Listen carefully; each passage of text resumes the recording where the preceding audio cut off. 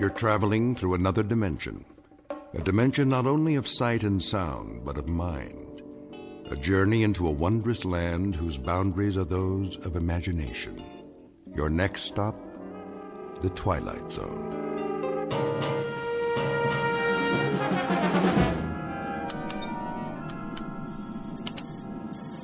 Boys.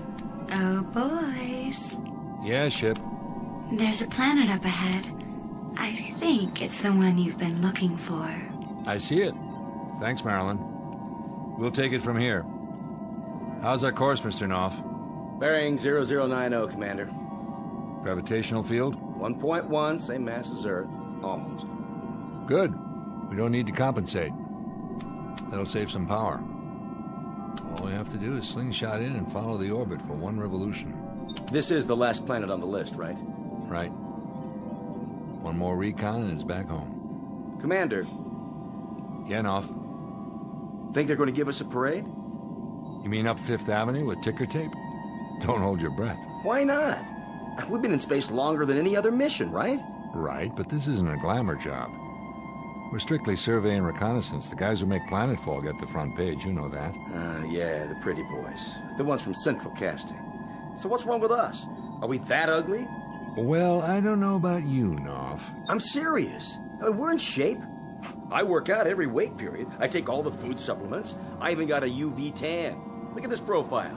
Pretty good, huh? Heads up. The planet's in sight. Got the cameras ready? Yeah. Shutters are all set. Spectroscope? Check. Biodetector? Check. Digital storage bank? Check and double check. Let's do it and get out of here. You know, maybe I'll get a satellite interview this time. What do you think? Or a collector's hologram. An action figure, at least. Ready for flyby. That's your mark. It's not like I want more money or anything. I mean, I'm not greedy. Set coordinates. I just want what's coming to me. A little respect. On one. On one, got it. I mean, 6 months in deep sleep for every mission. 3, 2, 1. That's the same as staying in bed while everybody else is doing things. You know, going places, having a life, in other words. 1. Set. Okay. Oh, good Lord, there's a meteor belt. That's not in the database. Fire retro rockets. We're going too fast. They'll stall out. Manual override. Now? That's an order. If you say so. Manual firing of retro rockets is not recommended at this speed. Severe damage may result. I'll say that again, boys. Manual override is not. We'll have to ride this out. No sweat, Commander. Those meteors are the size of fleas. We missed the orbit. Scuttle the flyby and get us out of here. Too late. Gravity field's got us. Then set her down or it'll tear us apart. Fire side retros. Did you know that firing retro rockets in a gravity field wastes energy? I really think you should wait to attain proper cruising speed. Boys, I'm not kidding about this. I'm feeling pretty shook up right now. Shut your mouth, computer. Retro's on. Turning. We have to set down now. Look for an open space. Looking, Commander. But we're losing altitude fast. Then go for the first clean landmass, you see. We're in a dive. Level her out. Tail gear down. I'm trying. Hard starboard. Harder. We're gonna burn out the bearings. 500. 400. 300. Turn. Turn! Landing at this angle is unsafe at any speed. Please apply your anti-vibration absorbers and abort your present course. I'm serious about this, boys. I really mean it. The fine for unsafe turns in planet space is just not cost-effective on this mission. Boys, can you hear me? The time is the space age, when interplanetary flights to collect scientific data are a matter of course. Except that in this instance, the data collectors made a miscalculation and flew too close to the planet in question. Below them is a barren landscape located millions of miles from Earth. that unfortunately has little to recommend it for an extended stay. So the most pressing order of business is simply to repair the craft and head home. But as you might imagine, some things are easier said than done. The cast of characters in this little misadventure? You've just met them. William Fletcher, commander of the craft, his co-pilot Peter Knopf, and the voice of a computer with the unlikely name of Marilyn, whose job it is to make sure these flyboys get back home safe and sound. As to any other individuals who might inhabit this particular locale, well, you may never actually meet them face to face. But you can take it on faith that they're here just the same, as these two gentlemen will soon find out. Because we're about to partake of an unscheduled exploration into that gray shaded area in space and time known as the Twilight Zone. And now, The Twilight Zone and our story, The Little People, starring Daniel J. Travanti, with Stacy Keach as your narrator.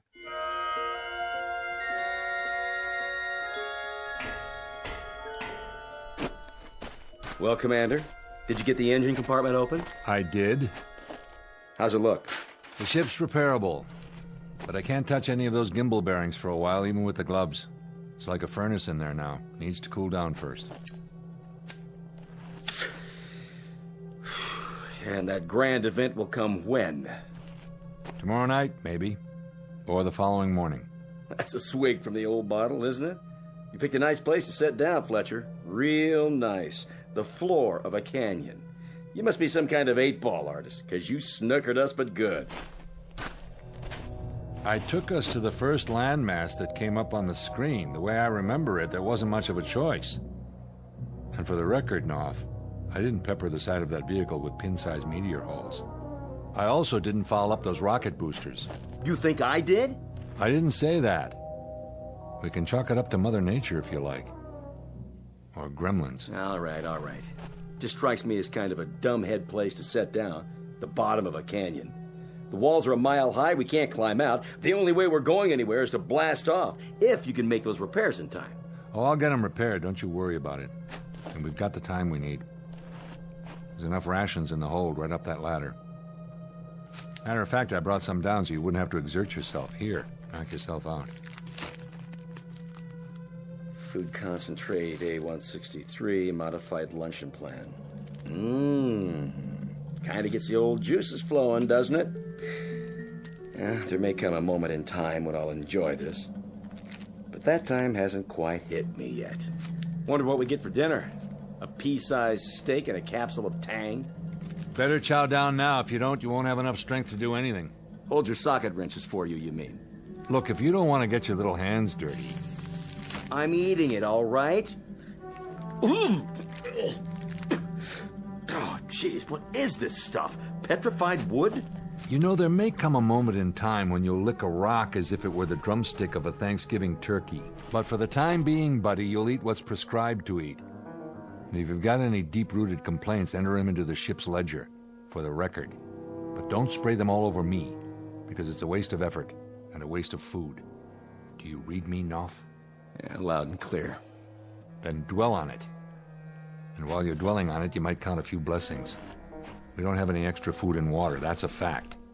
But we've landed in a place where there's oxygen and we can survive. We walked away from the landing without a single bone out of place. And all things considered, I'd say we happen to be a couple of extremely lucky people. Now, the standing order is as follows. You got tears to shed, save them for sleep time, and shed them into your pillow. Just don't bother me with that. Now do you read me? Still loud and clear, Commander. But there are times when a man gets sick of being led around by the nose, and I mean sick to death. That's a big thing with you, isn't it, Knopf?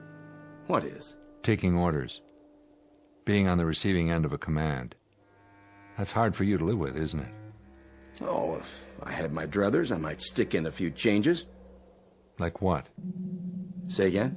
I mean beyond getting out of here. Let's assume that this is the end of the line. Try to use that imagination of yours. Say this happened to be it for us. What would you ask for to sweeten the pot? If you could have anything. A sirloin steak. A blonde? What? How about Mumbly Peg? Or maybe 20 questions. Try me after dinner. I may feel up to charades by then. Just a point of interest is all. What are you interested in, Fletcher? I guess I'm interested in what makes you tick. Or maybe it's what makes you tick so loudly. What do you hunger for the most? Try this one on for size, Fletch. I'd like a whole lot of people at my elbow. What do you think of that? And the more the merrier. And the louder, the better. I'd like Yankee Stadium right alongside me. Anywhere I go, but I'd like them on my terms. That's what I'm getting at. What are your terms? I'd like to be the #1 straw boss. I'd like to be the one who gives the orders. I'll bet you would. That a crime? No. Hey. What's the matter? Shh. What's wrong with you? Did you hear that? Hear what? Something wrong with your ears? What? That sound. Sound? Fletch, I heard something. I definitely heard a sound. A sound like... A sound like what? of people. Of voices. Right. I know what it was. You do? Sure. It was the crowd at Yankee Stadium cheering when you throw out the first ball of the season. What else could it be? Hold on, I think they want you to sing the national anthem while you're at it. You don't believe me? Sure, I believe you. Of course, this planet is uninhabited, which you'd know if you'd bother to look at the database. I'm telling the truth, Fletch. So am I. Now, why don't you take a walk around and see if you can find us some water while I get to work on the ship? I've got an energy panel to fix before the sun goes down. Or should I say both suns?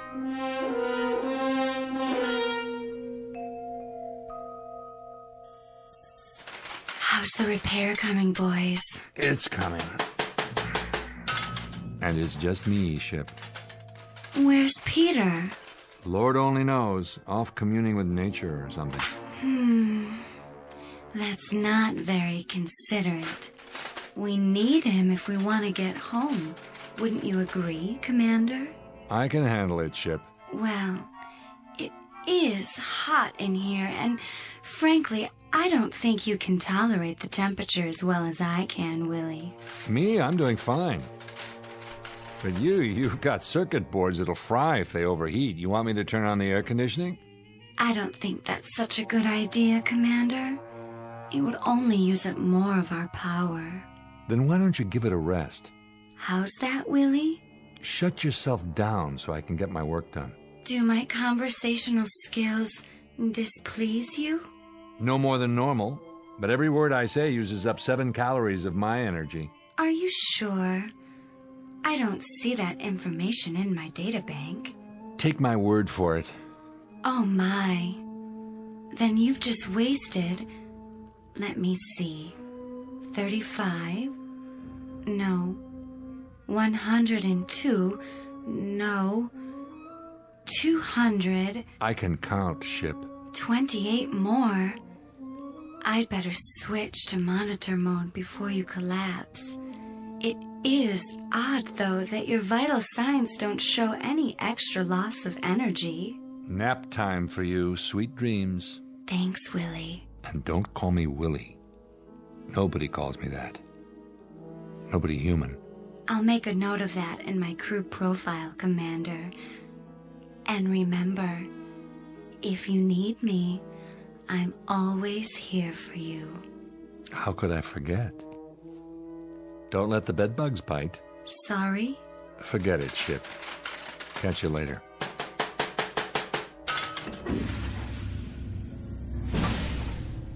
How's it going? Well. And where has my wandering boy been all day? Taking a walk? Another one? You take a lot of walks, buddy. Something better to do? Oh, a few things, like checking out the subspace radio and the hydraulics, the propulsion system, the injectors, the thrust chamber. Yeah, Knopf, there's a few things you could do.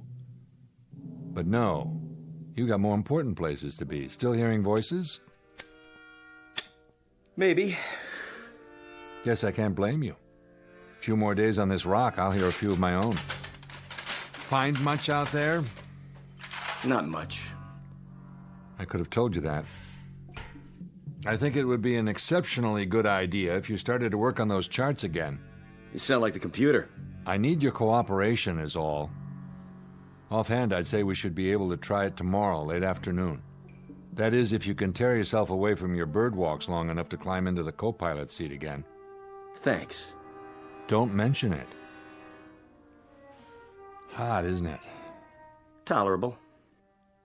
You some kind of a camel, Knopf? What do you mean? It just occurs to me, I haven't seen you take any water. I'm a straight whiskey man myself. Or hadn't you noticed? You're going to have to do better than that. What's going on? Repeat the question? You heard me. Your water hasn't been touched in 24 hours. You couldn't have found anything by any chance, like a mountain stream, and decided to hang on to it all by your lonesome, could you? Why don't you talk sense? Why don't you? For the last 2 days, you've been pulling out of here on a private safari every morning, as soon as that double sun comes up. Where do you go, Knopf? And what do you find wherever it is you go? I'll tell you what. Let's you and I make that trek together. Get your jacket, let's go. Thanks, but no thanks. I'm tired this afternoon. I said put it on. Give me that, it's mine! Well, what's this, a sample box? And what's inside? Something green? You found life? It's only moss. Where'd you find it? I told you, I've been looking around. It's wet. You found water, didn't you? Where? About a mile up ahead. But it's just a crummy little stream. But with enough water for you to drink anytime you feel like it. Come on, Fletch. I'd have told you about it. As a matter of fact, I've been testing it. I just found out it was pure a little while ago. I've underrated you, mister. I knew you were a foul-mouthed little malcontent, but I didn't know you were a cheat. It's just a variety of lichen. Let's look at it through a magnifying tube, huh? Or have you done that already? Fletch.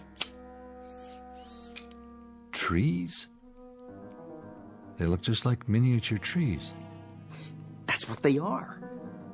And where that came from, there's a little stream. It runs about 100 feet. It's about, 2.5 inches wide. All right. I might as well show you the rest. Look at this. Where? Here, on the palm of my hand. That little speck? Looks like a grain of sand. Now take a look through the magnifier. What is this, a trick? If it is, how'd I do it? You're looking at it with your own eyes. What do you see? I see a boat. A tiny microscopic boat. With an outboard motor on the back of it. That's fantastic. Fantastic. You want to see more, Fletch? You bet I do. Then let's go. After you, Commander.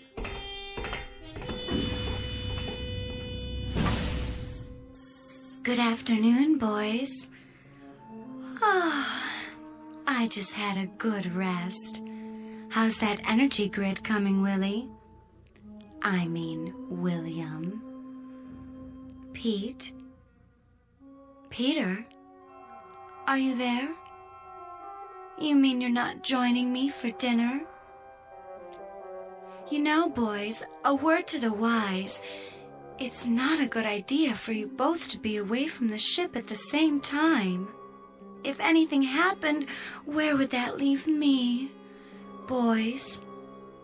Boys? Don't you like me anymore?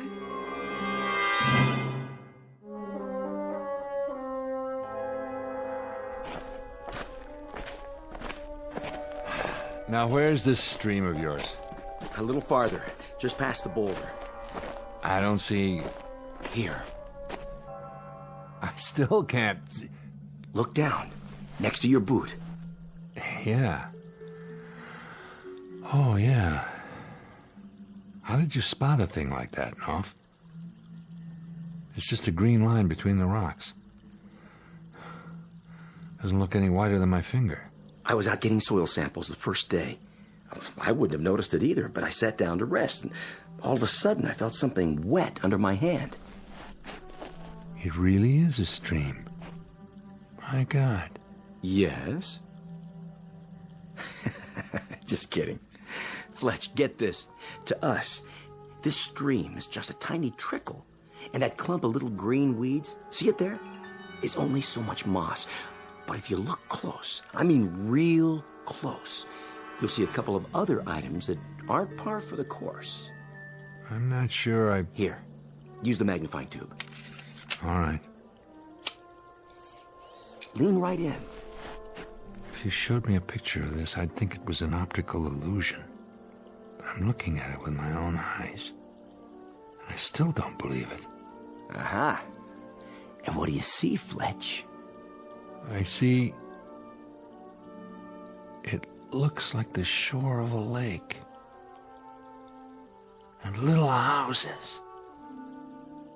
With docks. Boat launches next to them. Now you know why I kept my mouth shut. No way you would have bought it, would you? Who lives in them? Lean down. Now follow that line with your eyes. You see those little specks on the ground? There and there.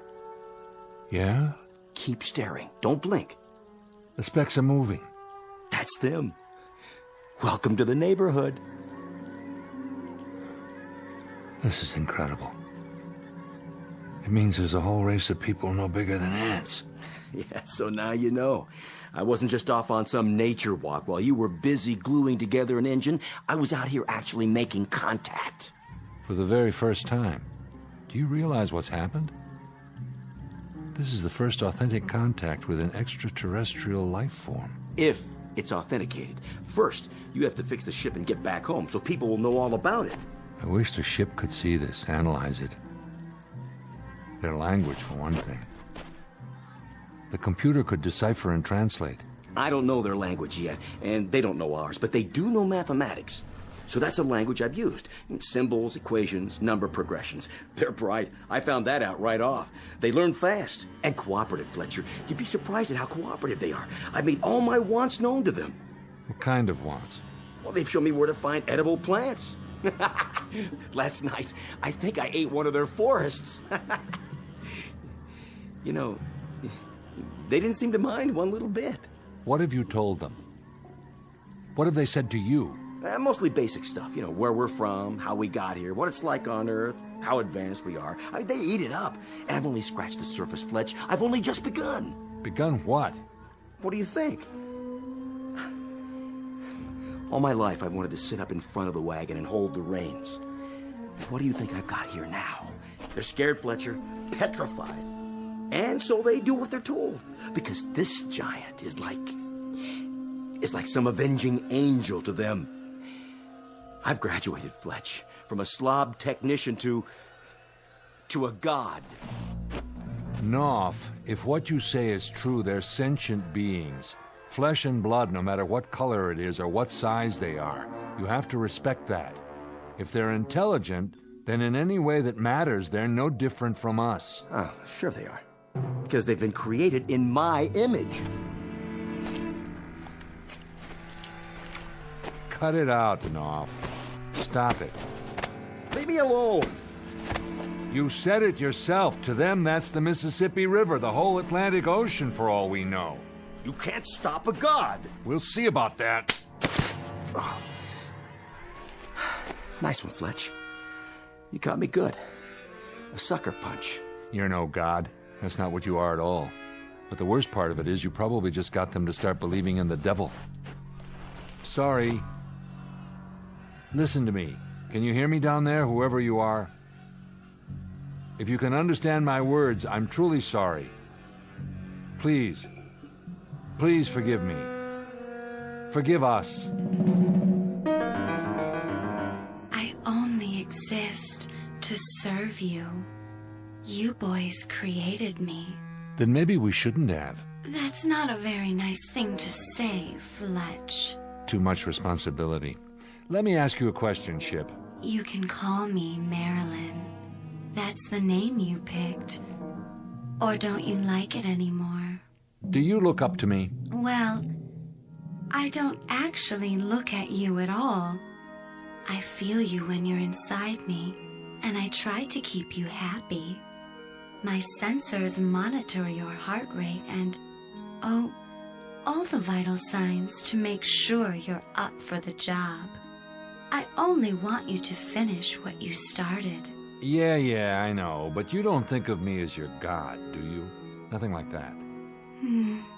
I don't think that word applies here, do you? It wouldn't have any meaning in this situation. Or am I missing something? You don't know how glad I am to hear you say that. The way I see it, we're partners. We work together for a common goal to blast off and stay up till our time together is over. After that, well, I wouldn't want you to worry about the future. All you have to do is take me home. I'll be there whenever you need me, day or night. If we're going to do this again, that's strictly up to you. I like your attitude. Thanks, boss. I like yours too. Ready to test. Set your tail levelers. Tail fins spread and in position. Then here we go. Contact.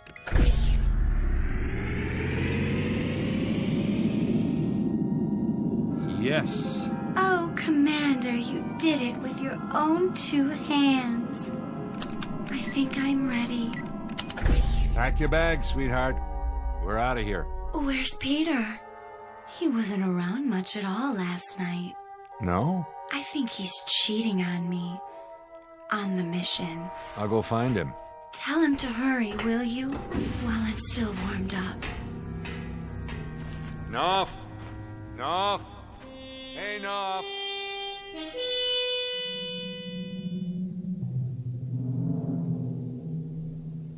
Knopf! There you are. Why didn't you answer me? The ship's ready to go.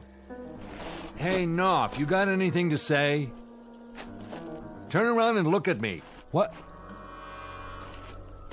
What's this? It's a statue. Life size of yours truly. Pretty good likeness, huh? Who made this? They did. My subjects. Amazing how much they accomplished with nothing to work from but rock. And their little tools. Or maybe their bare hands. Who knows? They did this overnight? Sure is impressive what people can do when they put their minds to it. You know how many of them were on the job? Any idea? Take a guess. 2,000. That's how many. 2,000 little sculptors working 24 hours a day without any rest, just so they could put this up for me. Kind of makes a man proud. A statue of you. Would it be presumptuous of me, Knopf, to ask why? A humble offering. Something to placate me. You should have seen him. It was a very impressive sight. 1,000 starting from the ground up at first, before the others climbed on and finished the top. Like the Egyptian slaves on the pyramids, or those Lilliputians with the, what was his name? Gulliver. Oh, it's a sight to remember. A sight to remember, Commander, believe me. And what do you give them in return? My beneficence. My smiling, selfless generosity. And my promise that I won't stamp my feet down on the middle of their town. At least not if I can help it. They've picked themselves a corker of a deity. If they only knew who they were breaking their backs for. Meaning what? Meaning that they're wasting their time worshipping a heartless slob, whose insides are made out of the same stuff they used for that statue. You better watch what you say to me from now on, Fletcher. A very good likeness, Mr. Knopf. But an hour from now, they'll break it down and sell it for junk. Why would they do that? Get your gear together. We're taking off. The orbital position's perfect. We'll start a countdown in 15 minutes. You really did fix the ship. That I did, all by my lonesome. And maybe 1,000 years from now, when your little friends realize how they got taken, that I'm the only guy who did them a favor and removed you from their lives permanently, maybe they'll build a statue of me. Pity they couldn't capture that look in your eyes. That cynical expression. It goes perfectly with a sick, scared little man who's suffering from delusions of grandeur. Let's go, buddy. We don't have much time. Put the gun away. You'll have to navigate on your own this time. I said put it away, Knopf. After I see you climb aboard that ship and take off, that's when I'll put the gun away. Sick, yeah. Till now, I didn't realize just how sick you are. You've only got about 12 minutes, Commander. Now, you can waste that time psychoanalyzing me. Or you can play it smart, get on that ship, and head for home. Why, Knopf? Reason this one out, will you? Will you make an effort and reason this one out? You'll play make-believe for, another 48 hours, and then you're gonna crack wide open. You'll have a million little microbes honoring you with torchlight parades, but you're still going to die of loneliness. Come on, Knopf, put the gun away and come with me. Did you hear what I said? I ordered you to put that... You're even a lousy shot. So what? Plenty more where that came from. Don't you get it? You're not infallible. You blew the head off your own statue. They saw that. Now they know too. They'll rebuild it. All I have to do is give the word. You're down to 9 minutes, Commander. If you're still here in 8 minutes, I'm going to have to kill you. You'd do that, wouldn't you? You'd actually do it. For what? This is a monotheistic society here. There's only room for one God. So take off! I feel sorry for you, Knopf. I really do. Yeah. But tell the truth. Don't you wish you could be me? Bye now. Hope you and Marilyn live happily ever after. No, it's more than that. I feel pity. You make me sick to my stomach.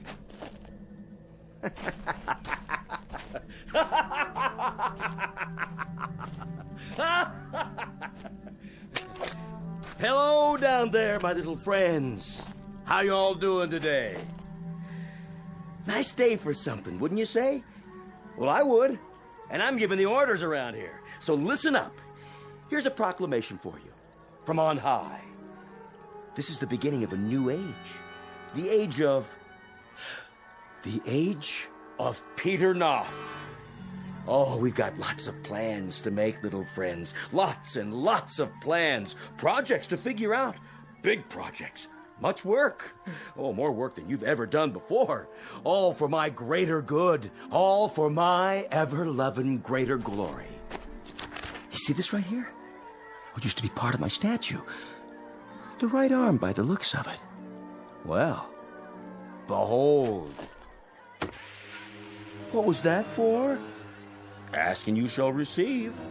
I'll tell you. It's a reminder, little friends, there's going to be discipline here. Discipline above all. There'll be times when I lower the old boom on you with my terrible wrath. Well, just to remind you not to get me mad, see? That's important. You must never get me mad. The devil did. Where's he now? Gone. I banished him from this place forever. Oh, man, didn't I, though? So let that be a lesson to you. Don't anger me, or I'll kill you off every hour on the hour. You hear me? Sacrifice you by the handful. I'll put you between my fingers, and I'll wipe you out. A whole couple of villages, just like that. So let's get to work. What do you say, team? Start building the statue up again, and this time, try to get the expression right. What's going on? Fletcher came back? What? What'd he do? Change his mind? Wait a minute. That doesn't sound like Fletch. Some other ship. But from where? There aren't any other expeditions in this star system. Unless it's not from Earth. But if it's not from Earth, where's it from? All right, knock it off. Everybody keep quiet for just a minute. It's just a ship, that's all it is. They'll take one look around and they'll say that there's nothing here and they'll go away. So keep quiet, you understand? If you keep quiet, it'll leave. Shh. I'm gonna try to get a peek at him. Yeah, over there, see? I was right. It's just a ship. But look at the size of it. It's like Like a mountain. I told you to stay in one place. Did you hear me? I told you. Hide. Got to hide. Go away. Go. You can't stay here. I told you to go away. Don't you understand? I'm the god here. I'm the god. No. No. Put me down.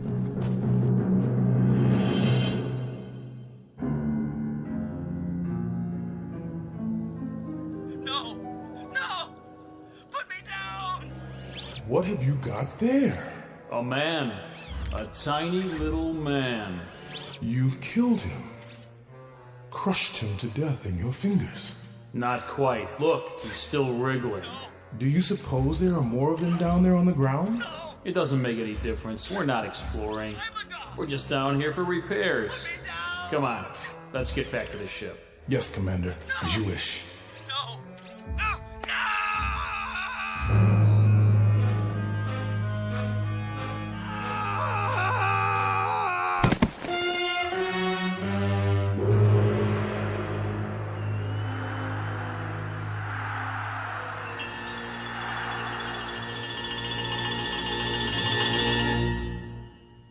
The case of navigator Peter Knopf, the victim of an unfortunate delusion.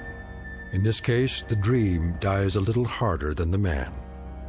A small exercise in space psychology and relativity for you to try on for size in the Twilight Zone.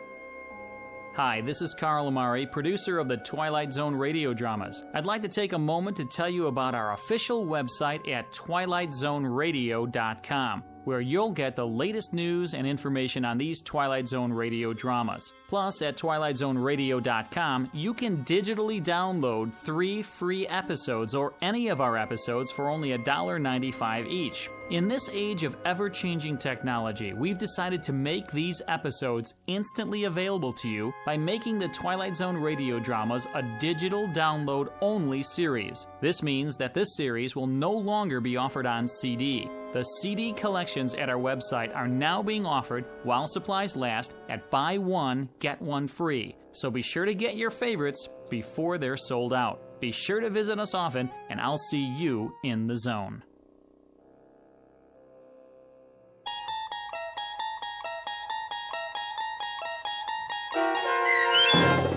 The Little People, starring Daniel J. Travanti, with Stacy Keach as your narrator, was adapted for radio by Dennis Etchison and based on a script by Rod Serling. Heard in the cast were Doug James, Elizabeth Oss, Bobby Gibson, and Carl Amari. To learn more about the Twilight Zone radio dramas and to obtain audio cassettes and CDs of these programs, visit our website at twilightzoneradio.com. This copyrighted radio series is produced and directed by Carl Amari and Roger Wolski for Falcon Picture Group. Doug James speaking.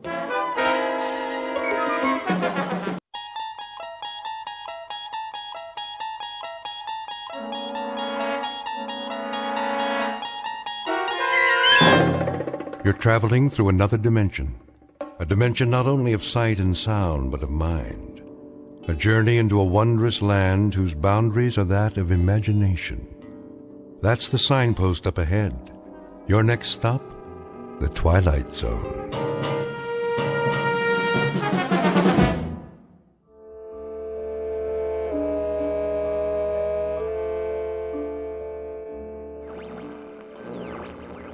Radio station WNYG. We will continue to stay on the air for traffic advisories and other essential news, including weather updates. That's the spirit. First, a bulletin from the Office of Civil Defense. Traffic is slow moving north and east out of New York City. The Garden State Parkway, the Merritt Parkway, and the New York State Thruway are reportedly bumper to bumper. Motorists are advised to remain off the highways until further notice. It is now 11:55 Eastern Standard Time. The temperature is 104 degrees.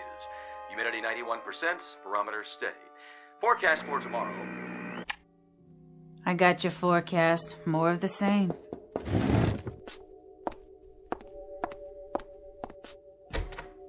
Oh, hey, Miss Bronson. I hope you don't mind, Norma. Not in the least. Come on in. I can't stay. Of course you can. I always like it in your apartment. It's so much cooler. All I have is an old air conditioner and one little fan. That's more than I can say. Well, they don't do much, believe me. Go ahead and leave the door open. We need the circulation. You're painting another picture. Just something to pass the time. Oh, no, you're a real artist. I love the colors. Have you sold any lately? Nobody needs art these days, Miss Bronson. Not with all that's happening. Would you like a drink of water? I couldn't. There's a bottle in the fridge. But you need that for yourself. Nonsense. The repairman's trying to fix my refrigerator. You found a repairman? How'd you do that? It wasn't easy. Betty Ayers has a friend in the appliance business. She gave me his home number. It took him hours to get here. Well, at least he made it. It shouldn't take long to fix. If he can do anything with my old machine. I've heard there's a run on spare parts. I can understand why. In any event, I don't want to get in his way. Then you wait here with me. You sure you don't mind? I'll get the glasses and we'll both have some water. Ice water? Well, almost. At least it's cool. You must be parched. You're very kind. Don't be silly.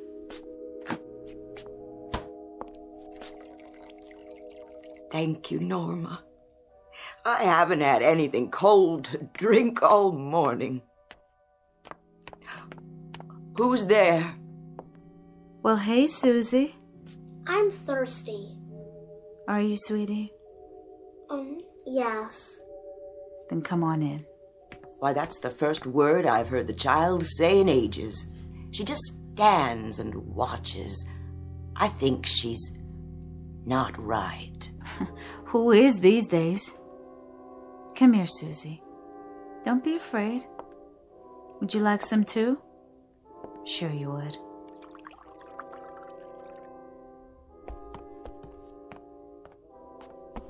Susie? Don't take the lady's water. Oh, it's all right, Miss Schuster. I've got plenty. Nobody has plenty. Mrs. Bronson, is that you in there? We're leaving now. Did you get gas? Yeah, I got 12 gallons. I figured it'd at least take us to Buffalo. You're carrying everything with you? Yeah, just what we can fit in these suitcases. Where are you going? We're trying to get to Toronto. My husband has a cousin there. I'm not sure that's wise. The highways are still packed, bumper to bumper, the radio says. Even with the gas shortage and everything. I know that, but we gotta try anyway. Look, we wanted to say goodbye. We've enjoyed living here, Mrs. Bronson. You've been real kind. Let's go, honey. Susie? Finish your water. There. Bye now, Susie. Bye. You be good. And have a safe trip. Good luck.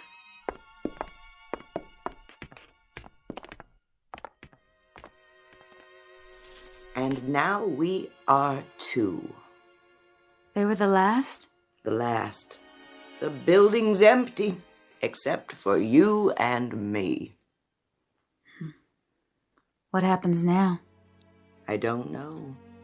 I heard on the radio that they'll only turn the water on for an hour a day starting tomorrow. They said they'd announce what time. Aren't you going to leave? No, of course not. You'll stay here and paint your pictures no matter what, won't you? For a while, I suppose. I'm not sure what I'll do later. Like this new one, with all the colors. What is it? Can't you tell? Well, it does look like... It's the sun, Miss Bronson, the sun. Oh, my dear. Why do you keep painting that? I can't help it. But I keep getting this crazy thought, Miss Bronson. This crazy thought that I'll wake up and none of this will have happened. I'll wake up in a cool bed and it'll be night outside. Wouldn't that be lovely? And there'll be a wind. Yes. And branches rustling. shadows on the sidewalk, a moon. Oh, Norma. Traffic noises outside instead of all this nothing. Automobiles, garbage cans, milk bottles, voices, anything. Isn't it odd? Isn't it odd the things we take for granted while we had them? There was a scientist on the radio this morning. He said that it would get a lot hotter. More each day now that we're moving so close to the sun. And that's why we're...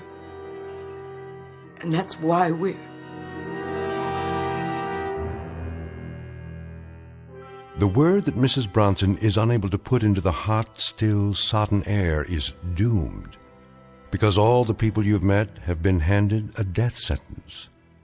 1 month ago, the Earth suddenly, inexplicably, almost capriciously, changed its elliptical orbit, and in doing so began to follow a path which gradually, moment by moment, day by day, took it closer to the sun.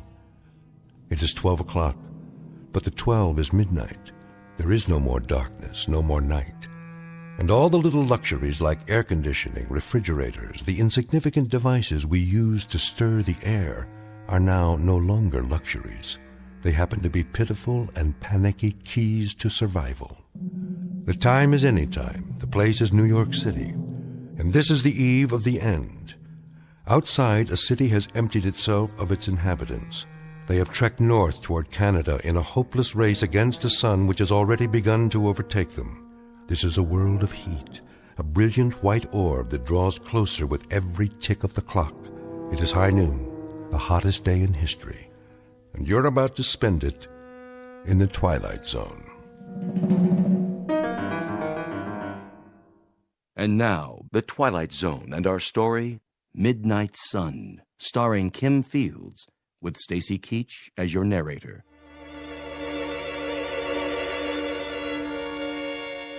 Would you care for another drink of water, Miss Bronson? I've taken more than my share.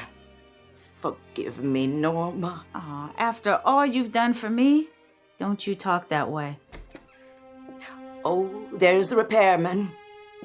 Hey, you looking for Miss Bronson? She's in here.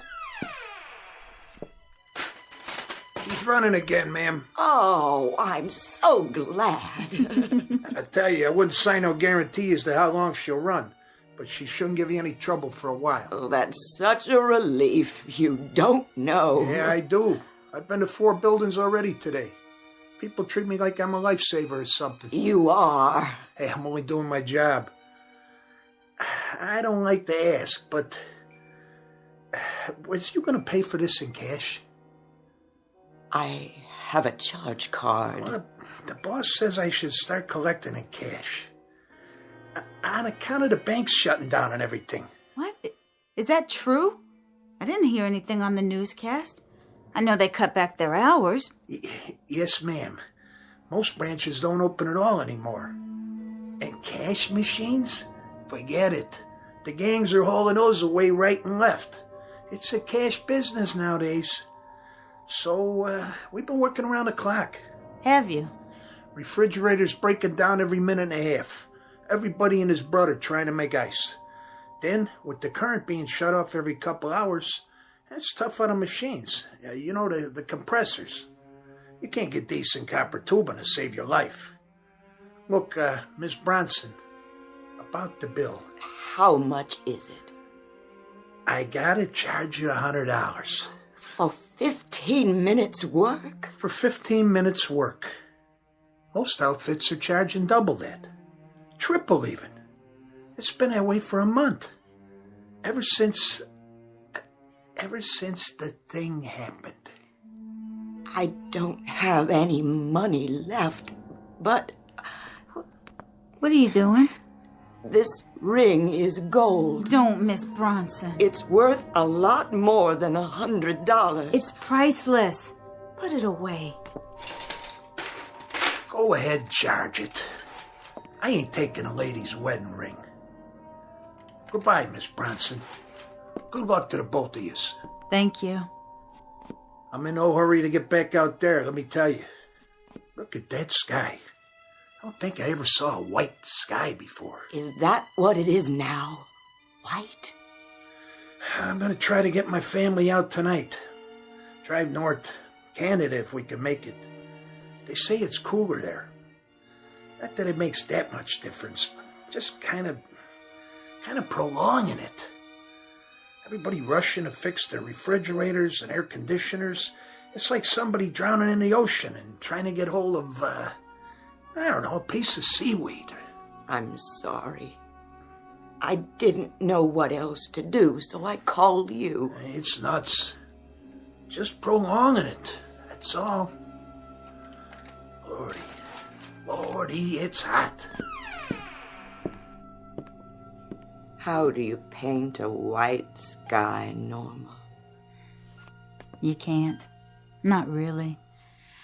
Just layer on a lot of paint with a palette knife, swirl it around, mix with some yellow and magnesium, maybe cobalt blue highlights. I'm running out of all of them. I think I got 1 tube left of each. Then what will you do? Paint the things I used to paint, I suppose. I'd much rather do that anyway. If I can remember. That kind of white you're talking about. It's a color that's not supposed to be. That's what I think. It's not the same as you see in flowers, in things that are alive. I know. It's actually no color. The complete absence, at least on the canvas. With light, it's different. Then it's all the colors of the rainbow, but as if they're on fire. So bright you can't tell them apart. Like outside. Don't open the curtain. I'd just as soon not know. I just want to see what it's like now. Before I go out. Oh, no. Please don't. Just to the store. Yeah, I have to. Before things get any worse. What are they saying on the radio? I'll check. Ladies and gentlemen, this is WNYG. Please remain off the highways until further. You hear that, Norm? And now the weather forecast from the Director of Meteorology. The forecast for tomorrow is... The forecast for tomorrow... Sounds like he's losing it too. Well, just... What did you think? Hot. What is he talking about? I don't care. Who are they kidding with this stuff? Ladies and gentlemen, tomorrow you're going to be able to fry eggs on the sidewalk. Heat up soup in the ocean and get yourself the sunburn of your life just by standing still in the shade. Turn it off. Wait, I want to hear this. What? Stop it! You're going to cause people to panic. What do you mean, don't panic? Who's left to panic? Ladies and gentlemen, I'm told that my departing from the script might panic you. But my name's not Orson Welles, and this isn't an invasion from Mars or some such. That's it. I'm pulling the plug. Don't you try it. Excuse me, ladies and gentlemen, boys and girls, but it's my contention that there aren't 12 of you left in the city who are listening to me anyway. So I'm starting a special contest right now. Anyone within the sound of my voice can tear off a box top. Oh, no. Make that the top of their thermometer. Mail it to me. I'll send them my own specially devised booklet on how to stay warm when the sun is out at midnight. Now, maybe I can find a couple of commercials with real pizzazz for you. How about a nice cold beer? Wouldn't that taste just great right now? Let me alone. Fool, stop it. Just, do you hear me? Let me alone. Come on. I said let go. You see, honey, you're not the only person who's frightened. What about you? How much longer can you go on? As long as I can. There isn't much choice, is there? So you can keep painting your pictures. I don't know that I care about that now. But you should. They're a record of how it was. I suppose. But there's no assurance that anyone will be around to see them, is there? Then why do you still paint? Because I always have. It's the one thing I can do. Even if it doesn't matter to anyone else. I don't know how you keep going. I really don't. Neither do I, Miss Bronson. Neither do I.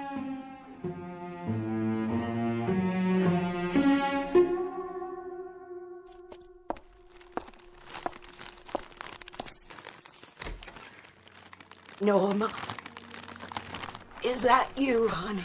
Yes, Miss Bronson. Why, just look at all those groceries. The store was open. Ooh, wide open. I think that's the first time in my life I was sorry I'd been born a woman. This was all I was strong enough to carry. There weren't any clerks, Miss Bronson. Just a handful of people taking all they could grab. At least we won't starve. And there are 3 cans of fruit juice in the bottom of the bag. We'll try one as soon as I turn the fan on.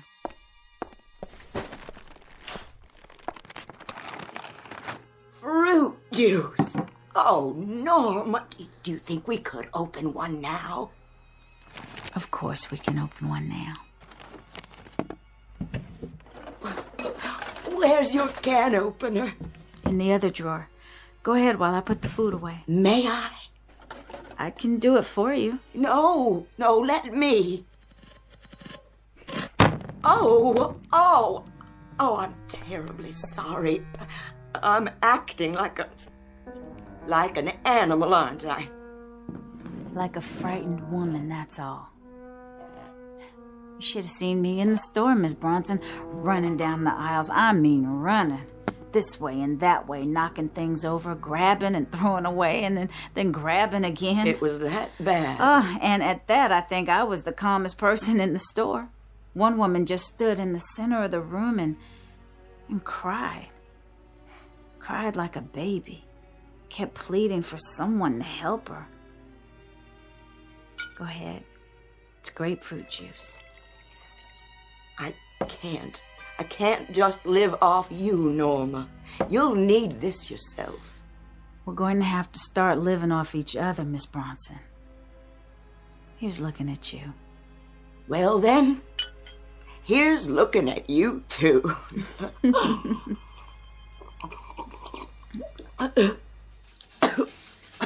Oh no, the current's off again. Every day it stays on for a shorter time.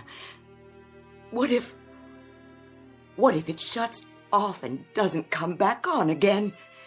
It would be like an oven in here. As hot as it is now, as unbearable. It would be so much worse.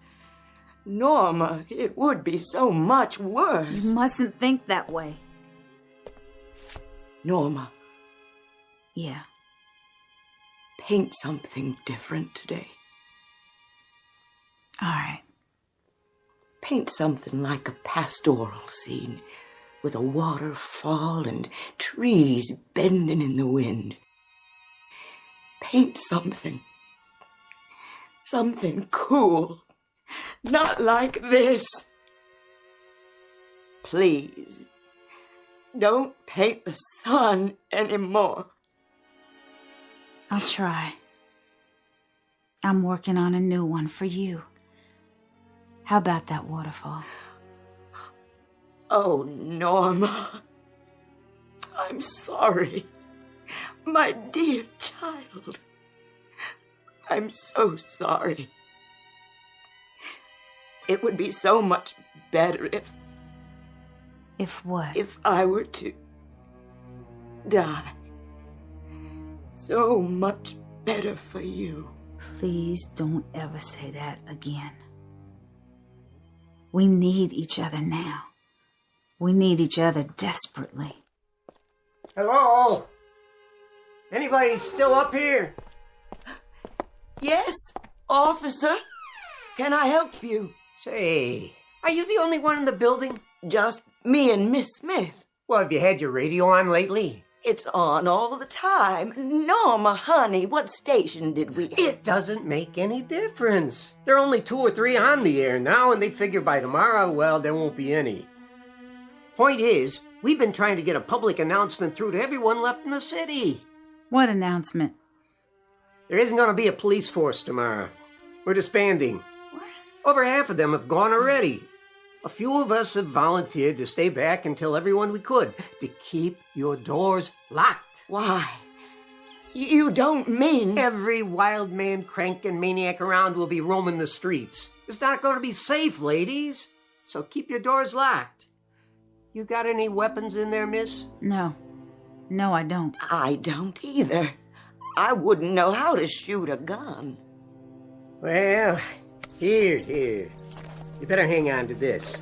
It's a .45, all loaded. Safety's off. Just pull the trigger, if you need to.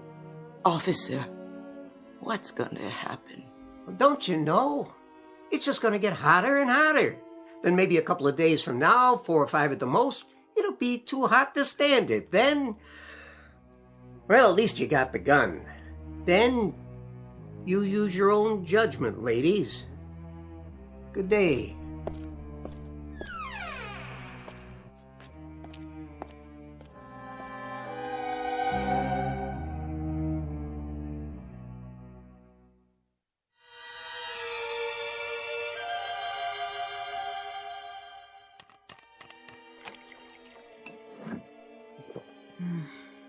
Warm.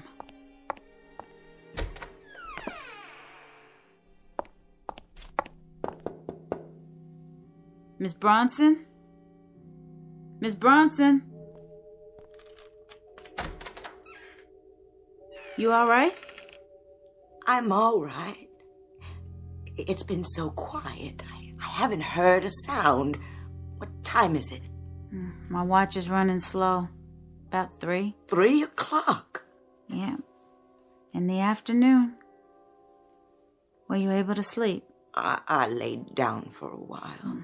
Good for you. I tried shutting the curtains to keep the light out. You had them open? I couldn't fight it anymore. It gets so stifling when they're closed. I guess it's psychological, isn't it? I don't think there's much difference between out there and in here. What's outside will be in here soon enough. No reason to hurry it. What was that? Something fell. Oh, no. No, it was someone. Didn't you lock the roof door? Yes. No. I don't know. I can't remember. I thought I did. Come with me. Where are we going? To my apartment. They might not bother with this floor. They might see all the empty apartments and think everyone has moved out already. Now, Miss Bronson. Norma. Shh. What are we going to do? Hey. Who's in there? Somebody in there? What should we do? Don't make a sound. Come on out, Tootsie. I know you're in there. Come out and be friendly. Hurry it up, I ain't got all day. You come out, or I'm coming in. Did you hear that? I heard something. That was a gun. A big one. Yeah? What else you got in there? You got a bottle in there by any chance? A real bottle? Vodka, whiskey, rum, anything. I'm not particular. How about a little drinking? It's a .45. I'm pointing it at the door right now. Hey, I ain't so bad once you get to know me. Get out. Just get out. Leave us alone. Go downstairs to the front door, walk outside, and keep going. Don't look up at this window, and I'll forget about it. Okay, honey. I never argue with a lady who has a gun. He's gone. Of course he is. I'm so glad. I'm gonna put the gun away. Miss Bronson, don't open the door yet. Wait a minute. You can't come in here. I said I have a gun right here. Back off.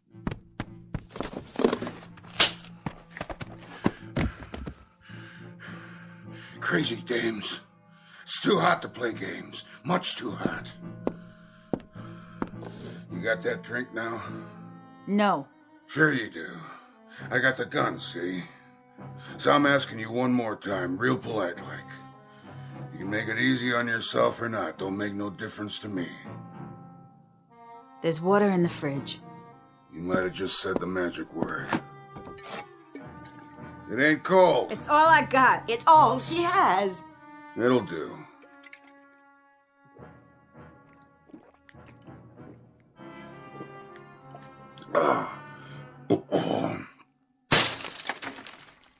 Are you going now? You promised. Well, look at all the pretty pictures. You do these? You got what you wanted. Get out. Picture of an empty street. I know where that is. Right outside. And a big sun in the sky in every one. But you're good. You paint real good. My wife used to paint. Please leave us alone. We didn't do you any harm. Please. Do you want to talk about her? Who? Your wife. If you want to talk, I'll listen. My wife. She was having our baby. We waited a long time. She was in the hospital, and then this business with the weather happened. Everything went bad. Would you mind putting the gun down? She was so fragile. The baby. Just a little thing. She had the tiniest little fingernails you ever saw. And her ears reminded me of seashells. I bet she was beautiful. She was. She couldn't take the heat, though. They tried to keep her cool, but then the air went out in the hospital and she couldn't take the heat. Baby didn't live more than an hour, and then she followed her. I'm terribly sorry. I don't know what I'm telling you this for. We all need someone to talk to. It makes it easier. And the way things are now, people don't see their friends anymore. Because it's so hard. So we stay inside and wait. You got that right. That's why I hit the street. I'm not just gonna sit there and wait for it to happen. But you gotta remember one thing. What's that? We don't know what's next. We can't be sure, none of us can. And maybe, just maybe, is something better. Some things we're not supposed to know. Otherwise, there'd be no point in being alive, now would there? What made you so smart anyway? You seem like a decent man. I am. I'm not a housebreaker, I swear to you. I'm a decent guy. It's just the heat. That terrible heat out there, no matter where you go. And all morning long, I've been walking around the streets trying to find some water. I didn't mean to do you any harm, honest. I wouldn't hurt you. I know. I can see that. Would you believe it? I was scared of you. That's right. I was just as scared of you as you were of me. I'm sorry about your water bottle. I'm off my rocker, I guess. I was just so thirsty. Forgive me. Would you? Would you please forgive me? Yeah. That means a lot. Where will you go now? I think I'll go home. Here's your gun. I don't want it. I wouldn't have used it anyway. I don't think I would have either. Will you tell me one thing? If I can. What I want to know is, why don't we just burn up and get it over with? That's all that's left now. Just to have it end. All of it.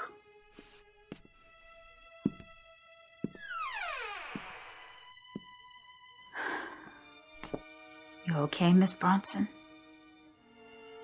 He's right, you know.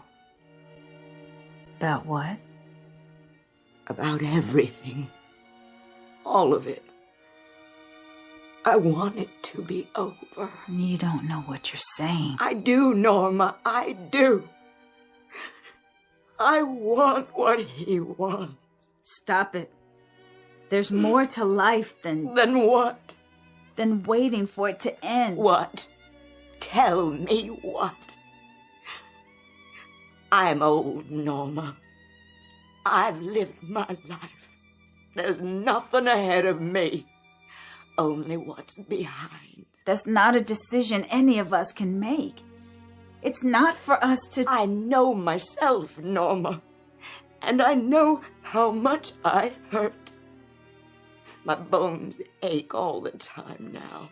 My legs, my hands. I can't even sleep. I don't want to. Because of the dreams. The nightmares. From now on, it can only get worse. And worse and worse. Until I pray I will not wake up. But it may change. The orbit, the ellipse, it can shift again, and then who knows? You could have years ahead of you, wonderful years. But we don't. No one does. It's a matter of days now, hours, that's all. That's all any of us have left. Why must we prolong it? We have to be brave. I'm not strong enough. Then I'll help you. We'll help each other. Will you help me? Of course I will. You know that. We're friends, aren't we? I can do it with your help. We can do it together. Help each other to end it. Miss Bronson. It would be so much easier. Here's the gun. Give it to me. Yes, but you have to promise. Let me be the first to go. Would you do it for me? I'm afraid I'm too weak. Then it can be your turn. Give me the gun. Only if you promise. I won't promise to anything of the sort. Put it down. You don't know what you're doing. Yes, I do. If you won't help me, I'll do it myself. I can work it. I watched you and the policeman. It's easy. Just cock the hammer. Miss Bronson, no!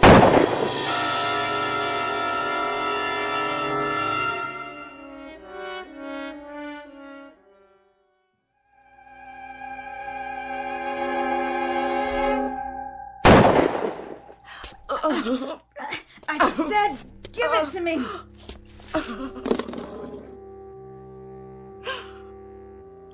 I'm sorry, Norma.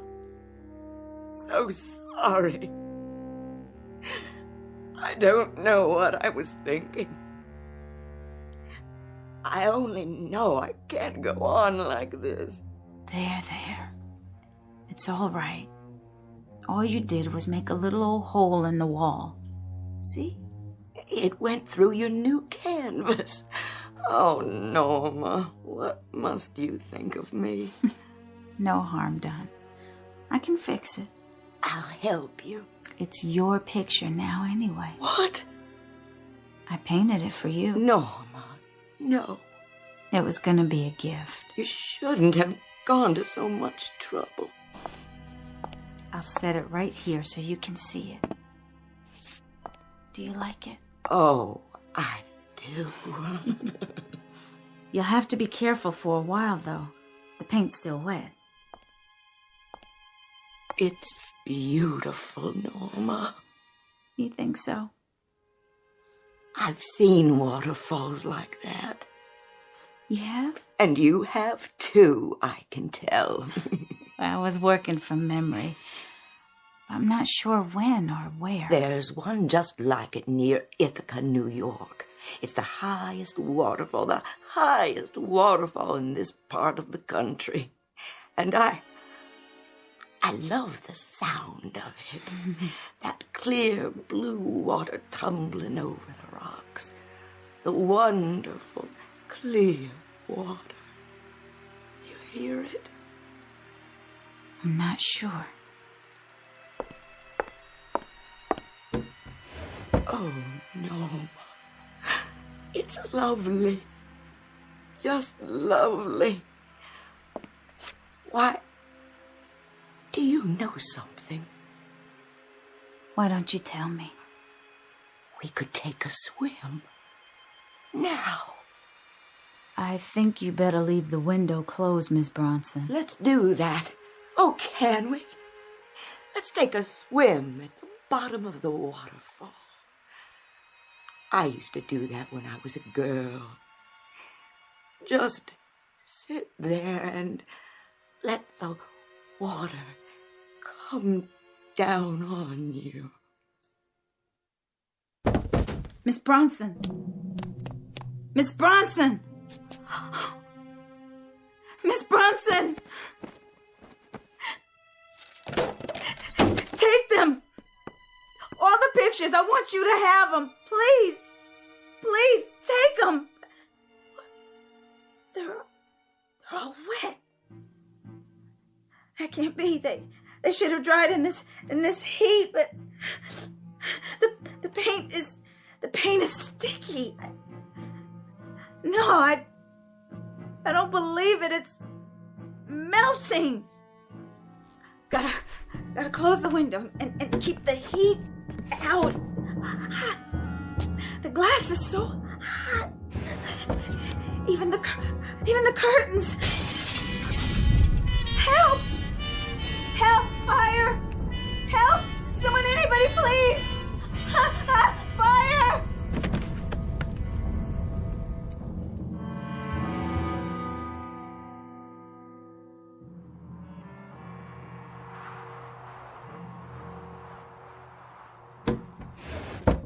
How is she, Doctor? She's coming out of it now. Should I leave the blankets on her bed? For a while longer. We don't want her to get a chill. I'll turn the heat up as soon as it comes on again. Miss Smith? Miss Smith? Yes? You've been running a very high fever, but I think it's finally broken. Fever? You gave us a start, child. You've been so ill. But you're going to be all right now. Of course. Look in on her every few minutes. Give her something hot to drink if you can. I'll do that. I hope she'll be all right. Just let her sleep as much as she can. I will. I wish I had something left to give her, but the medicine's pretty much all gone now. You've done so much already, just stopping by. I know how hard it was for you to get here. Don't thank me, Miss Bronson. I've hardly done anything. Do you have to leave right away? It's snowing so badly. I'm afraid so. When will you be back to check on her? I'm sorry, but I don't think I'll be back this way again. Oh? I'm going to try to move my family south tomorrow. Oh, dear, is that wise? Well, a friend of mine has a private plane. Otherwise, I wouldn't risk it.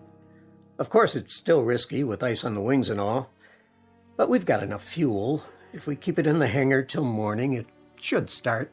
They say on the radio when they're broadcasting that Miami is a little warmer. So they say. You know, sometimes I think we're just prolonging it. That's all we're doing. Everybody's running like scared rabbits as far south as they can get. And they say that within a week everything will be covered with snow down there, too. I only hope the heat comes back on. I can tell it's going to get worse, even here. Especially here. How many are left in the building? Well, the Schusters say they're going to move out if they can get their car running and find some gas. And then we'll be two. Just me and Norma. Radio station WNYG. We will continue to stay on the air for traffic advisories and other essential news, including weather updates. They're back on the air. Turn it up. This is a traffic advisory from the Office of Civil Defense. Motorists are advised to stay off the highways on all routes leading south and west out of New York City. We repeat this advisory: remain off the highways. Also, please conserve heating oil as government reserves are almost depleted. There was a scientist on this morning. He was trying to explain what happened. How the Earth changed its orbit and started to move away from the sun. He said that within a week or two, 3 at the most, there wouldn't be any sun in the sky. That we'd all freeze. Just like that. I know. That's what they say. I'll be going now. Don't forget your coat and your muffler. God be with you. You too, ma'am. Both of you.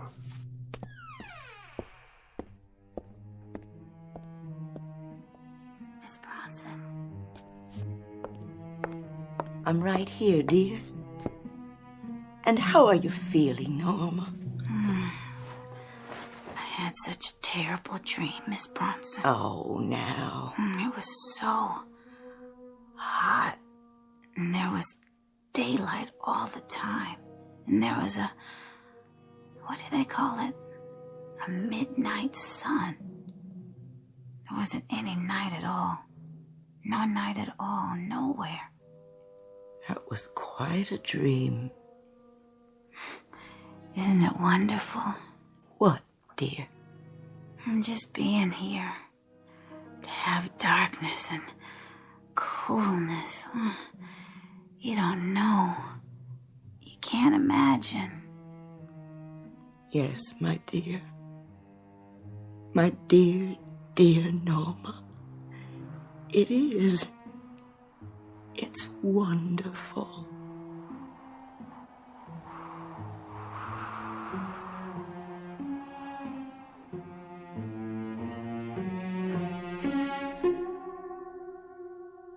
The poles of fear, the extremes of how the earth might conceivably be doomed. Some say by fire, some say ice. No one knows which, if either, it will be.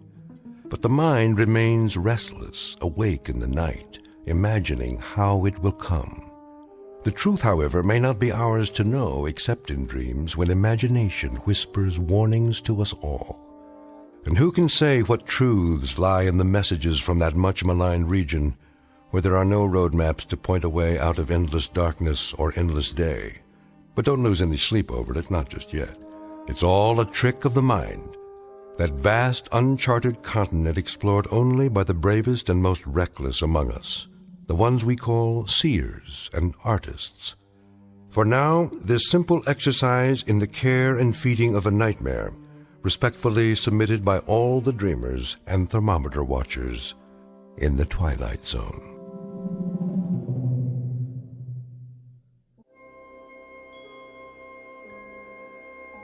Hi, this is Carl Amari, producer of the Twilight Zone radio dramas. I'd like to take a moment to tell you about our official website at twilightzoneradio.com, where you'll get the latest news and information on these Twilight Zone radio dramas. Plus, at twilightzoneradio.com, you can digitally download 3 free episodes or any of our episodes for only $1.95 each. In this age of ever-changing technology, we've decided to make these episodes instantly available to you by making the Twilight Zone radio dramas a digital download-only series. This means that this series will no longer be offered on CD. The CD collections at our website are now being offered while supplies last at buy one, get one free. So be sure to get your favorites before they're sold out. Be sure to visit us often, and I'll see you in the zone.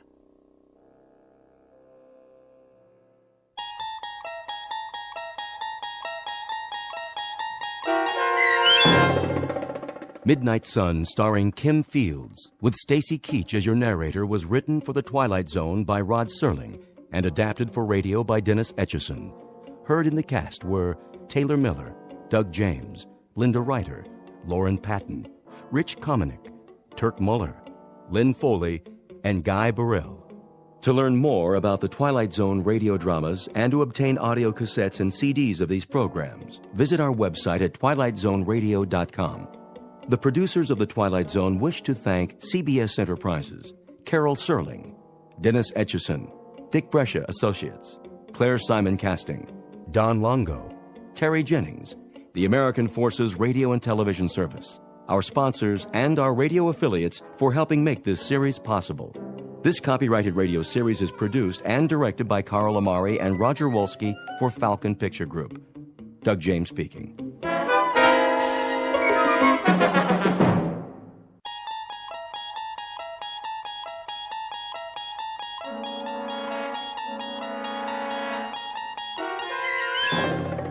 You unlock this door with the key of imagination.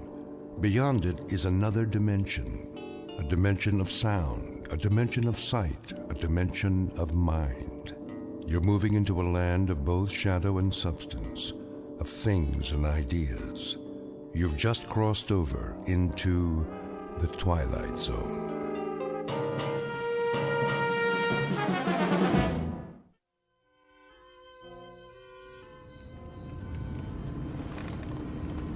Will you slow down? Yes, sir. Anything you say, sir. Just get us home in one piece. Your wish is my command. Some party, huh? It was your idea. Oh, I wouldn't say that. They're as much your friends as mine. A regular barrel of laughs. You have to admit, every time Walter does his Barbra Streisand impersonation... Pull over. It's not that much farther. I mean it, Millie, or I'll throw up all over the dashboard. Put your head between your knees, take a deep breath. Now! Okay, Bob, I'm pulling over. Stop.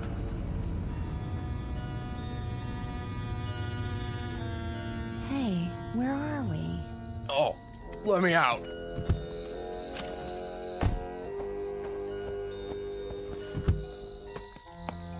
Bob, I thought you were my navigator. I must have missed the turnoff, you know, after Riverdale. That's right. Blame me. I'm not blaming you. You had the map. Don't talk. You should have told me you weren't paying attention. Now look where we are, in the middle of nowhere. Oh, my head hurts. Want me to put the top down? Some fresh air? I just want to go to sleep. All right, get in. Hurry up. Will you look at that? All those stars. I never knew there were so many. We don't see stars like that in Manhattan.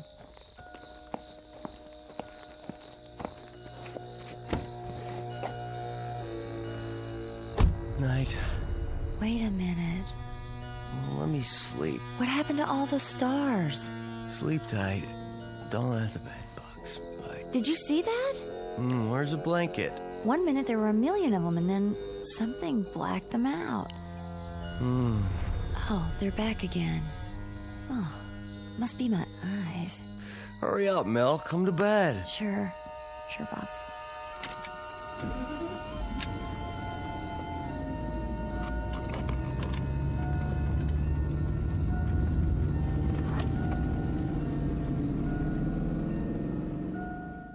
Bob and Millie Fraser, two average New Yorkers who attended a party in the country and stayed too long. They also drank too much and on the way home took an unexpected detour. But they aren't worried. In a few hours, it will be morning and they'll be home in their beds safe and sound. Or so they'd like to think. Most of us wake up knowing exactly where we are. The rooster or the alarm clock brings back the familiar sights and sounds of home and the comfort of another day's routine. But our young friends are in for a surprise. Tomorrow is going to be a day like none other, as they spend it in the Twilight Zone.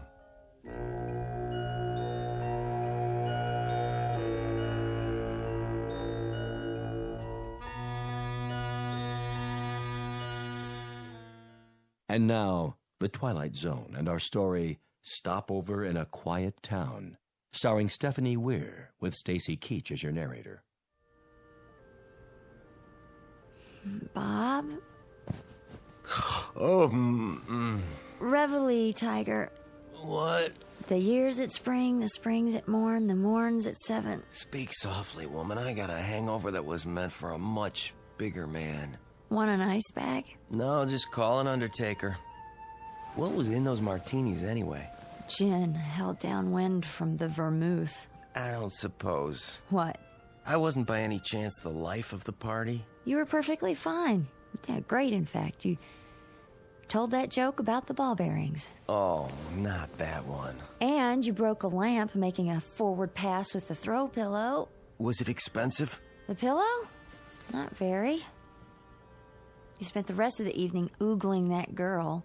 Which girl? The one in the low-cut sequin dress. Oh, that girl. Yeah, pretty enough, I suppose, if you like that sort of thing. How would you know? You never looked at her face. You sure it was me? Oh, it was you, all right. Hold down the fort. I'll make the coffee. That would be thoughtful. Wait a minute. I didn't even take my shoes off? Don't tell me. Oh, Bob. I knew you were toasted, but really, you slept in your clothes. You should have helped me out of them. I couldn't even help myself. Look at this dress. It's disgusting. Now I have to get it cleaned. I didn't think I had that much to drink. Did I? Bob, this may sound like a foolish question, but where are we? What? Open your eyes the rest of the way, very carefully. Now, take a look around.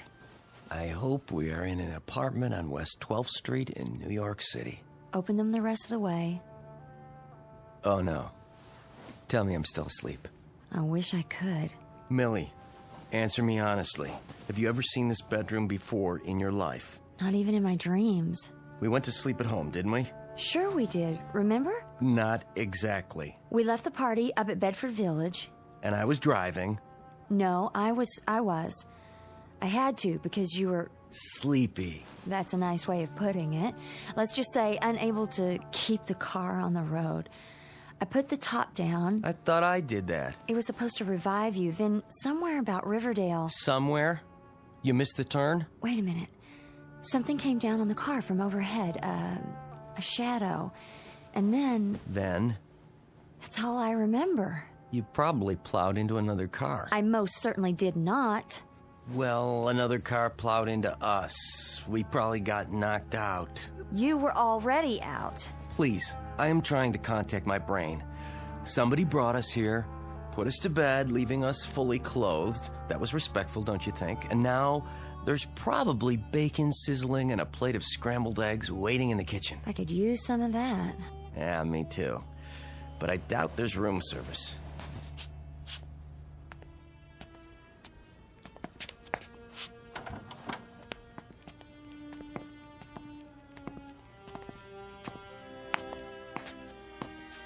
I don't smell any coffee. Hello? Anybody home? Good morning. No scrambled eggs. And the cupboard was bare. They must have gone out so we could sleep it off. The future of casual living.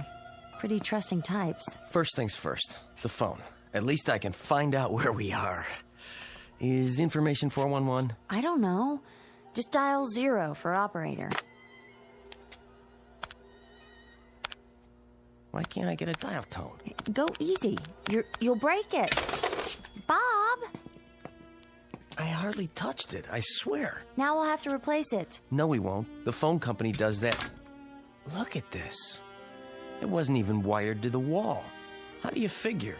Maybe they didn't pay their bill. There aren't even any screws. It was glued on or something. We'd better leave them a note. Got a pencil? Nope. I don't even see a pad. Must be one around here somewhere. I'll look in the drawer. You do that while I try to stick this thing back to the wall. She's not a very good housekeeper. The drawers stick. Bob, would you give me a hand? Just pull. This drawer, it isn't real. Let me see that. Careful. Some kind of veneer. Just a facade glued on. They all are. The cupboards, too. What is this? A movie set? Could be a model home, the kind they build to show people. Who builds them? Real estate companies. People come in, they walk through, decide to buy, then they build them to order. Check the refrigerator. Just empty cartons. No milk, no eggs, and this bread isn't real. Nothing but cardboard inside. Well, that's what I call low carb. It's like a prop. Everything is. Let's get out of here.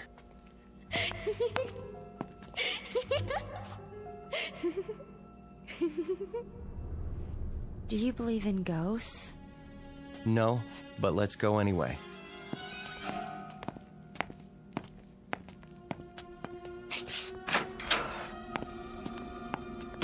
The other houses look normal enough. Nice neighborhood.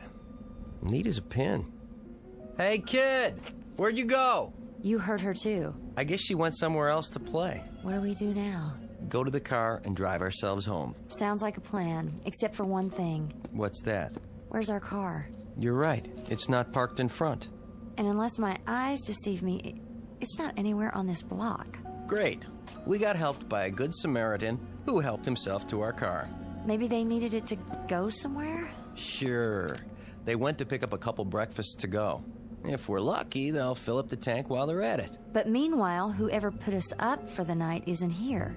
Hey, we'll try the neighbors. Which one? Take your pick. One of those across the street with the trees in front. They look lived in. Lead on.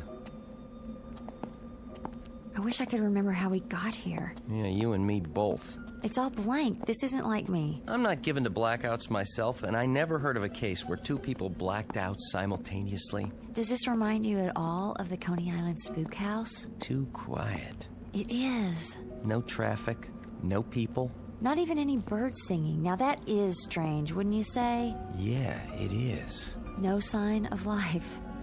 Maybe they're all at work. Or they're being considerate of your hangover. Lay off. If you'd been sober enough to drive, we'd be home now, instead of wherever this is. Hicksville. It's bigger than that little town you were born in. I at least had the sense to move to New York. How these yokels stand all this peace and quiet, I'll never know. Do you mean all the yokels who are gawking at us right now? Where? My point exactly. Not a soul. Well, what do you expect? That's the way it is in small towns. They peep from behind curtains, over the backyard fence, through the keyhole if they have a chance. I'll take the big city any day. At least you know when you're being stared at. There's one citizen who's not afraid to stare. What? There in the tree. Is it a squirrel or a chipmunk? Squirrel. You can tell by the bushy tail. Isn't he cute? Well, hi there, little fella. Honey, come on. I think he's tame. Big deal. Come look. Isn't he sweet? Yeah, a real doll. Careful, he might have a disease or something. Oh, such big eyes. He doesn't even blink. Oh, nice baby. Come here. You don't have to pet it. Bob! Now what have you done? Nothing. I touched it and it fell over, dead. Well, you didn't kill it if that's what you're thinking. This thing's been dead for years. How can you tell? It's stuffed. Why would anyone want a stuffed squirrel in their front yard? Might have been a pet once upon a time. Well, that's no way to treat a pet, even a stuffed one. Leaving it out in the weather this way. Mill, don't ask me why anybody does anything in this hick town. Keep your voice down. You'll hurt their feelings. Tough. Where are you going now? To the front porch. For what? What do you think? First, I'd like to find out where we are. Second, I'd like to use a real phone. And third, I'd like to beg, borrow, or steal an aspirin. We must look a fright. Don't worry about it. I wish I had my hairbrush. What did you do with it? It was in my purse. And where's that? I guess I left it at the party. So you were under the influence yourself. At least I was able to drive. Come on. You don't have to break it down. Will you quit criticizing me? I'm not criticizing. I just want to go home. And how do you suggest we get there? I don't know. But I don't like this place, and I don't remember how we got here, and no one will answer the door, and I'm frightened, Bob. Don't get all female and fluttery on me. Will somebody help us, please?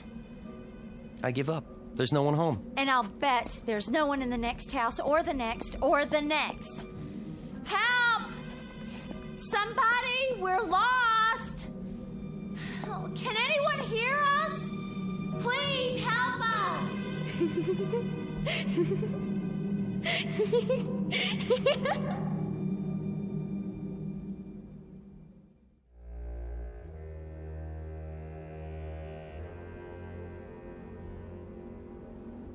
What was that? Someone laughing. The child we heard before. Where did she go? Maybe she's shy. At least we know the town's not completely deserted. No, they're only hiding. They don't trust strangers. A good policy, neither do I. Could be they all went to one place. Oh, really, Bob? Town meeting or something. On Sunday morning. Especially on Sunday morning. That's where everybody is. They've gone to church. Now all we have to do is find it.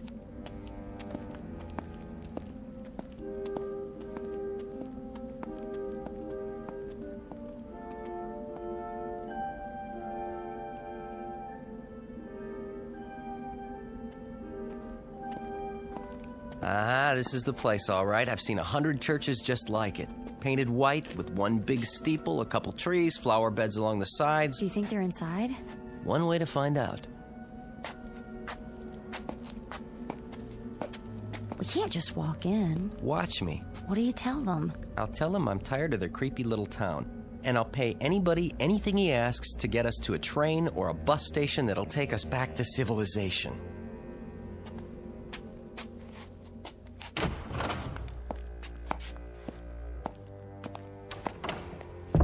I don't see anybody. This is just the vestibule. They're all on the other side of those doors. Awful quiet. I thought they'd be singing hymns. Maybe they're praying. We'd better wait. Time waits for no man. Here's the church, and here is the steeple. Open the door and see all the... Well? Nobody. What now? I know. This'll bring them. Wait, what are you gonna do? Ring the church bell. It's the oldest distress signal in the books. Need some help? I've got it. Look outside. See if anybody's coming.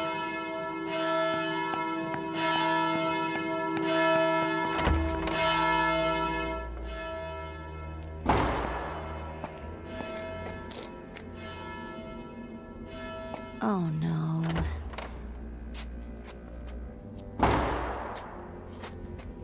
Where'd everybody go? See for yourself. I see it, but I don't believe it. There isn't anybody. Not a soul. Just us. This is too much of a stretch. There isn't a person or a thing alive in this town, and yet... What? We're being watched. Millie. I know when I'm alone. And I know when I'm being watched, don't you? Now you're getting paranoid. I'm serious. The hair on the back of my neck stands up, and right now I feel like a porcupine. Not to mention delusional. Is that a delusion? I've got to find that kid. Good luck. Where are you? Hey, kid. There's no reason to hide. We're not gonna hurt you. Whoever you are, come on out and talk to us. It's no use. All right. We're both delusional. I feel it too. We are being watched. The hair on the back of your neck? No, my spidey sense is tingling. The whole town must have a whopping case of xenophobia. Sounds dreadful. I hope it's not catching. Fear or distrust of strangers. I should have realized. It's common in these little one-horse towns. I ought to know. I grew up in one. There are probably half a dozen people watching us from their living room windows right this minute. I'm getting goose pimples. No reason. There isn't even a breeze. Not a cloud in the sky. Or anything else. Like a car, a truck, a single solitary pedestrian. Give me your handkerchief. Why? Look at the flowers. Those are Shasta daisies. So? My allergy. Don't you remember when I took all those tests? I'm sure they're Shastas. I used to buy bunches of them and sneeze all the way home. You're not sneezing now. Bob, look at this. Better not touch them. Just to be safe. That's not what they are. Told you. These flowers aren't real. They're plastic, all of them. Lots of people do that. Dress up their yards with artificial flowers. Less maintenance. I know, but this is different. Nothing in this town is real. The house we slept in, the child we can't find, a squirrel stuffed with sawdust. Show me one thing in this place that's real. That tree is real. Is it? See for yourself. It is real. What did you expect? I don't know, but I think I would have lost my grip if one more thing, just one more, turned out to be artificial. Tree, I love you. Let me give you a big hug. Get me out of here! It's a prop, too. Somebody stood it up on the grass with a couple of boards nailed to the bottom. I'm leaving now! Honey, there's bound to be some explanation. I'd like to know what that could be. Just calm down. Here, have a cigarette. I thought you quit. I did. I carry a couple in case of emergencies. Well, this fits the definition. Oh, how How old are these? I'll bet there's gonna be a wedding here today. They've just dressed up the lawn so it'll look pretty. You remember how when we got married? Bob! I was just saying how... The grass is on fire. Stand back! Oh! Be careful. There. The flames are out. How did that happen? How could it? It was the match. I must have dropped it after I lit the cigarettes. But grass doesn't burn. Bob. Look at this. It isn't grass. It's some kind of paper or plastic colored green, like astroturf. And what does that mean? I don't know. If you don't, who does? Bob, where are we? Where are we? I wish I could give you a good answer. But I can swear one thing. I'm gonna find out.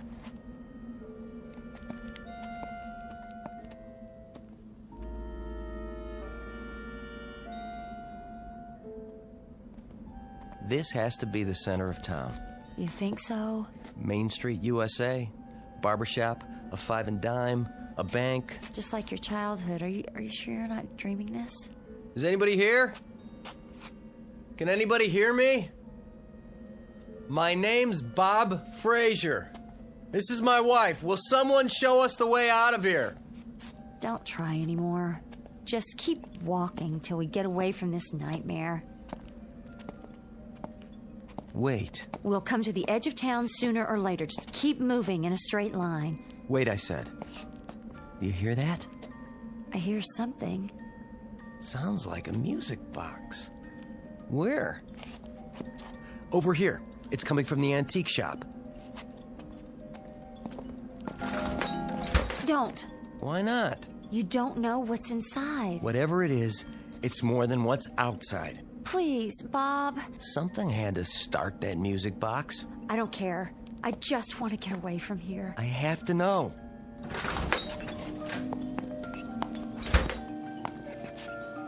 The store isn't real either. There's nothing behind the door. It doesn't have a roof or 4 walls. Hello? Anybody? There's only a display for the window, and that's it. That music box didn't start all by itself. It could have. Our footsteps could have caused it to start. Oh, I don't believe that. It's possible. The spring was tightly wound. We came along outside, and the vibration jarred it, and now it's running down again. But somebody had to wind it. There's nothing. Nothing but these stage props. I'm not staying. Say that again? What? Stage props.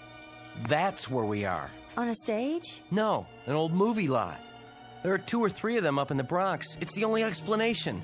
We're probably 10 minutes from the heart of New York City. We're on the set of The Sopranos. Then I'll race you home. You're on.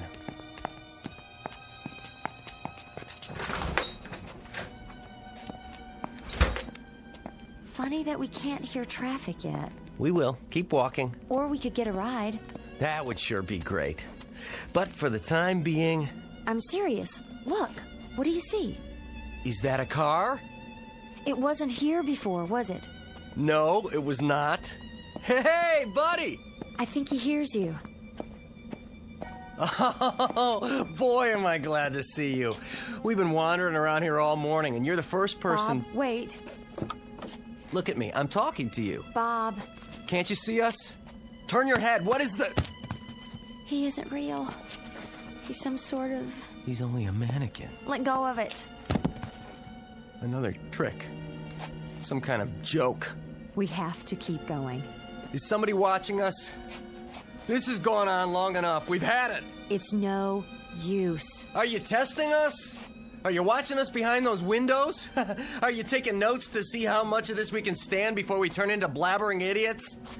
Well, that's it. Game over. I've had it. Come out and face me, whoever you are, so I can finish it right here in the middle of the street. We're human beings, do you hear? Human beings!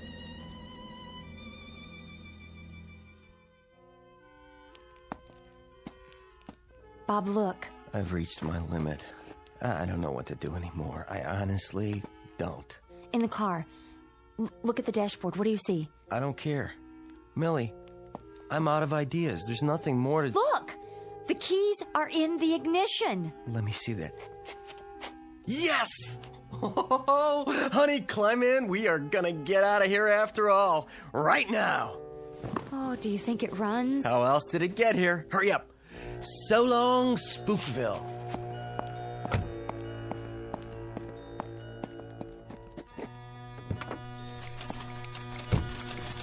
Come on. Turn over.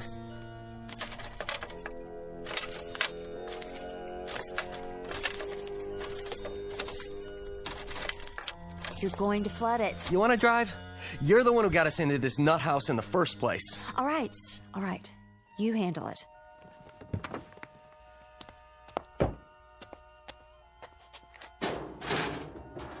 Oh, that's rich. That's really, really rich. No motor. There's nothing under the hood. No wires. Nothing.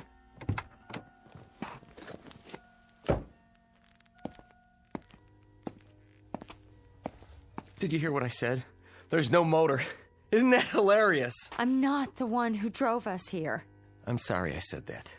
It doesn't matter. It's my fault. I shouldn't have drunk so much. I know you shouldn't have. But I didn't drive us here. Then who did? I told you I don't remember. Not anything about what happened last night? How we got to this place? Only what I told you. I was driving along just above Riverdale. You were almost asleep, but you wanted to stop. Then we started up again. There was a shadow. It seemed to envelop the car for a moment. That's all I remember. I guess I could have fainted or blacked out. Or crashed. All right. Maybe I did crash. If you want to think that, it would explain everything, wouldn't it? Not to me. I crashed the car, ran off a bridge or into a ditch, if you like, and we're dead. That's not the law of parsimony. What's that? The simplest explanation to account for the facts. Well, then come up with another one. We must be dead. This place is hell. Millie. Like some amusement park with the all-American town, except it's not very amusing. It's only a display. Nothing works and nothing is real. Calm down. What's that? A train. Did you ever hear of a train in hell? It probably doesn't stop here. Then we'll catch the next one. Oh, it's getting close. The station's gotta be nearby.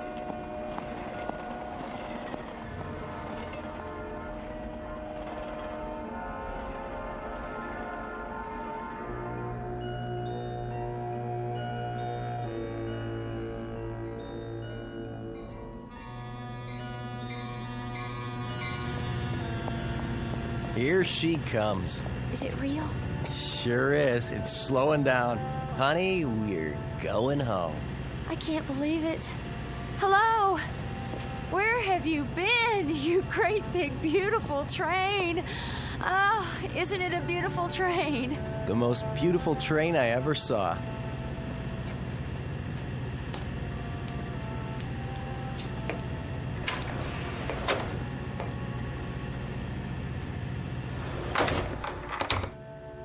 What about tickets? Don't worry about it. We'll pay the conductor. Where should we sit? Anywhere. Looks like we got the whole car to ourselves. Here, you can have the window seat. Thank you, sir. Don't mind if I do. Must be a commuter train. So that proves this place is real. There's a sign outside on the platform. The name of this town is Centerville. Never heard of it. I hope we never do again. Good riddance, Centerville. Oh, it's been fun, but I can't say I'll miss it. A side trip, that's all. Centerville, you are history. Ancient history. What a nutty little town. All form, no function. Maybe it was a housing development, the ideal community. I must say, I wouldn't want to live there. Some places are too quiet, too perfect. A nice place to visit if you're passing through. I still don't know how we got there. I guess it'll be one of those unsolved mysteries. We've got a story to tell our friends, at least. Oh, they'll never believe us. It doesn't make any sense. Why don't you admit it? You did have a few drinks at the party, didn't you? One or two. And somewhere along the way, they caught up with you, and you got lost and ended up in Centerville. If you say so. It does sound like the kind of screwball thing I'd do. How do you put up with me? Well, I guess I got a soft spot for screwballs. Well, you sure got one. It wasn't all that frightening back there. Easy for you to say now. It's just that whenever somebody goes boo, I jump a foot. Boo. Stop it. I'm fine now. Wait till we get to the office on Monday. I can see old Mr. Peabody now. Fraser, we're a team here. If one member of the team lets us down, then the whole organization suffers. You should be glad you made it back at all. He'll never know the half of it. Another stop already? Wouldn't want him to think I had a lost weekend. Bob? Flights of fancy aren't his thing. He's strictly facts and figures. What did you say about paying the conductor? Sure, no problem. They'll take cash. Then, where is he? He'll be along. No, Bob, he won't, because there isn't any conductor. Huh? Oh, Bob. What are you looking at? The sign outside. It says... Centerville. Oh, no. Maybe it's not the same Centerville. It's the same one. You can see from here. There's not a soul on the street. Nothing moves. Nothing real. How could we have left the station and ended up where we started? We went in a circle. Come on. Oh, no. I'm not going back. Not back. We're going to walk straight down Main Street, and this time we're going to keep on walking. Until what? Until we're out of hell.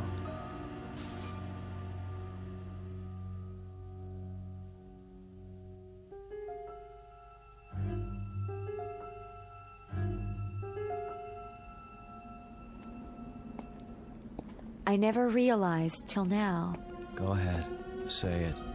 You're hungry. And thirsty. But that's not what I was thinking. It's the little things. You don't miss them till they're gone. There's nothing here that's really frightening. It's what's not here. Like people. Cars. Besides that, no dogs, no birds, not even an airplane in the sky, not a single cloud. At least the sun's still there. Yes, but for how much longer? Nothing we can do about that. We can run. Could you? I'll take off these shoes. I'll sprint if that'll help. Anything to get us out of here faster. Oh, we better save our strength. Might be a long road ahead. We still have a few hours of daylight. Can't be that far from civilization. But what if the sun goes down first?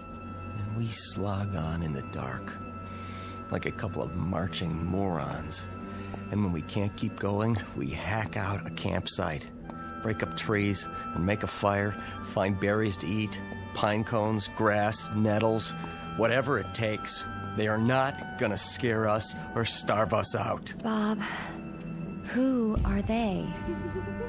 Something tells me we're about to find out.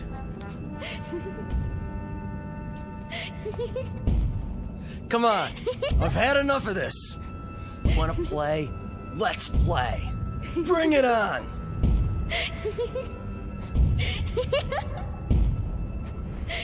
No, the sky's getting dark. Bob, we have to hide. Don't make a sound. Don't move. They'll see us. She'll see us. She? Yes! Her hand, Bob! It's cute! Oh, my... What are you... Hey! Put us down! Hold my hand, honey. What are you doing, dear?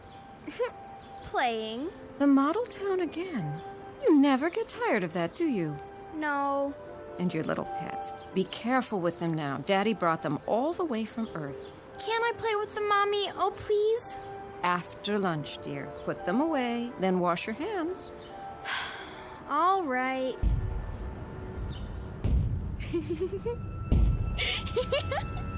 Put us down! Bob! What's she doing? No! No! Leave my wife alone! Get in your cage now. Don't worry. I'll come back in a little while, and we'll play some more. What are you doing? Don't leave us here! Don't! Wait for me. I'll be back. No! No! No!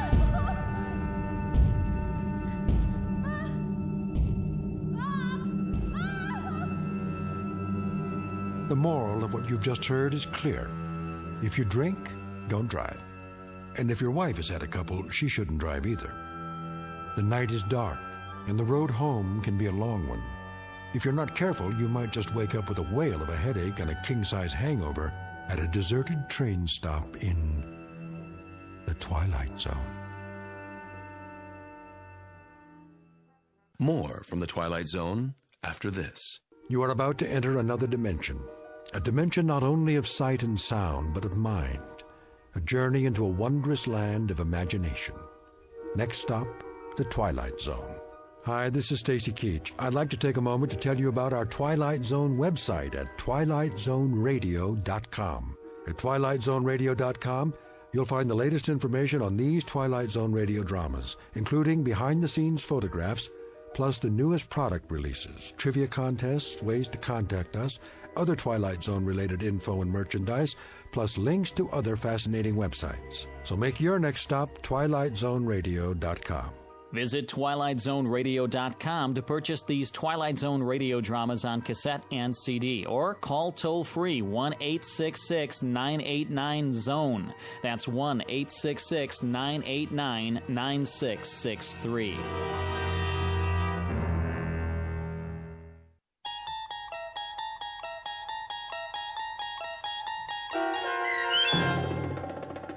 Stopover in a Quiet Town, starring Stephanie Weir, with Stacy Keach as your narrator, was adapted for radio by Dennis Etchison and written for The Twilight Zone by Earl Hamner Jr. Heard in the cast were Kurt Nabig, Frenette Lebo, and Haley Nabig. To learn more about the Twilight Zone radio dramas and to obtain audio cassettes and CDs of these programs, visit our website at twilightzoneradio.com. The producers of The Twilight Zone wish to thank CBS Enterprises, Carol Serling, Dennis Etchison, Dick Brescia Associates, Claire Simon Casting, Terry Jennings, XM Satellite Radio, Sirius Satellite Radio, our sponsors and our radio affiliates for helping make this series possible. This copyrighted radio series is produced and directed by Carl Amari for Falcon Picture Group. Audio editing, sound design, Foley effects, and mix for the Twilight Zone radio dramas are by Cerny American creatives Craig Lee, Michael Slaybach, Bob Benson, and Jason Rizzo. To learn more about the Twilight Zone radio dramas and to contact us, visit our official website at twilightzoneradio.com. Doug James speaking.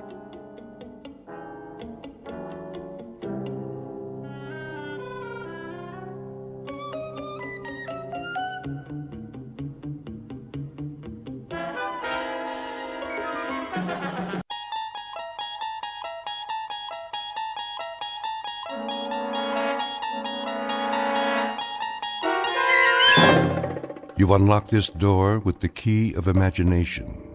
Beyond it is another dimension, a dimension of sound, a dimension of sight, a dimension of mind. You're moving into a land of both shadow and substance, of things and ideas. You've just crossed over into the Twilight Zone.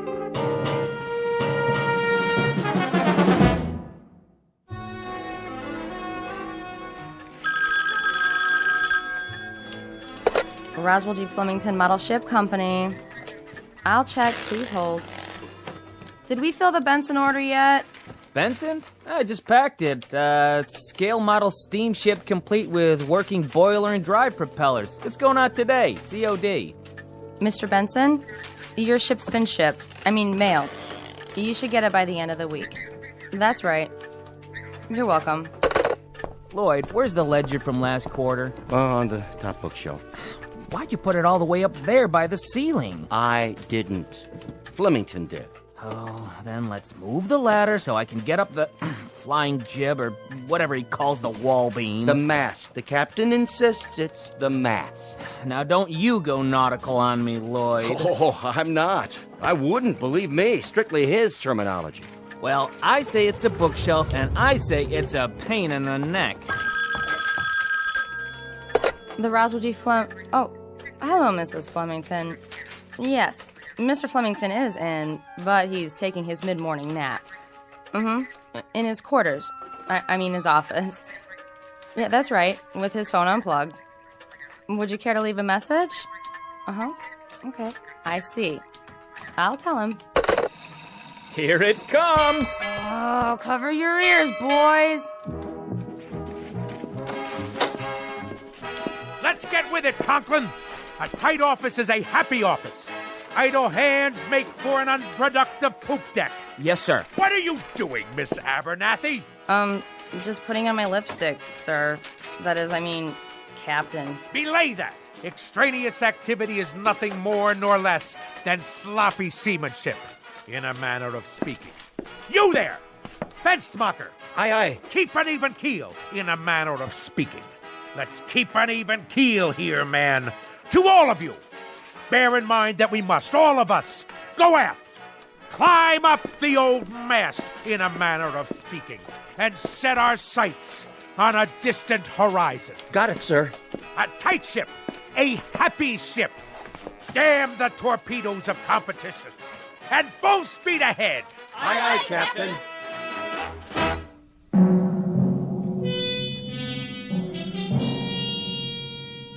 This is Roswell G. Flemington. 220 pounds of gristle, lung tissue, and sound decibels. He is, as you may have perceived, a noisy man, one of a breed who substitute volume for substance, sound for significance, and shouting to cover up the readily apparent phenomenon that he is nothing more than an overweight and aging perennial sea scout, whose noise-making is in inverse ratio to his competence and character. But soon our would-be admiral of the fleet will embark on another voyage, this one in an uncharted and twisting course, headed for a distant port called the Twilight Zone.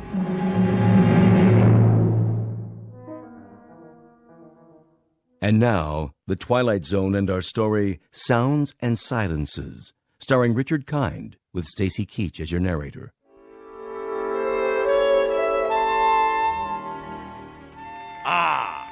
Clear skies, visibility unlimited.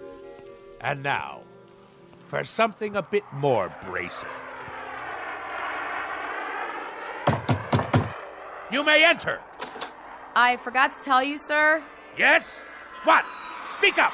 I forgot to tell you that your wife called. Oh, she did she? Yes, a little while ago. She's on the phone again now. Would you like to take the call? Oh, I suppose so.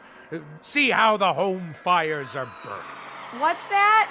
I said I'll plug in the extension. Yes, sir. Here, madam. Yes? Yes? What noise? Oh, well, it's a most excellent recording, actually. Flight sounds of aircraft leaving the carrier Hornet. No, I can't turn it down. It has to be heard at realistic levels. Speak up. What is your request?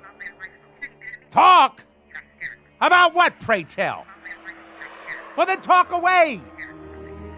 Very well, later. Of course I shall be home for dinner. Yes, of course, I'm quite sure. Goodbye.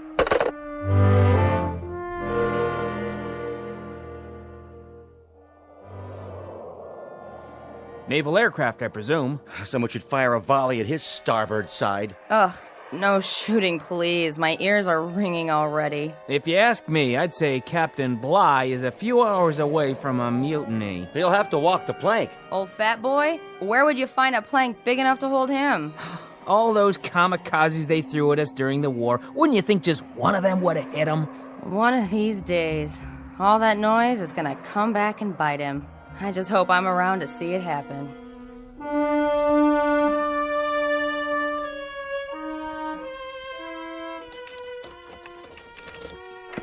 All ashore! I'm home!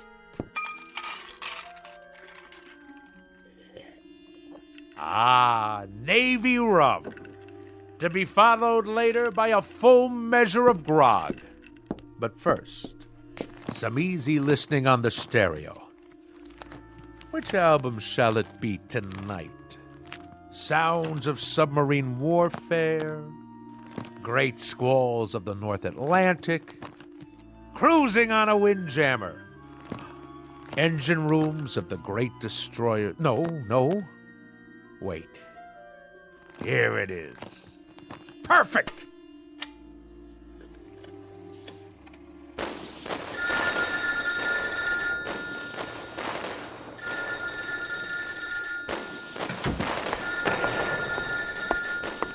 Yes? What's that? Can you speak a little louder? What? Roswell? Roswell! Hello, dear! Could you turn that down just a little bit? I beg pardon? I say, I can't hear a thing on the telephone. You know what that is, my dear? It's a collector's item. This is an actual recording of the battleship Missouri bombing Okinawa. That may be, Roswell, but I can't hear who's on the phone. Ha! Lay on, gentlemen! Let 'em know what's what. Fire at will, and by the good Lord Harry, we'll show 'em how a man's Navy treats aggression. Who did you say is calling? Who? Just a minute. I'm afraid you'll have to call back.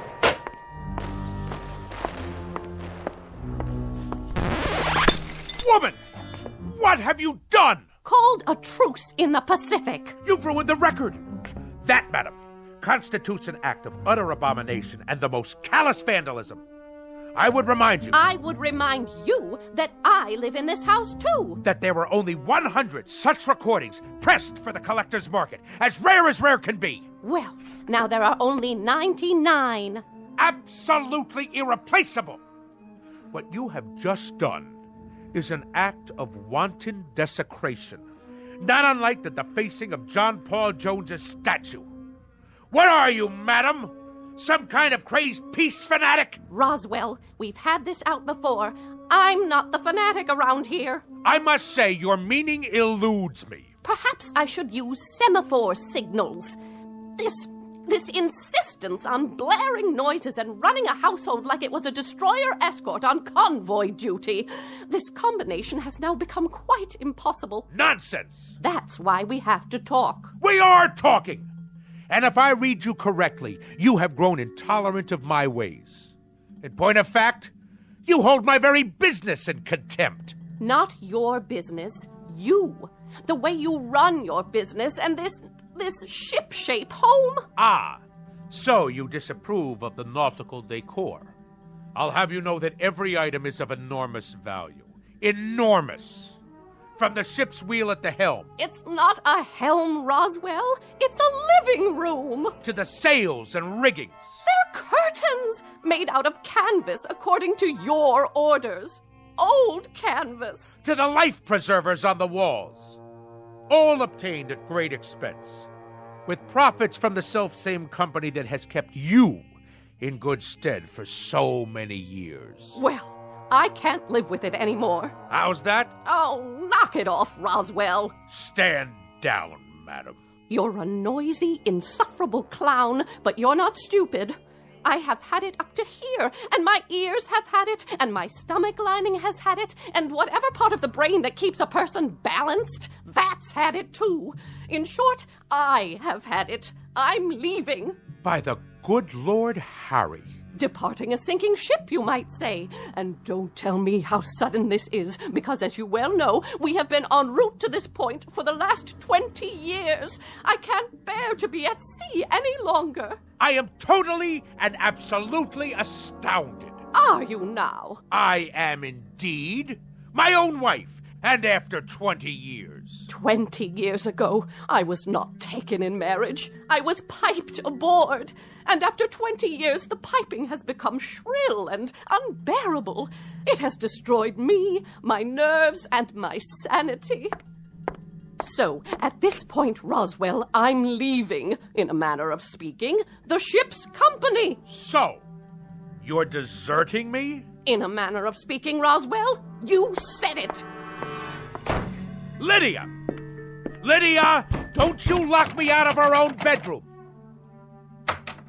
It wasn't locked, Roswell. It may interest you to know, madam. Don't shake your finger at me. That when I was a young chap, a mere cabin boy, you might say, I had a mother who insisted that she was perpetually ill.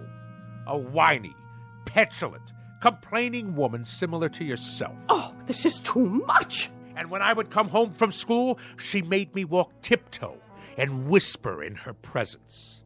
Whisper, whisper, whisper, whisper. Do you know that in our house we never had any cookies? Just soft fudge brownies, because they made less noise when you chewed them. Eat your brownie and then run upstairs, change your clothes, but keep it quiet. And I tell you, madam, I took quite enough of it. That is why I went to sea. And that is why I've spent my life in the very wholesome, healthy, quite understandable pursuit of the free and the unfettered. Strip off the cotton and the insulation, and let the sounds of the earth come in. And so now I am owner, manager, chairman of the board, and president of the Roswell G. Flemington Model Ship Company. Second to none in the field. Whose motto is, damn the torpedoes, full steam ahead for fun and profits. I know the company, I know the president, I know the motto. And I respond, Mr. Roswell G. Flemington, with the following nautical phrase, which I have now taken to heart and will proceed to implement. The phrase is, lay aft and dump the garbage. So, in a manner of speaking, consider yourself dumped.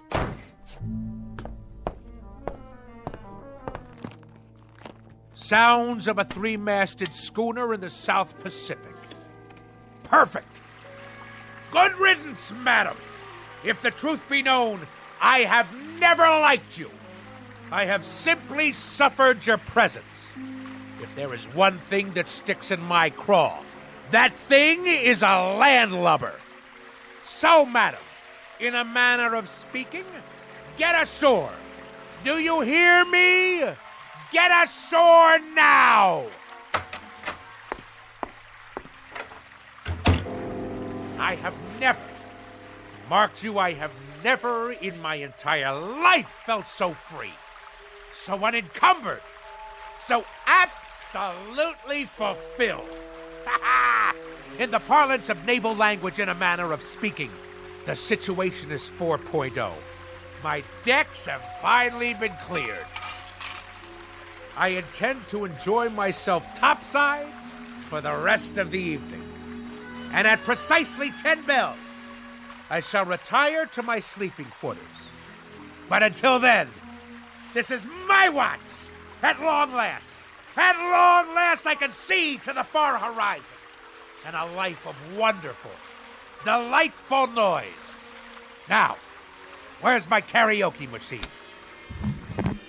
Anchors away, my lad! Anchors away!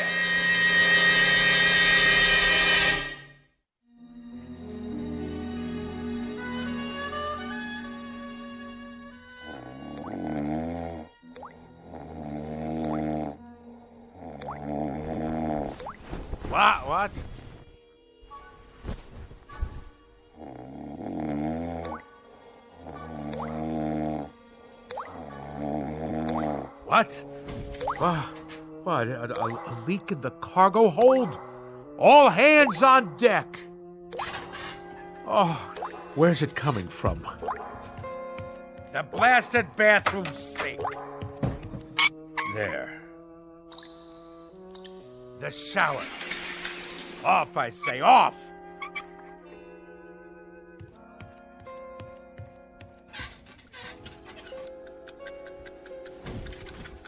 How do you turn off this wretched alarm clock? Oh, my decks seem to be, in a matter of speaking, listing a bit. Where are my Navy cut cigarettes?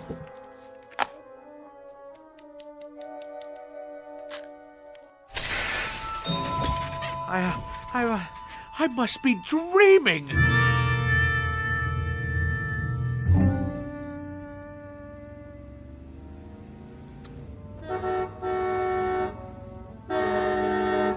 Go around! Pass, you imbecile! That's right! Run the red light! No noise laws in the city at all anymore. Any rattletrap is permitted on the streets. At last, my turn. to make my way through the flotsam and jetsam.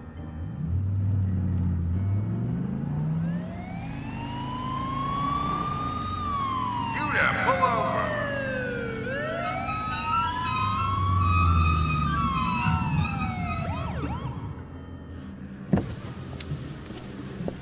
License and registration. Certainly, officer. Happy to oblige.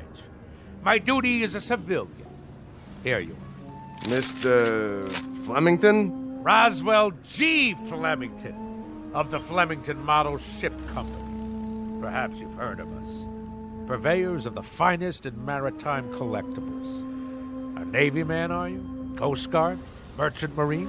Something wrong with your car? Why, no. No, not at all, thank the good Lord Harry. Now, this boat has kept me afloat for many years now. Hydromatic V8 with overdrive. Though the engine seems to produce a most curious sound this morning. Like a motorboat every time I step on the gas.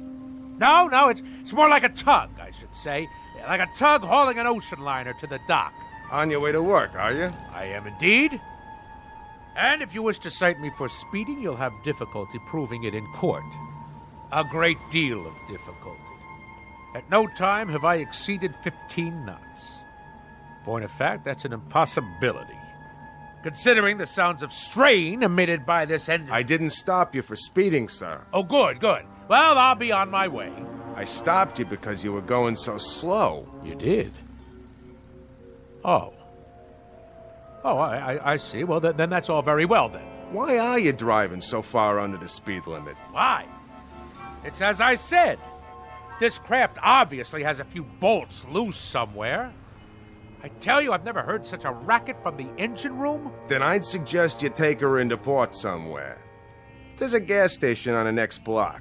They do repairs. But frankly, sir, the car sounded just fine to me. A real classic.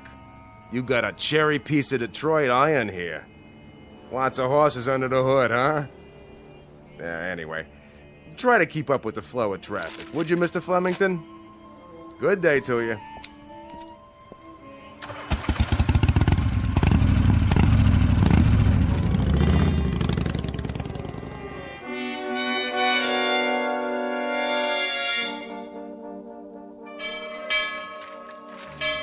Oh, I've been here 2 years and I don't know when I'll get used to that thing. I've been here 4 years and I've never gotten used to it. What do you suppose happened to old Lardhead this morning? You should count your blessings. This is the first time he's ever been late. Wouldn't it be awesome if his car had fallen off the ferry boat with him in it? The peak. The absolute peak. Thus endeth the dream. Good morning, Mr. Flem. That's the first time he's walked in without telling me that the smoking lamp was not lit and we had to move full speed ahead toward the shores of prosperity. Maybe he's sick. Something incurable, like barnacles on the brain. That's very odd. That's very, very odd. I've been here 10 years, and that's the first time he's ever looked frightened.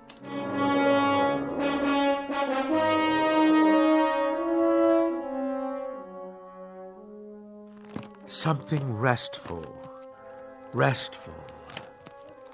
Actual sounds of Hawaiian outrigger canoes. Yes.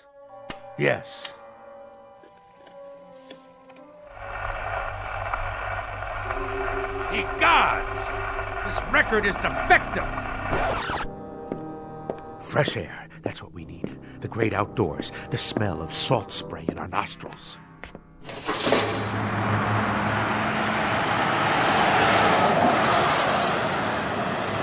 Blow me down.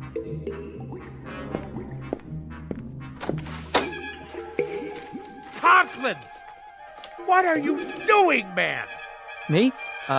Just pouring a glass of water from the water cooler, that's all. Well, let's keep it quiet out here. Yes, sir. Now what are you doing? Swallowing, Mr. Flemington? I was thirsty. Quietly, I said. Quietly.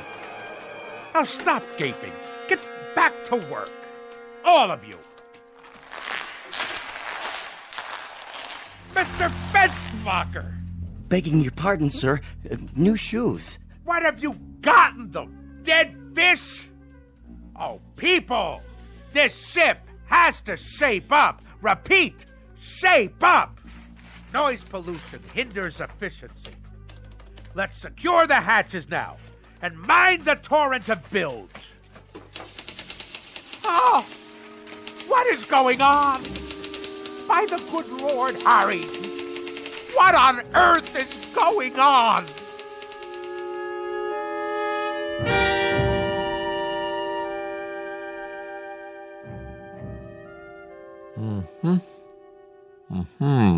Well? Nothing abnormal that I can see, Mr. Flemington. No excess wax, no obstruction of any kind in the inner or outer ear. You mean no sign of infection? Nothing at all? Not even inflammation. Candor dictates that I tell you, Doctor, that as a ship's surgeon, you're a wash. You wouldn't make cabin boy, in a manner of speaking. I take it, Mr. Flemington, that you expected me to find something wrong with you. I told you the symptoms, haven't I? You have.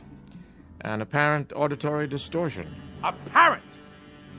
Shoes that sound like pipe organs played underwater? A leaky faucet sounds like barrels over Niagara Falls. And I wish you could have seen me cross 48th and 6th today. The traffic noises nearly keel-hauled me. It was considerably more than a distortion. I don't know what to say without any outward signs. Well, I know what to say. Now hear this, Doctor. There is obviously something askew in my crow's nest, in a manner of speaking.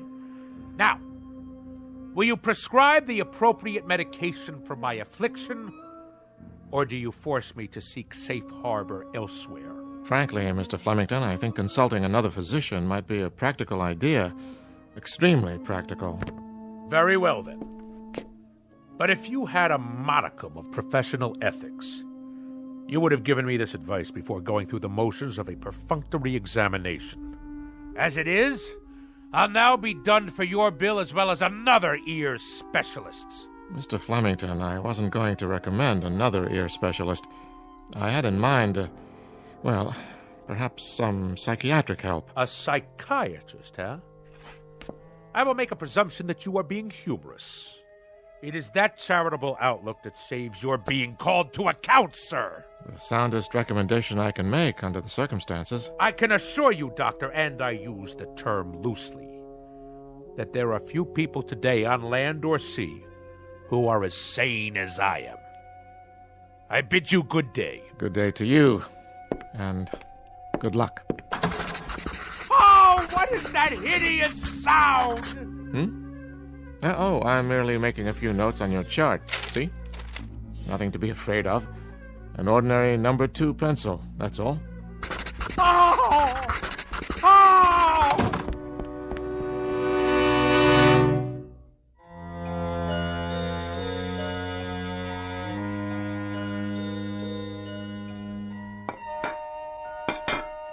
Do you have to be so piercing with that rose? Sorry, Mama. Well, you've done a beautiful job setting the table. You can sit down now, Mama. Oh, you're a good girl, Rosie. You know I'd cook Thanksgiving dinner if I could, but with my allergies and my arthritis and my bursitis and my ear infection, not to mention my spastic colon, well, it's all I can do to make it downstairs. I know, Mama. You may call your brother now. Roswell! Not so loud, dear. I'm sorry.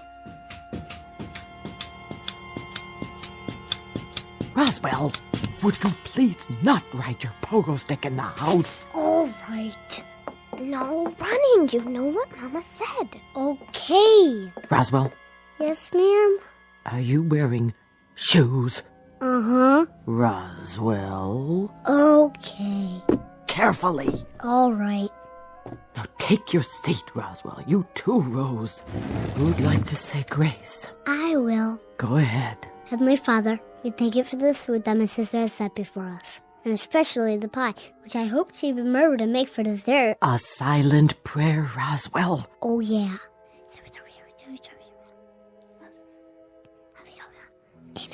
Pass the mashed potatoes, please. Yes, Mama. And the cranberry sauce, and the yams, and the creamed corn, and the creamed spinach, and the tofu.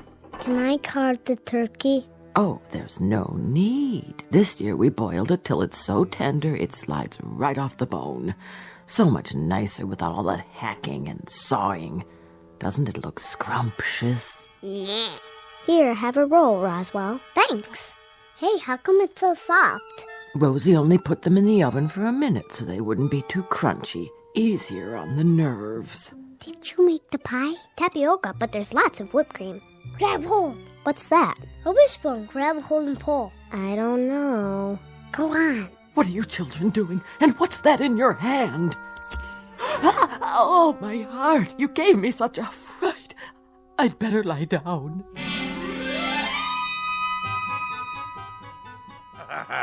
But we got her good with the wishbone. Oh, didn't we? She thought she'd been shot with a harpoon. And you enjoyed that? Haha. It was the best Thanksgiving ever. Oh, the rules she had. Did I mention that we only used paper plates and plastic forks after that? See. Out with the pogo stick. I padded around in socks from the moment I got home from school. The radio was permitted only with headphones. The telephone had no ring, just a little red light. My toothbrush, soft bristles. No toast, only soft-boiled eggs.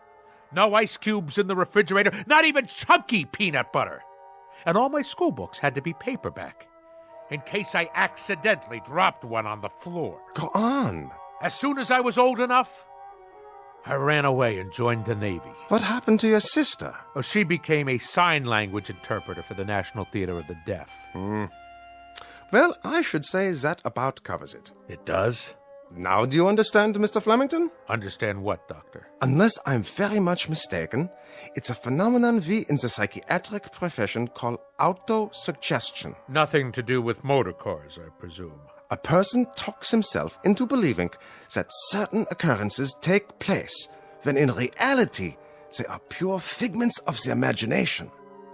Beyond that, there are some suggestions that you were very resentful of your mother and her preoccupation with her imaginary aches and pains. You don't say. My guess would be that this feeling now extends to your wife, who very similarly provides you with a mother image. But I can tell you this, Mr. Flemington, and forgive me if I repeat myself, these occurrences are only figments of your imagination. Yeah, but if that's so, then... Snap your fingers. Do I dare? Go ahead, snap your fingers. Any abnormal sound? None. Now, stamp your feet on the floor. Normal? Happily, delightfully normal. Now, let's really put it to the test.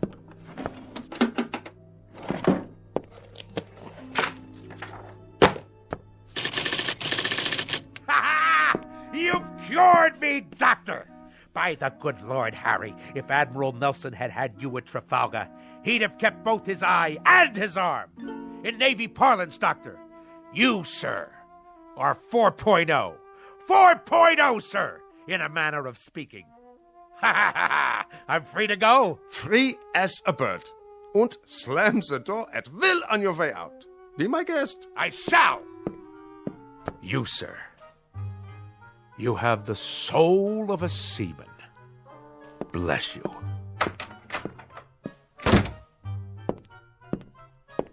Any more patients today? No, Doctor, that was the last one. Praise Freud. Why do I get all the nutcases?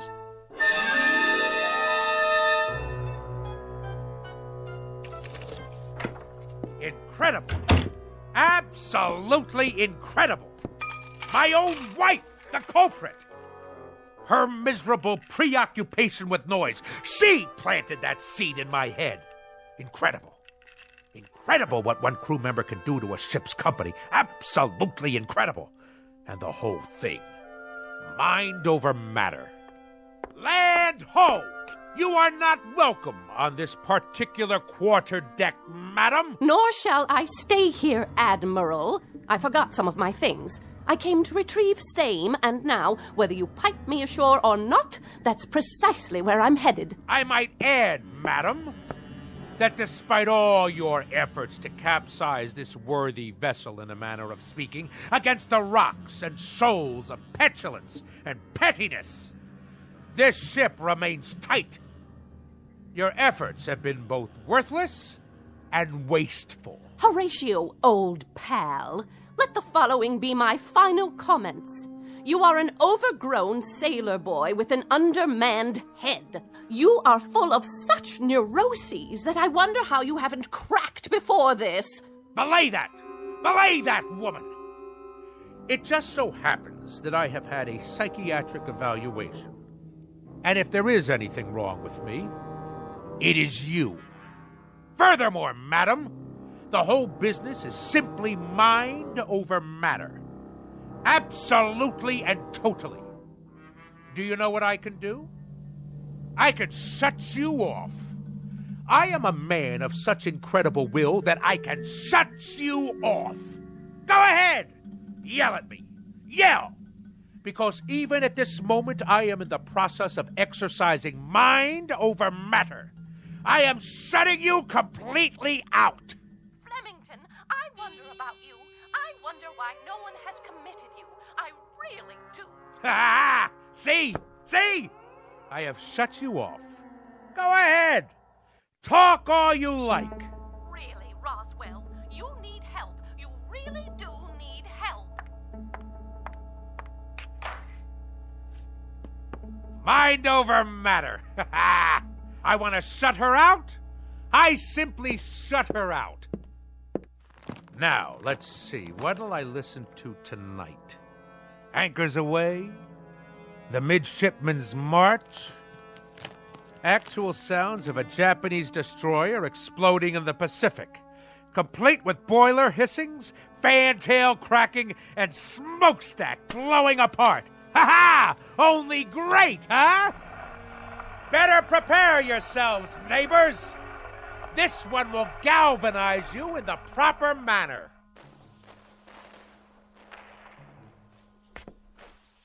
Something wrong with the record player? Better turn the volume up. All the way.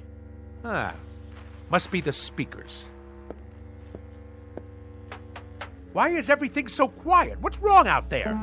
I can't hear the city. Hey out there! Hey! Hey, what's going on? Why can't I hear anything? Louder!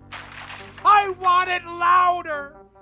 More noise! More noise out there! Let's hear it! Come on! Louder! Louder! Help me, someone! Help me!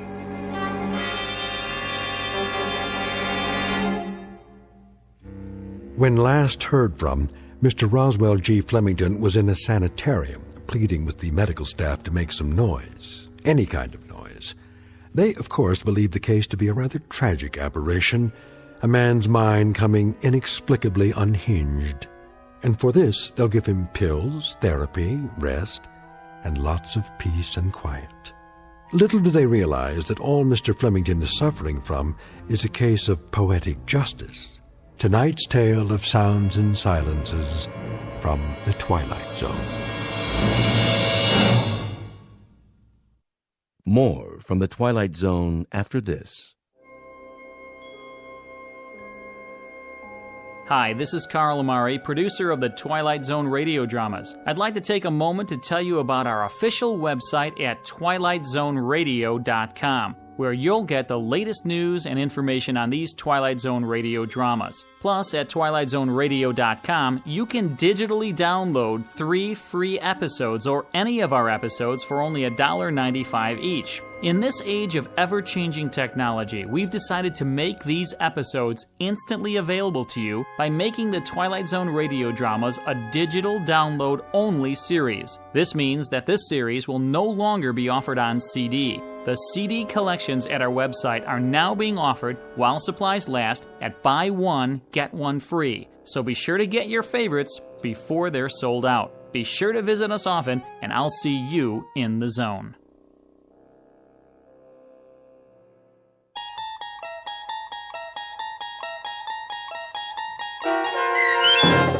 Sounds and Silences, starring Richard Kind, with Stacy Keach as your narrator, was adapted for radio by Dennis Etchison and based on a script by Rod Serling.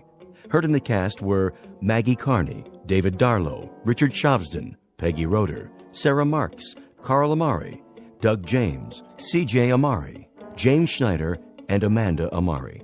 To learn more about the Twilight Zone radio dramas and to obtain audio cassettes and CDs of these programs, visit our website at twilightzoneradio.com. The producers of The Twilight Zone wish to thank CBS Enterprises, Carol Serling, Dennis Etchison, Dick Brescia Associates, Claire Simon Casting, Terry Jennings, XM Satellite Radio, the American Forces Radio and Television Service, Sirius Satellite Radio, our sponsors, and our radio affiliates for helping make this series possible. This copyrighted radio series is produced and directed by Carl Amari and Roger Wolski for Falcon Picture Group. Doug James speaking.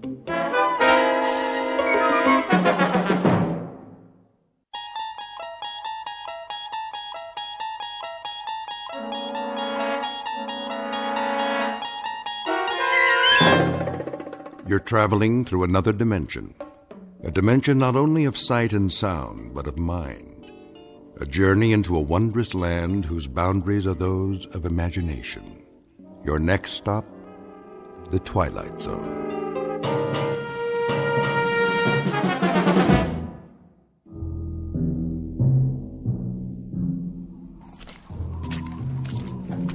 Hey, Perry. Yeah, over here. Find anything? I'm not sure. All right, we better get back to the car. I can't see where I'm going. Whoa, careful. Jeez. Why'd we get sent out here on a night like this? First snowfall of the season? Watch your step, or you'll end up with mud all over that nice, clean uniform. I could sure go for some coffee right now. Well, there's a diner over on the road by the edge of the woods. Is it still open? Let's find out, as soon as we call in. So, what did you see out there? Hard to say. Tops of some trees have been knocked off. Sure looks like something hit the pond, all right.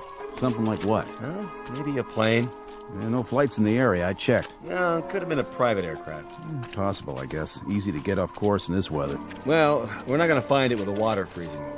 Whatever it is, it's going to stay under that ice till next spring. You think it could have been a meteor? Maybe. Well, we better call in a report. Tell them there's nothing here. Lady who saw it wants to alert the National Guard. That's all we need.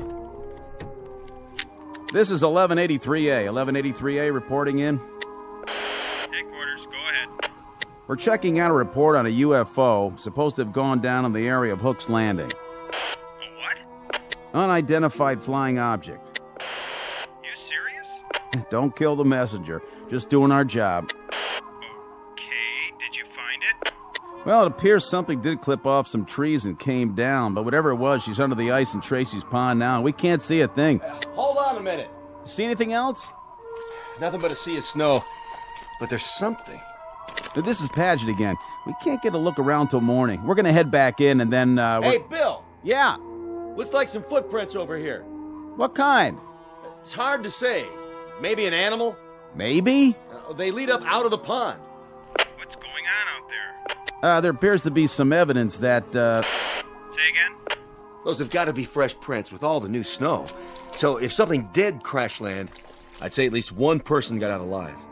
They made it up to the woods and over to the highway. Right.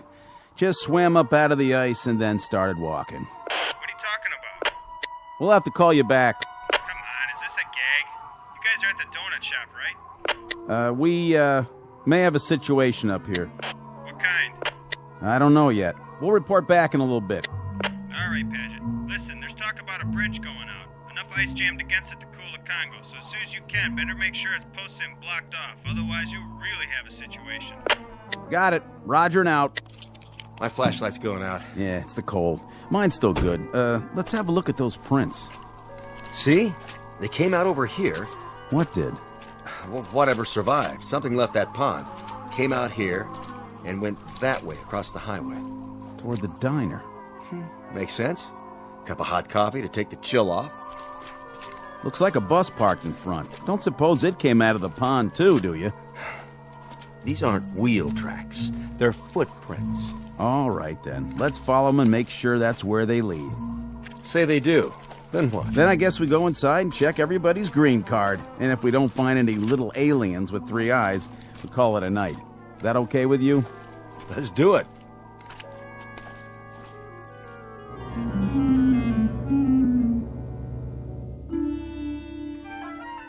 Wintry February night.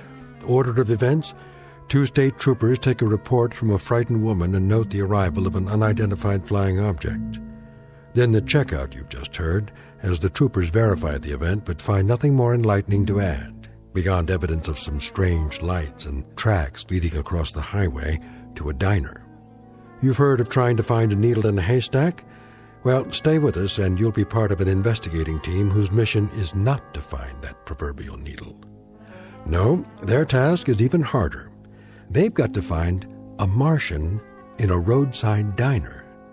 And you'll search with them, because you've just landed in the middle of the Twilight Zone. And now, The Twilight Zone and our story, Will the Real Martian Please Stand Up? Starring Richard Kind, with Stacy Keach as your narrator.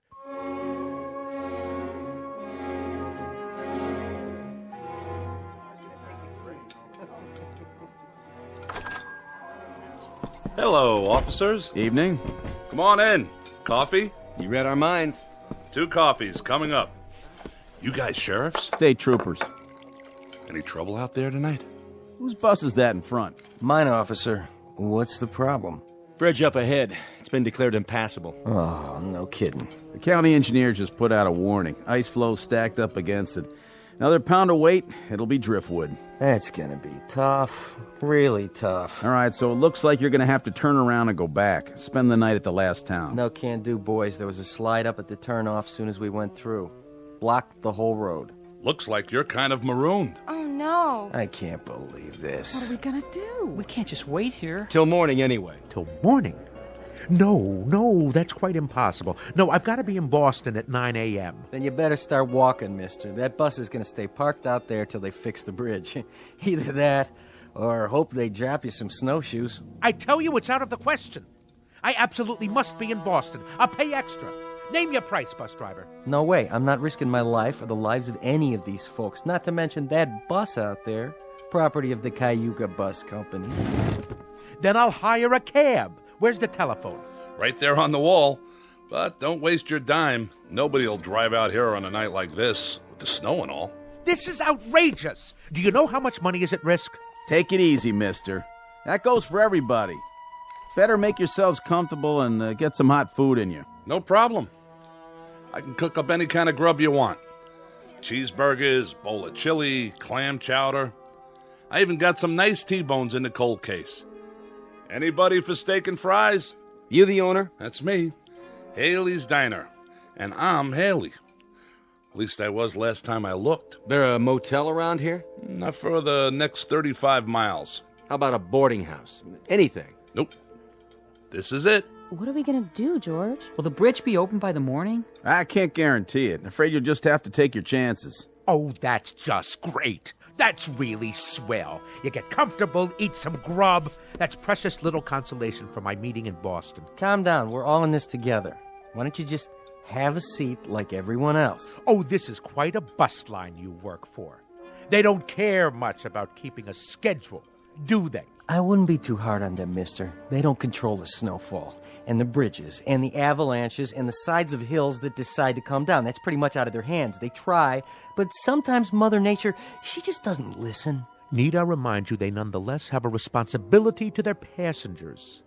A legally binding contract. What do you think? They're all off the bus, aren't they? Are they? Well, I don't see any little green men, do you? Ready for a refill? Not just yet. Let me ask you a question. Shoot. All these people from the bus? Well, now I guess they are. Where else would they be from? Well, that's what we were wondering. What's the trouble? We didn't say there was any trouble. Maybe not, but you fellas got that look in your eyes. What kind of look is that? Kinda on guard. Checking everybody out. I can see it in your face. So, you're tracking somebody, huh? An escaped fugitive? Nothing like that. Anything I can do to help? We'll let you know. This criminal. What'd he do anyway? Oh, Nothing yet. To tell you the truth, we're not sure who we're looking for, or even if he's here. So it is a he? Come on, Perry, finish your coffee. We better get a move on. How many people got off the bus? Take a look. The gang's all here. You saw them come in? Sure did. You there, driver. Yeah, officer? You have a passenger manifest? A passenger manifest? Well, what do you think I got parked out there, a 707? Just answer the question. Mister, that's a 14-year-old bus, and business is lousy. Personally, I think my boss would run rum across the border if there was enough money in it. Me, I wouldn't do that, of course, because it's against the law. Besides, I'd get caught. But for now, we don't ask the passengers any questions. We take their fares, kiss them on the cheek, and help them on and off. We're glad to have them, with or without names. You know how many you had, though? Yes, sir, that I do know. How many? 6, unless one of them fell out a window when we hit a bump. I picked up 6, and I'm supposed to deliver 6. That's what they pay me for. And you don't have any kind of list. In that case, we might have a little bit of a problem. What's that? I count 7, besides Haley and the driver. Me too. So if nobody fell out, somebody must have jumped in. Wait a minute. The young couple in the booth. Those 2 retired folks, the lady at the table with the fake fur coat. This isn't fake, honey. It costs plenty. Sorry, miss. Then there's Mr. Boston Big Shot and the old guy at the counter. 7. You're right. It's funny. I know I only had 6. Anybody in here before the bus stopped? Nope. I haven't served anybody since 11 this morning. What a day, huh? Then the bus pulls up and these folks get off. You saw that? Yep. I saw them walk in, all together. Where else would they come from? Say, is this a trick question? They did. This place was empty when we came in. Then how do you account for 7 people? Well, that sure beats me. So that means one of them didn't get off. Which one of you people wasn't on the bus? I was. We both were. What's he talking about? We all were. What kind of interrogation is this? It's not an interrogation. Then what would you call it? A police grilling? A lineup? Or are you fishing for something else? Some unspecified crimes? We're simply gathering information. Well, if we're going to be questioned, I insist on the right to consult with a lawyer.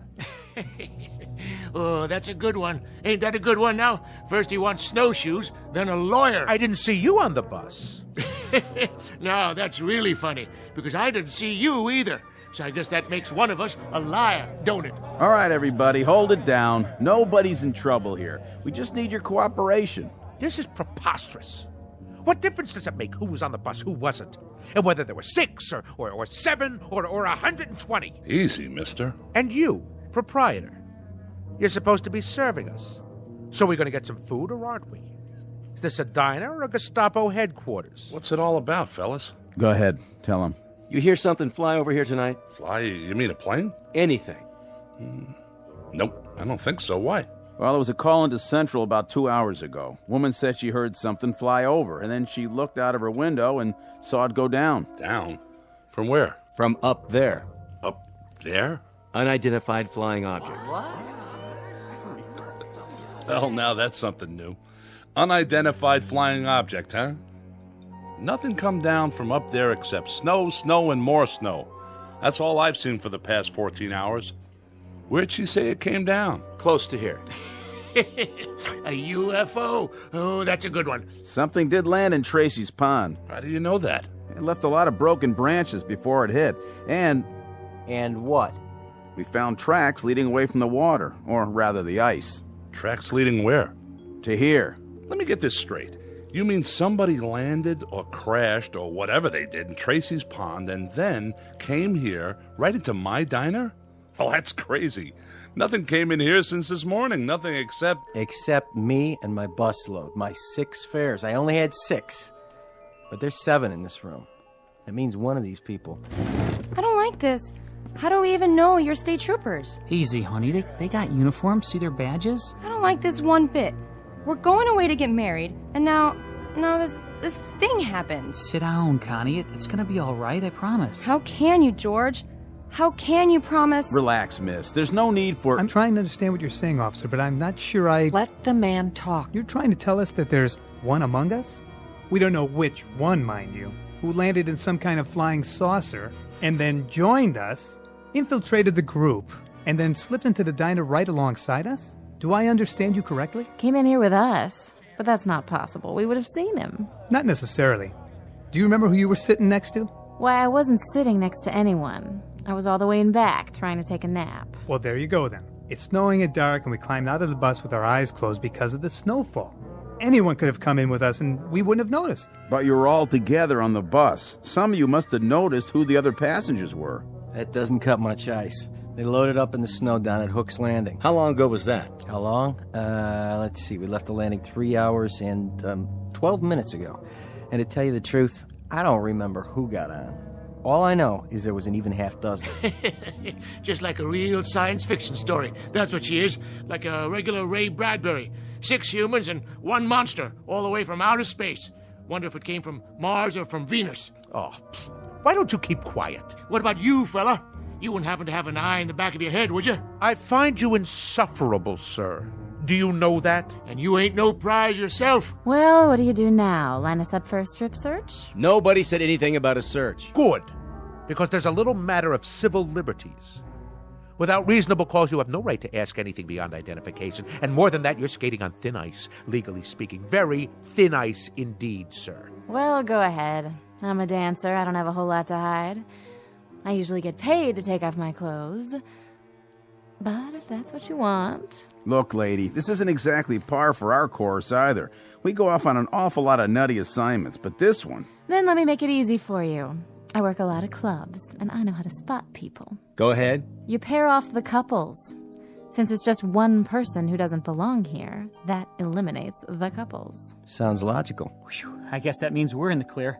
Cross us off. We're 2 of the humans. And us too. Yes, George. My wife and I were exonerated. Connie? Connie, what's the matter? Nothing. Yes, there is. What are you looking at me like that for? I could have sworn... Sworn what? That you had a mole on your chin. A mole? Connie, I've never had a mole on my chin. You did too. Honey, I did not. I can tell you what's happening now. We're all going to get so panicky that everybody and his brother will start picking up invisible clues from everybody else. This stuff is nonsense. It certainly is nonsense. If a husband and wife suddenly start to wonder whether the husband really is the husband or the wife is really... When did you start turning so gray? Now, wait a minute. I think 23 years is long enough for a woman to figure out who she's married to. So stop looking at me like that. Oh, this is rich. I love this. Better than a horror movie. He don't know who she is, she don't know who he is. And as for you, Miss Fur Coat, we don't know who you are. And that big-talking lemon sucker over there, he's the most suspicious of the bunch. What's happening? That jukebox. It started up by itself. Who did that? Nobody was anywhere near it. That ever happened before? Not unless you put a quarter in it. The lights! What's wrong with the lights? Somebody turn the lights back on.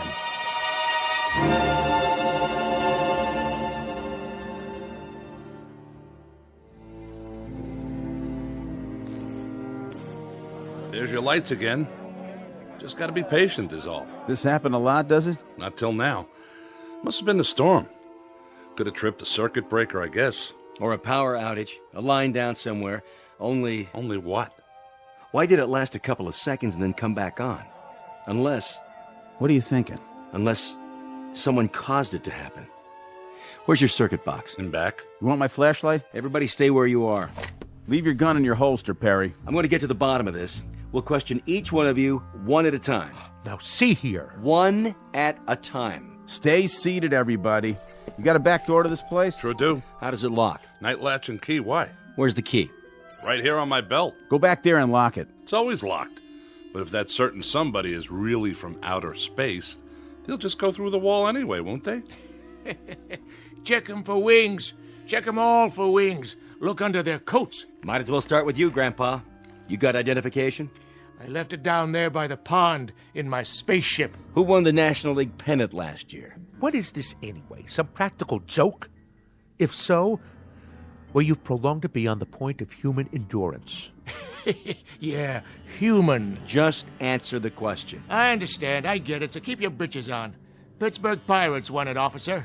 And then they took 4 out of 7 from the Yankees. That's right. Sharp boys, those two. Real sharp. Didn't figure a Martian would know anything about the great American pastime, did you? You got identification, miss? No, I don't. As a matter of fact, I left my wallet. I left my wallet with my suitcase.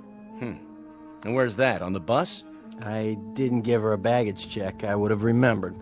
That means it was a carry-on. Was it?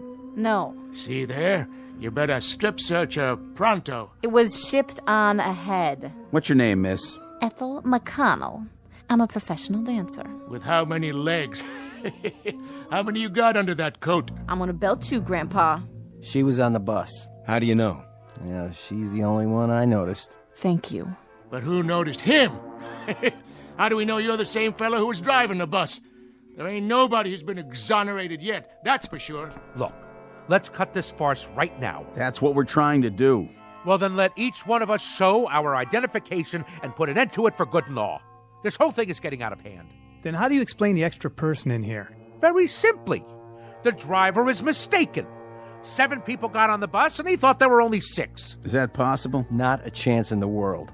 I counted 6 heads before we took off, like always. There were 6 passengers. And what's your name? Olmsted. That's O-L-M. Who's doing that? Never happened before, I swear. Oh, I can't stand this. Connie, please, sit down. I mean it. I can't. Getting upset isn't going to help matters. What if it were invisible? Sit down, please. What if there were something in here from that pond? Oh, Connie. What if there were, but we couldn't see it? I said, sit down. Hey, I'll see to her, officer. Honey, calm down.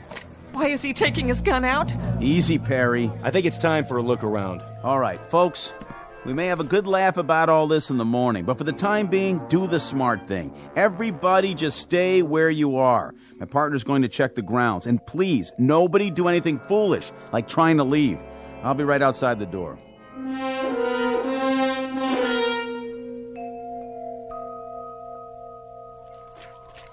Perry? Here's your flashlight. Back door's locked up tight like he said, and there's no tracks back there. Whatever it was, it came in the front door, just like everybody else. This isn't gonna work. What do you mean?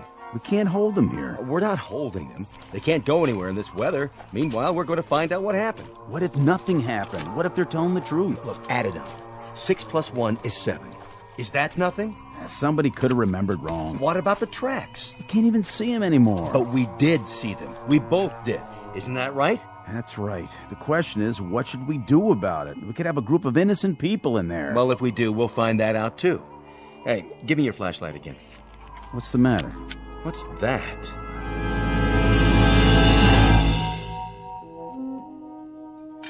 Here you go, miss. 1 New York steak. Medium rare, just like you ordered. How much do I owe you? Put it on my bill, Haley. Sure, you say so. No strings? No strings. With your bag stuck on another bus somewhere, back around Binghamton is my guess, it's the least I could do. You're a nice guy, Olmsted. Next time you're in the city, stop by the club. Drinks on the house. Baby, you got yourself a deal. Hey, Haley? Yeah. Where are the troopers? Still outside, I guess. Snow seems to be letting up. Say, you didn't pull that gag, did you? The business about the lights and the jukebox starting up. Not me.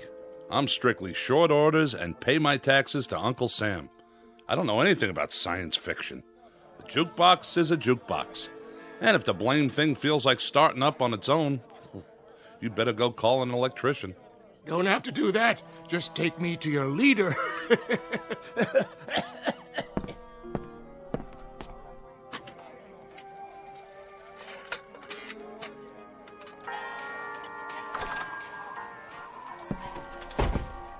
Snow's letting up, is it? Quite a bit.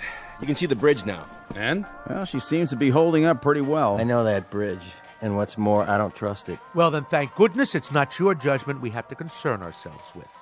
Because if that bridge gets a clean bill of health, you're going to drive the bus across it. Mister, you may be a hotshot in Boston, Mass., but when it comes to bridges and buses, I got seniority. And I tell you, that bridge is so old that...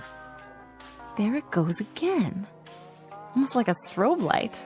They keep going on and off like somebody's throwing a switch. We're losing power. I'd say it's the whole area. Or it could just be right here. This is getting weird. Just plain weird.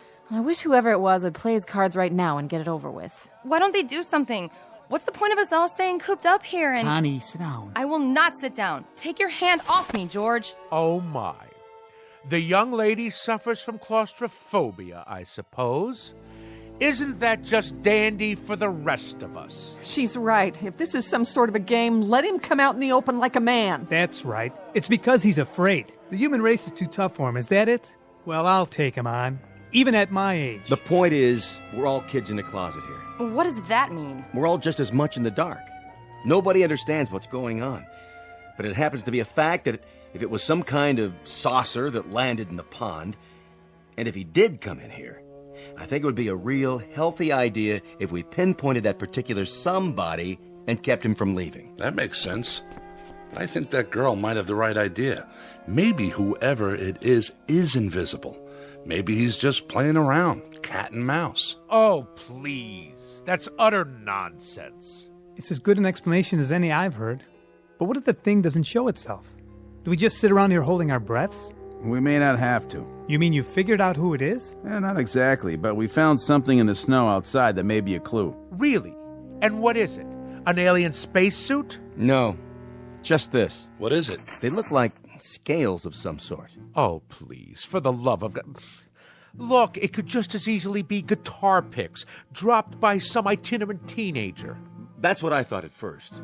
But it turns out there are a lot of them outside, scattered in the snow. Mostly under the snow by now. They sparkle when they catch the light, like fish scales. Trail leads across the highway, from the pond, straight to here. So this is the first hard evidence we have. I'm sorry to tell you this, but I'm afraid it's true. Someone in this diner is not what they appear to be.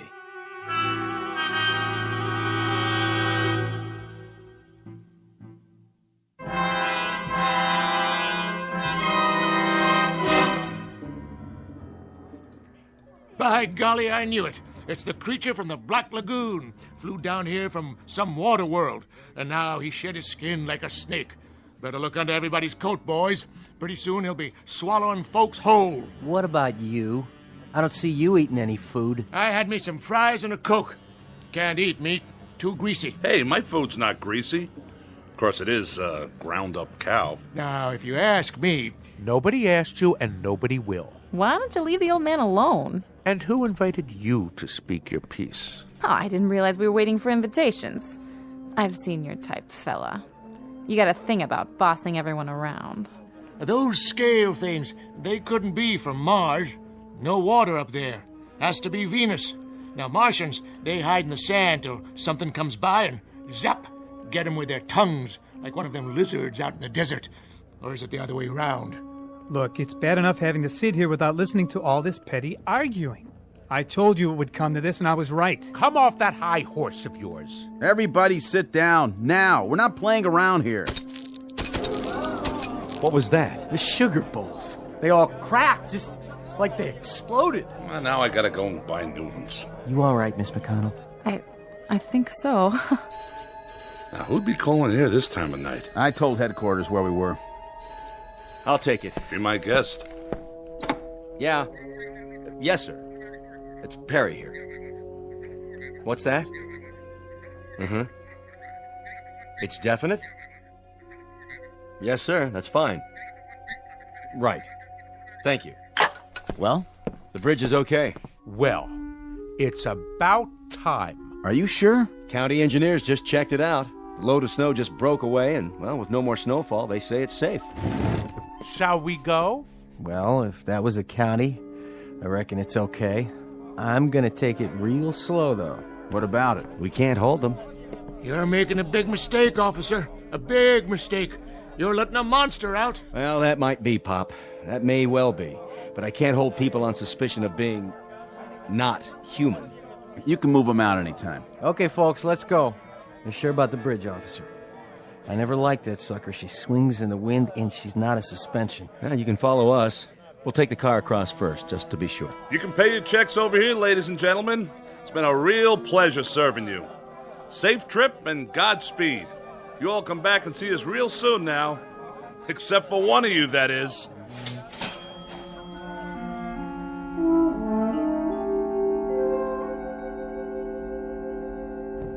Yeah, that's it then. Just like that. What was it all for, anyway? It's just part of the job, to protect and to serve. I sure hope they're going to make it safe and sound. I feel like we should follow them. As soon as they cross the county line, they're out of our jurisdiction. All we could do now is lead them across the bridge and hope for the best. Whatever happens after that, it's out of our hands. Yeah.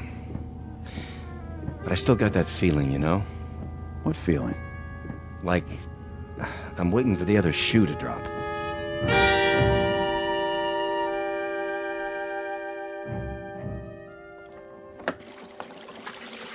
No tips. Not a one.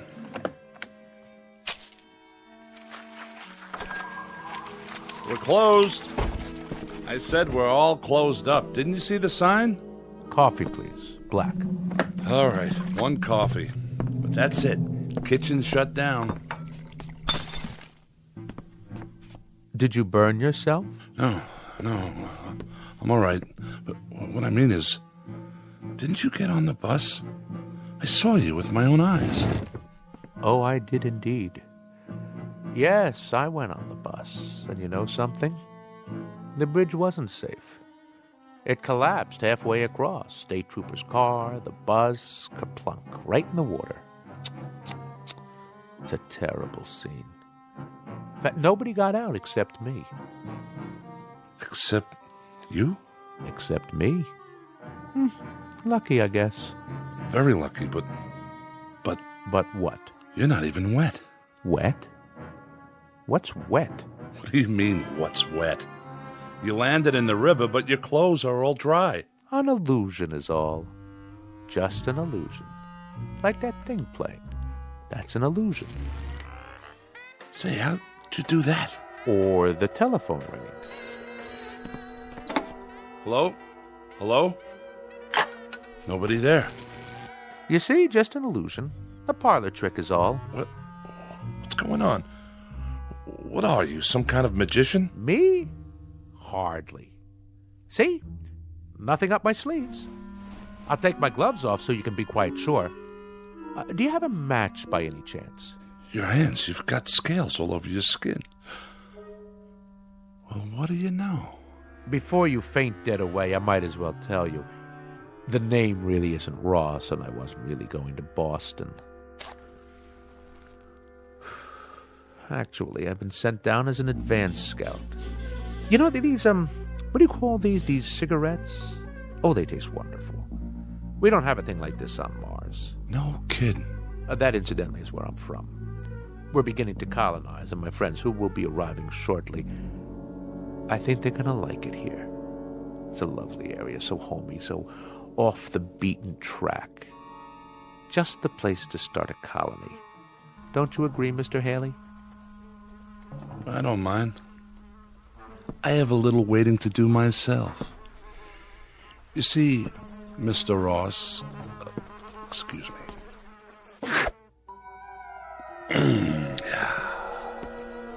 How did you do that? With your tongue? Most remarkable. Must have been 18 inches long. Just a tasty little trick I learned back home.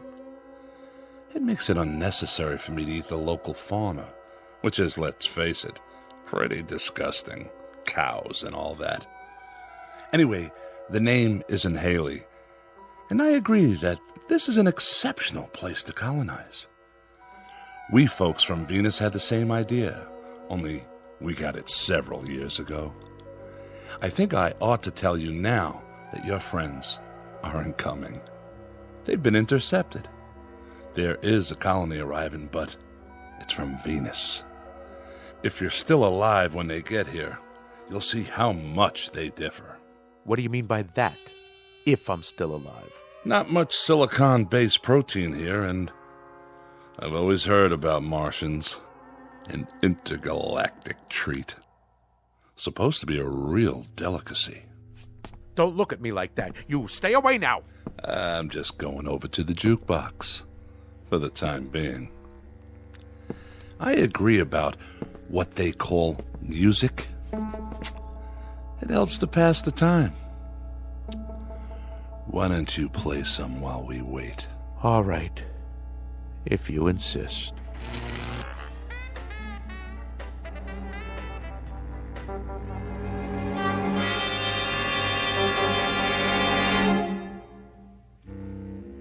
incident on a small outpost of civilization, to be believed or disbelieved, depending on your frame of reference, your imagination, and whether or not you're from Mars, Venus, or Missouri. But no matter the degree of your skepticism, if a sour-faced dandy named Ross, who looks like a stocks and bonds salesman, or a big, good-natured counterman who handles a spatula as if he'd been born with one in his mouth, if either one of these two entities walks onto your premises, you'd better hold his hand, scales and all, or watch his words, especially that long, sticky tongue of his. Because the gentleman in question just might try to colonize you, or at least take you with them on a one-way trip into the Twilight Zone. More from the Twilight Zone after this.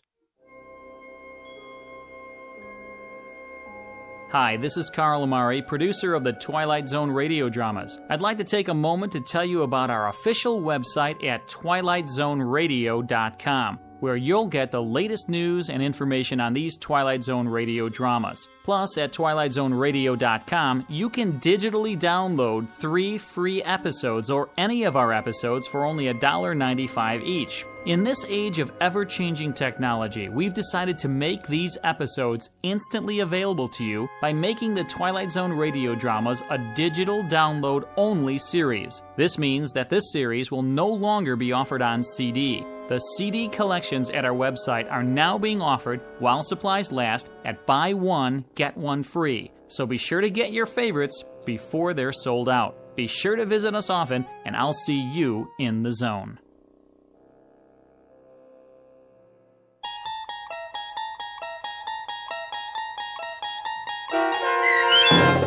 Will the Real Martian Please Stand Up, starring Richard Kind, with Stacy Keach as your narrator, was adapted for radio by Chaz Holloway and Dennis Etchison, and based on a script by Rod Serling. Heard in the cast were Mike Starr, David Darlow, Brooke Sanford, Doug James, Jeff Lupetin, Kurt Nabig, Meg Thalkin, Lynn Foley, Carl Amari, Sarah Marks, and Roger Wolski. To learn more about the Twilight Zone radio dramas and to obtain audio cassettes and CDs of these programs, visit our website at twilightzoneradio.com. The producers of The Twilight Zone wish to thank CBS Enterprises, Carol Serling, Dennis Etchison, Dick Brescia Associates, Claire Simon Casting, Terry Jennings, XM Satellite Radio, Sirius Satellite Radio, our sponsors, and our radio affiliates for helping make this series possible. This copyrighted radio series is produced and directed by Carl Amari and Roger Wolski for Falcon Picture Group. Doug James speaking.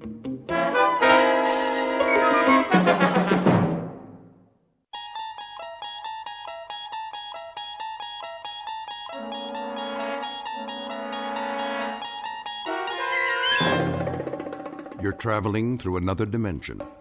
A dimension not only of sight and sound, but of mind. A journey into a wondrous land whose boundaries are those of imagination. Your next stop, the Twilight Zone.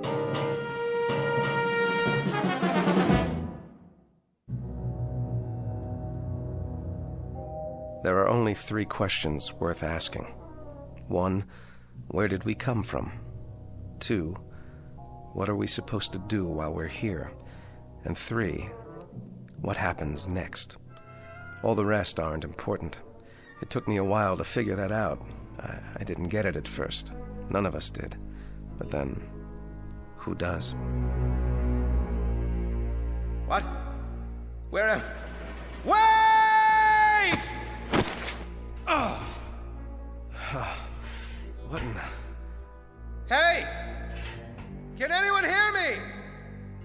Is anybody up there? Hey! Can you hear me? I had no idea how I got there. I must have blacked out on the way down because all of a sudden I couldn't remember anything, not even my name.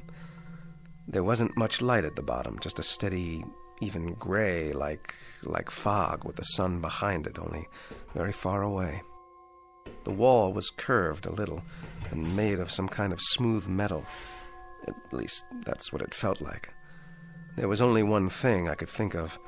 If I was a prisoner, I had to get out. So I started exploring, feeling my way along. But I couldn't find a door, not even an edge to grab onto, nothing. I stopped to get my bearings, and then I heard it.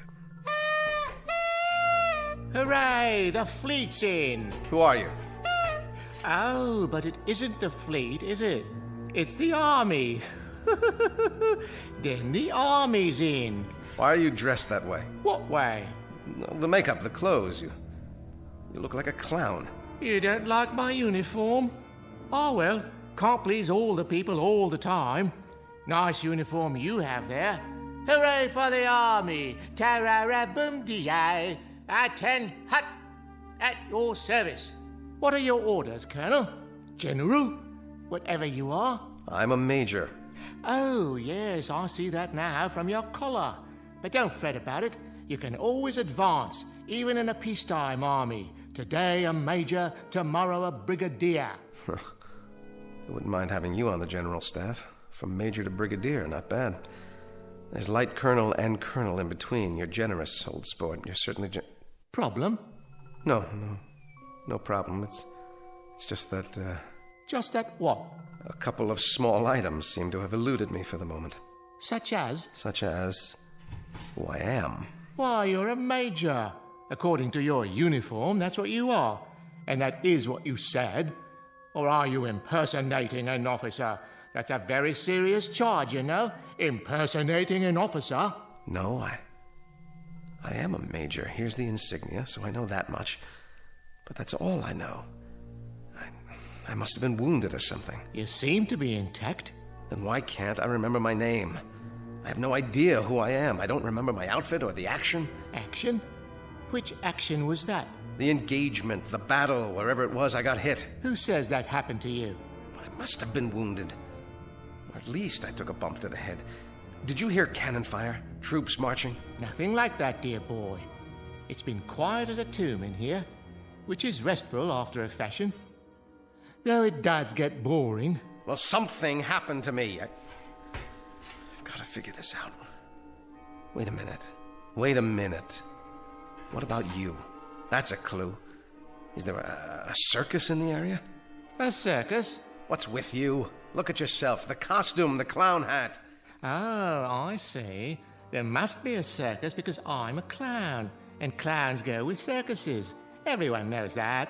I guess it figures, doesn't it? Or it should figure. A clown, a circus, an officer, a war. That's logical. Except that it doesn't figure. Not at all. Why not? Because, dear boy, there isn't any circus and there isn't any war. Then what are we doing here? Don't rack your brain. Accept it. The truth is, you're just like the rest of us. You wake up and here you are. No reason, no explanation. You just wake up and here you are. Did you say the rest of us? See for yourself. See what? Come with me. I should have introduced you right off. Meet my friends, such as they are. This one we call the bagpipe player, for obvious reasons.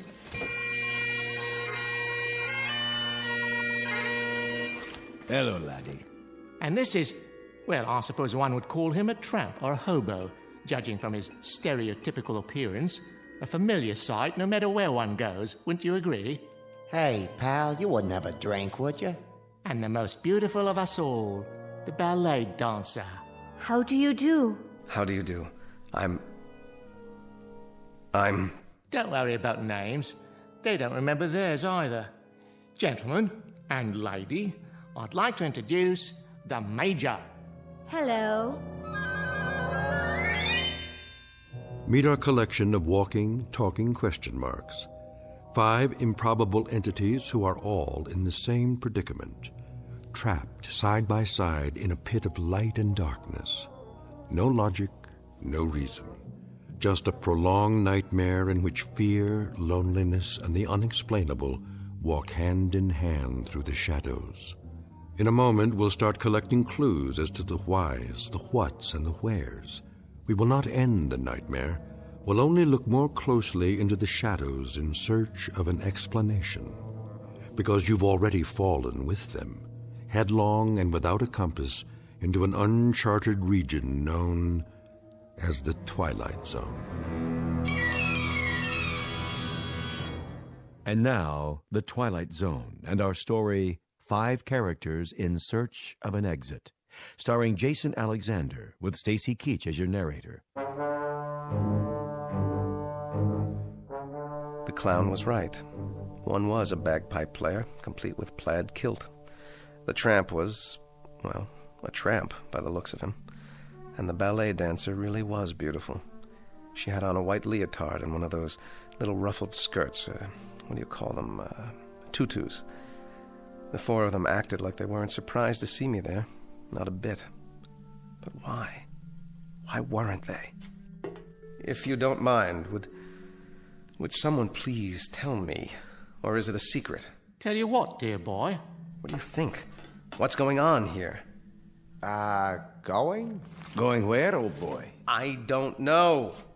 What are we? Who are we? None of us know, Major. We don't know who we are. Each of us just woke up one moment and here we were, in the darkness. But this isn't really darkness. Not quite. I can see all of you and you can see me. It might as well be dark. The light, whatever it is, wherever it is so far away. I can't tell anymore if it's real or just something I'm imagining, because I need it to be there. Instead of what? Of nothing. That's absurd. Is it? Each of you woke up, just like that. Correct again. Give the man a cigar. But how did you get here? What were you before? Who put you in this place? You sure got a lot of questions. I told you, Major. We don't remember. Are you sure you didn't fall? We may have. The memory fades after a while. Well, that's how I got here. Did you? Yes, he did. He did indeed. I saw him. A nice pratfall, as a matter of fact. Quickly, before it fades. What's the last thing you remember before you fell? I don't know. I must be suffering from amnesia. Oh. Then you're like us. Time to join the big parade, Major. If you could find your hat and sword, you could lead us. Oh, what a splendid drum major you'd make. Followed closely by the clowns and acrobats, of course. This is incredible. Oh, isn't it? What a troupe we've put together. The crowd will love us. But how did this happen? How could it? That's the same question we asked ourselves. How could it happen? A question with no answer, Major. A question with no hint of an answer. At least, not a rational one. Nonsense. Everything has an answer. You just have to find it. Consider all the evidence, sift through the clues. Oh, is it this exciting? Where do you want to look first? It doesn't matter. Of course it does. Please, try to understand what I'm saying. It will be easier for you that way. We're things with no memory, no knowledge of what went before, no understanding of what is now, no knowledge of what will come. How long have you been here? Hey, it's part of the mystery, too. We don't know nothing. At least I don't. You got any ideas? No idea at all. Then don't fight it. Live it or live with it. Know what I mean? Whoever left us here must have a plan. How long will we be here until the next phase? Now that's a very good question. The best question of all. But alas, no one has the answer. You mean you don't? Who else is there? We've discussed it and discussed it like a proper committee, and we're no further along than we were at the beginning. Talk, and more talk. So I ask you, man to man, clown to officer, what's the point? Sit down, Major. Conserve your energy. For what? For whatever the fates have in store. I suggest you listen to the beauteous ballerina and fasten your seatbelt, because we may be in for a very bumpy ride. Or then again, perhaps not. Perhaps what will happen is only more of the same. Perhaps we're all doomed to die of terminal boredom.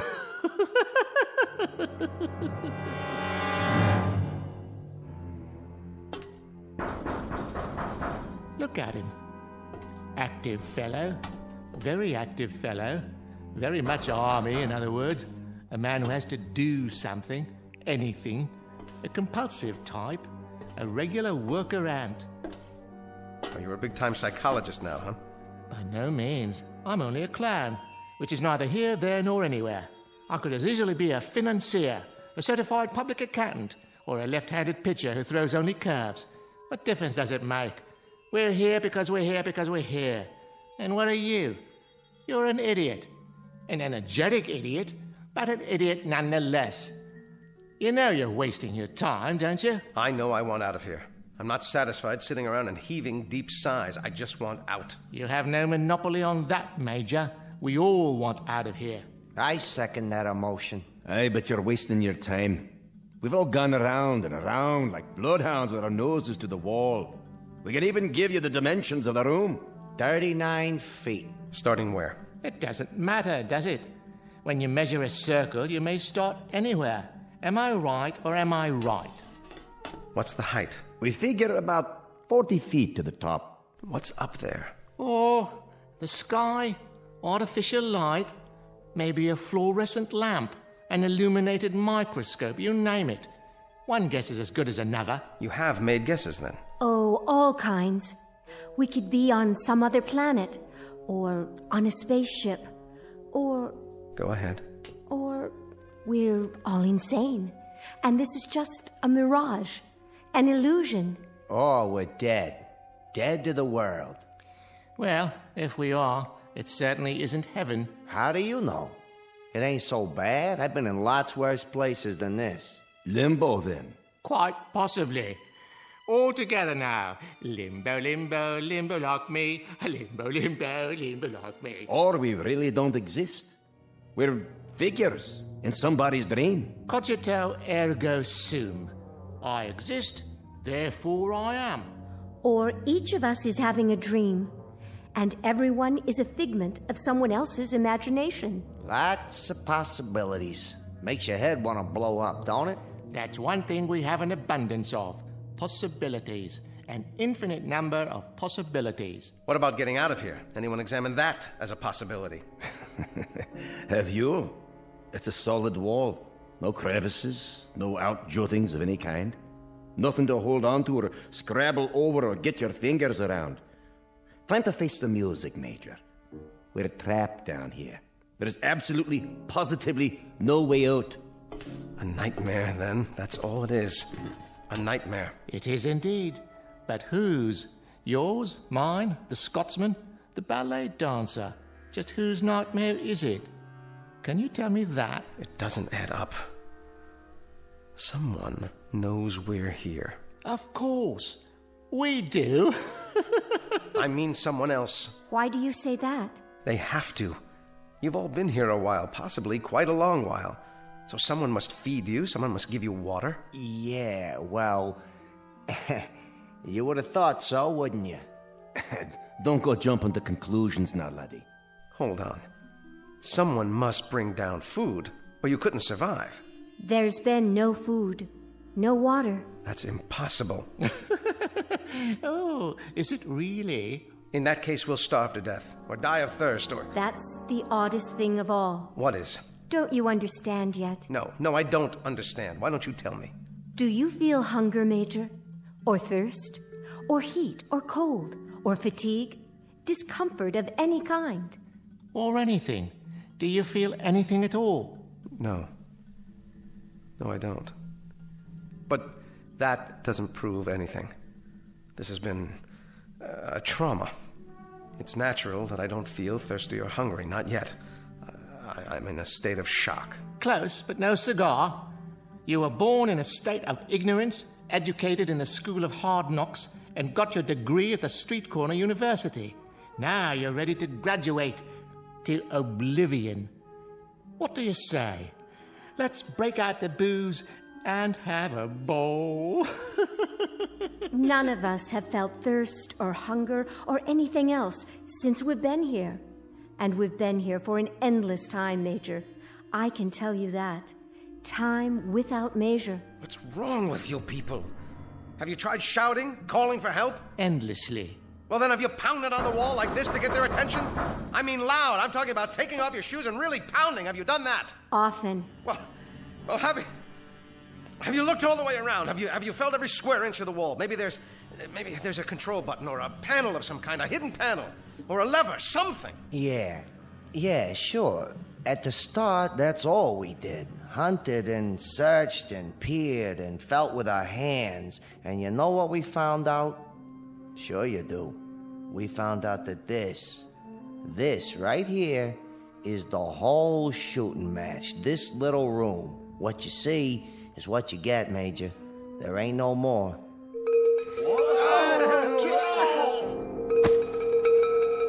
Stop! Stop up there! Well, are you going to tell me? Tell you what, Major. What was that noise? It happens from time to time.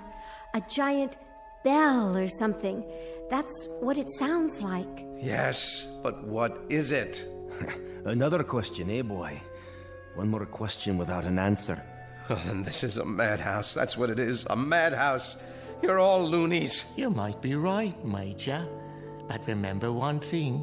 Whoever's ringing that bell, for whatever purpose, I think it would be safe to say that honestly and truly, absolutely and positively, it tolls for thee.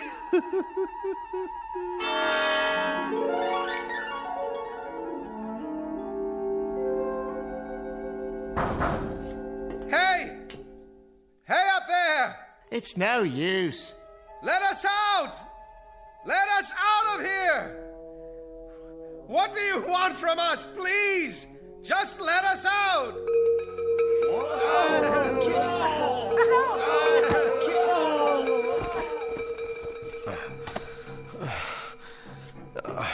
Are you okay? Don't be afraid, Major. Take my hand. Where? Here. Please don't be afraid. In the beginning, it's hard. But after a while... There must be a way. Something we can do. There has to be. This sort of thing just doesn't happen. A few more like that, and it'll wreck my bagpipe. You there. Girl. What is it? Why don't you dance for us? Leave her alone. It'll make the time pass. A capital idea. I'll play a tune. I've already danced for you. It doesn't do any good. Don't be modest. The Major's never seen you dance. How about it? The Major doesn't want to see her dance. Careful. You'll hurt her feelings. The Major's not interested in passing the time. All the Major wants to do is get out of here. And how do you propose to do that? All right. It's smooth. Absolutely smooth. Unbroken. And high. Too high. Not even a place for a foothold. Nothing. That means we have to go through the wall. With what? Did you ever think of that, huh? A hole through the wall? Or what about the floor? What about it? If the wall is solid, smash a hole in the floor and tunnel out. Easier said than done. At least give it a chance. We don't know how thick it is. The wall or the floor. Or even what they're made of. Then find out. Find out. Don't just sit there like lumps, like things, like mindless, soulless things. Playing your bagpipe, telling her to dance. What's wrong with you? If this is a madhouse, maybe that's where you deserve to be, in a madhouse. And what about you, body boy? I think you're mad, all of you. I think you're out of your ever-loving heads. I know you are, but what am I? Try a hole through the wall, right about here. That's the first thing to do. Try to force a way through it. Industrious, isn't he? How about it, huh? A hole through the wall.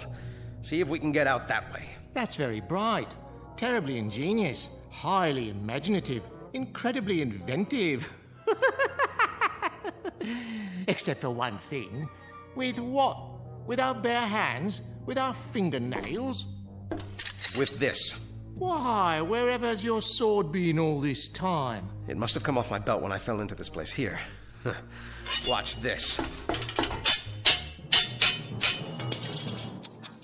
Now you've gone and broken it, dear boy. Nice sword, I must say. Was it Sheffield steel or only pot metal? No. I will not have this. I will not have it. Major, please, Major, listen to me. After a while, it becomes easier. I promise. I need to make a plan. I need to do something. Perhaps there have always been dungeons like this, and we've just never heard of them before. Maybe they're for the unloved. Maybe that's what we are. The unloved. Don't let me hear you talk that way. Come here. Get a hold of yourself. Think. Don't be afraid. We have names. We're people, and that means we belong somewhere. Do we? There are others who care about us. You can count on that. Somewhere, somehow, we've got a life of our own, each of us, and people who care and remember out there. And we'll find them again, together.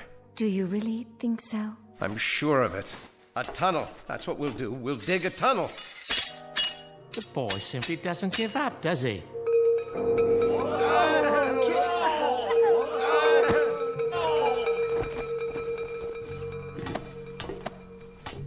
I've got it. Got what, pal? I know where we are. It suddenly occurs to me. It's funny none of you ever thought of it, but it has to be. Where? Where are we? Why, my dear young lady, how unobservant of you. When the whole thing fits together so perfectly, do you need me to draw you a picture? Please tell me. Ladies and gentlemen, it seems quite apparent, doesn't it? Absolutely unequivocal. We, all of us, are in hell. God help us. We are in hell.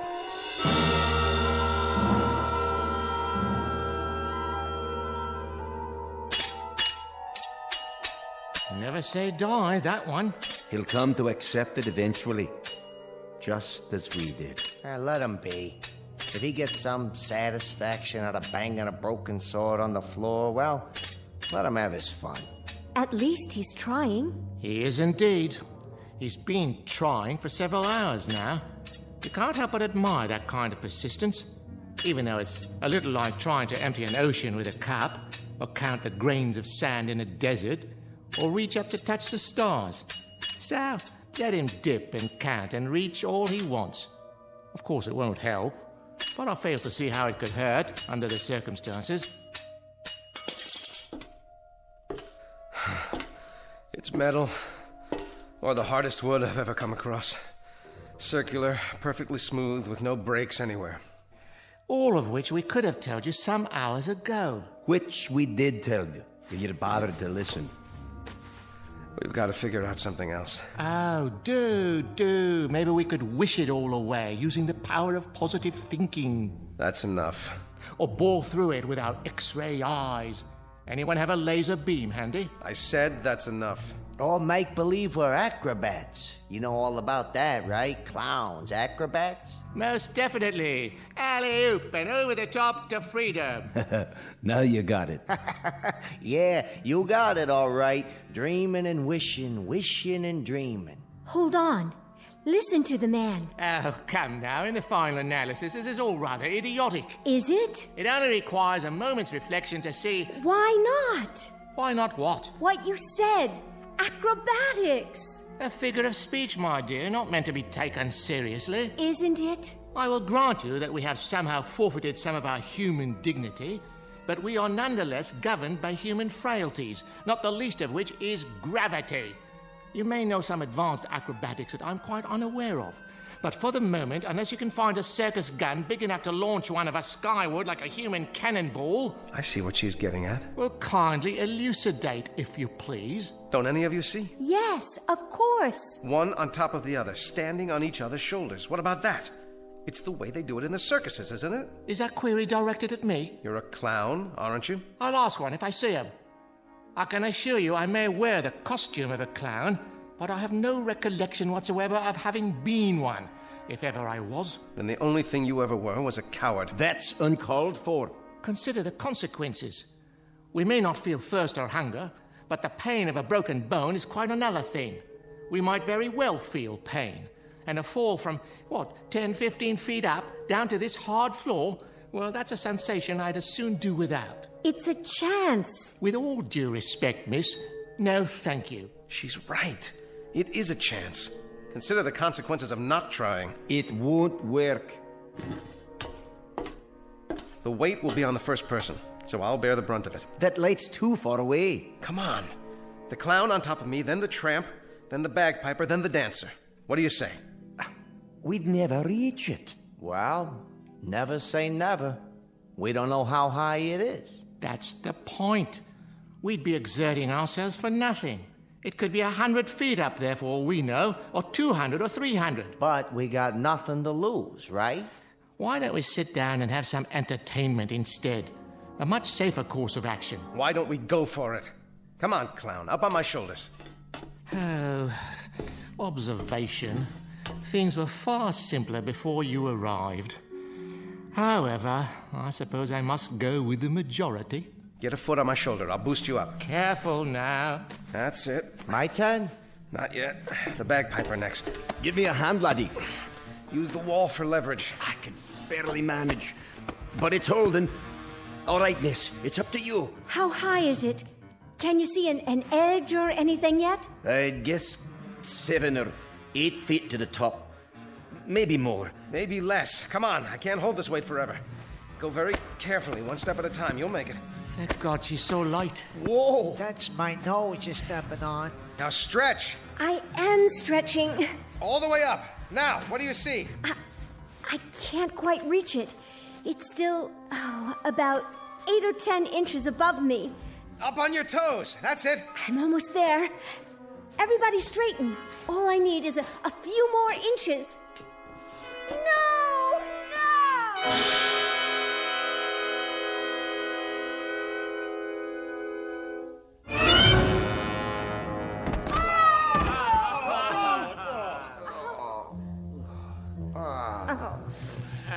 We were so close. Yes, I think we were. We'll try again. Nonsense. We could have broken our necks. But we didn't. I, for one, am not trying it again. How much farther? How much more would it have taken? Only a few inches. I could almost feel it. What if... What if what? I respect persistence as much as the next man, but stupidity, that happens to be a waste of time. A useless expenditure of energy. If we were just a few inches shy, if that's all it took, I could straighten up more on the bottom. We could each straighten an inch, 2 inches. That would give her the height she needs. Let's go. One more time. My dear young warrior, would that you had not arrived. Things were so much more peaceful before. Why not? We got something else to do? Not that I can think of. Please, I was so close. And heaven help us all. Leave us give it the old college try. Come on. Steady now. Steady. Okay. Easy. Just a little more. Okay, watch the foot. Oh, there we go. This is as tall as I can stand. Quite an exercise for the lower spine, I must say. Now, young lady. Here she goes. Oh, there's a rim of some sort. Yes, I think I have it. Now pull yourself up. Hold on. Yes, by all means. I can't.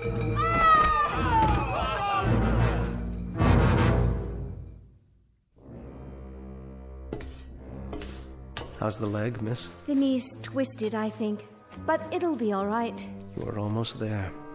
You had your fingers over the ledge. A miss is as good as a mile. Not in this case. A miss by about 2 or 3 inches? That's hardly a mile.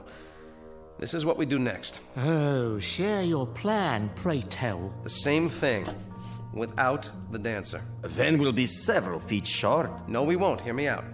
The clown, the tramp, the bagpipe player, and then I'll climb to the top. I'll tie a rope to the haft of this sword, fling it over the edge. Let it catch there like a grappling hook. Now that's thinking. Ingenious. But first, hadn't one of us better run over to the hardware store and pick up the rope? He's right. There's no rope around here. Strips of cloth. Torn from what we're wearing. You mean tear our clothing? It's a chance, and a good one. Yours has the most material. You said yourself you don't feel the cold. So give me those balloon sleeves. The things we do for a man in uniform. 6 feet of excellent material, courtesy of Pagliacci, or whoever I am. Good, but I need more. Twist it and start tying it together. Big knots. That's it. Takes me back to my Boy Scout days. Were you a Boy Scout? Who knows? I might have been. I got one question for you. Aye? What the heck is a Boy Scout?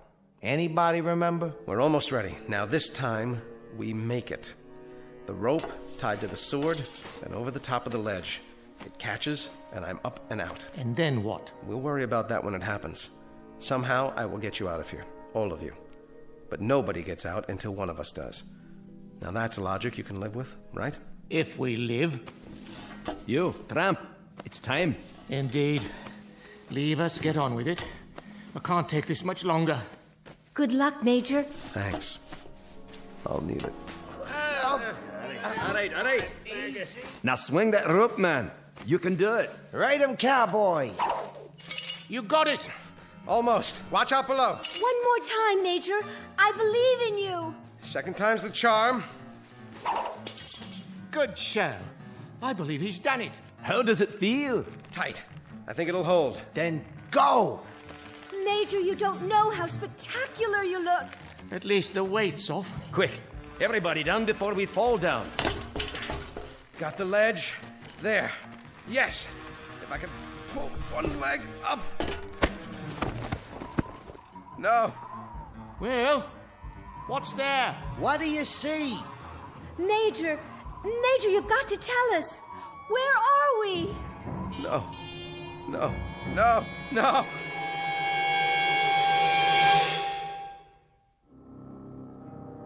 And I knew then what I had known all along but didn't want to face. Some things, I guess, are too fierce to handle in one bite. I heard the wind and I finally saw where I was, where we all are. I wished the 4 of them well. If you see my friends, will you tell them I love them? Because the truth is this. There are only 3 questions worth asking. 1, where did we come from? 2, what are we supposed to do while we're here? And 3, what happens next? All the rest aren't important. I didn't get it at first, but then, who does? Maybe it's better that way. No!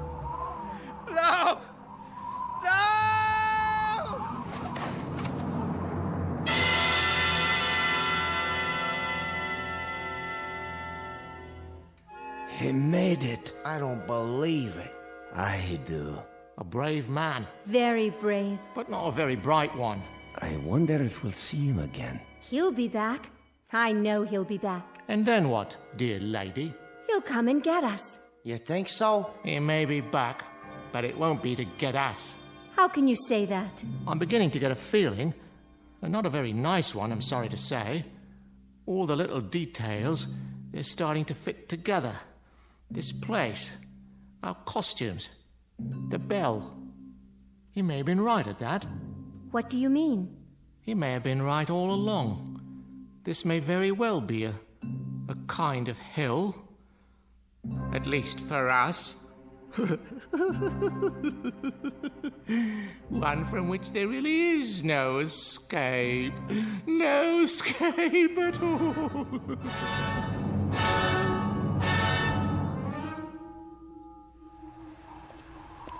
Look. What do you have there? I found it in the snow. Someone must have dropped it. Oh, thank you, dear. Just drop it in the barrel there, would you? He looks like a soldier, but his coat's all torn. That's all right. Someone will sew him a new one. I'm sure he'll make some little boy very happy. Wow, you got lots of dolls in there. Not as many as we'd like. They're for the orphans, you know. But it's early and we've just started. Can I have one? Are you an orphan?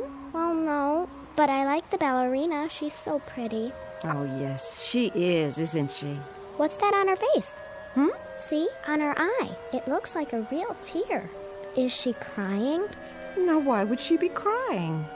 It's just a snowflake that started to melt. I suppose you could have her, if you promised to give her a good home. No. I think I better leave her here. Are you sure? She doesn't want to go. See? She's holding hands with that soldier doll. Why, aren't you the nicest little girl? Toys for Christmas! Toys for Christmas! Open your hearts, friends, and bring in your old dolls so the underprivileged little ones can have a happy Christmas, too. Help the Salvation Army. Dolls for Christmas! Dolls for Christmas! Dolls for Christmas!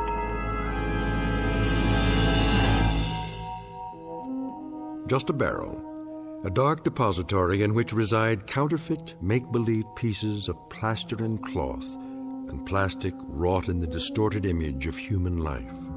But this added hopeful note. Perhaps they are unloved only for the moment.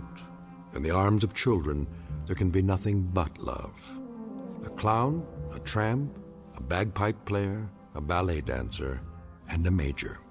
Our cast of players on a very odd stage known as the Twilight Zone.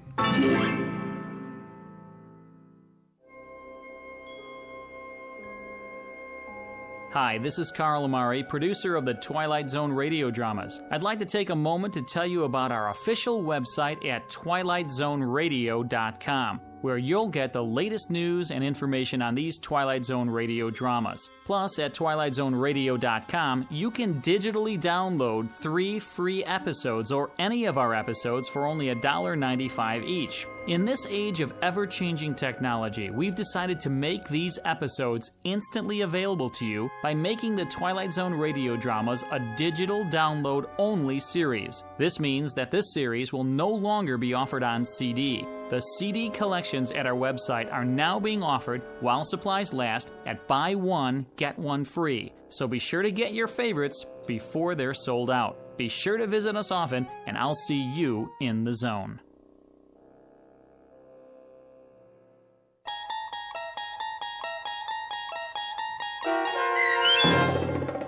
Five characters in search of an exit, starring Jason Alexander with Stacy Keach as your narrator, was adapted for radio by Dennis Etchison and written for The Twilight Zone by Rod Serling, based on a story by Marvin Peddle. Heard in the cast were Kathy Garver, David Darlow, Doug James, Christian Stolte, Frenette Lebo, and Amanda Amari. To learn more about the Twilight Zone radio dramas and to obtain audio cassettes and CDs of these programs, visit our website at twilightzoneradio.com.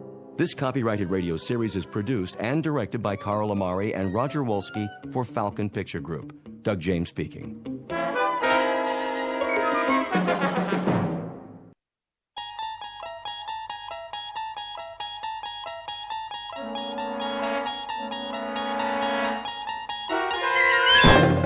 You're traveling through another dimension. A dimension not only of sight and sound, but of mind. A journey into a wondrous land whose boundaries are those of imagination. Your next stop, the Twilight Zone.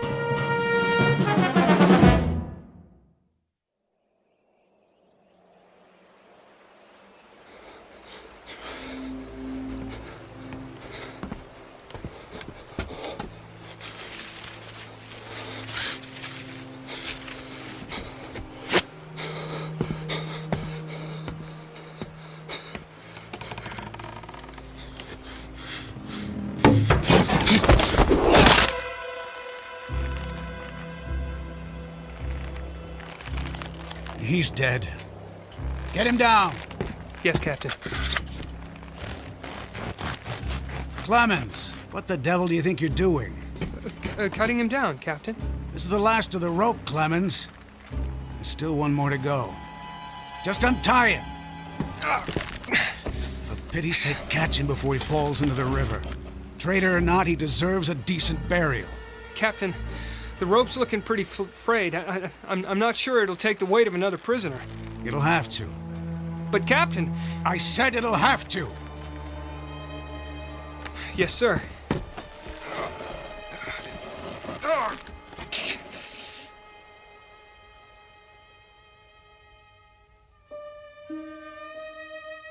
You have just witnessed a military execution. Death is a dignitary who, when he comes announced, is to be received with formal manifestations of respect, even by those most familiar with him. This particular execution occurred on Owl Creek Bridge in northern Alabama during the war between the states.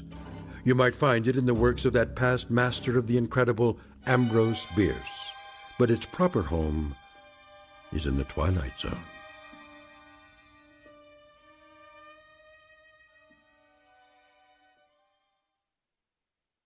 And now, the Twilight Zone and our story, An Occurrence at Owl Creek Bridge, starring Christian Stolte, with Stacy Keach as your narrator. Hurry up, Clemens. I want to get this last one hanged while it's still daylight. Almost got him, Captain.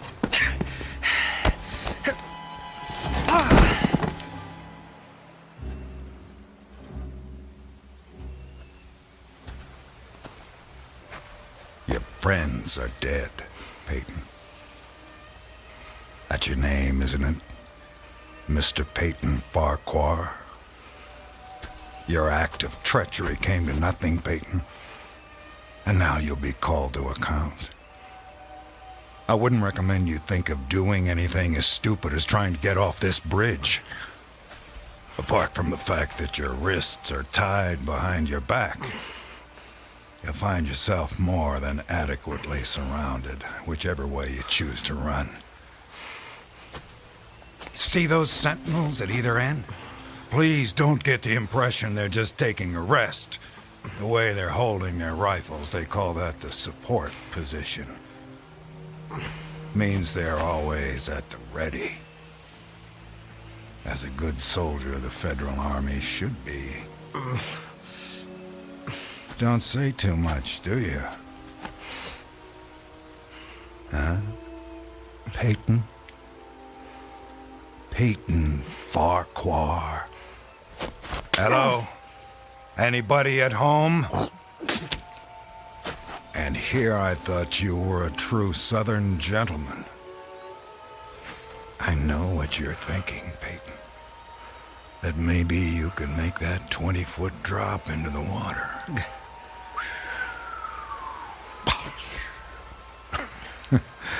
And who knows, maybe you're good at that. But after that, your chances for continued survival become pretty slim. Look over there on the bank of the stream. You know what that is? It's the muzzle of a cannon.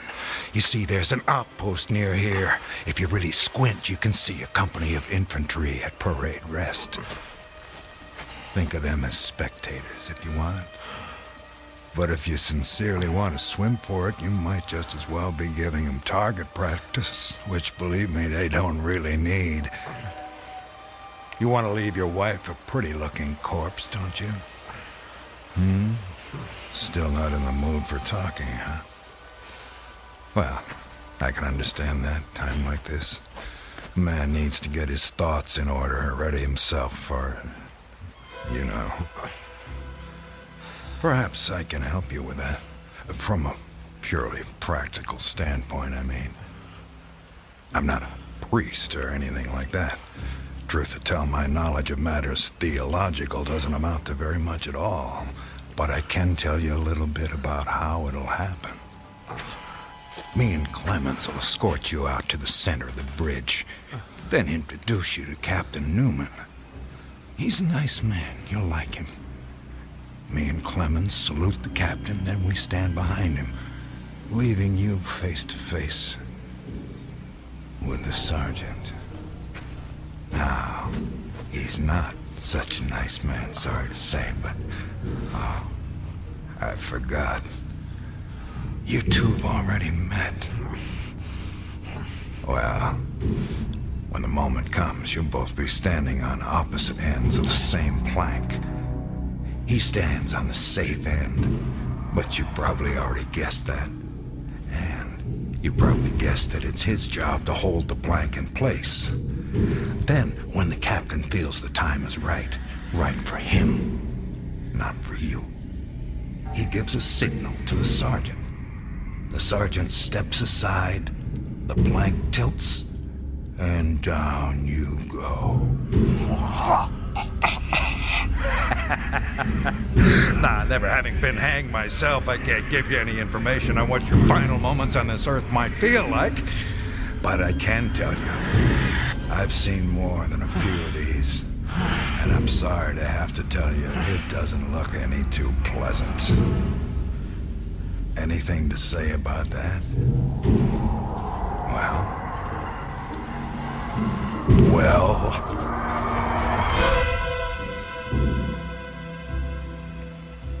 I am a living man. How's that? Speak up, Peyton. If you got any famous last words, we should hear them. Otherwise, they won't be famous.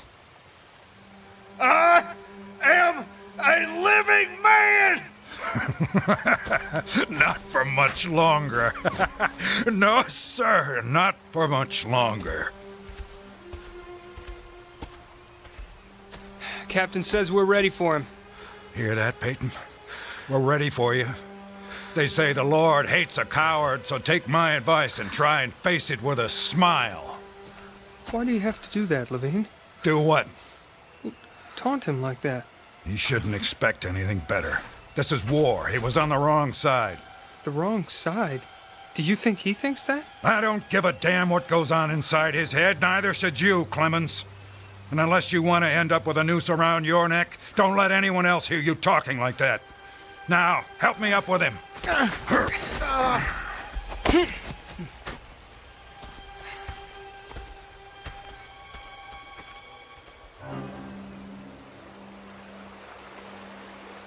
Oh, Elizabeth. Elizabeth, my darling, what have I done? What have I done to you and the children? I promised you. Promised I'd come back. What is a man if he's not as good as his word? What am I? Secure the noose. The noose.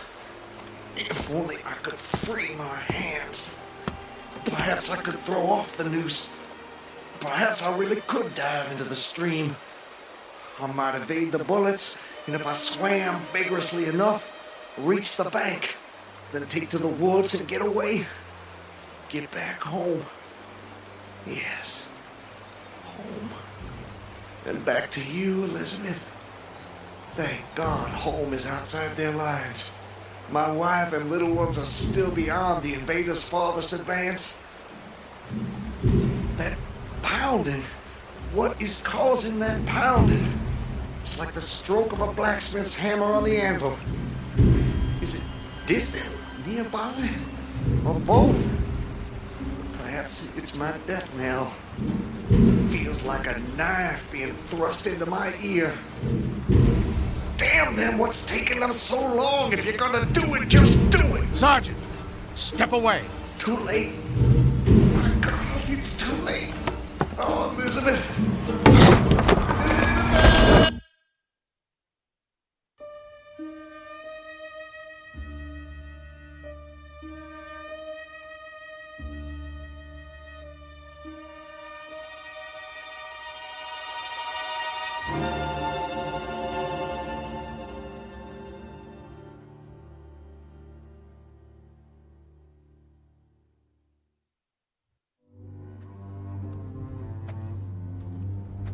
So, how much further is it?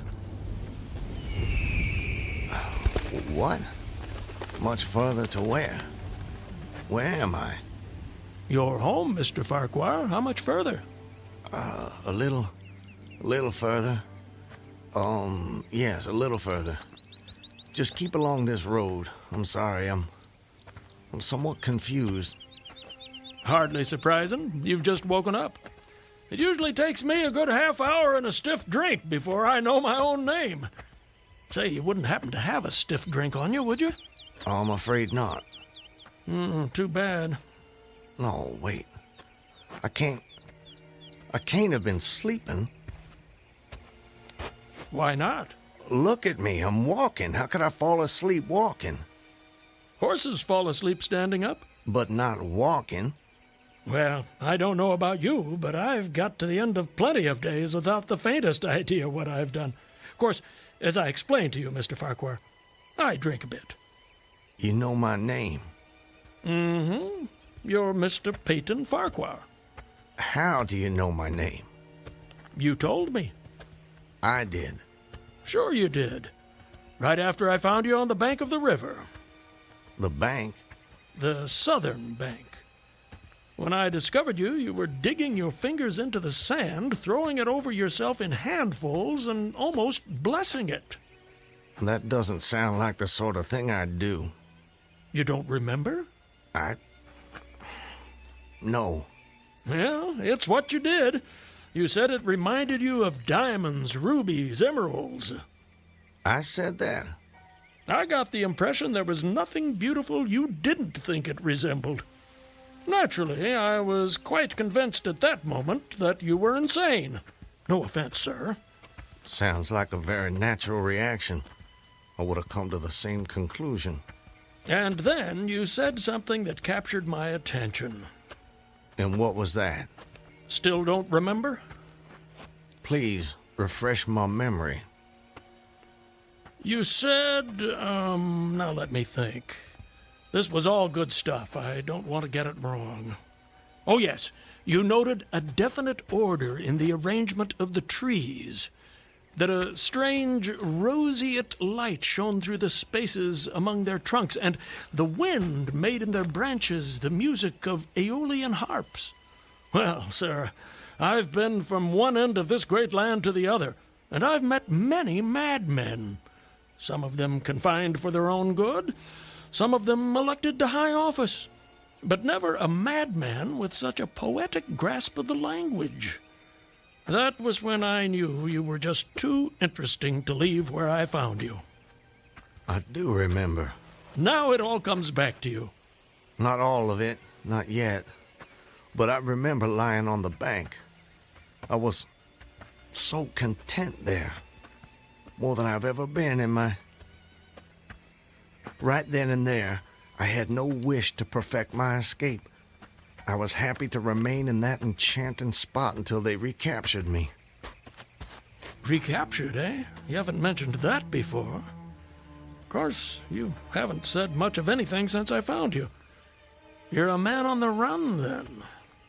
Forgive me, Mr.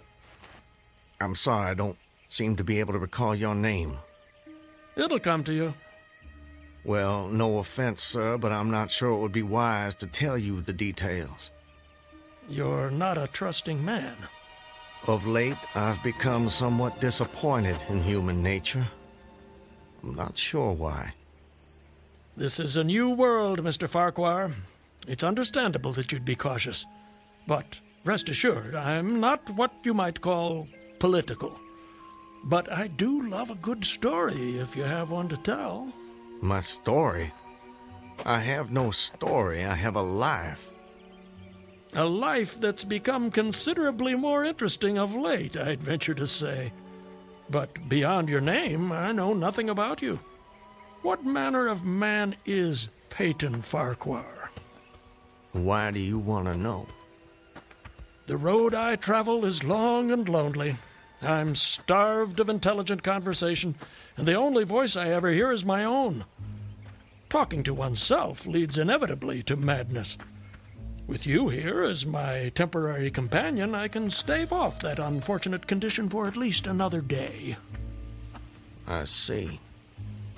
And tell me, sir, where are you headed? Anywhere I'm welcome and nowhere I'm not.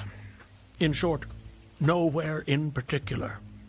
So, you were telling me about yourself. Very well.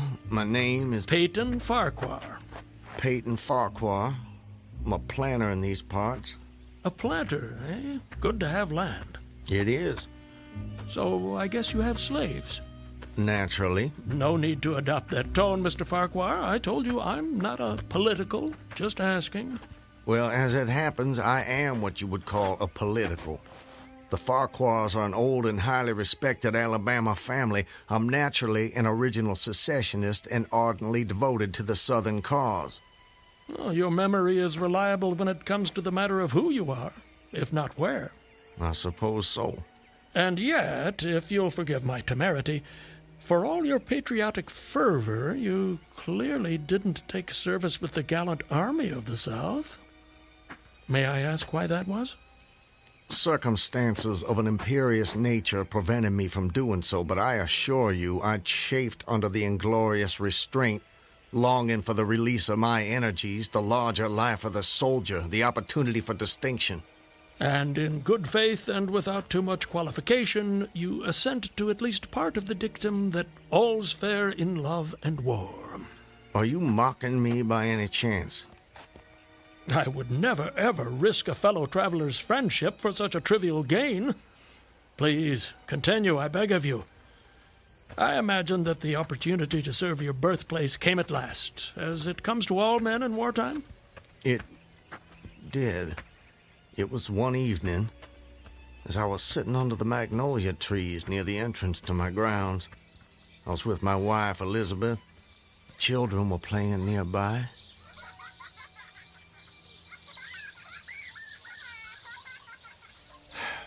This is the life. It surely is, my dear.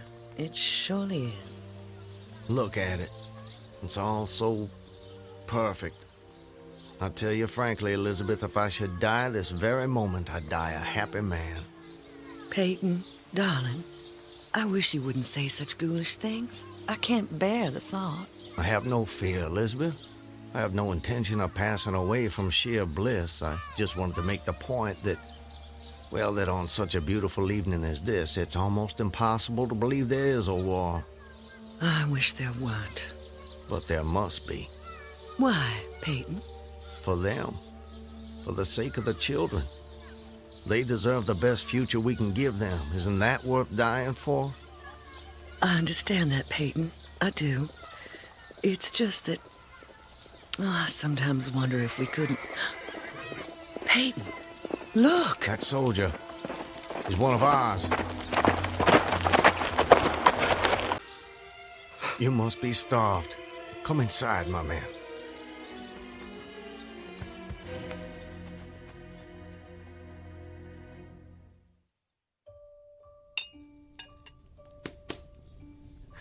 Oh, this is a splendid meal. Thank you. Some more? Alice, more cornbread. No, please. This hospitality is far more than I deserve. Nonsense. Nothing is too good for our brave boys. Tell me, Corporal, whose command are you with? Colonel Tolliver, 13th North Carolina. How are things at the front? We hear so little down here. I'm sorry to say things are not going so well. Not so well at all. The Yankees are repairing the railroads in preparation for another advance. They've reached the Owl Creek Bridge. Owl Creek Bridge? Yes, sir. They've put it in order and built a stockade on the north bank. I'm sure you know what that'll mean. Yes. If they can run trains over the bridge, there'll be nothing to stop them. Damn those sons of... Forgive me, Elizabeth. You shouldn't be subjected to this manner of talk. Peyton, I understand... Go and see what's keeping Alice with the cornbread. As you wish, my dear. Something on your mind, sir? Corporal, refresh my memory. It's about 30 miles to Owl Creek Bridge? About that. Maybe even a little less. And there's no force on this side of the creek? Only a picket post a half-mile out, on the railroad, and a single sentinel at our end of the bridge.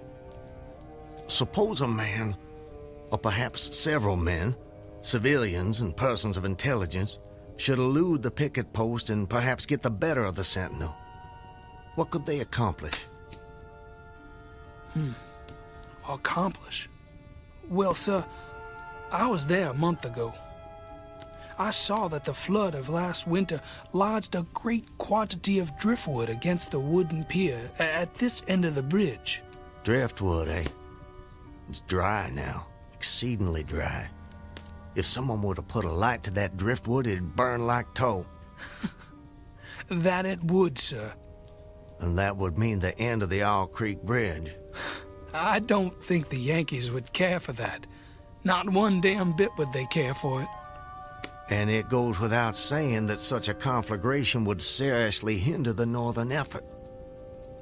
Oh, it would. But you should know, sir, the commandant's issued an order declaring that any civilian caught interfering with the railroad, its bridges, tunnels, or trains will be summarily hanged. I've seen the order. It's posted everywhere.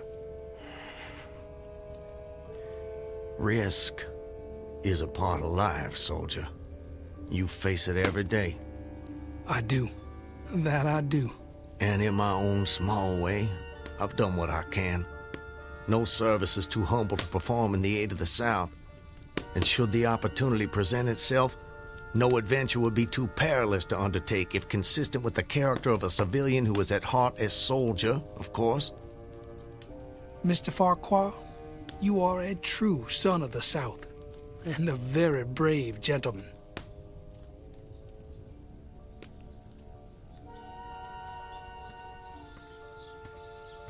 Elizabeth, I have to go away. Away? For how long, Peyton? Probably just a couple of days. Why? Business. Larson will be going with me, maybe Zeller too. I don't know. I'll have to ask him. Peyton, don't go. I don't want you to. The children need you. It's for the sake of the children that I'm doing this, Elizabeth. Why can't you understand that? I do understand. I really do, but I'm afraid... terrified of losing you. If a man doesn't stand up for what he believes in, then we lose everything. Just promise me one thing. Promise you'll come back to me. I promise. And I'm a man who keeps his promises, my love. Setting fire to the Owl Creek Bridge. Sounds like a most audacious plan. It was. I must confess, Mr. Farquhar, I'm a little confused. How so? You strike me as a competent and determined gentleman. I imagine whatever you want out of life, you get it. That's fair to say. What of it? Simply that I'm surprised your endeavor came to nothing. And what makes you imagine that? Your present predicament. The absence of your co-conspirators, those marks upon your neck. And if someone had set the Owl Creek Bridge alight, I'm sure I would have noticed it in some way. Let me check. Where there's smoke, there's fire, and... Nope, no smoke. You're a very thorough fellow. For a moment I thought you might know more of my situation than you let on. From the way you talk, do I take it someone in your party betrayed you? Not in my party. But you recall the corporal who appeared at my plantation? Of course. He was a federal scout. Then you were deliberately entrapped. It seems they wanted to weed out the civilians who might cause them some trouble. If I'd only stayed out a little longer that night, I'd probably have seen that same rider repass my plantation, going northward in the direction from which he'd come. From the Owl Creek Bridge. Precisely. And when you and your co-conspirators... Patriots. ...made your assault on the bridge, the military were waiting for you. They made me watch as they hanged my friends for an act of treachery. The sergeant who put them to death was the same man who lured us there. Is there no honor in conflict? I've never been accused of having much imagination, but I might have guessed it would be something like that. I would say, sir, that you have too kindly an expression for one whose neck is in the hemp. It isn't. Isn't what? In the hemp. Of course, of course. What I mean, Mr. Farquhar, is that you are clearly no vulgar assassin. Fortunately, the liberal military code makes provision for hanging many kinds of persons. And gentlemen are not excluded. As they fastened the noose around my neck, I tried to fix my thoughts on my family, but there were so many trivial distractions. The water, touched to gold by the early sun, a piece of dancing driftwood caught in the sluggish current, the brooding mists under the banks some distance down the stream. Then there was a sharp pressure around my throat, followed by a sense of suffocation. Agony shot from my neck downward through every fiber of my body and limbs like streams of pulsating fire, heating me to an intolerable temperature. There was no more thought, only sensations. The intellectual part of my nature was effaced. I had power only to feel, and feeling was torment.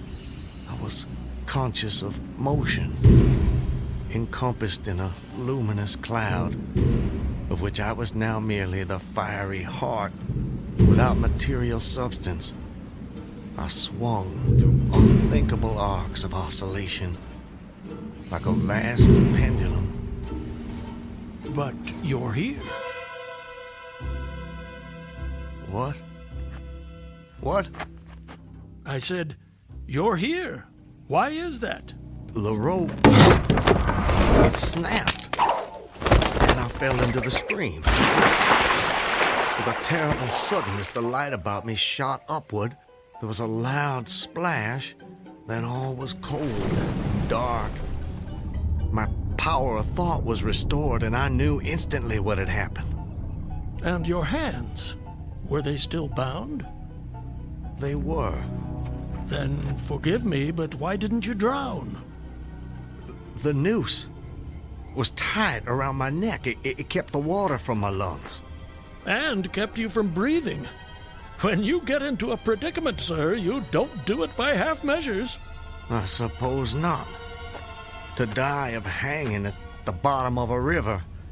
Even at that moment, it seemed ludicrous to me. I opened my eyes in the darkness. I saw above me a gleam of light, distant, inaccessible. I was still sinking, and the light became fainter and fainter until it was a mere glimmer.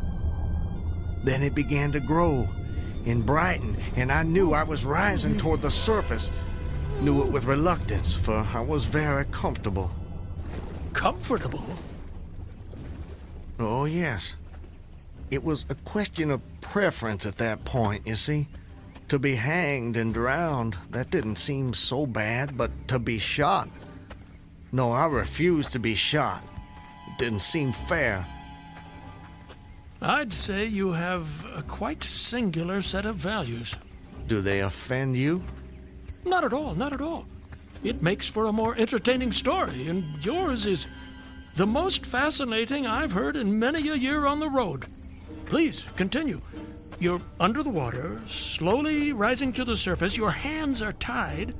A sharp pain in my wrists apprised me of the fact that I was trying to free my hands.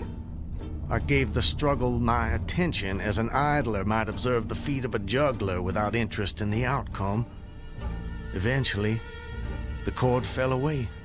My arms parted and floated upward, but I could only dimly make out my hands in the growing light. I watched with a new interest as first one and then the other pounced upon the noose at my neck. They tore it away and thrust it fiercely aside. Its undulations resembled those of a water snake, and my first thought was to put it back. To put it back?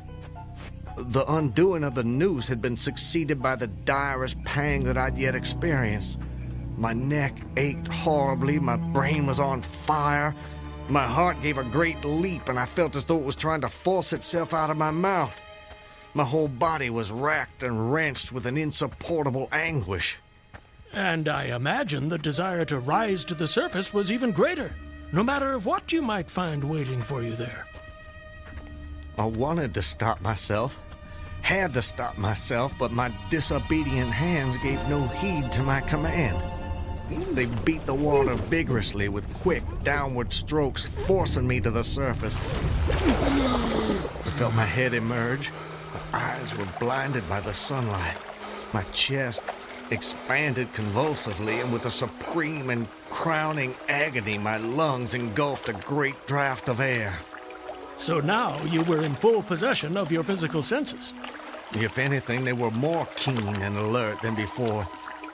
I felt the ripples on my face, heard their separate sounds as they struck. I looked at the forest on the bank of the stream, saw the individual trees, the leaves, and the veining of each leaf. Saw the very insects upon them, the locusts, the brilliant-bodied flies, the spiders stretching their webs from twig to twig, the prismatic colors in all the dewdrops on a million blades of grass, the humming of the gnats that danced above the eddies of the stream, the beating of the dragonflies' wings. They all made audible music. Remarkable. If you'll forgive my saying so, you missed your life's calling. You have quite a turn for descriptive language. I'm surprised you had the time to note your surroundings in such detail. It may only have been a few seconds, I'm not really sure. I seem to have lost the ability to judge the passage of time accurately. Or perhaps you've gained a greater appreciation of time. There's a whole world in every second. You have a singular turn of phrase yourself, Mr. I'll get it in a minute. No doubt. Did you acquire this philosophical outlook during your travels? Hard to say. See, it often seems like I've been traveling my whole life. But enough about me. I long to hear your story. You've painted a beautiful background for me, but it strikes me there are more pressing issues in this particular picture. For example, your executioners. My would-be executioners? That goes without saying, surely. Very well. I saw them, silhouetted against the blue sky. They shouted, they gesticulated. Their movements were grotesque and horrible, their forms gigantic. Suddenly, I heard a sharp report and something struck the water smartly within a few inches of my head, spattering my face with spray. One of the officers had his rifle. At his shoulder, there was a light cloud of blue smoke rising from the muzzle. I was surprised he missed. I read somewhere that marksmen with gray eyes are the keenest shots. This fellow was the exception to the rule, it seems. The marksman had gray eyes? Mm-hmm. How could you see that? I'm sorry? He was on the Owl Creek Bridge. You were in the water. And you must have drifted some distance. So, how did you know the marksman had gray eyes? I don't know how I know. I must have noticed it on the bridge. Just before your execution? My intended execution. As you say. Doubtless the detail was burned into my mind. Doubtless. I told you how much more alive my senses had become at that moment. Alive. Yes, indeed. That you did. That you did. At that moment, a counter-swirl turned me half around. I was looking into the forest on the bank opposite the fort. A clear, high voice rang out and came across the water with a distinctness that pierced and subdued all other sounds, even the beating of the ripples. The voice, what did it say? It said, "Attention, company! Ready! Aim!" How did you do that? Run! Fire!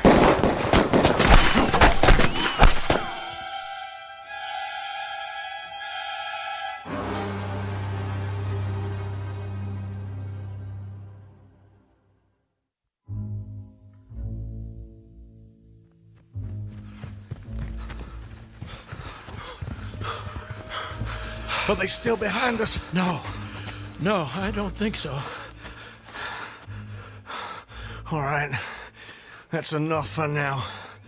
No more running for my life. Your what? Wait, I need to get my bearings. I have to know how close I am to my destination. Closer than you think, I'm sure. Eh? Does anything look familiar, Mr. Farquhar? Yes. This way. I think. Yes. This way. Can you see your home? Not yet. But it's not far now. I intend to be back in my wife's arms by close of day. You gave her your word. That I did. And that's important to you. It's a matter of honor. And honor, Mr. Honor means as much as love to a man of the South. A very moving sentiment. Now, where were we? Where were we with what? Your story. My story? Yes. You were just reaching a most exciting point when we were interrupted. I long to know what happened next. Are you quite insane, sir? I don't believe so. But I thought the same of you when I first met you, so I suppose it's a fair question. I am in full possession of all my faculties, Mr. Everything except the memory, eh? Don't try my patience, sir. I wouldn't dream of it. You asked me an important question, and I'm doing my best to answer it. But you'll appreciate it's difficult to judge these things when one spends so much time alone. If I had a constant companion, someone to tell me if and when I appeared to be losing my senses, that might be helpful, but that's not what fate has in store for me. And as I say, I try to avoid talking to myself because that seems to me the fastest route to madness.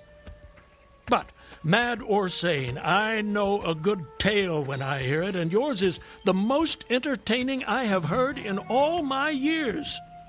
Yes, sir, I shall cherish the memory of your experiences when I have long since ceased my wanderings. Please, go on. You'd escaped the noose by a most improbable stroke of good fortune, and then you found yourself in the stream and under fire. What was that like? Surely you can imagine that for yourself. We were just under fire a few minutes ago. But not in the water. Well, does it matter? Does to me. It's the setting that makes the crucial difference. Please. Very well.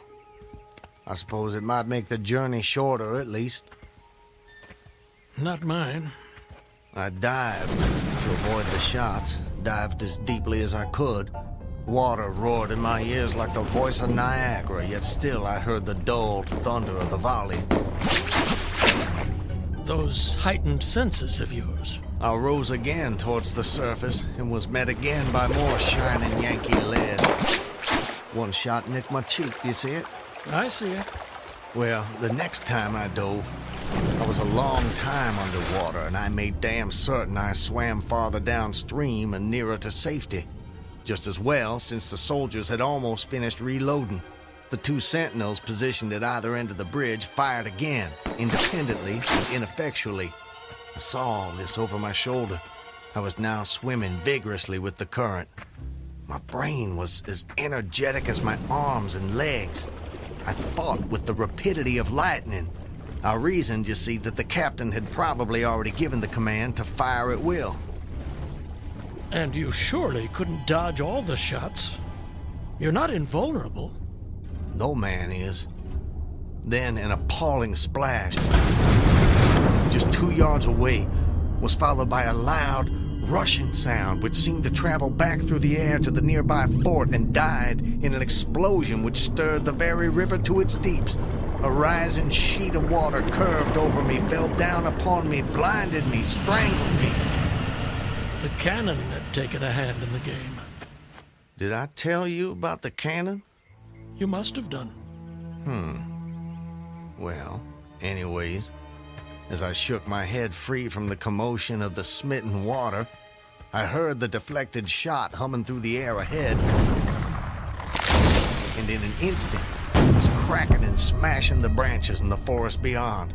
I was certain they wouldn't be so far from their target next time, and it was a good gun. The report lagged behind the missile. But surely the smoke would have apprised you of another shot. So long as you kept your eye on the gun, you had a certain advantage. Am I correct? You are? The problem was how to reach the shore without turning my back on the cannon. You have my complete attention, sir. How did you manage it? Well, I don't know. I'm not sure. I felt myself whirled round and round, spinning like a top. The water, the banks, the forest, the distant bridge, fort, and soldiers, they were all somehow commingled, blurred. I could no longer make out objects, only colors. Circular, horizontal streaks of color. It was all I saw. I was caught in a vortex. I felt giddy and sick. Fascinating. Incredible. What is that damned hammering? I don't hear anything. Unless it's the ticking of your watch you can hear. My watch? You're lucky it still works after such an immersion.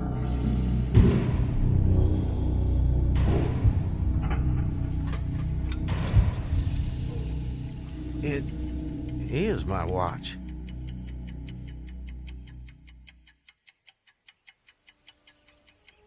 But why should I think... Perhaps you're the sort of man who values the seconds as much as the minutes and the hours. And there's a whole world in a second, so I've been told. So how did you fight your way out of this vortex? I really have no idea. The next thing I knew, I was on the road with you at my side, heading for home as I promised. Surely not. I mean, you obviously avoided the cannon and struggled to the bank. Obviously. But I have no memory of it. And of our meeting? I recall only what you told me about it. Most curious. Stop! What is it? This is it. We're here. This is the path to my home. Excellent. Well, I suppose this is where we part company, Mr. Farquhar. May I say, it's been a rare pleasure. You wouldn't care to come in? I'm sure the servants could prepare you a meal. That won't be necessary, my friend. I have many miles still to travel. But your journey is almost at an end. Yes. Well, goodbye, Mr. I'm sorry, I thought I could recall your name, but it just escapes me. Call me Ambrose. I wish you well, Ambrose. And you, Mr. Peyton Farquhar. And you.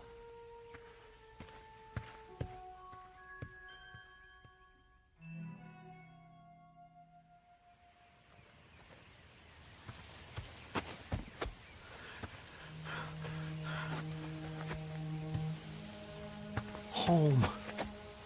Almost home. How long? How long since that damn imposter rode down this road? How long since I was drawn to the Owl Creek Bridge? I would say, sir, that you have too kindly an expression for one whose neck is in the hem. It is. Isn't what? In the hem. Of course, of course. I promised I'd return, Elizabeth. All so perfect. They couldn't keep me from Just you. before your execution. My intended execution. As you say. Not even a noose around my neck could stop me from coming back to you, to the family. Yes, indeed. I told you how much more alive my senses had become at that moment. Alive. Yes, indeed. I saw them. John, don't tease your sister. I want you both on your best behavior when your father returns. Elizabeth! Elizabeth! You're not invulnerable. No man is. Elizabeth! Elizabeth! I swore I'd come back to you. I promised. Peyton! Elizabeth! Peyton! Elizabeth! Peyton! Oh, Peyton! Peyton, my love! Elizabeth, let me hold you. Let me take you in my... There's a whole world in every second.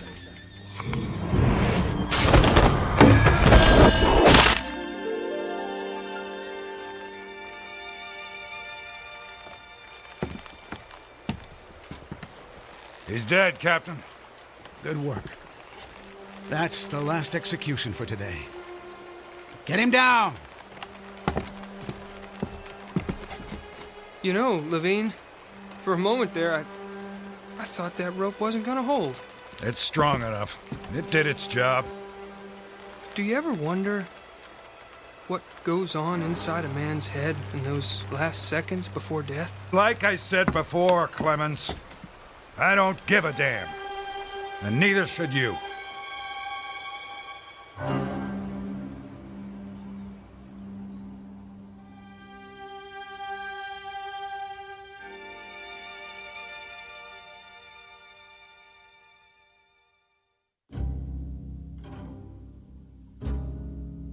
An occurrence at Owl Creek Bridge in two forms, as it was dreamed and as it was lived and died. This is the stuff of fantasy, the thread of imagination, the ingredients of the Twilight Zone.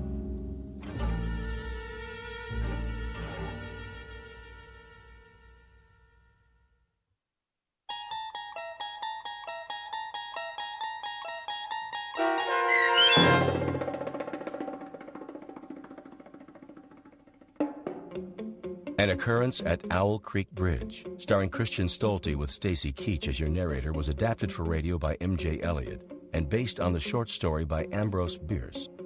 Heard in the cast were Rob Riley, Danny Goldring, William Dick, Susan Hart, Gonzo Schexnader, and John Hoganacker. The producers of The Twilight Zone wish to thank CBS Enterprises and the Rod Serling Estate for making this series possible. This copyrighted radio series is produced by Carl Amari and directed by Joe B. Cerny for Falcon Picture Group. Sound design, custom Foley effects, recording, and editing are done in the Cerny American Sound to Picture Theater by sound designers Craig Lee, Todd Beyer, and Tim Cerny. To learn more about the Twilight Zone radio dramas and to contact us, visit our official website at twilightzoneradio.com. Doug James speaking.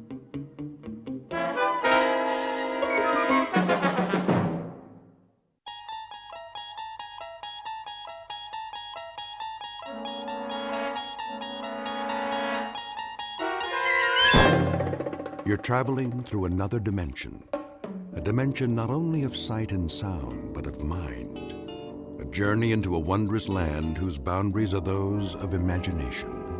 Your next stop, the Twilight Zone.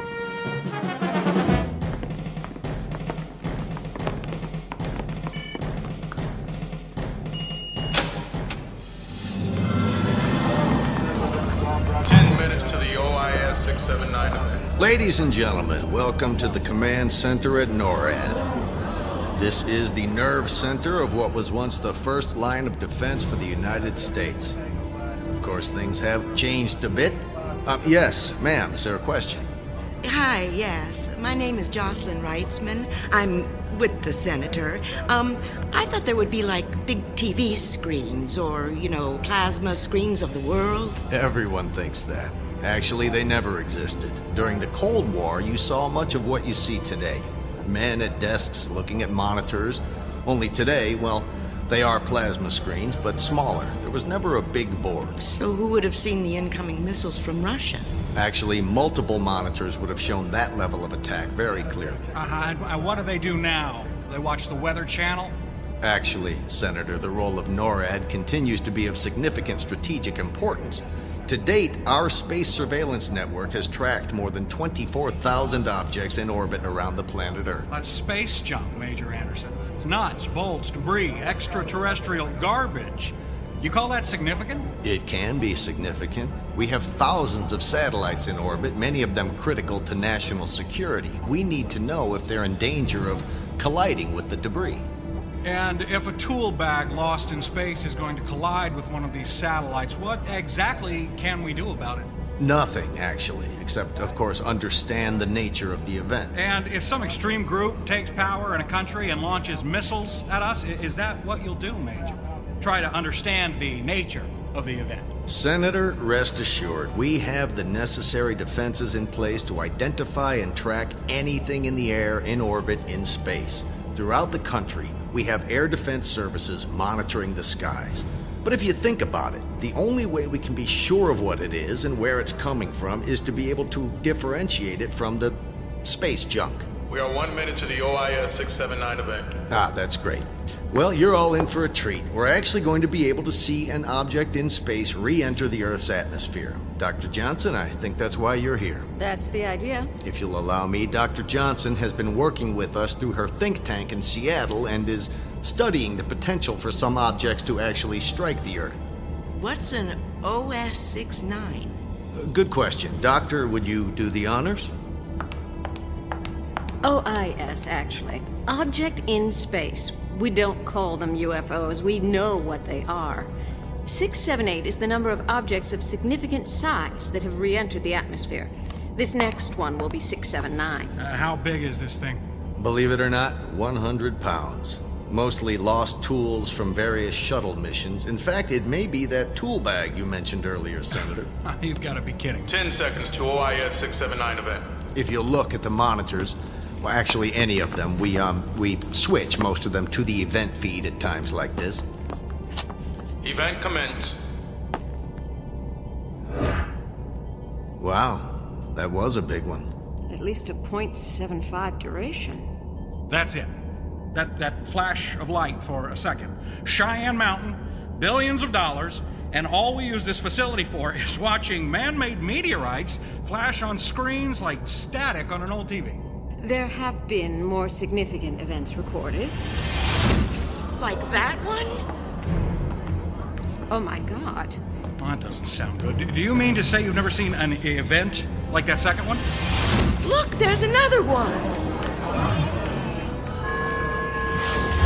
All stations to alert status and cross-check on multiple orbits. What is going on, Major? It's like the 4th of July. They just keep coming. Lockdown. All stations transmit all incoming data to ADS centers and confirm ballistic coefficients. Major, it's a simple question. What is going on? I don't know. This has never happened before. I mean, it's Sunday. The commanding officer isn't here. I just do the tours. Can someone please tell me what's going on? No one can.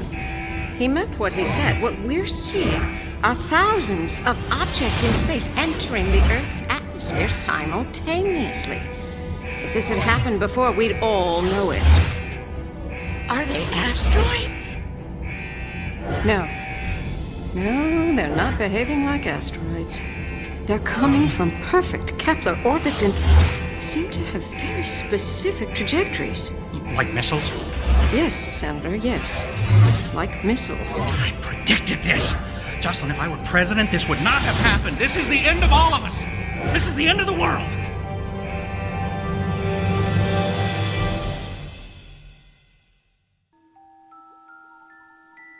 Meet Senator Jack Reitzman, charlatan, fraud, politician, a man with few principles who sees monsters in the closet and enemies in every backyard. He's on a mission to save the world with his own brand of truth. It's a truth he's about to uncover in a place where good and evil have taken a rest to bring something new to a familiar planet known as the Twilight Zone.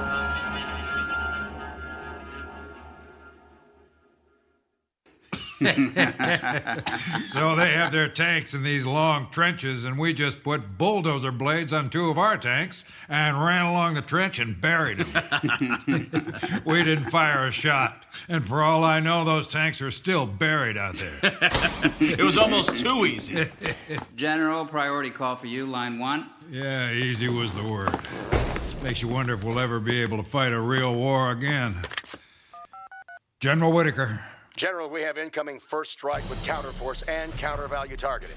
894 incoming assumed RB missiles due to strike US 48 in 15 minutes. Confirmed? Confirmed. Source? Still unknown.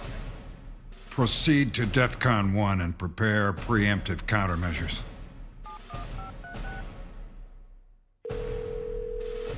Yes, General Whitaker. Connect me with the President.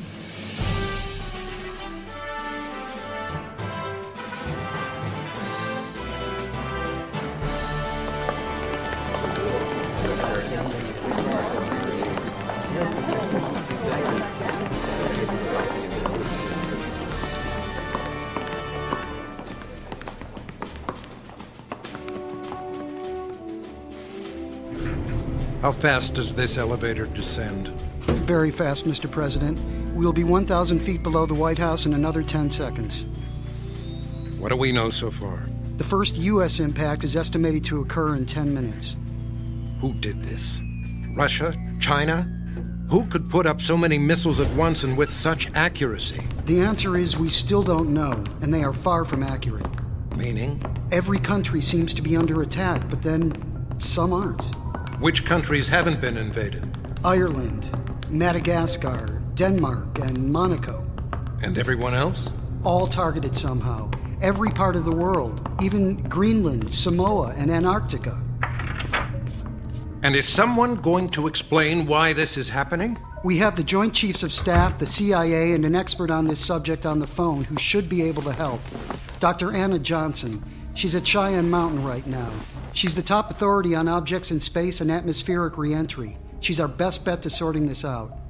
In the next few minutes, I hope. Anna, you there? I'm here.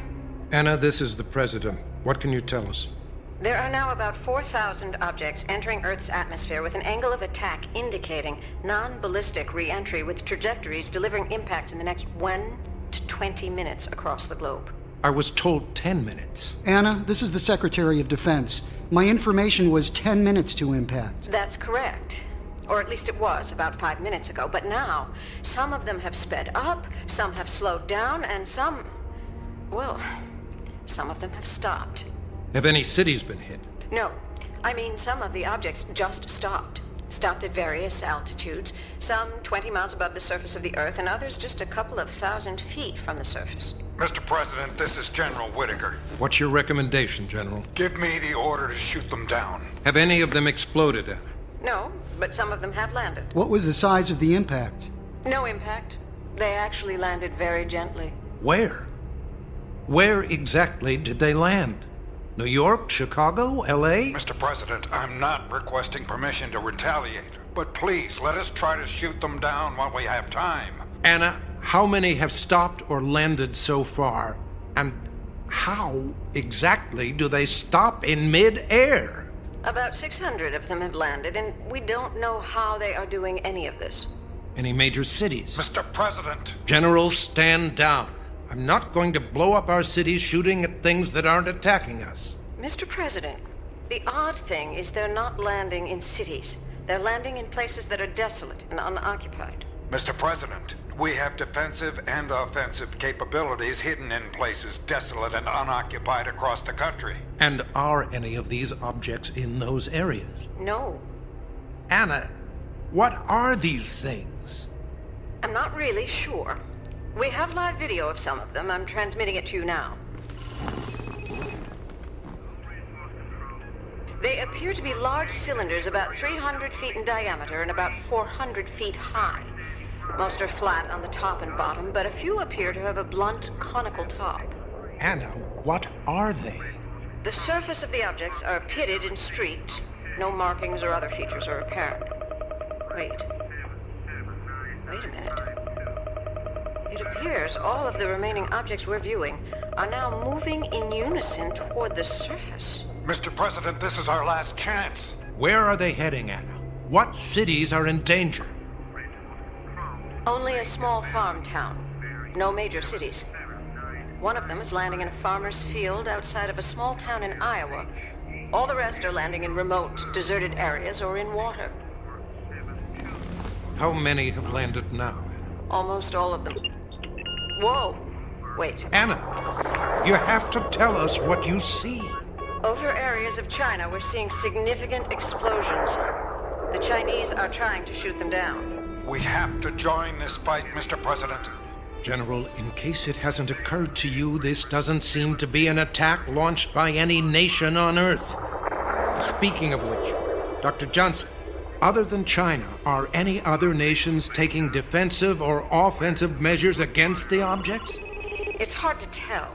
No apparent use of nuclear weapons. Everything is in the form of conventional weapons.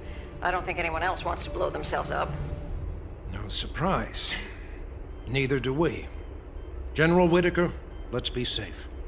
as chairman of the Joint Chiefs, get a team together fast and get some military supervision and security to every one of these objects. Do not attack without my orders. Alert FEMA. Evacuate the local civilian population as you see fit. We'll contact the diplomatic corps in case someone thinks this was our idea. Anna, have they all landed? Most. The rest are either hovering or underwater at points throughout the world. What do they want? They? John, do we have some idea where these came from? You said it yourself, sir. Anna, you're the expert. What do we have here? Without any additional evidence, I would guess this is a full-scale invasion of the planet Earth by an alien race with vastly superior intelligence and technology. Well then, let's get some more evidence and be sure.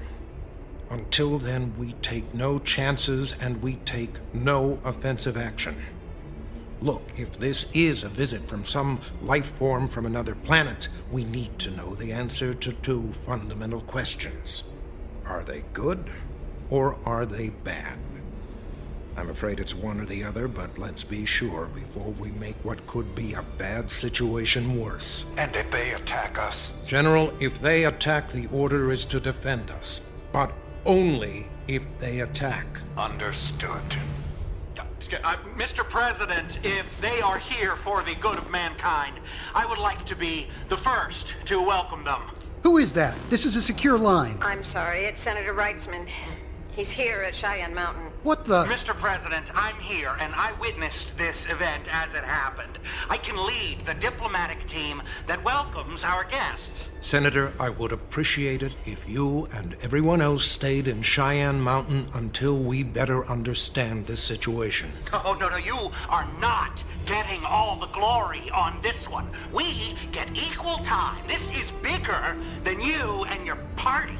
Senator, the President is the Commander-in-Chief and you will do what you are told. Fine. But someday, I am getting out of this mountain prison, and if this thing blows up on you guys, I am telling the world that I could have been the hand that extended peace to our new neighbors. You may get your chance, Senator, but until we understand the situation better, you will remain at Cheyenne Mountain. Anna, do you see any objects headed for Washington, D.C.? No. The closest is about 100 miles away, landing in a swamp in Virginia. We're monitoring the object via satellite. Wait a minute. The swamp is drying up. The object appears to be consuming all the water. Mr. President, it's obvious what they're here to do. They want to take all our natural resources. They'll leave us a desert planet, and we'll all be dead in days. We have to act. Anna, are any of the other objects consuming water or any other resources? No, just this one. Maybe they were thirsty. And who is that? Sorry. It's the Senator's wife. The room is secure now. I don't know how they got in. Dr. Johnson, I need you to go to one of these landing sites. Take whatever and whoever you need and see if you can get some answers. Understood. General Whittaker. Yes, sir. I need to hear from you immediately if these things make any offensive maneuvers. Don't fire until I give the order. I don't want to escalate this situation because a swamp or two has lost some water. And if they attack my troops? Return fire. Now, let's get to work.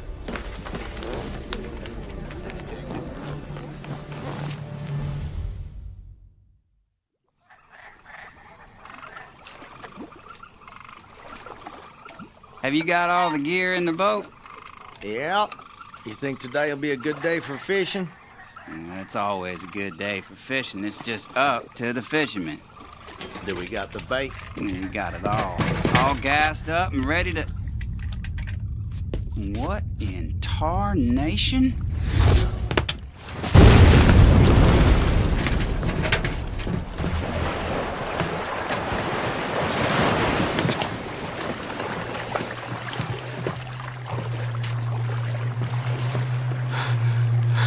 You okay, Jimmy? Yeah, I'm all right. Where did that come from? It just fell out of the sky. What is it? Looks like a giant tin can. Tin cans don't fall out of the sky, Bobby. It's on your property, Jimmy. You own it now. I own it? Well, what the hell am I supposed to do with it? Kinda looks like an oversized oil drum. Maybe we should call the sheriff. Oh, what's he gonna do, Bobby? But the same thing we're doing, just sit here and stare at it. I don't like this, Jimmy. We ought to get out of here. Yeah, maybe right. Hey, let's give it a minute. I want to see if something happens. I don't think anyone could move that thing. You're gonna have it sticking out of your lake from now on, man. Gonna ruin the fishing. Just be quiet, I'm thinking. You know, a lot of people would pay good money to see something like this. Yeah? Yeah, I suppose they would. You know, we could charge admission. That big field on the old road, heck, you could park a few hundred cars. At $10 a head, that's a couple of grand a day. Let them take all the pictures they want, and then, hey, you know what? We could even have a concession stand. Heck, with the money we're gonna make, we'll open a restaurant. And a big deck where you can eat and look at the thing. Let's go. I want to block the road. People are gonna start showing up soon, and the money starts today. Fell right into our lap, didn't it? Yep, money from the sky. Damn, I knew it. Is that a news chopper? That'll get lots of people here. It ain't no news chopper, it's military. They're gonna make us another Roswell. Damn. It's Roswell, dummy.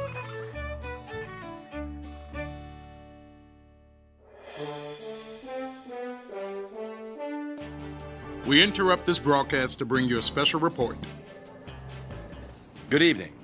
What you are about to see may be the most incredible occurrence in the history of humanity. Across the globe, thousands of large cylindrical objects have landed on the surface of the Earth. Others are reported to be hovering over the planet's surface, and an undetermined number below the surface of the Earth's oceans, lakes, and rivers.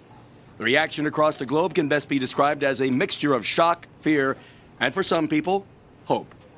Here with a live report is John Porterson.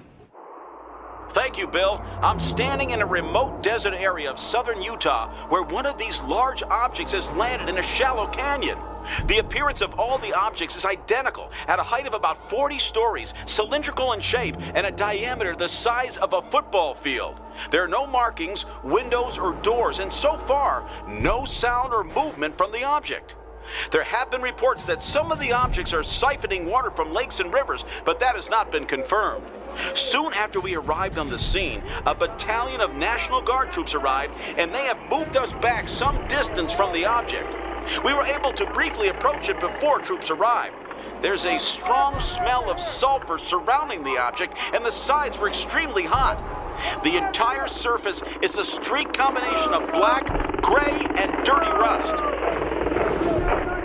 Troops continue to arrive and set up gunnery positions, which has all of us a bit nervous.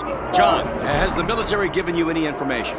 Is this a dangerous situation, and are they expecting the use of force? The military has simply moved us back from the object. They have given us no information. As far as we can... The jets are bombing the object! We're moving out of the area! All the gunnery positions have opened fire! Go, go, go!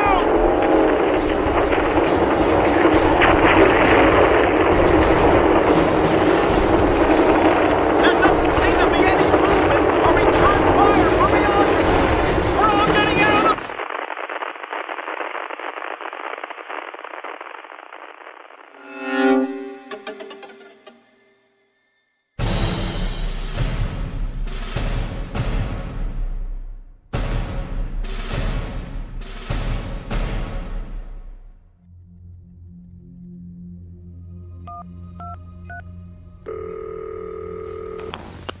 General Whitaker here. General, this is the President. Can you explain to me the situation in the Utah desert? 2 Air Force F-16s launched 8 missiles against the object. They were supported by artillery and small arms fire. Were they attacked? I'm still waiting for a report. Has the object returned fire or been destroyed? No. The object appears to have suffered no damage and they have not responded in any way. General, what exactly motivated this attack? Who gave the order? No one. It appears the pilots acted on their own. We have to get control of this situation, and that starts with us controlling ourselves. What if these visitors are peaceful? What are they thinking and planning as a result of this attack? Mr. President, with all due respect, if we were to travel to another country for peaceful purposes, we wouldn't show up in 4,000 jet planes. There is nothing about this arrival that can be seen as anything less than an invasion. General, if there is one more incident like this, I am relieving you of command. Now get your forces under control. The whole world's in a panic, Mr. President. I'll do everything I can.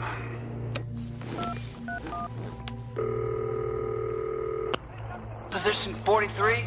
Bob, is that you? Yes, Mr. Secretary. Has Dr. Johnson made any progress? I'll patch you through.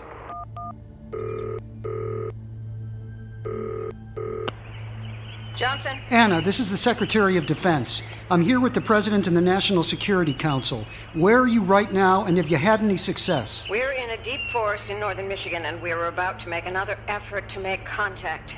So far, radio transmissions, loudspeakers, music, and colored lights have received no response. What are you planning to do? The only thing left to do. Knock.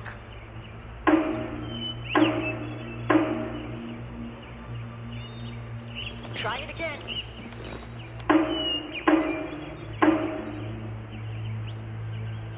Can you hear anything? Nothing. We've connected sensors, parametric acoustic arrays, range sounding, even stethoscopes, x-rays, and radar, you name it. We've seen nothing and heard nothing. If there's anything in there, they're not responding. Is it possible these are not occupied? I mean, we send unmanned instruments into space all the time. Why wouldn't another intelligent race do the same thing? Anything's possible. What we can't understand is their purpose. We don't know why they're here or what they're doing. There are no transmissions of any kind that we can detect. No communication between the objects on the ground or the various sections suspended over the Earth and in space. Our only assumption is that the sections eventually rejoin in space and form a large cigar-shaped transport. The few sections with the conical tops are probably on either end of a long tube of sections. Are they after the water? Not just water. We have reports of minerals, water, and air being slowly collected by various objects. If I had to guess, I'd say it's an intergalactic freight train that's come to harvest various materials. So they are, in fact, after our natural resources. Is there any danger that they'll consume the atmosphere? Is that why some of the objects are hovering? That's our assumption. What's curious is there seems to be no danger. They're not collecting that much of anything. Considering their size, the most they've taken is a sample. Could it be a scouting expedition? Preparation for an invasion? Mr. Secretary, 4,000 objects? If this is preparation for an invasion, I'd hate to see the real thing. No, I think this is a peaceful, if not passive, mission. Although they may be sampling resources for future collecting. There's no way of knowing at this point. Keep trying, Doctor. We need some answers. Things are getting out of hand. What do you mean? The military. All over the world. Some countries have taken the offensive, including, I'm sorry to say, our own. An isolated incident, but an attack nonetheless. Have they retaliated? No, not once. Not even after a nuclear detonation in South Africa. Every report is the same. No damage to the objects, no retaliation or response of any kind. Then I guess we can stop knocking. If a nuclear detonation doesn't get their attention, they're not going to pay much attention to our sledgehammer. Mr. Secretary, I have an urgent call from Senator Reitzman. Anna, don't tell me he's with you. No, sir. We left him back at Cheyenne Mountain. Put him through. Mr. President? Mr. President, are you there? Can you hear me? Jack, are you okay? Is everything all right at NORAD? I am not in Cheyenne Mountain. I'm in Montana, I think. We found one of the objects. Senator, the President's orders were crystal clear. You were to stay at Cheyenne Mountain. Yeah, well, I didn't. And the world will thank me for it someday. Jack, are you alone? No, my wife is here, and a lieutenant who I ordered to fly us here in his chopper. We need cameras. Mr. President, the news media, the world has to see this. Senator, the world has been staring at pictures of these objects for almost 2 days now. Believe me, yours is no different. Well, that is where you're wrong. This one is different. This one is different because I am here. And I did it. I'm the one who did it. And what exactly did you do, Senator? Exactly what I said I would do. I made contact.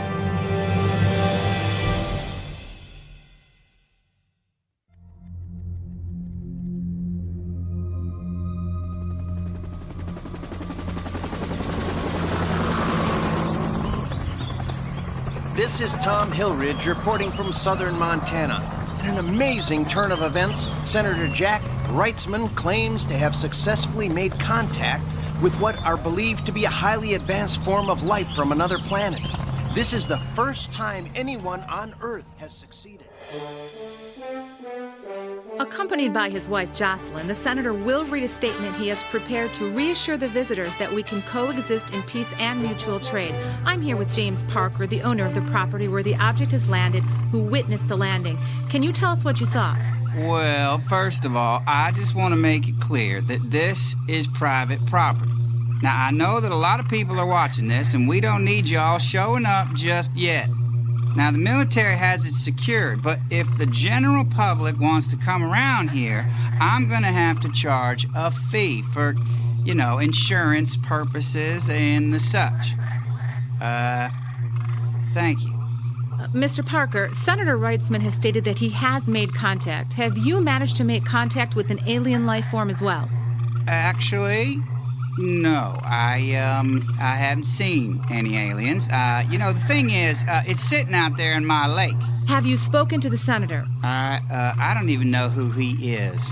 Thank you, sir. That was James Parker, a local farmer who was fishing when this particular object set down on the shore of his lake. I see there's some commotion over to our right. It appears the senator is prepared to make his statement. After failing to win his party's nomination for president in the last election, the four-term senator has been a harsh critic of the president and has promised to reveal a government cover-up of the contact that has already been established with the aliens. Good God, has he lost his mind? John, this whole situation gets worse every day. No wonder they've ignored us so far. They have to believe we're absolute idiots. What does he think he's going to accomplish with this? I'm afraid we're about to find out. Are we on? Okay. To the people of planet Earth, my name is Senator Jack Reitzman. I am addressing you today from a mountain pass in North America. Right now, more than 4 billion people are listening to this broadcast. And that's good, because I have good news. We have made contact. And I have a message for our new neighbors. I want to personally welcome you to our planet. Welcome you as friends and partners. We are a peace-loving species. And like you, we are explorers. Together we can explore new worlds, new opportunities, and new frontiers. Now, I would like to introduce my wife, Jocelyn Reitzman, who made the initial contact. Jocelyn? His wife made the contact? What did she do? Call them on her cell phone? I just hope she tells us what they said. Hello. Today, I feel truly blessed when I received the telepathic message from the alien. Oh no, she is such a nutcase. I knew they would be kind. So we should be kind too.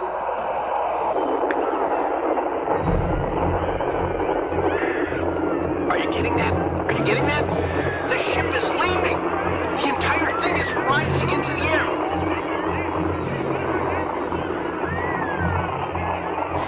Look out! Look out!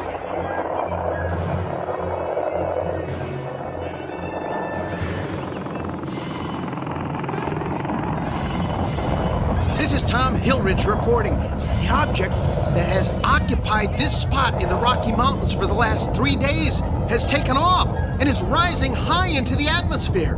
All that's left is a deep impression in the ground. It was pandemonium here for a moment, but people are settling down and most are watching the object rise into the sky and wait a minute, on the horizon I can see another object rising up as well. Wow, what's that? Yes, I see it. To the east of us, there's another object rising at a greater distance. Senator, do you think they heard you? Did they get the message? Well, not only did they get the message, but I'm convinced that it's what they came to hear. That's why they're leaving. That is what they wanted, and I delivered.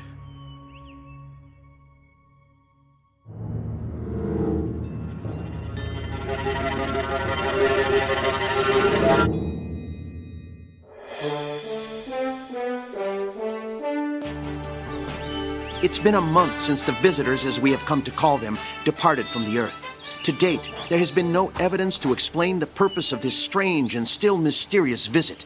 I'm here with Dr. Anna Johnson at one of the former landing sites. Dr. Johnson, what have you discovered? So far, nothing. Nothing? What about materials they left behind? Their technology, or their ability to hover silently? We don't have a clue. It didn't seem to matter what kind of instruments we used when they were here or what we do now.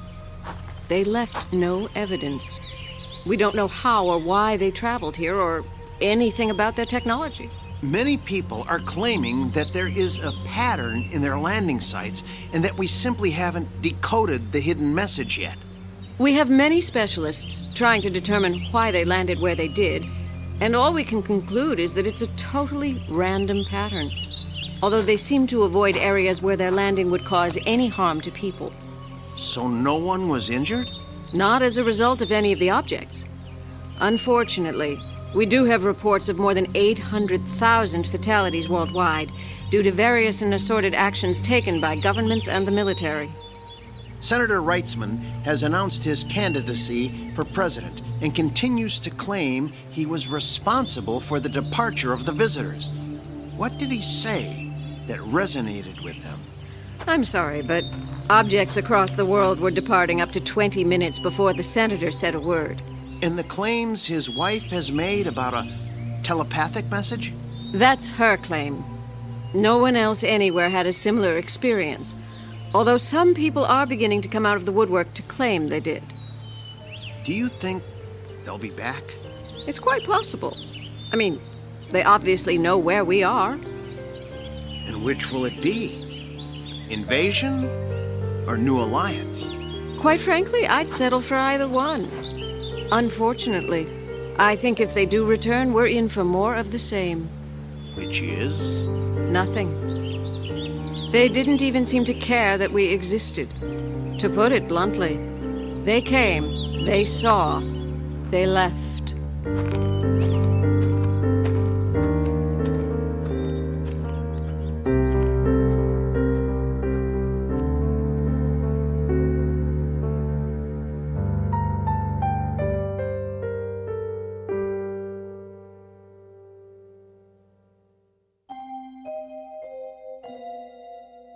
Our first encounter has occurred. An uninvited visit that the whole world was witness to. A desperate world looking for answers and a message. This time the message was clear, and we delivered it to ourselves somewhere between cold indifference, foolish pride, and the raw rage of animal instinct. Will they return? Will they give us the answers we need? Probably not. Unless you're willing to take a moment and understand that beyond a special place in deep space and a very important and faraway destination is that favorite alien rest stop known as the Twilight Zone.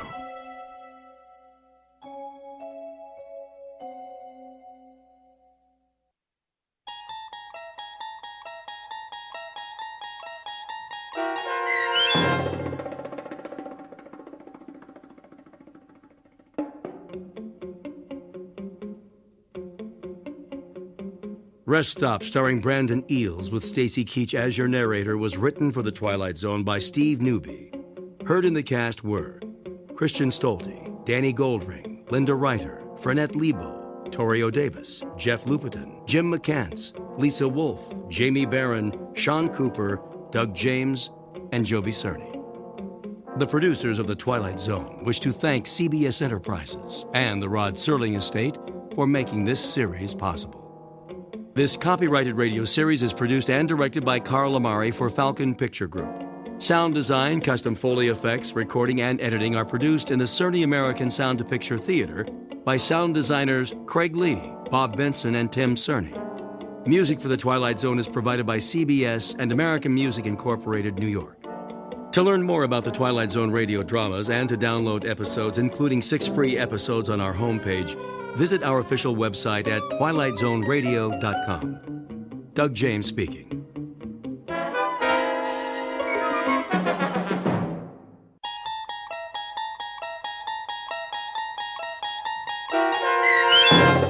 The Jeopardy Room with Stacy Keach as your narrator was adapted for radio by Dennis Etchison and written for The Twilight Zone by Rod Serling. Heard in the cast were Yasin Piyankov, Jamie Vann, Terry Berner, Katrina Lenk, Ned Noyes, Anna Sverutza, and Lisa Dotson. To learn more about the Twilight Zone radio dramas and to obtain audio cassettes and CDs of these programs, visit our website at twilightzoneradio.com. The producers of The Twilight Zone wish to thank CBS Enterprises, Carol Serling, Dennis Etchison, Dick Brescia Associates, Claire Simon Casting, Terry Jennings, XM Satellite Radio, Sirius Satellite Radio, our sponsors, and our radio affiliates for helping make this series possible. This copyrighted radio series is produced and directed by Carl Amari and Roger Wolski for Falcon Picture Group. Doug James speaking.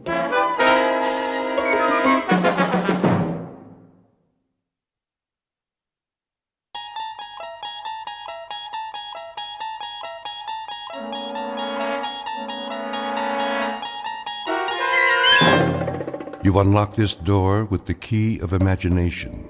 Beyond it is another dimension, a dimension of sound, a dimension of sight, a dimension of mind.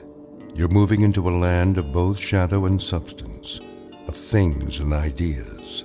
You've just crossed over into the Twilight Zone.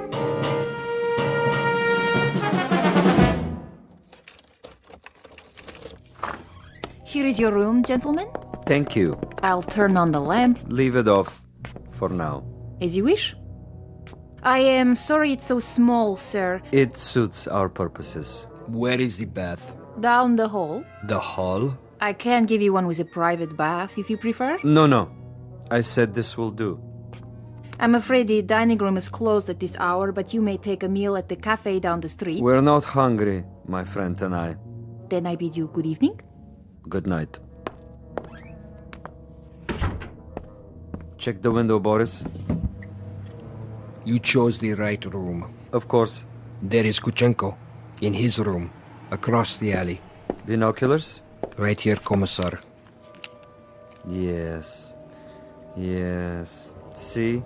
The Major lies on his bed, but he does not sleep. He will sleep very soon. Give me one shot with this rifle. Not yet, Boris. That would be too easy. Easy? A clean kill. I have something more challenging in mind. Something along the lines of a game, perhaps. I don't like games. Not even a game of cat and mouse? What for? To make him squirm a bit before the hammer falls? We waste time, Commissar. Patience, my friend. Hand me the phone. Who are you calling? Hickory Dickory Dock. Front desk. Yes. Excuse me, but do you have a Mr. Kuchenko in your hotel? One moment. Sorry, no one by that name. Ah, but I happen to know that my friend is staying there. Perhaps he's registered under another name? Andreev? I'll check. Yes, Mr. Andreev, room 963.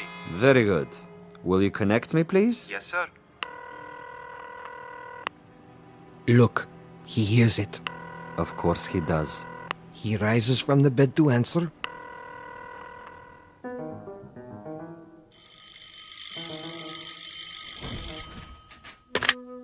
Yes? This is Major Kuchenko? Hello? Major? Are you there? Major?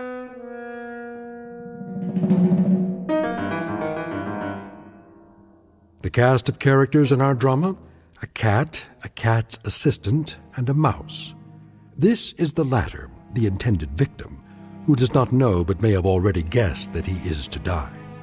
His name is Major Ivan Kuchenko, and he was lately an officer in the former Soviet Union.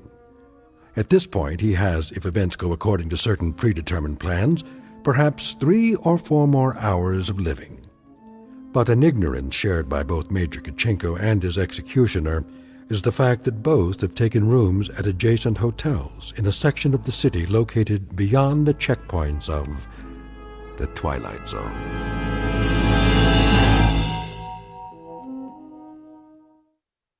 And now, The Twilight Zone and our story, The Jeopardy Room, with Stacy Keach as your narrator. This is Major Kuchenko? Who is calling? Major Kuchenko, you don't know me. Who is this? But I have heard of your recent arrival here. You have the wrong number. And I wanted you to know that you have friends in this city. Friends, you say? And they would be... Good friends, Major.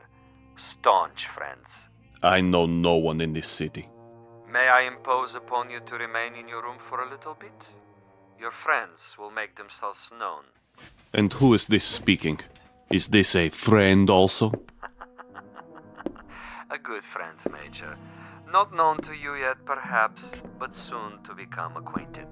And why must I stay in my room? We'll be making contact with you very shortly. For what purpose? Your welfare. Your well-being is our deepest concern, Major. Now, Commissar. Not yet, Boris. May I count on you to show some sense, Major? For your own safety, I urge you to remain in your room. You'll be seeing your friends before long. The mouse is in the trap. He stands at the window. Now, Commissar? Patience. But I have him in the crosshairs. I could make his head leave his shoulders at this range. That would give you pleasure, wouldn't it? A great deal of pleasure, Commissar. Just say the word. Even when he lies down, I can still see his head. I believe it, Boris. I know of your prowess, but put the gun away. Put it away? Lay it aside. For a bit. We're not going to kill him? Ah, the eagerness of the young. They do not sip wine, they gulp it down like a soft drink. They do not fondle women, they devour them. They do not sniff at the essence of a perfume, they try to jam it into their nostrils. But now, consider the window across the way. The gentleman will die without question, but I want him to die, Boris, with finesse, with subtlety, with a degree of thought and care. A killing is a killing. And if a man is to die, what does it matter how he dies? Ever been to a bullfight, Boris? A bullfight? No, Commissar. I've never had that pleasure. A bullfight might serve to make the distinction. In such a contest, if the matador kills with grace, that is considered a good death. So, there are good deaths and bad deaths, are there? Precisely. There is death with art, and there is the death of the butcher. You, Boris, are a butcher. Now, that is an honorable profession of great usefulness, but I'm an artist. Oh, you will have a death tonight, within a few hours. But when it is over, we will have killed with artistry, Boris. Not with a meat cleaver or an explosive bullet or any other of the butcher's tools. This death will be like a ballet.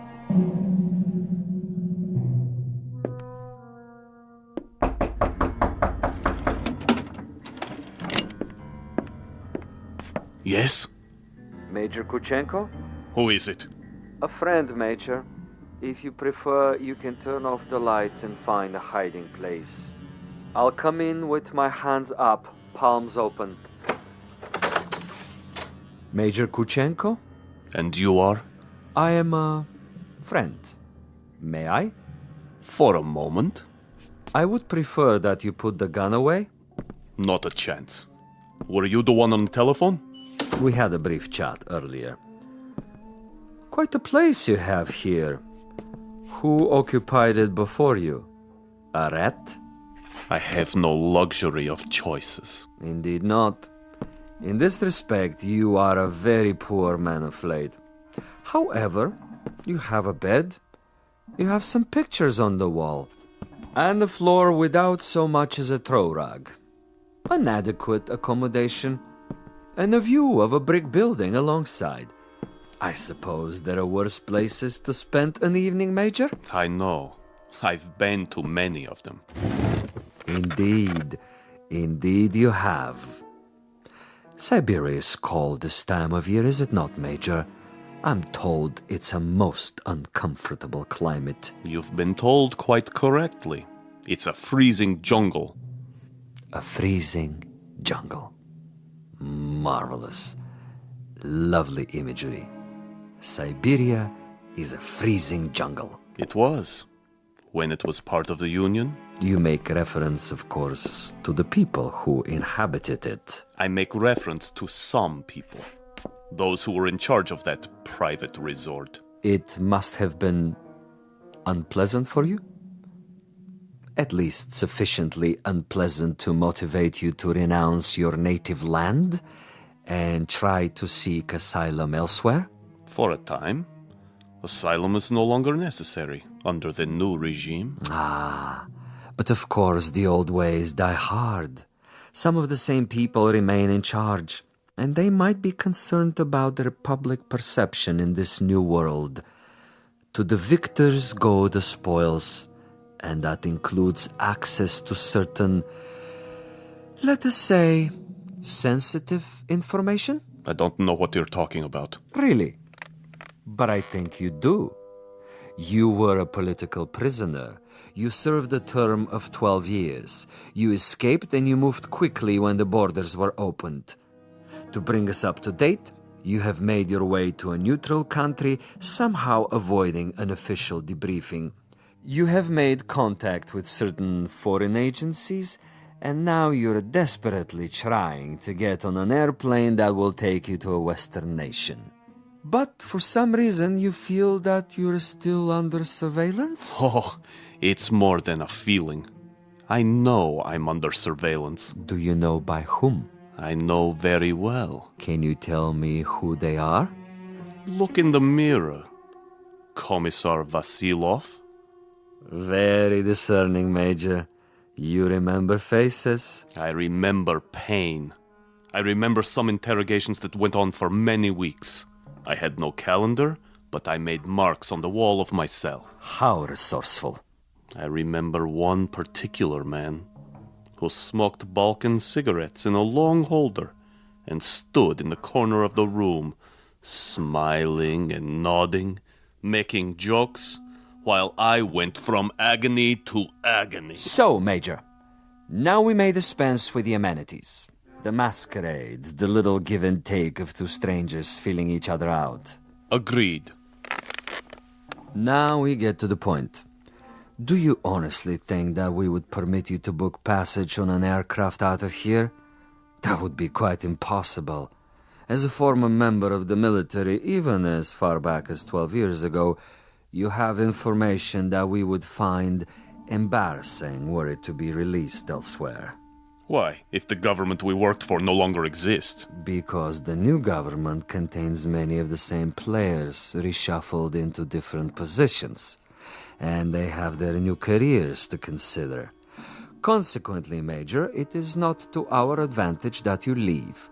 It would, of course, be simpler and more convenient if you accompany me back to our embassy. I am sick, tired, and torn, Vasilov. But I am not insane. I would sooner cut my wrists over a sink and bleed to death. That would be my choice in the matter.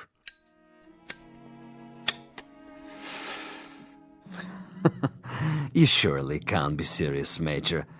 I'm rather a connoisseur of the several hundred ways for a man to depart the earth. And you can believe me when I tell you the cutting of the wrist is not a particularly felicitous modus operandi.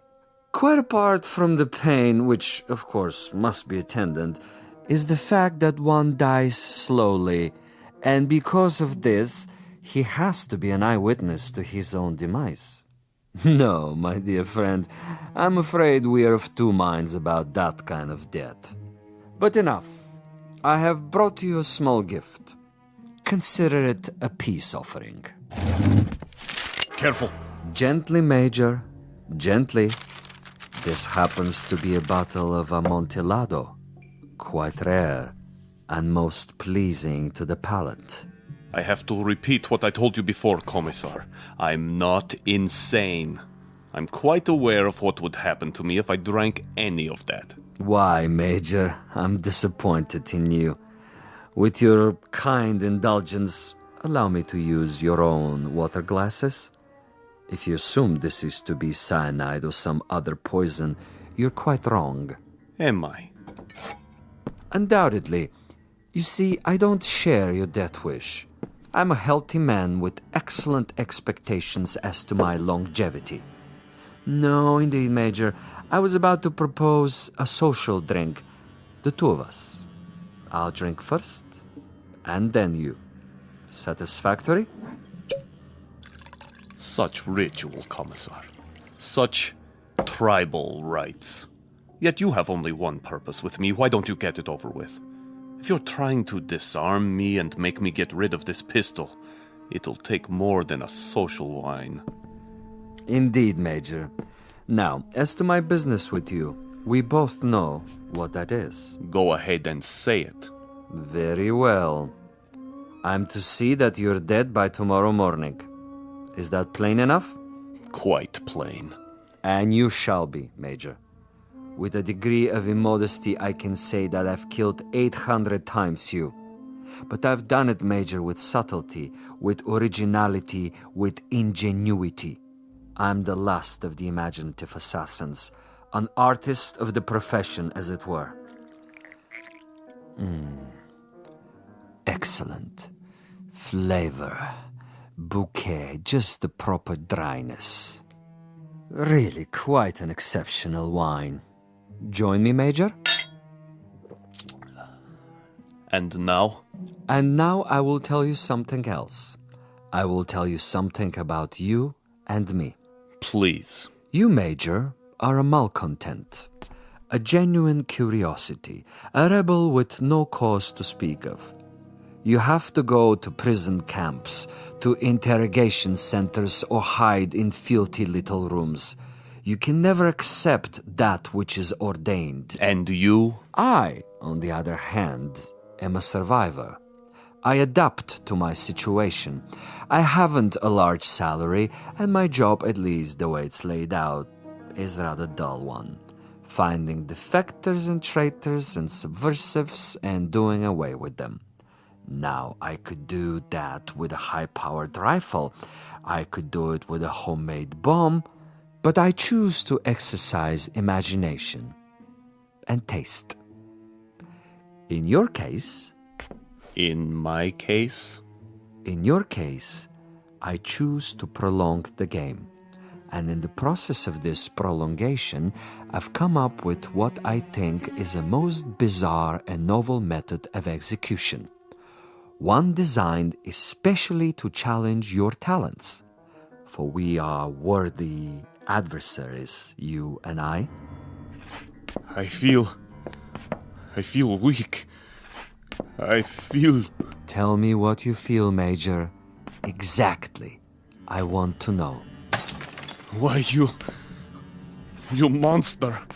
You drugged me after all. Indeed I have.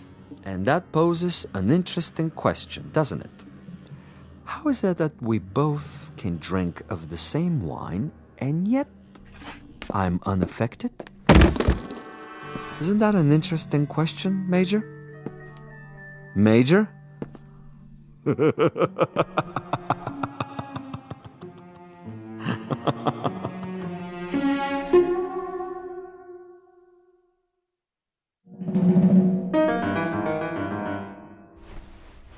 My head. He's gone. But I'm still alive. So he wants to play a game. And he has left something behind. What is this? Greetings, Major Kuchenko. I'm an exceptionally good judge of men. Are you? And in my judgment of you, I made an assumption that you are sufficiently observant to see the tape recorder on top of your dresser and curious enough to play it. How could you resist? This will also suggest to what complicated ends I'm willing to go to make a simple execution different and imaginative. First of all, to clear up one point. You may remember our discussion. Before I left you, I proposed a question. Isn't it odd that we both drank of the same wine and how different the effect? Isn't it odd? Really quite incredible and bizarre. How can it be? In all honesty, Major, how do you explain it? Go ahead. I'm listening. You... Perhaps you have figured it out already. The truth is, I have been imbibing this particular drug for many years, a sort of experiment with myself as the subject. I have now reached a point where my physical tolerance has risen so that I can drink it by the gallon and remain quite unaffected. This in itself is a rather common and uninspired trick, a phenomenon well known to the scientific community. But you will also note, and I hope with a degree of pleasure, that you have not been poisoned. You're very much alive. Where are you? As you've probably perceived, I'm rather a gamesman when it comes to killing. I adhere to my own rules and ethics. Hence, Major Kuchenko, I have taken the liberty of removing your pistol so that you won't hurt yourself. Now listen to the following quite carefully.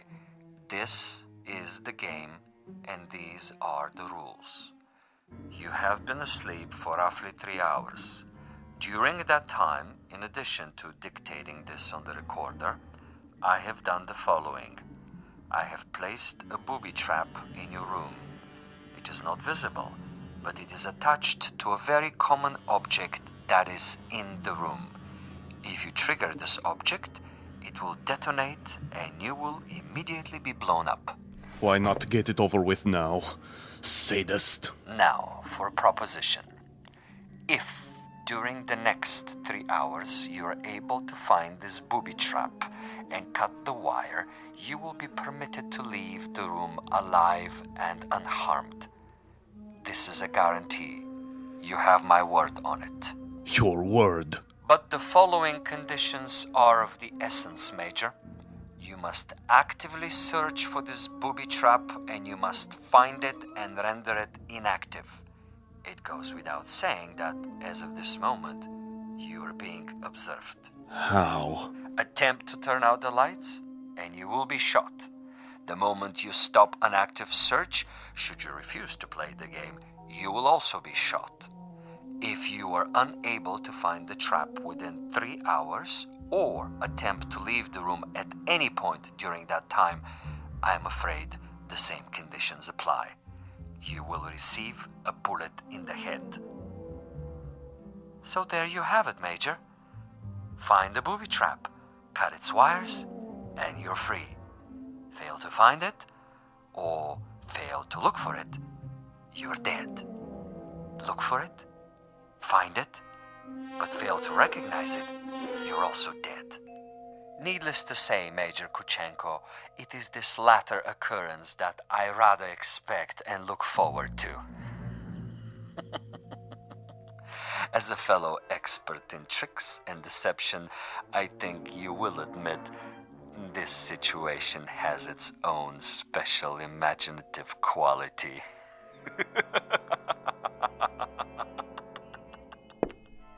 Where are you? Where are you?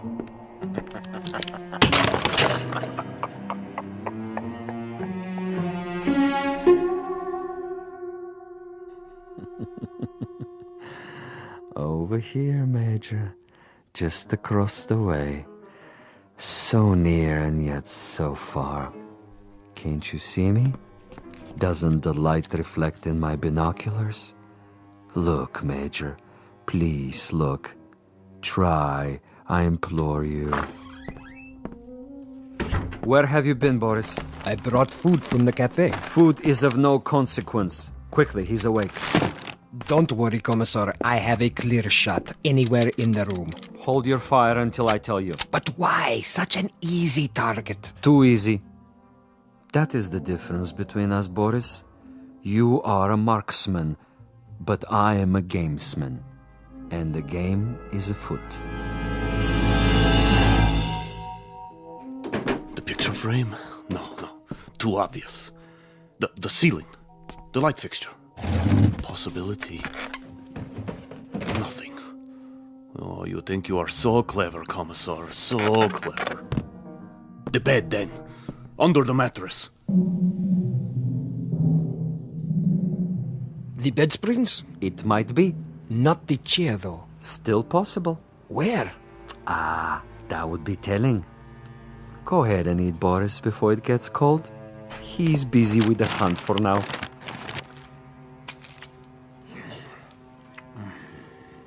What did you bring?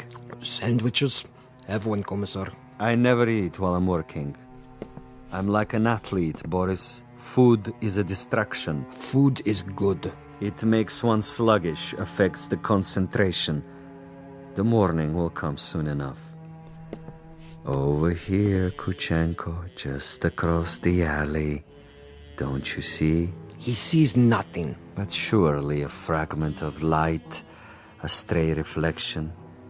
Perhaps he has seen us. Yes, he must know, but he refuses to acknowledge. He is too proud. He knows he must do this on his own and will not give me the satisfaction. The bookshelf. Or the books themselves. Which one? An atlas? A novel? The Bible, of course. It's already been moved an inch, 2 inches. But the wire? Where? One way to find out. The bookcase itself, then. Behind the books. In the wood, the nails. Or under the floorboards. Wait, think. Where would I put it? You want a real battle of wits, Vasilov? You've got it. Think. 4 walls. Ceiling. Light fixture. Floor. A picture. Bed with frame. Box springs. Mattress. Headboard. A night table. Bookshelf. Dresser. Window. Desk. First the drawers. The top one. Slowly.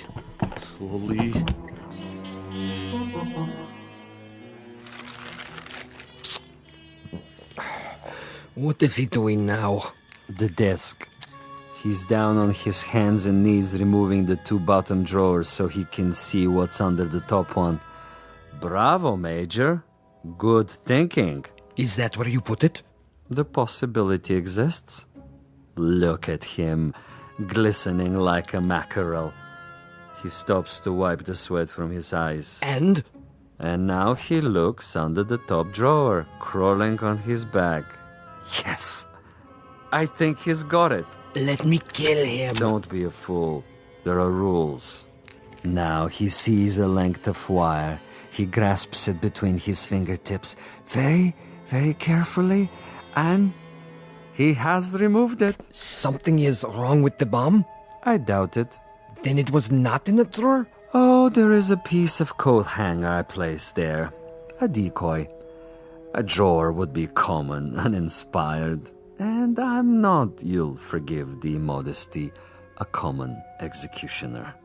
Where is it, Commissar? In a most ingenious place. Really, quite an ingenious place. Not in the books, the desk, the mattress. Think of another common object in that room, Boris. I have it. Yes? The doorknob. Interesting idea. Then where? I'd rather not tell you at the moment, Boris. I think you'll enjoy the next few minutes more if you share the Major's ignorance. You seem very sure. Sure? That he'll find the trap. You take a risk. Not at all. That's not what I'm sure of. That is to say, I'm reasonably sure he'll find it, given his mental capacity, but he'll find it too late. He's looking toward us. But he can't see us. It's quite dark in here, and it wouldn't matter if he did see us. Now he's returning to the table. You're getting warm, my young friend. The ashtray. Extremely warm, but not hot. Where then? Please, Commissar, please tell me. Take the glasses. What do you see? He stands over the telephone. He is reaching out. Hot now, Boris. Extremely hot. Oh, he has picked it up. I thought for a minute there... You thought what? The telephone. Precisely. The telephone. But he just lifted the receiver. Indeed. He lifted the receiver to call out. If, on the other hand, the Major's telephone were to ring, and he were to answer it... That's it, isn't it? If he picks up the phone after it rings... You have it now, my friend. When the Major's phone rings and he answers it, I have placed a tiny bottle of nitroglycerin inside the mechanism.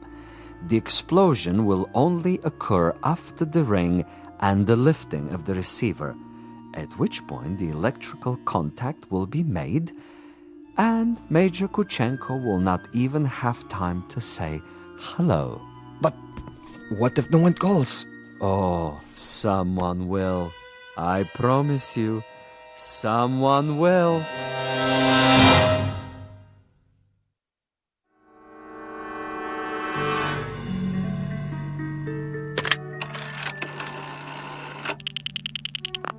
Front desk. This is the party in 963. I was wondering... Yes, sir? I was wondering if you might have the number of another hotel. Another hotel? The one next door, across the alley. That would be the Grand. You can find it in the directory, in the table by your bed. Dial 9 first, then the number. I see. Thank you. Vasilov? I know you're there, Vasilov. The game is not over yet. Do you have the time, Boris? What? The time. 10 minutes to 5. Almost done, Commissar. He's tried almost everything. He has 10 more minutes. Hadn't I best go over there now and finish it? No, my young friend.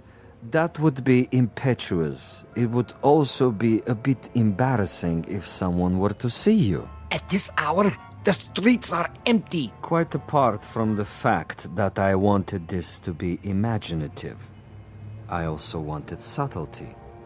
I should like our quarry to die in his room without our being there. Opportunity is running out. Then I do believe that it's time to, shall we say, accelerate the process?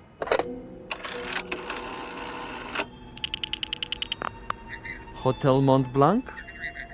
Would you dial room 963, please? Thank you. I'll wait. There it goes. He's walking toward it. What's the fool doing? Why doesn't he answer it? I can't tell. He has his back to the window. Turn around so I can see. Now, Commissar? No. Would you dial 963 one more time, please? Yes, I know it didn't answer. Ring it again. What's he doing, Boris? His back is still to me. It can't be busy. I don't know. What's he doing? Use the glasses. He's turning around, lighting a cigarette. He's mocking me. Now, he suddenly dropped from sight. Kill him. I can only see the top of his head. He's moving across the room. Do it! You missed, you fool. He's at the door. Again. He's gone out of the room. And you missed him. You missed, you idiot! Flight 17 to Rome, Paris, and New York, now pre-boarding. Ticket, sir. Ticket? Oh, yes. Mr. Andreev. Passport? Right here. I see. Is anything wrong? No, sir. Everything seems to be in order. How many bags? No luggage. Not even a carry-on? I'm traveling light. Then here's your seat assignment. Please go to gate 17. How much time do I have? Boarding for coach class begins in 5 minutes. Good. Sir? Thank you. I'll be there.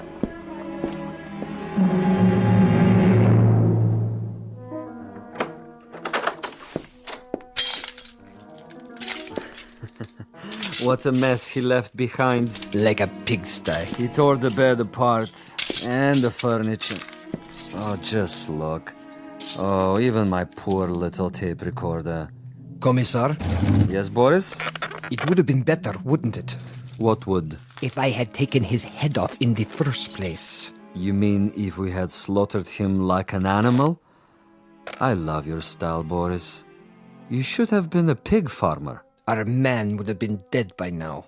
He would have been dead if we had beaten him to death with mallets too. But anyone can die that way. And any stupid, insensitive fool can kill that way. No, this is a man of quality, with a resourceful mind, similar, you might say, to his executioner. He deserves a better ending, as do I. But that's all right. I have time. I'll get him in the next city, now that I know my adversary.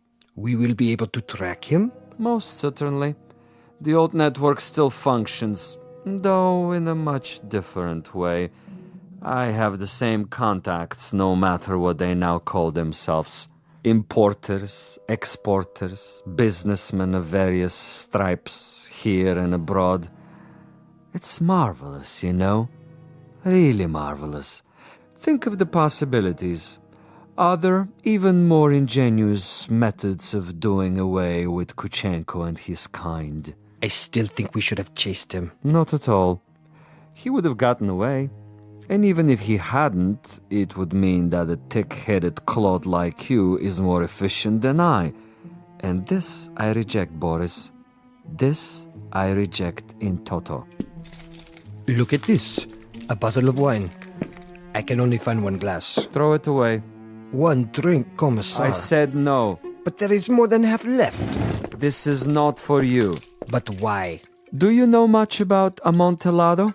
I know about vodka. Of course, you and all the other potato growers. Give me the glass. Here. Believe me, it wouldn't agree with you.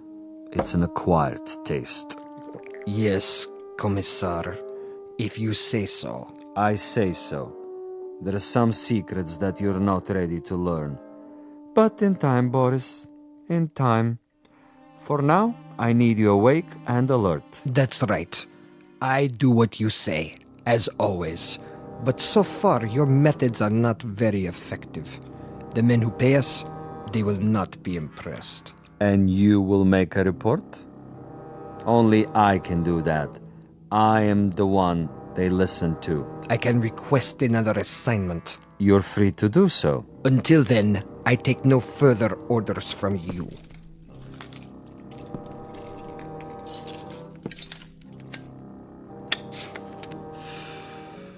As you wish. You might want to reconsider, though.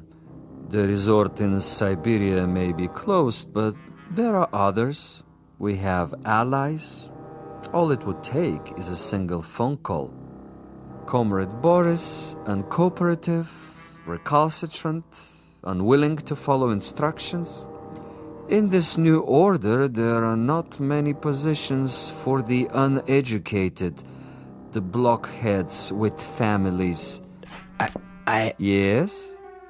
Well, You want to say something? I withdraw my complaint. What's that? I didn't hear you. I am tired, Commissar.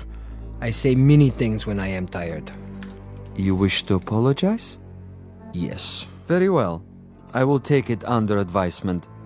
In the meanwhile, see if Major Kuchenko left anything behind. Check the closet, the drawers. Yes, Commissar. And life goes on.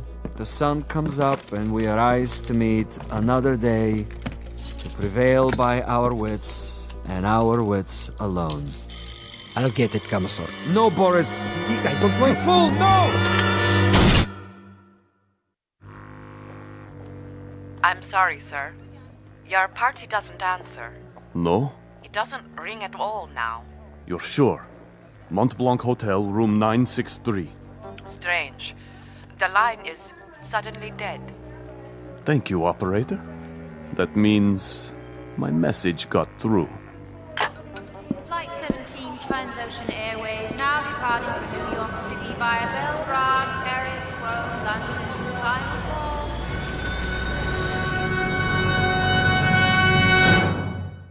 Major Ivan Kachinko on his way west, on his way to freedom. A freedom bought and paid for by a most stunning ingenuity. Exit a gunman named Boris and one Commissar Vasilov, who forgot that there are two sides to an argument and two parties on every line. This has been a collect call, placed direct to you from a phone booth located somewhere in the Twilight Zone. More from the Twilight Zone after this.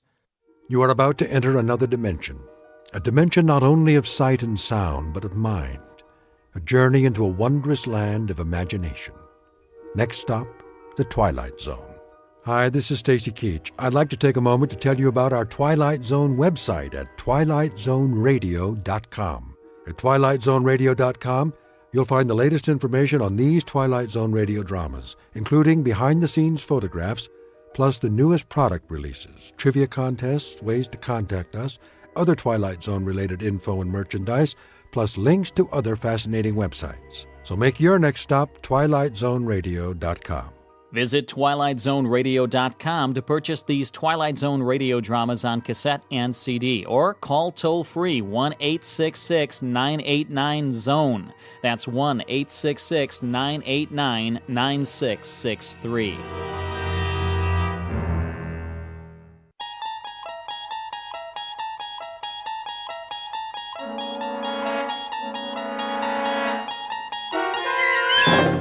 You unlock this door with the key of imagination. Beyond it is another dimension, a dimension of sound, a dimension of sight, a dimension of mind.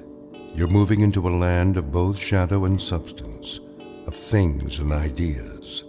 You've just crossed over into the Twilight Zone.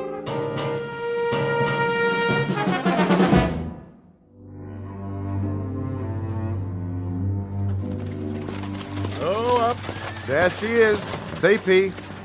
Right where the general said it'd be. Oh, we're too late. Well, I can see that. Campfire's smoking. We better check it out. Still warm. How long do you figure? 3, 4 hours at the most. Any idea how many? A lot of footprints all around. My guess is that if your general's looking for Sue, he's gonna have his breeches full of them before the sun goes down. That all you can tell us? Thought you were a scout. Well, they don't leave much behind. That's the Sioux way. Nothing their enemies can use. And a little ways downriver, that'd be the junction? Not a ways. Right here.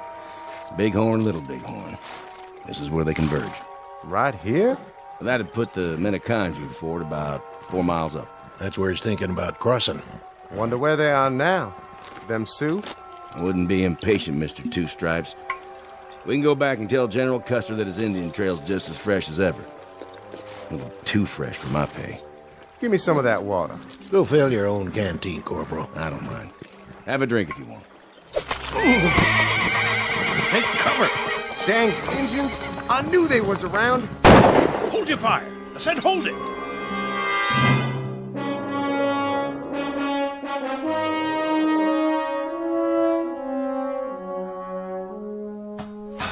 How's the drive chain, Langsford? Just a smidge more. There, I got her, Sarge. Good man, Corporal. Are we going back to camp now? That we are. The captain would be glad to hear that. Get him on the horn, will you, McCluskey? Tell him the tank's up and running and we're on our way. Sure thing, sir. What in the... Those were shots, weren't they? Put it down. But I heard... So did I. Easy, Tiger. These are just training maneuvers. If we start to get trigger-happy, it could turn into a real war. Hunting season, maybe. They still got buffalo around here? Hey, how about it, McCluskey? Want to go shoot some buffalo? Tastes just like chicken. Let's have a look. Nice and calm. If it's the red team, I'm giving up. They can tag me POW, and I'll just sit out the rest of these war games. Getting hot as an oven inside this tank. Why, I am surprised at you, McCluskey. The sergeant and me have had our eyes on you. You have? Sure, we were thinking of recommending you for OCS. Outside of the fact that you read a map upside down and you couldn't navigate a plow across a dance floor. Sounded like those shots came from the other side of the draw. Now what was that? I know what it was. Somebody's playing games. That's right, they're funning us. Can't you take a joke, McCluskey? It was a signal. Just the way the Indians used to do it. It's a hot June day in the present century. Or, if you prefer, another century altogether. Take your pick. The cast of characters in order of their appearance: a patrol of General Custer's cavalry and a patrol of modern-day National Guardsmen on training maneuvers. What neither group knows is that the past and present are about to collide head-on, as they are wont to do in a very special bivouac area known as the Twilight Zone.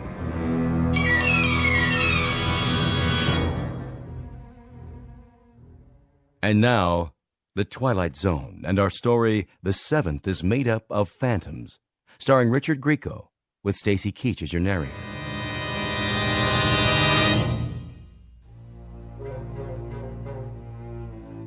Well, if you ask me, it could have been a bird or something.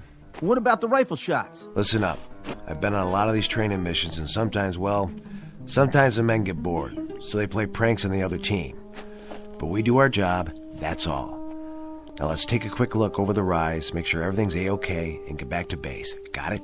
Got it, Sarge. Loud and clear. I'll check it out. Go ahead.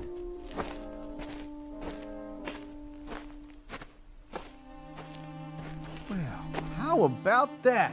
What do you see, McCluskey? It's a wigwam. An honest-to-Pete wigwam. 1 million men in the National Guard, and it's just my luck to go riding around in a tank with the last of the red-hot Eagle Scouts. So it's a wigwam, McCluskey. What are you so happy about? Well, it's real interesting, don't you think? Authentic and everything. Well, why don't you take a look inside? Maybe there's a pretty little squaw in there waiting to be your fiancée. Nope. Whatever was here cleaned it out. Don't you think that's kind of strange? Leaving a wigwam made out of real hides, sitting in the middle of nowhere? Must have been some kind of youth camp or something. Either that or somebody's making a movie. Out here, Sergeant? On Army training grounds? That's a point. They never get a permit. Too dangerous. Besides, we'd have been informed. Sure is interesting, though. Right there's a junction of the Bighorn and the Little Bighorn Rivers. Just a little ways from here is where Custer fought. Custer who? General Custer. Didn't you learn about it in school? This is where the 7th Cavalry fought the Sioux Indians. What do you got there? Looks like a canteen. Let me see that. Not one of ours. Yeah, maybe there's booze inside. Hey, where'd you get this? Right here on the ground. Says 7th Cavalry. Printed right on it.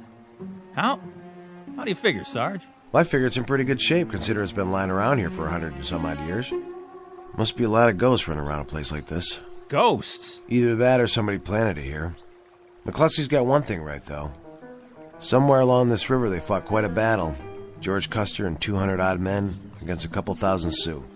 Custer's last stand. Didn't you ever hear of it, Langsford? I heard of it. Maybe next year a museum will send you guys out on an expedition and you can spend all your time picking up antiques. But right now, I thought we were supposed to be a motorized patrol on war games. Me, I'd like to be reconnoitering in some small dark bar right about now. Or maybe the YWCA. Or in a pinch, I'd settle for a... What was that? The wind. That's what it was. The wind. But the canteen and all. Don't you reckon we ought to go back and tell the command post? Don't you want to wait for the Union cavalry, McCluskey? Now, what were you saying, Sarge? This is where they fought, huh? Round here? Someplace around here. When I was a kid, I read everything that was ever written about it. Custer and the 7th were the advance guard for a general named Terry. The The last thing anybody ever heard from him was that he was dividing his regiment into 3 parties. He was going to surround what he figured was a small group of Indians. There was a captain named Benteen with 3 troops. Went off to the south. Major Reno went to the other side of the creek to follow an Indian trail. Custer was the center column. He rode right into them and got slaughtered. 1876. That was the year. Right, 1876. Somebody planted this canteen for a gag then. It's not old. It's practically new. See for yourself. The water's still fresh. This whole thing's a gag. Either that or...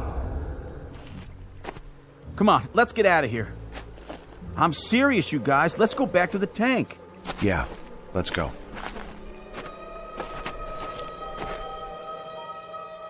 All right, Sergeant. I'm asking you, what was that? The wind again? I don't know. Yeah, sure, that's what it was, the wind.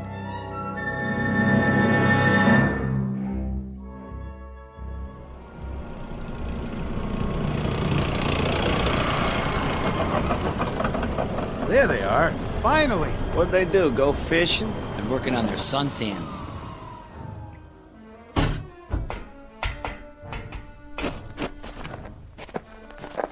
Well, boys, never thought I'd be glad to see you again. Hey, the captain's PO'd. You better get in a 10 on the double. How come? I called in a position report. Yeah, but that was a while ago. Lieutenant, if you had seen what we saw... Can it, McCluskey? I'll give my report directly to the captain. Say, any of you good old boys got a cold one stashed around here?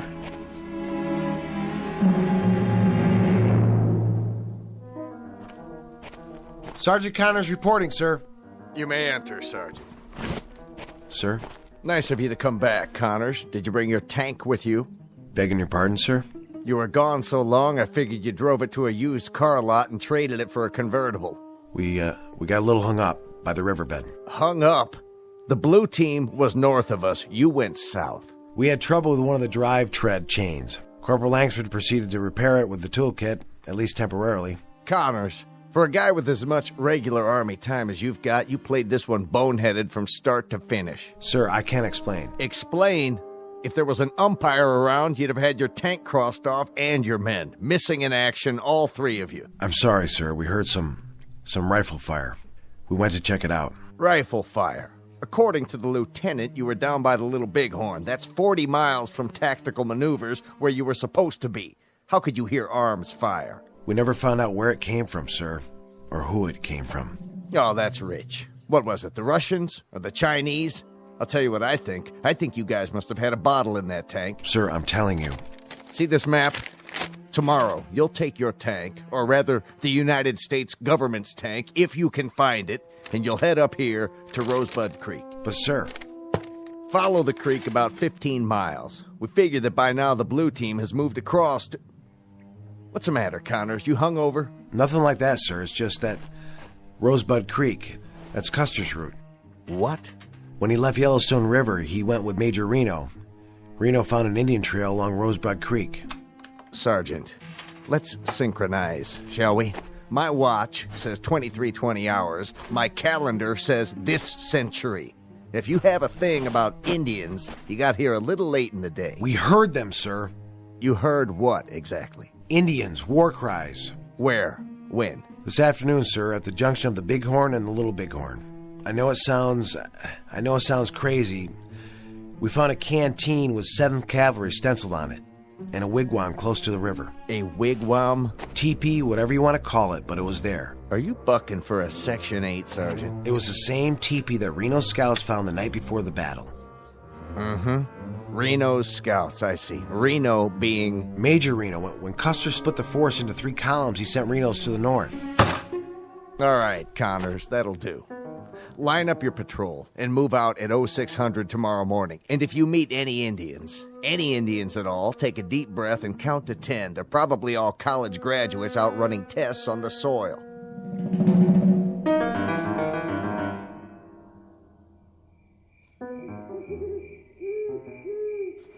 Sergeant? What? You awake, sir? Yeah, I'm awake. What's the matter? Nothing, sir. I was just lying here thinking. Thinking about what, McCluskey? Well, sir, Wouldn't you say it's strange? The only thing that's strange around here is you. Now, will you knock it off so a fella can get himself a little shut-eye? Langsford's right. We've got an early detail in the morning. I know, Sergeant, but the teepee and that canteen and all. Listen, kid, I'm asking you politely. Sorry, guys. I don't mean to be a drag or nothing, but that sound we heard today, it could have been a signal, don't you think? Indians do that. I mean, they used to. They can imitate anything. Birds, animals. And you can never even hear them creeping up on you. They could even shape change, according to some folks. And then there's the little bighorn, General Custer. I read one time that there's no such thing as a coincidence. That's it. I'm moving my bedroll. Someplace where a man can get a night's sleep. Will you guys pipe down over there? Simmer down, Colonel. And you, Private, do me a favor. Put a cork in it. All right, Sergeant Connors. I'll try. I just want to be responsible is all. It's like they said in training. If you see anything and don't report it... Shh. Hear that? Yes, sir. Night, sir. Good night.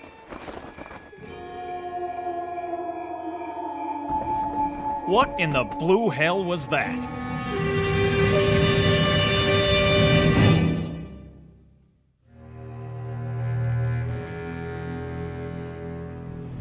Where to now, sir?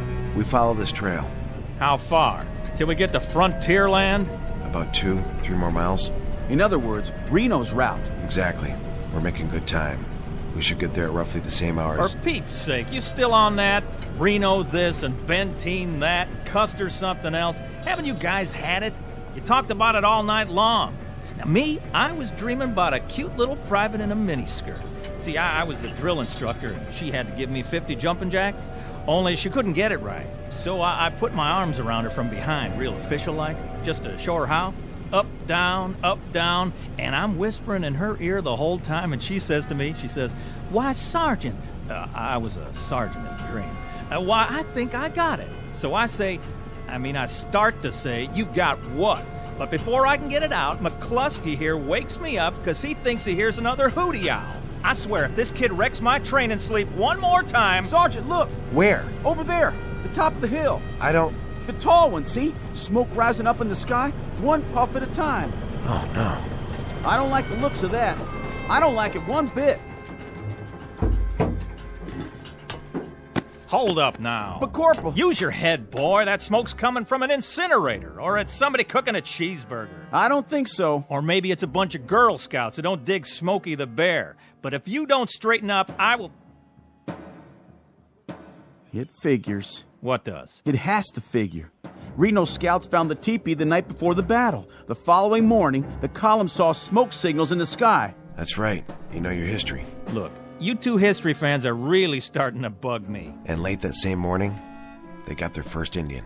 Oh, man. When the war party went by, one of the troopers shot the last rider. Come on. Look, I like a good laugh, same as the next guy, but this is too much. This is really and truly too much. It was for the 7th Cavalry, too. Sure, next thing you'll be telling me is that up over the hill we're going to run into a war party of Sioux. And if that happens, Mrs. Langsford's little boy is going to report to sickbay and ask for a rubber room all for himself. Just remember, I can always make it a reservation for 3, if that's what you... We have to arm ourselves. Get back in the tank. What are you doing? There's nothing out there but a dust cloud. Yes, but what's behind the dust? You hear it? We're wasting time. You stupid moron kid! Put that rifle down! What do you think you're shooting at? Langsford, McCluskey, watch out!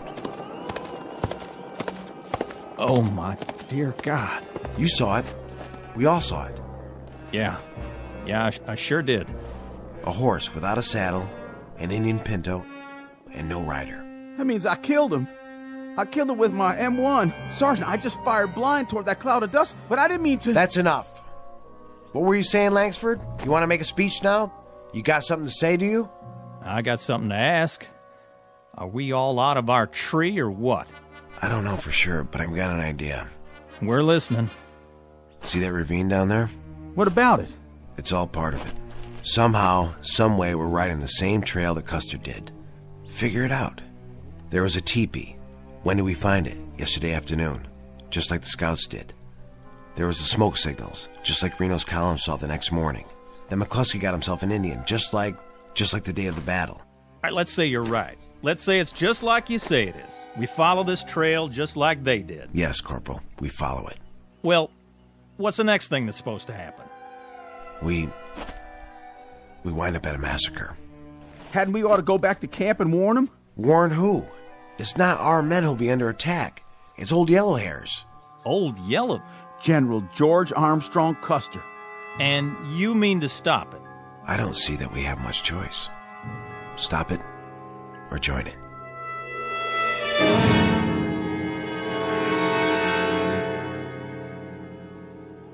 Sure is hot. Hotter out there. What do you think happened to him? Probably kicking back with a fishing pole. I hear there's trout up here.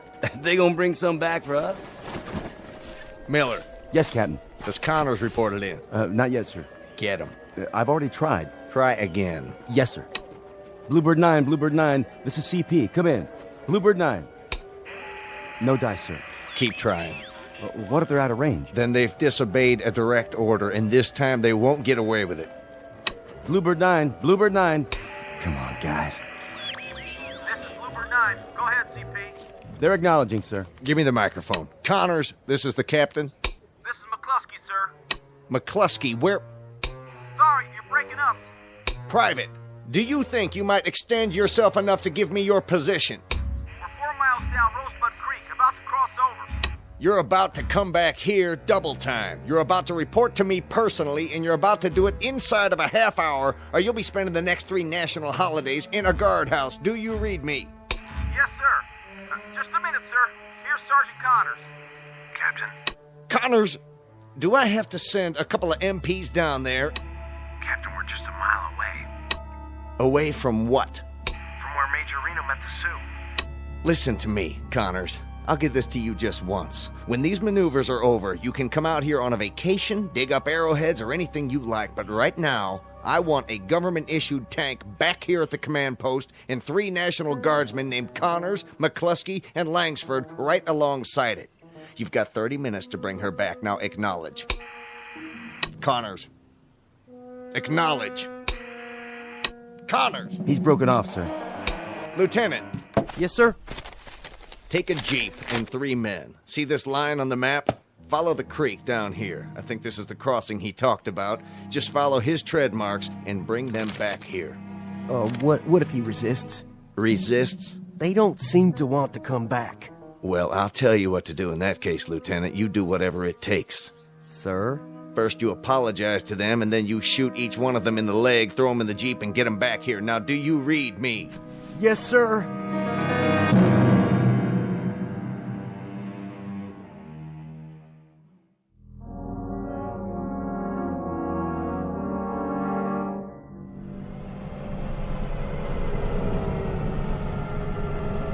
Hold it!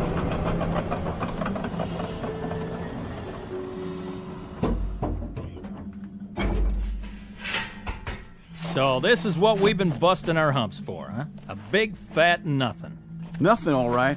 Nothing and no one. But right down there is the spot. Don't tell me. Where Reno had his fight. Well, all I can tell you guys is you better get a couple of cigar store Indians out here, and you better do it in a hurry. That is, if you want to make a good impression. Because I know a National Guard captain who's probably on his way over here right now with a great big net. Where are they, Sergeant? How come we missed out? Missed out? You want to know why we missed out? Let me explain it to you. We missed out because we're looking for dead cavalry, buried Indians in a battle that was over and done with before my great-grandpa was born. Now that's where we missed out. I got it all pegged, you know. I really do. The whole thing is strictly an illusion. One of them heat mirages. That's the straight goods. Out here with the sun beating down, we went and talked ourselves into it. That's not it. That's not it at all, McCluskey. What are you thinking, sir? Do you remember what it was that Reno found before the battle? I'm not sure. He even sent a message back to Custer about it. Sure, the village. Village? What village? What do I have to do to level you guys off? Tie you to a tank or something? Reno scouts found an Indian village. An hour after that, the whole troop went into action. Oh, my aching back. I give up. I swear, I give up. This is where the men separate from the nutcases. Where you going? Back to the CP if I can find it. You guys keep playing your games, and I'll see if I can send back a padded ambulance. Arrivederci, y'all. Should I stop him, Sarge? We can't. He's the only one who's following orders. From now on, we're on our own. What is it? You tell me! That's it! That's what? Would you mind telling me? The village! That's the village! 6 more of your funny little teepees. That's a mirage, isn't it, Langsford? Not really there? Man, don't ask me anything. Now you got me seeing it. Don't ask me nothing. Looks abandoned. I'll go down to scout it. An hour ago, if you'd said that, I'd have died laughing. And now? You got your rifle? Sure thing. Then be careful. Of course I will. Well, what happens now? You read all the books. What's the next thing? Beyond the village. That's where Benteen engages. What about Custer? He loses his right arm. As of the moment, Reno got cut off here. Custer's column was doomed. This is wild. I swear, this is off the scale. Now, how in the... Well, how in... I mean, it's like chasing somebody that ain't even there and trying to catch up. Well? Connors. Langsford. What'd you find? I'm not sure.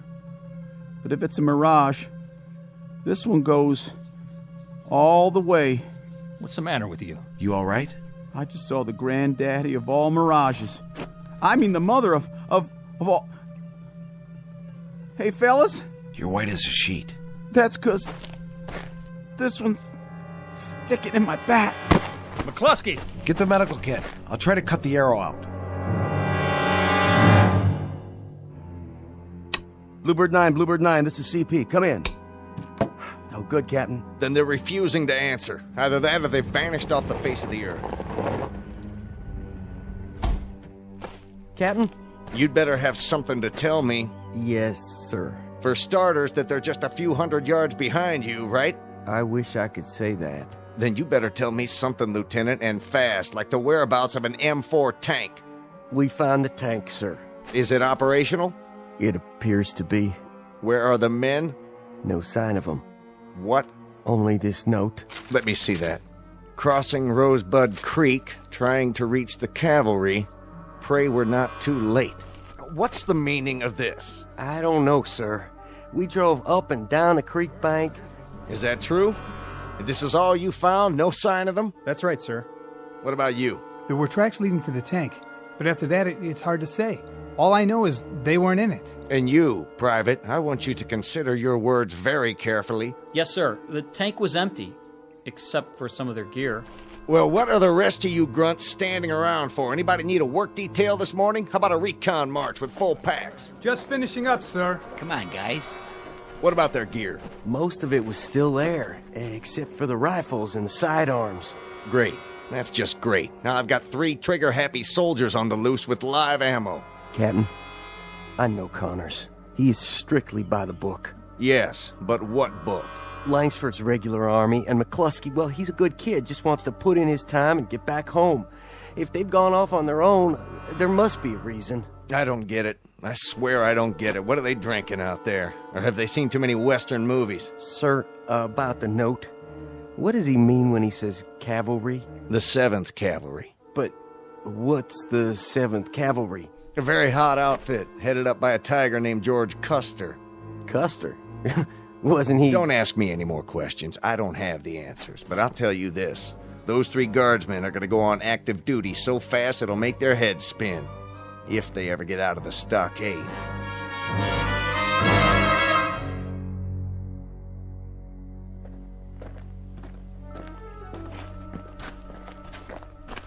Not much farther now. Come on. We're gonna make it. We're gonna make it, man. We got you, okay? Just hang on to my shoulder. Where are we? A few hundred feet away. They're right over the ridge. Sarge, you hear it? The wind, that's all. Not that. Sure we hear it. This time we all do. Wait a minute. Listen. That's them, Sarge. The 7th. You think he's right? We made it.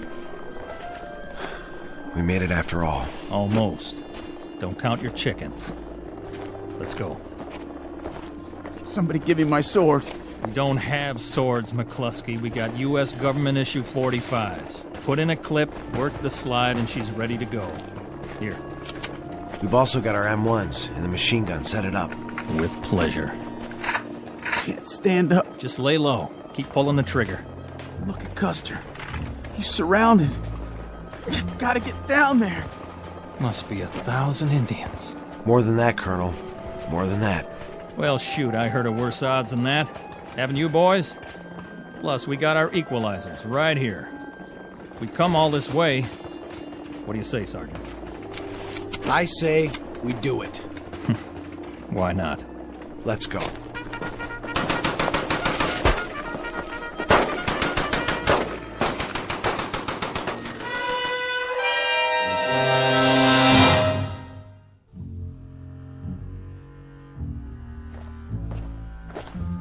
This is it, Captain. The last known location. What's that plaque for?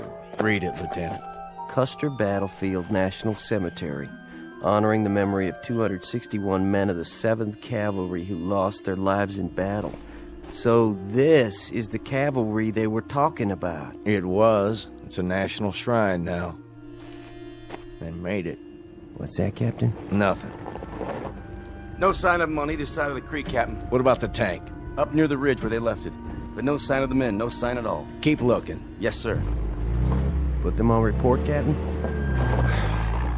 Put them on report. Captain! What is it? A list of the men who died here, all the names engraved on the plaque. It looks like it's been here a long time, so then how? How what? I think you better take a look at this.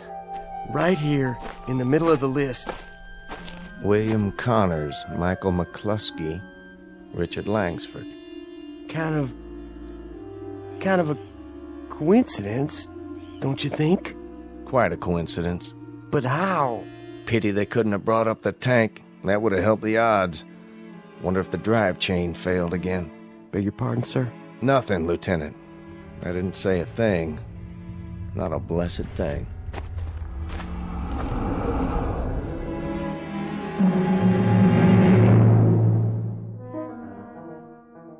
Sergeant William Connors, Trooper Michael McCluskey, and Trooper Richard Langsford, who, on a hot afternoon in June, made a brave but hopeless charge down a hill and never returned. Look for this one under P for Phantom in the pages of a historical ledger, filed in a reading room known as the Twilight Zone. More from the Twilight Zone after this. Hi, this is Carl Amari, producer of the Twilight Zone radio dramas. I'd like to take a moment to tell you about our official website at twilightzoneradio.com, where you'll get the latest news and information on these Twilight Zone radio dramas. Plus, at twilightzoneradio.com, you can digitally download 3 free episodes or any of our episodes for only $1.95 each. In this age of ever-changing technology, we've decided to make these episodes instantly available to you by making the Twilight Zone radio dramas a digital download-only series. This means that this series will no longer be offered on CD. The CD collections at our website are now being offered while supplies last at buy one, get one free. So be sure to get your favorites before they're sold out. Be sure to visit us often, and I'll see you in the zone.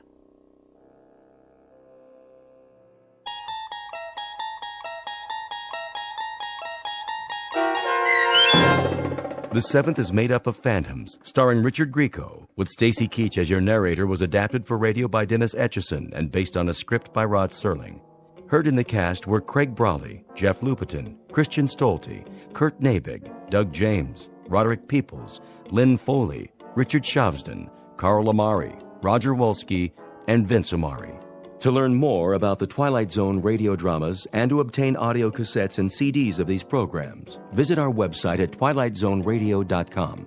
The producers of The Twilight Zone wish to thank CBS Enterprises, Carol Serling, Dennis Etchison, Dick Brescia Associates, Claire Simon Casting, Paul Patch, Terry Jennings, the American Forces Radio and Television Service, our sponsors, and our radio affiliates for helping make this series possible.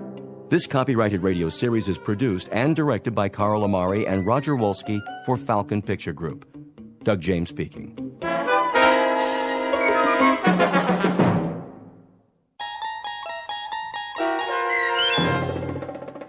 In Praise of Pip, starring Fred Willard with Stacy Keach as your narrator, was adapted for radio by Dennis Etchison and written for The Twilight Zone by Rod Serling.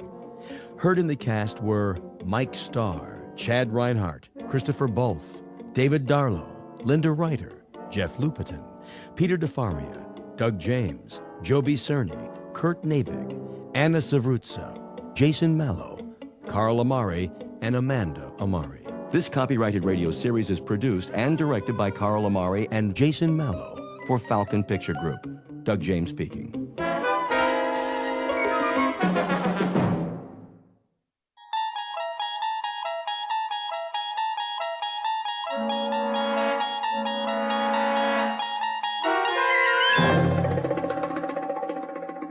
You unlock this door with the key of imagination.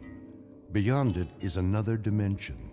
A dimension of sound, a dimension of sight, a dimension of mind. You're moving into a land of both shadow and substance, of things and ideas. You've just crossed over into the Twilight Zone.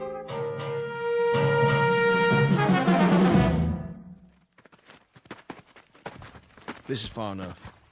Hold up, men! Looks like we're in the clear, Sarge.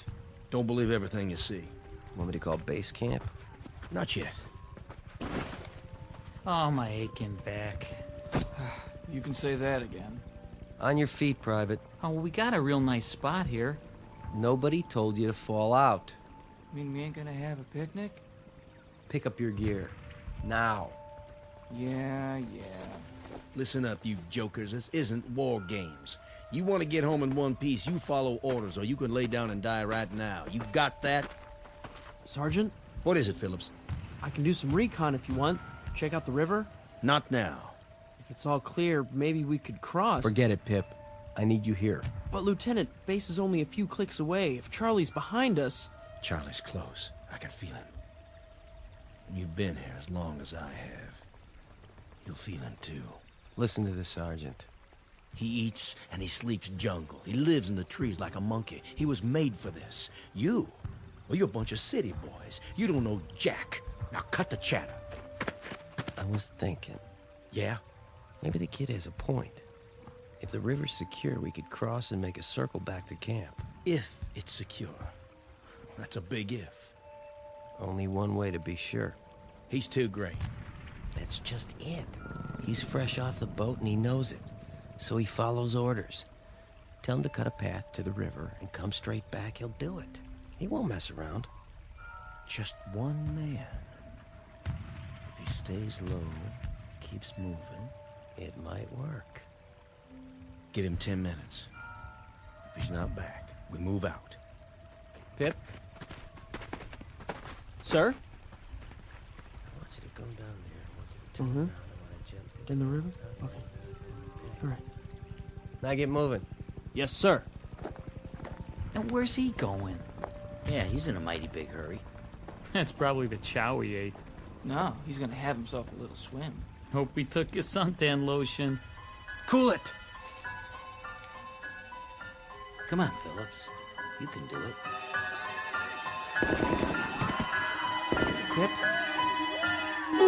Pip? Pip! Pip? Pip! Mr. Phillips? Mr. Phillips? Yeah, I'll be right there, Mrs. Feeney. I was just resting my eyes. Must have been dreaming some nightmare. Mr. Phillips, are you in there? Sure, Mrs. Feeney. Just let me get the locks on the door. Hey, you got a message for me from Pip? Quick transition from a war zone in Southeast Asia to a rooming house stateside. That's the way the mind works, moving through time and space as if they were the elements of a dream. Only sometimes the dream may not go away quite so easily. Submitted for your approval, one Max Phillips, age 46, slightly the worse for wear, whose life so far has been as drab and undistinguished as a bundle of dirty clothes. Occupation, small-time bookmaker. And though it's a bit late in his career, he has an errant wish that the rest of his life might be sent out to a laundry and come back shining and clean. This to be a gift of love for a son with the unlikely name of Pip. Mr. Max Phillips, who is soon to discover that a man may not be as wise as he thinks. Said lesson to be learned the hard way in the Twilight Zone. And now, The Twilight Zone and our story in Praise of Pip, starring Fred Willard, with Stacy Keach as your narrator. Mr. Phillips, I can't wait all day. Oh, sorry, Mrs. Feeney. What do you got for me? A message from Pip? Afraid not. Oh. Well, come on in. I must have fell asleep. You ever take naps? I started taking them lately. It makes you feel refreshed. Besides, I ain't getting any younger. Smells like a brewery in here. Nice, huh? Nice? No. Typical, yes. Pour you one? I didn't come here to socialize. Oh, sure. Well, is it about the rent? Because I'm pretty sure I paid it. Check your book. You'll see that I... You got a visitor downstairs. I do? Some kid. That right. What's his name? I didn't ask. Well, tell him to wait a couple of minutes. I already did. You did? Then I better straighten up. Yeah, you better. I think he's got some more business for you. No kidding. You're a doll, Mrs. Feeney. Did I ever tell you I love you? All the time. Speaking of which, do you know what time it is now? Sure I do. Only first, tell me what day it is. It's 8 o'clock. In the evening. What? It can't be. Well, it is. September the 13th, 1963. And you look like an X-ray of an ulcer. Anything else you want to know? Yeah, where's a clean shirt? Lower right-hand drawer. You got one left. Thanks. You know I'm crazy about you. You're the queen of women. Mailman come yet? Come and gone. Anything for me? Nope. Nothing from my boy, huh? You ask me that every day. Well, sometimes he writes, when he's got time. He must be awfully busy over there. Place called Vietnam. Don't worry about him. He's a good boy. He'll be all right. He better be. Look at him in this picture. I ever show you his picture? Every time I come up here. Just look at him, in his uniform. Takes after his dad, don't you think? You want me to throw away these empty bottles? Would you? That'd be great. You ain't doing yourself any good living this way. You know that. A very astute observation, Mrs. Feeney. That's why I'm crazy about you. I love your astute observations. I mean it. I know you do. There, good as new.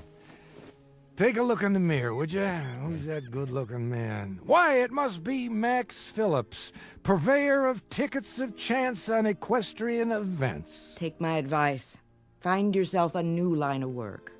Well, now, here's an observation of my own, Mrs. Feeney. One of these days, I'm going to drink my last drink, accept my last bet, perform my final con, and then I'll be ready to go out and meet Pip when he comes back. And you know what I'm going to tell him? I'm going to tell him that his old man finally wised up. And when will that great day happen? Oh, one of these days. That's what they'll put on your gravestone. Mr. Max, one of these days, Phillips. It's kind of a pity, you know. You're not such a bad guy. And you are the paragon of all virtue. I'm nuts about you, Mrs. Feeney. Let's dance. Keep your hands to yourself now. And then later, you and I can toast marshmallows together and sing camp songs. How about it, Mrs. Feeney? It'll be to laugh, won't it? Won't it be to laugh? I'll send up your visitor.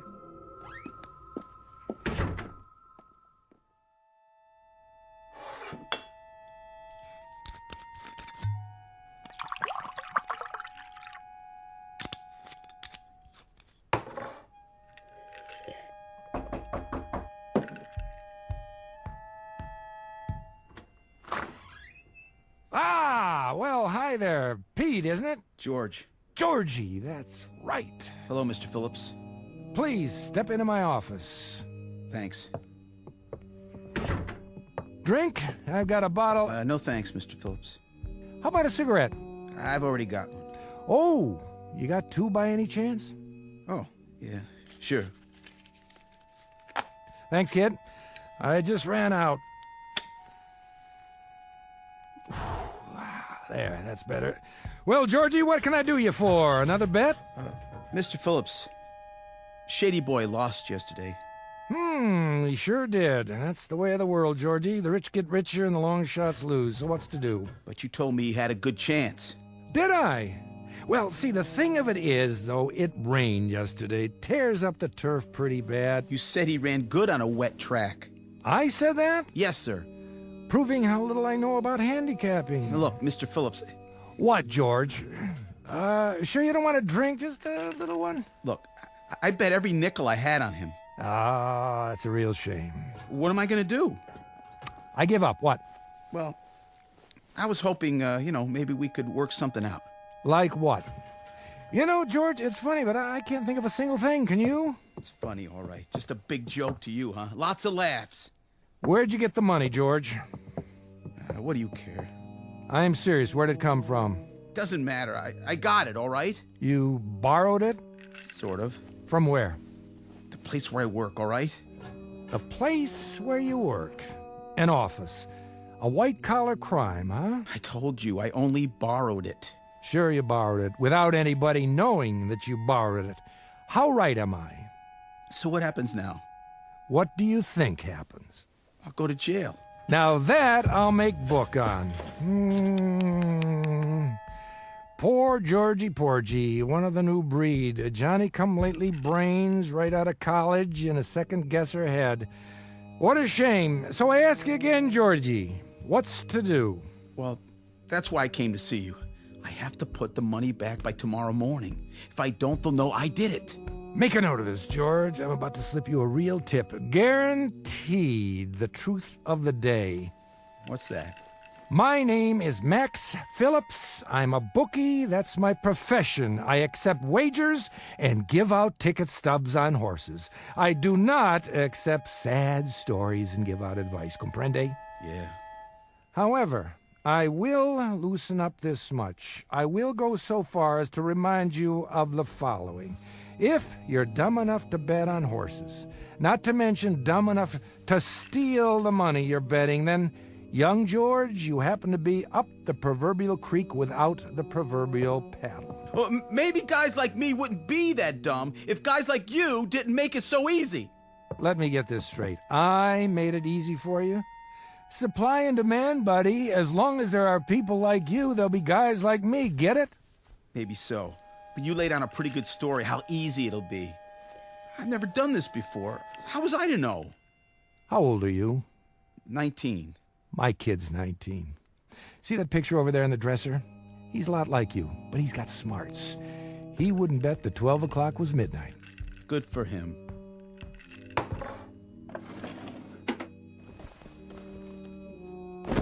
Here.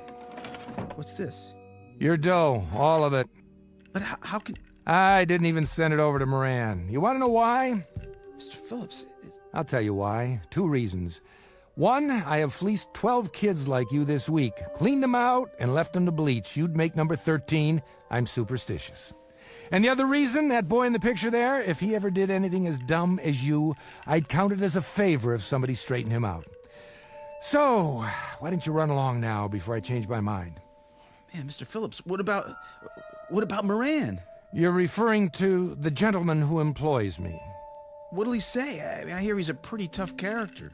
Wrong. He's an angel, a kindly, sensitive man. Salt of the earth. If he finds out that you gave me back my money, he'll say it was a Welch. Oh, no doubt. But it'll be my problem, not yours. Thanks, Mr. Phillips. Thanks a lot. Let me tell you something, George. You can welch on a bet. That's S.O.P. But don't get like me. Don't welch on your soul. Then you wind up hating what you see in the mirror, and that can make it rough when you shave. Good night, Mr. Phillips. Good night, Georgie Porgy. Sleep tight. You saved my life. God bless you. This one's for you, Pip. Oh, and Pip, can you hear me, son? Please take care of yourself. Take real good care.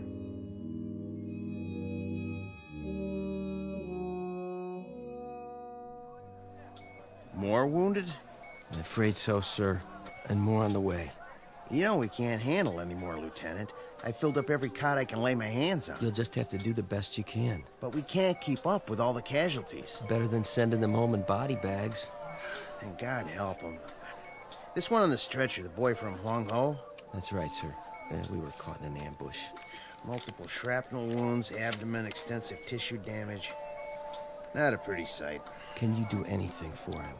Shot of morphine. Other than that, we can't touch him here. This is only a field hospital. The kind of surgery he needs. Level with me, Doc. What are his chances? Not very good. Oh, that's tough. He's a good kid. Phillips Pip. It's an odd name. It's what everybody called him. Well, Private Pip, I wish you a full recovery and a long life. Short of that, someone to mourn you.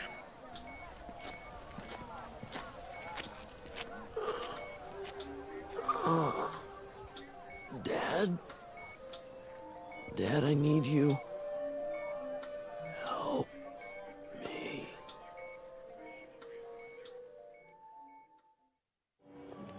Ice cream, cotton candy, saltwater taffy. How about you, mister? Me? Oh, no, I don't eat that stuff. My boy, though, my boy used to like ice cream cones when he was little, the kind with nuts. That right. Ice cream, cotton candy.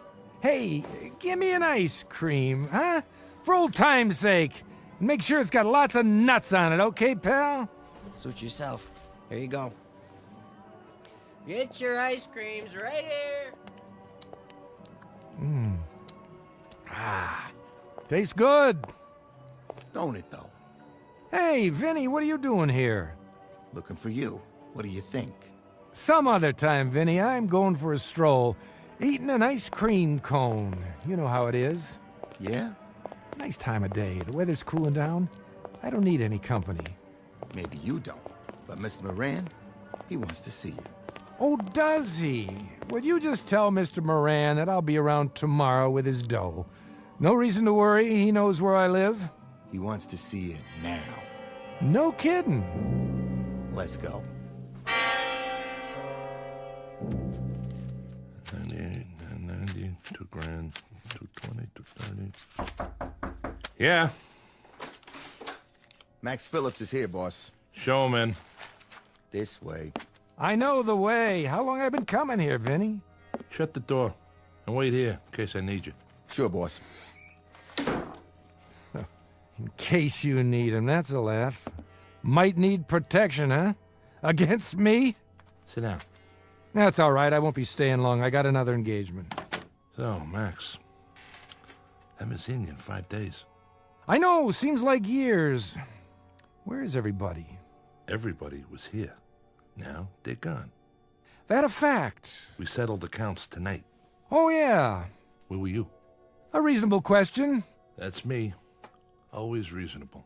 I must have took the wrong bus. You don't need to take a bus. It's 2 blocks. Well, how about it was such a beautiful day, and I thought I'd take a stroll on the boardwalk. Hey, you remember those ice cream cones with chocolate and nuts on the outside? Guess what? They still make them. I must have bought my kid 1 million of those.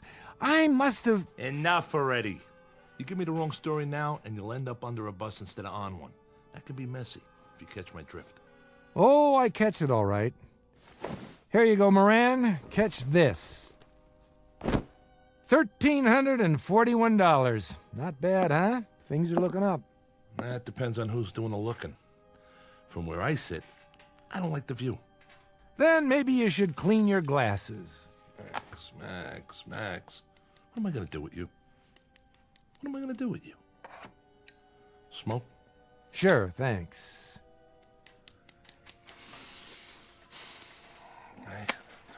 I don't understand you, Maxie.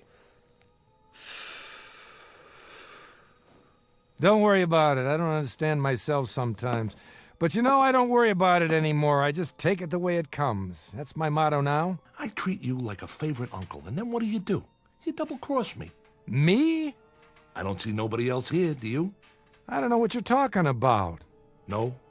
Kid by the name of George Reynolds placed a bet with you, $300. His horse didn't place. But somehow, the dough never got to me. Uh-oh, busted. Why, Maxie? I'll bite. Why? Vinny. Something, boss? Bring the kid in now. Sure thing. I want you to see what happened. See what? You mean he's here?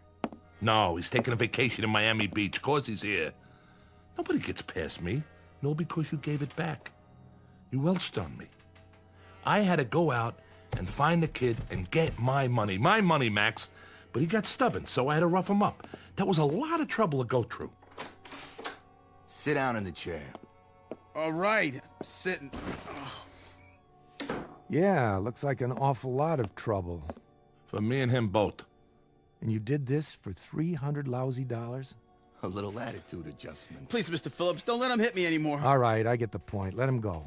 No can do, Maxie. You know what would happen if I give him a free pass?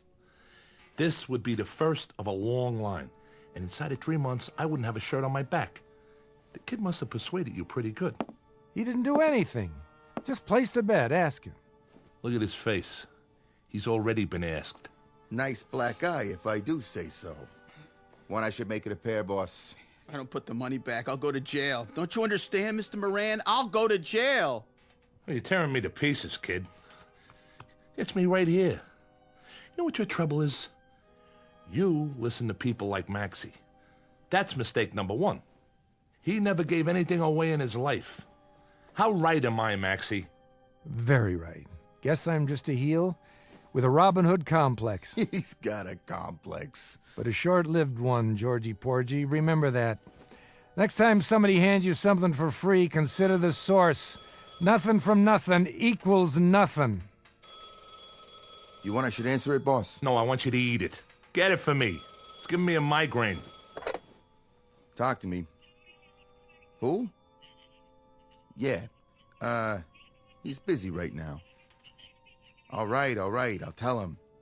It's your landlady. Mrs. Feeney? Says there's a telegram for you. A telegram? Probably from Georgie's horse, saying he's just coming into the stretch and he'll be home for Easter. Give me that. Yeah? Well, open it up, would you, Mrs. Feeney? From the Defense Department? Go ahead, read it to me.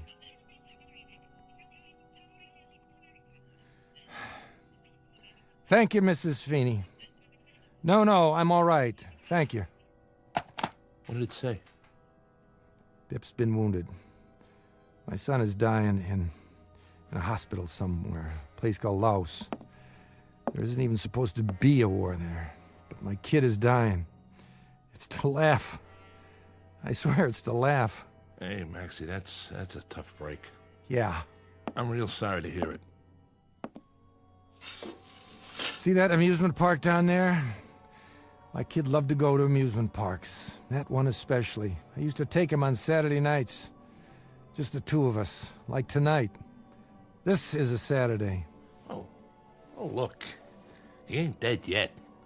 What I mean is he, When I wasn't too drunk, or when I wasn't out conning somebody for you, Moran, I'd take him to the amusement park and we'd have a ball. Take it easy, huh? You know, Moran, I think you're wrong. I think I have given something away. And you know what it was? My son Pip. The good part of me. The clean part. The only part I was proud of. Give me that envelope. What are you doing? Take your money, Georgie. Put it back where it came from Monday morning. Nobody'll be the wiser. Except you. Thanks, Mr. Phillips. I hope you learned something. Now get going. If you say so. Hold it right there. Don't listen to him. Look, Max, I'm sorry about your kid and all, but that don't give you no call to... Moran, no more from you. No more. 20 years ago, I should have spat in your eye. I don't know why I didn't. 20 years. I should have remembered how little time a man has to raise a son. The honor goes to you now, George. It's a little belated, but it's the best I can do. Just a minute. Go ahead and get out of here while you can.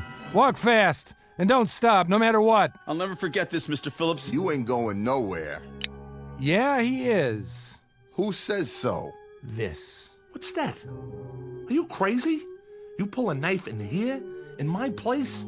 Tell your man to take his hand out of his pocket. If he's reaching for a cigarette, tell him the smoke's starting to bother me. But if he's reaching for anything else, tell him I'll cut his heart out before he gets his hand out of his coat, and then I'll go to work on you. Don't listen to him, Vinny. Do it. With pleasure. No, you don't! How'd you like that? How do you like this, you cheap punk? Boss, he stuck me. You're nuts, Max. I'm getting out of here. Not so fast. Let go of me. Okay, as soon as I make sure you're not getting up. Mr. Phillips, your stomach. You're bleeding. Get lost, Georgie. Get lost fast and don't look back.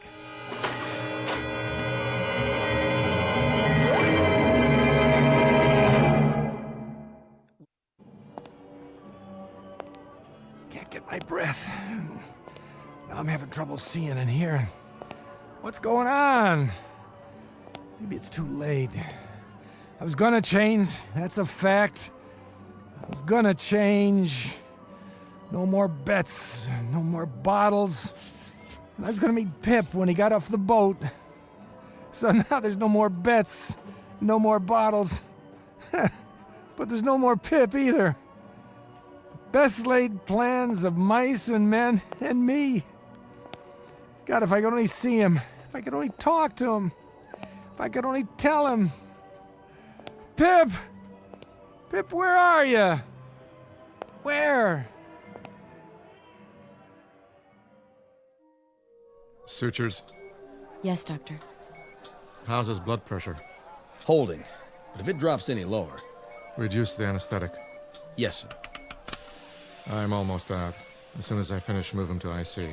I'll tell them to prepare a bed. All right, my friends. That'll have to do.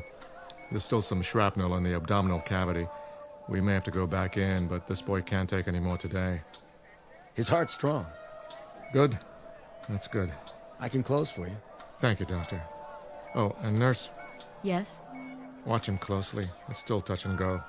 See if he survives the next hour. If he can hang on for that long, he might just make it home. You know, he might. He's young. Well, good luck to... What's his name? They call him Pip. Then good luck to you, Pip. Godspeed.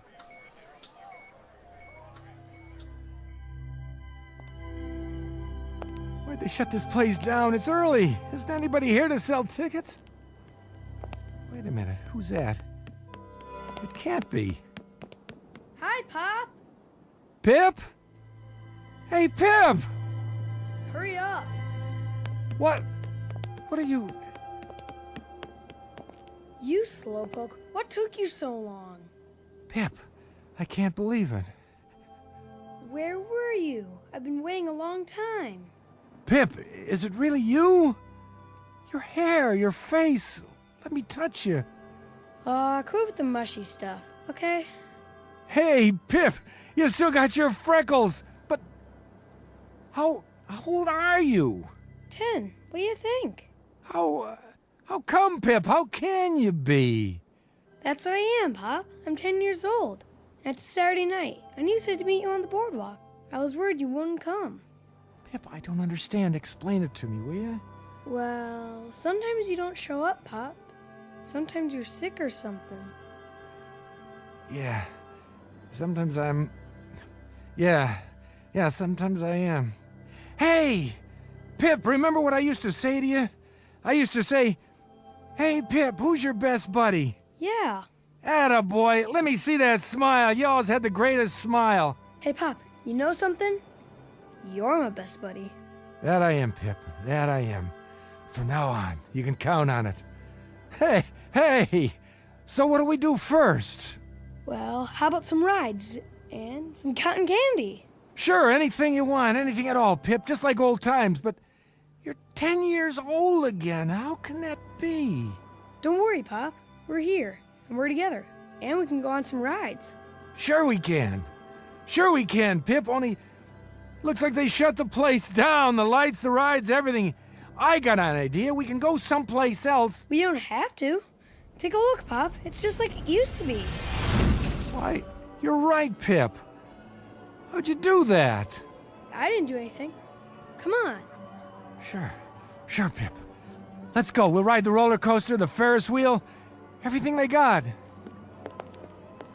I can go slow if you need me to. What's the matter? Don't think your old Pop can keep up? Well, you keep holding your stomach. It looks like you're bleeding. Ah, no, I'm not bleeding. It's soda, that's all it is. I spilled it on my shirt. Come on, let's get going. Let's have some fun. Ice cream, cotton candy. Can I have some cotton candy, Pop? Of course you can. 1 cotton candy, please. Here you go. Hey, you got ice cream too? The kind with chocolate nuts on it? You used to like that, didn't you, Pip? Mm-hmm. Make it 1 of each.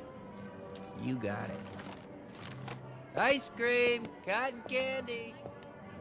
Let's go on the Ferris wheel.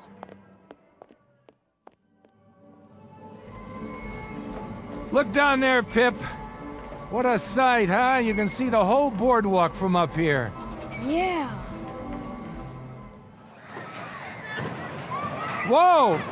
Hold on, Pip. This is one fast roller coaster. Faster. I want to go faster. That was a good hot dog. The best. Hey, Pip, I got a question for you. What? Who's your best buddy? You are. That's right. That's right, Pip. I always have been and I always will be. Don't ever forget it, no matter what. All right? Oh, all right. Hey, slow down. What's the big rush? I gotta go. Go where? What's the matter? There's not much more time, Pop. Sure there is. What are you talking about? There's... Pip? Where'd you go? What's happening? Gotta keep up. Oh. Where'd he go? Pip. Pip, don't go in there, okay? It's a hall of mirrors. You'll get lost. Going in, mister? What? No. Come on, it's fun. I know. Screwy Louie's room. Mirrors all over the place. I've been in there lots of times. Pip! Yeah, better go get him. Here's a ticket. Yeah, okay. Pip! Wait up!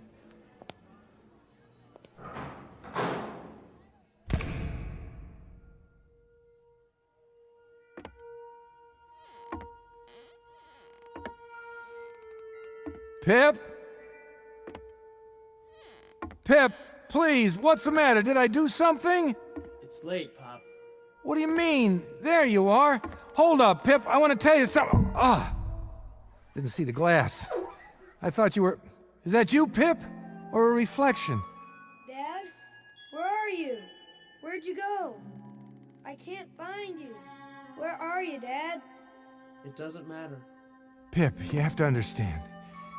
You have to listen to me and understand. All those times I wasn't around, when I was out doing business, when I was running a con, when I was drunk, when I dragged you from one rooming house to another. It doesn't make any difference now. It does make a difference. It makes a difference because I want you to know that no man... Listen to me, son. No man ever loved a boy any more than I loved you. Do you hear me? All that stuff, it was because I was weak. Because I was always dreaming instead of doing. I always wished, but I never tried hard enough. Pip, as God is my witness, I loved you. I have to go, Pop. No. Pip, you can't leave me now. You can't just go away. All these mirrors. I only had an hour, Pop. But why? Because I don't belong here. The hour's up, and it's time to die. What? Not you, Pip. You're just a kid, a little boy. Bye, Pop. You can't die, Pip. There's too much I have to tell you. Too much I have to make up to you. I want to spend the rest of my life being your dad. That's all I have to live for now. Nothing else means anything. Pip, come back. I promise no more bottles, no more lousy crooked jobs, understand? No more waiting for when I don't show up. No more lies. Come out of the mirrors and let me see you. Stop hiding from me. Which one, Pip? Which one is really you?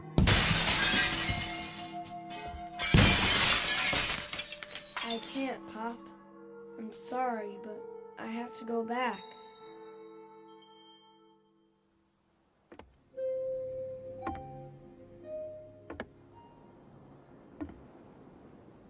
Hey, God. Hey, God, I'll make you a deal. I give you the carcass of a week-old idiot. I give you me. All you have to do is give Pip back. Please, God, don't take my boy. Don't take Pip. Take me.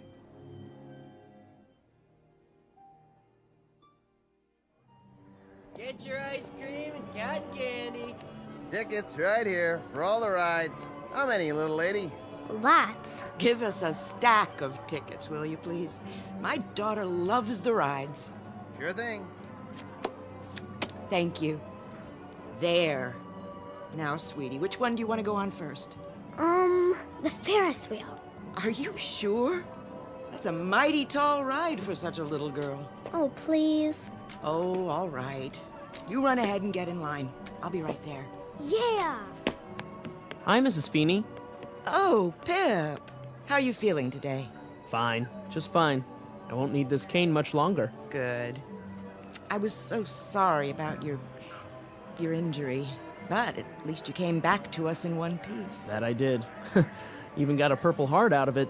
That's nothing special, though. Oh, you look so handsome in your uniform. Thanks. See you back at the rooming house for dinner? Sure will. Come on, Mommy.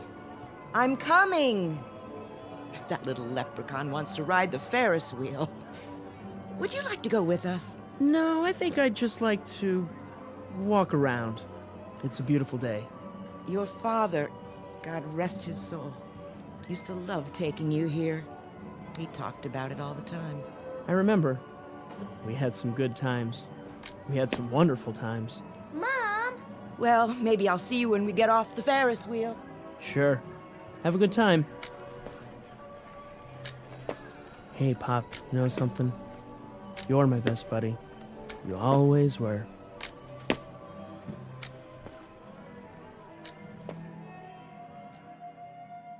Very little comment here, save for this small aside, that the ties of the flesh are deep and strong, that the capacity to love is a vital, rich, and all-consuming function of the human animal, and that you can find nobility and sacrifice and love wherever you seek it out, down the block, in the heart, or in the Twilight Zone. The Twilight Zone continues in just a moment. You are about to enter another dimension, a dimension not only of sight and sound, but of mind, a journey into a wondrous land of imagination. Next stop, the Twilight Zone. Hi, this is Stacy Keach. I'd like to take a moment to tell you about our Twilight Zone website at twilightzoneradio.com. At twilightzoneradio.com, you'll find the latest information on these Twilight Zone radio dramas, including behind-the-scenes photographs, plus the newest product releases, trivia contests, ways to contact us, other Twilight Zone-related info and merchandise, plus links to other fascinating websites. So make your next stop twilightzoneradio.com. Visit twilightzoneradio.com to purchase these Twilight Zone radio dramas on cassette and CD, or call toll-free 1-866-989-ZONE. That's 1-866-989-9663.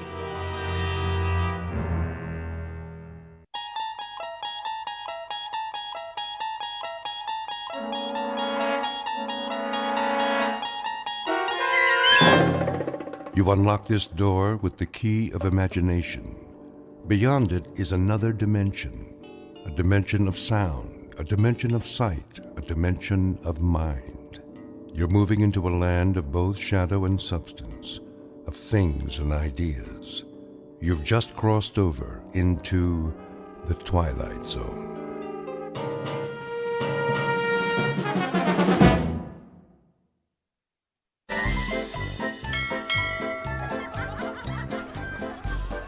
Get Get your hot dogs. Hot dogs. Pretzels. Popcorn. Take a chance. 3 balls for $1. Cotton candy. Knock one over, win a prize. How about it, folks? Can we? No thanks. So easy, my own mother could do it. Look at all the stuffed animals. Let's go.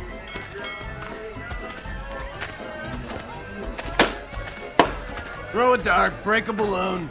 Not this one. Aw, you're no fun. There's better places. Hey, winner, this is your lucky night. Where's Freddy? Taking a break. You wouldn't want to play, would you? What do we have to do? Shoot at the bullseye. Think you can handle it, soldier? He was in the infantry. Yeah? What do we win? Take your pick. Plastic Cupid dolls, pandas from China. I want the pink one. You got some taste. How much? How much you want to spend? Sign says $1. Ask for kids' prizes. Wax lips, pencil on a string. You have to work your way up. Freddy gives me 3 games for 2. Yeah, 50 BBs each. Never knock out the bullseye that way. How much for a full load? Say 3. Forget it. 2. We're leaving. All right. 100 shots for, let me see, a penny apiece. I get to pick my own machine gun. Man knows what he's doing. Ready? Hey, how about a side bet? 5 will get you 10. You hustling me? Come on, show your girl what you're made of. She already knows. Can't blame a guy for trying. Watch this.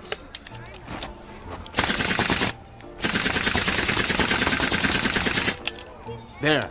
How's that? Wait a minute. You didn't get it all. What are you talking about?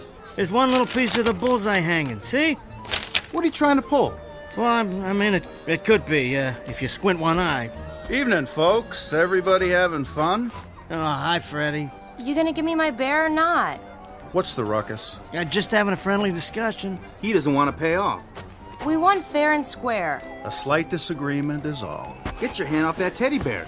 Give the young lady her prize. We don't want any trouble here. There you go, pal. Semper Fi. I'm not your pal.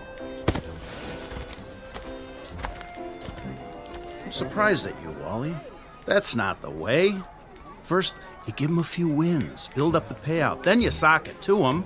Remember? I got a lot on my mind. Wally, you used to be a good con. But lately... Tell me something, Freddy. You can keep what you made while I was gone. For old time's sake. Listen to me. You see those 2 guys over by the funhouse? White ties, pointed shoes. Don't turn your head. What about them? They, by any chance, been hanging around tonight? Well, you know those mugs? Do me a favor. Anybody asks, you haven't seen me. I hopped the steamer to Timbuktu. Now, if you don't mind, I'll just fast forward on out of here. Yeah, don't worry. I'll think of something. Go through the back and down to the beach. Thanks, Freddy. I owe you. You sure do, boy. But this time, I don't think I'm gonna collect. Introducing Wally Beecher, once promising con artist and small-time hustler. But of late, he couldn't talk his own grandmother out of ice cream money. Mr. Beecher has become what's commonly known as a loser. He's off his game and down on his luck because somewhere along the line, he lost faith in the con and in himself. And tonight, the biggest debt of his life is about to come due. The reaction is panic, thanks to the certain knowledge that his credit has run out and there is no place left to hide. But if he plays the odds just right, there might be one last unexpected chance to start over. If not in this world, then in the Twilight Zone.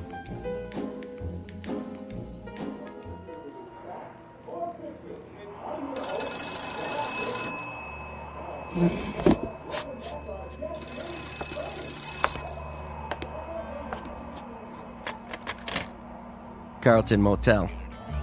Yeah, I got rooms by the day, the week, or the month. By the hour. You have to leave a cleanup deposit. Hey, same to you, buddy.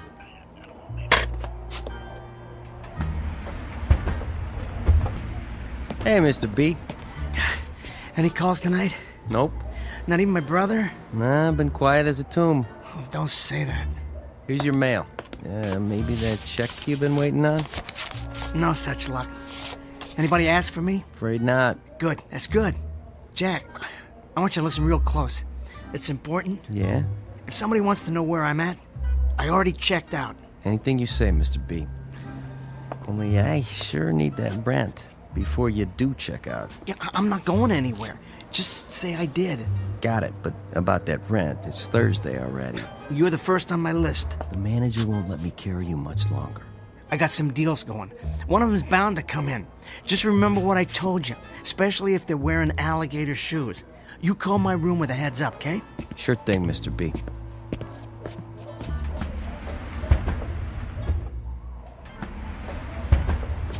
Forget your key? I got an extra. That car across the street. That black one? The Crown Vic? How long's it been there? I can't really say. They're watching. What's that? Is there another way out of here? Yeah, sure. In back. Remember what I told you? I'm not here, never was.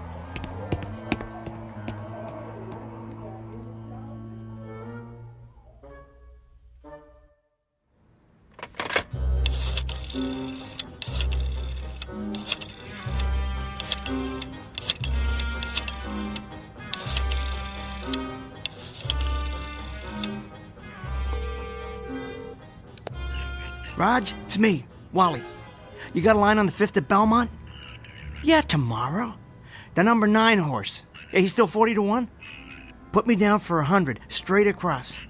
I understand. No more credit. But this one's a lot. I'm not conning you. The guy I know clocked him in the workout. Raj, come on, Raj. A C note, that's all I'm asking. Wait, don't...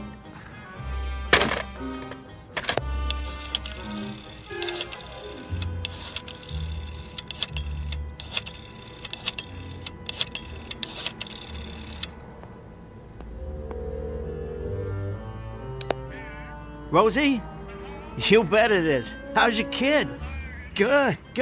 Hey, listen, Rosie, remember that business opportunity I told you about? Yeah, that's the one. The Feedback drive-thru. World's best deep-fried burgers. Well, they're getting ready to open their first store. Me, I got my personal life savings riding on it. So if you want to get in on the ground floor... he is? Oh, jeez, that's terrible. Hey, I could let you post-date a check if you... Your life insurance policy, too? Yeah, I understand. Hey, hold on, Rosie. I got another call. Great talking to you, hon.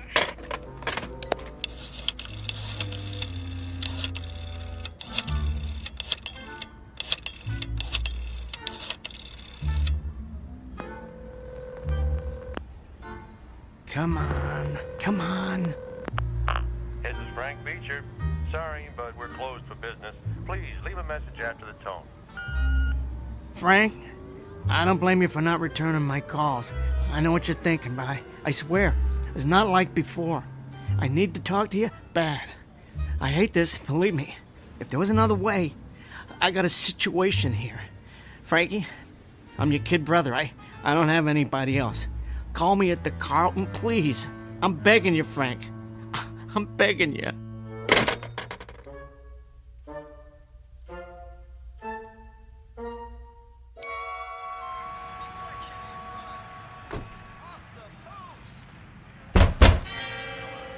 Who is it? Yeah, I'm in here. So what? I don't care anymore. Bring it on. Just bring it. Huh? Wally. Frank?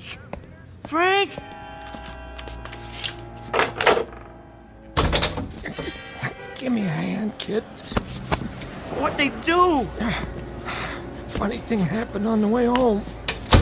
Sit on the bed. Jeez, Frank, they really worked you over. It's okay.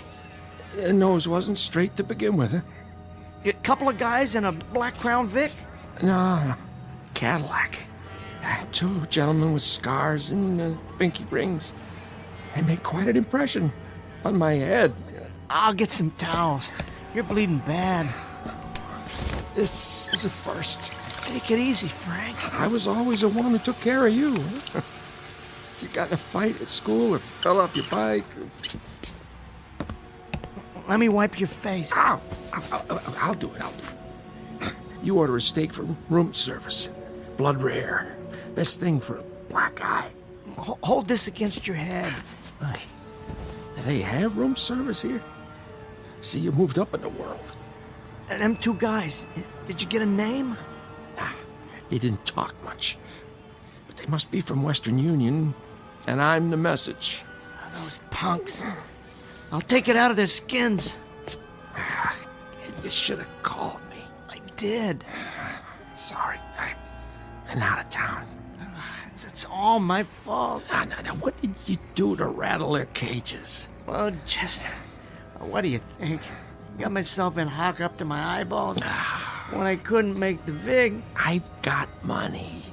It's too late for that now. Even if I do pay up, they'll leave me sleeping with the fishes. I am stupid, so stupid. Sounds like it's time for Mrs. Pierce. Who? That old lady lived down the hall. Remember? In the building where we grew up. What about her? Every time you got in trouble and you didn't want Dad to find out, what'd you do, huh? You came to me, right? Yeah, you find a way to fix it. I was always a loser, even back then. Yeah, you were little, that's all. You didn't know any better. What's Mrs. Pierce got to do with it? She was the one who took care of things, not me. What do you mean? Oh, when anyone in the neighborhood had a problem, Mrs. Pierce made it right. Don't give me that. It was you, Frankie. When I didn't do my chores or I got in a jam. Nah, I handled some of it, but there was some I couldn't. Like the time Vincent Cazzatori wanted to fight you, or you lost the raffle tickets and the principal called the police. I remember that. Yeah, it was Mrs. Pierce who got you out of it. She didn't want people to know, but she was the one. How? You tell me. I'd tell her, and then she'd pray to her own special saints, I guess. Someone came to her with a problem, she'd make everything right. Yeah, you could count on it. That's nuts. Yeah, it sure is. But it's true. Hey, where's the phone? Oh, who are you gonna call? The cops won't do nothing.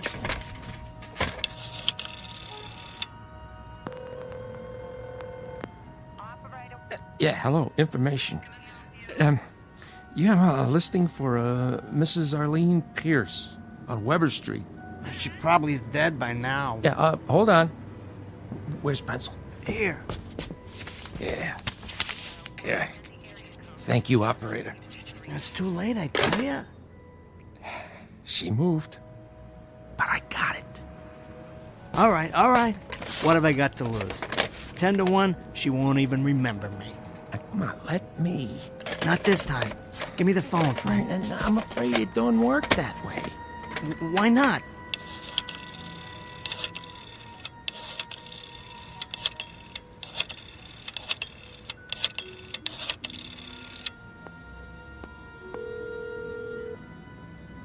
Hello?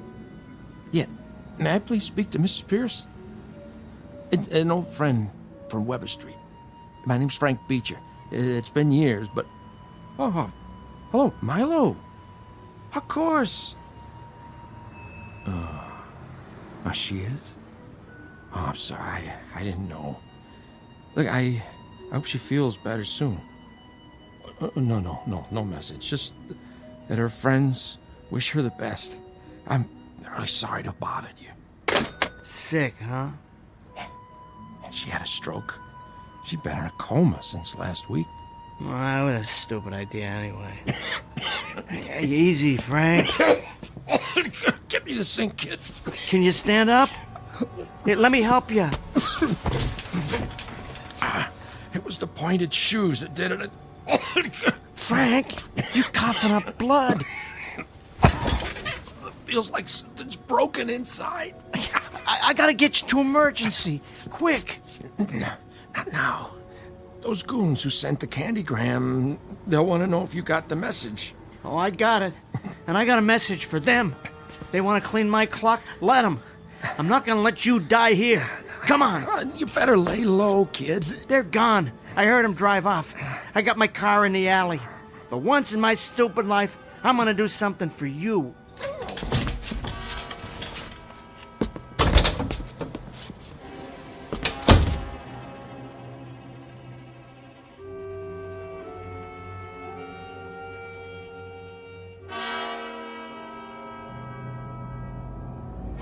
So what do you think? Nice car, huh? It's really cool, Wally. Are you sure it's okay with your dad? Sure. He lets me drive it all the time. I wish you'd slow down. Chicken? You're halfway off the road. I know what I'm doing. I got my license next month. So, baby, where to? Just don't get us in a wreck. How about down by the boardwalk? I have to be home by 10 o'clock. What? I was gonna show you a good time. Walk on the beach, have a couple of drinks. I know a guy who'll get me some booze. Name's Freddie. You know Freddie? I'll introduce you. Careful! Hey! Look where you're driving, jerk! Wally, will you please slow down? Too fast for you? That cop wants you to pull over. He don't mean me. Stop! What for? Let me out. At this time of night? I mean it. Now. Oh, okay, dollface. If that's the way you want it.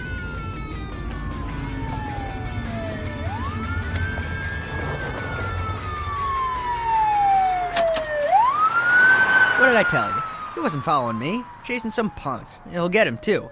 See, the cops around here, they drive Ford Crown Vics with the F-150 engine, all souped up. I could probably take him. I got more horses under the hood.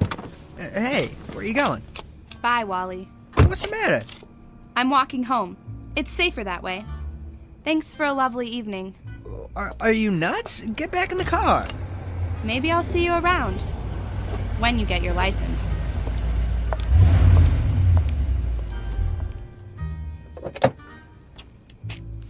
Oh, man, what are you doing here?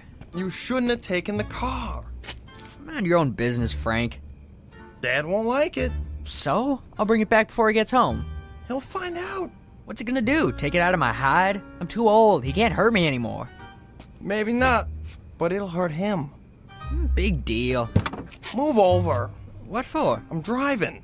What about your car? I'll come back for it. And how are you gonna do that? Walk if I have to. Now move. Go chase yourself. What did you say to me? Let go of the door. Give me the keys. No way. I said give me the keys. Back off, Frank. I'm warning you. What'd you do that for? Slide over.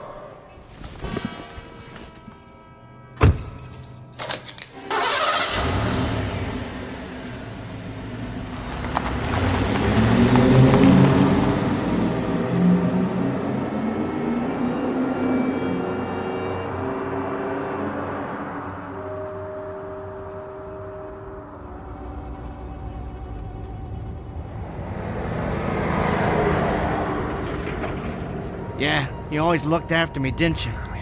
No matter how bad I screwed up. Come on, move! Hey, slow down, hotshot. You okay back there? You're going too fast. Don't you worry, Frank. Only a couple more miles. I'll get you to County General. It's the last thing I do. Wally, can you close the window? It is closed. Well, then turn on a heater. It's cold. It's so cold. Oh, Jesus. Hang on, Frank. The hospital's coming up.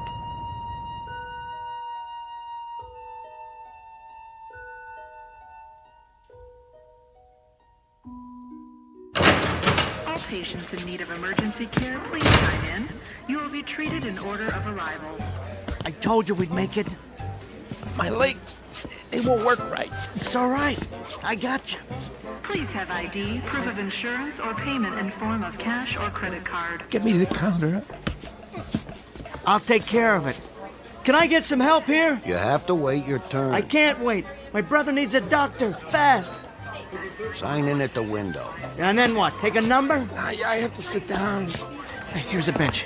Put your feet up. That's it. Ah, for crying out loud. Wait here, Frank. I'll be right back. But I don't have any insurance. Then I'll need a cash deposit. I can give it to you tomorrow. It's hospital policy, payment in advance. But I need the treatment now. Step aside, please. Just like that? Are you gonna throw me out? Someone will check your vital signs. You'll receive basic care if the condition is life-threatening. Next. I got his wallet and ID. Here's his credit card. Has he signed in yet? He can't. He was coughing up blood before. Then sign for him. What are you trying to pull? There's a pencil on the clipboard. There. That good enough for you? Have a seat. Blood. That's disgusting. Oh, jeez, Frank! Hey, I need some help right now. Somebody clean it up. Hey, mister, you can't do that. Those gurneys are hospital property. Here, get up on this stretcher thing. I'll try. You have to wait your turn. Back off. Sir, you can't go in the main hospital. Out of my way. I need cleanup, quickly. What's this? Something's broke inside. He's all messed up. Massive internal hemorrhaging. I'll take him. You gotta do something fast. You just gotta. Where's the chart? There isn't any. Who are you? His brother. Wait outside. Oh, no. Someone see this man out? There's a waiting area at the end of the hall. We'll let you know. Frank. Frank. Cleanup and emergency. Interns to receiving.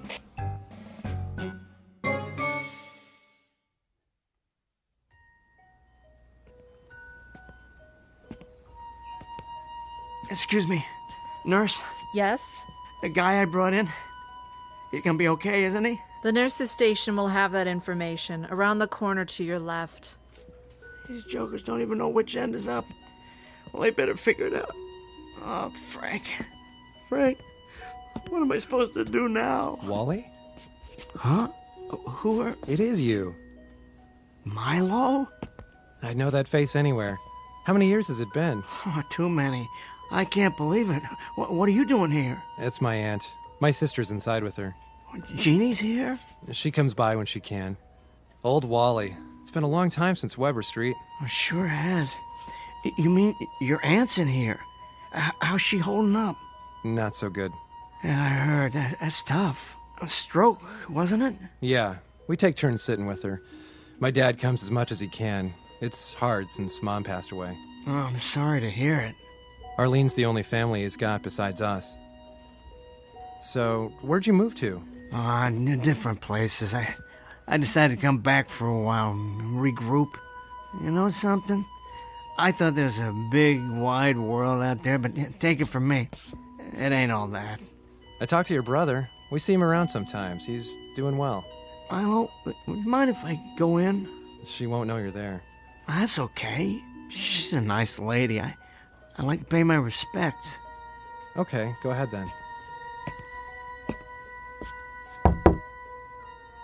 Come in. Hi, Jeannie. Wally?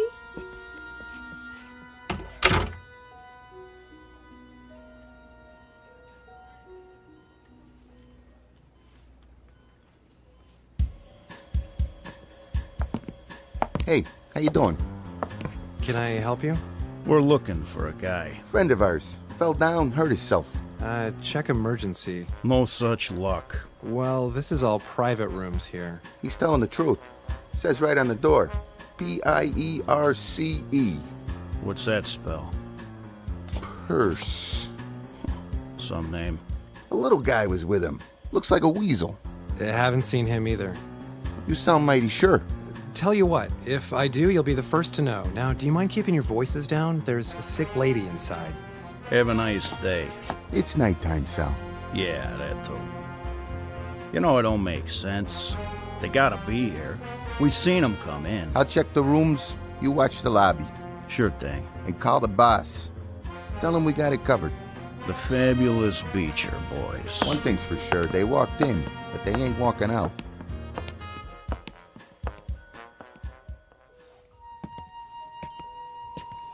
I don't believe it. Hello, Jeannie. Been too long. How is she? As well as can be expected. What does that mean? There isn't a lot of hope. They asked us if we want to pull the plug.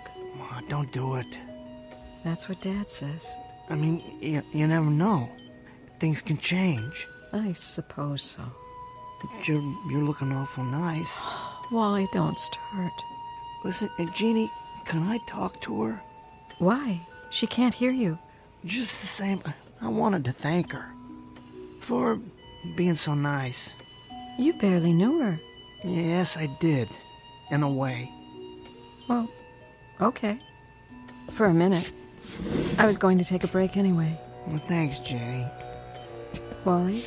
Yeah? It was nice of you to come by. Oh, no problem. And don't forget to take care of yourself. You can go home and get some sleep. Let Milo cover for you. Maybe I'll do that. Bye. Goodbye, Jeannie.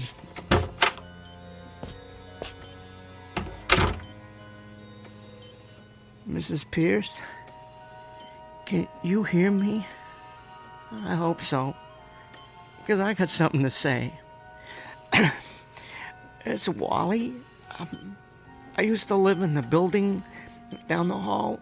Me and my dad and my brother. You remember Frank? He always did good in school. Not me, though. I was a different story.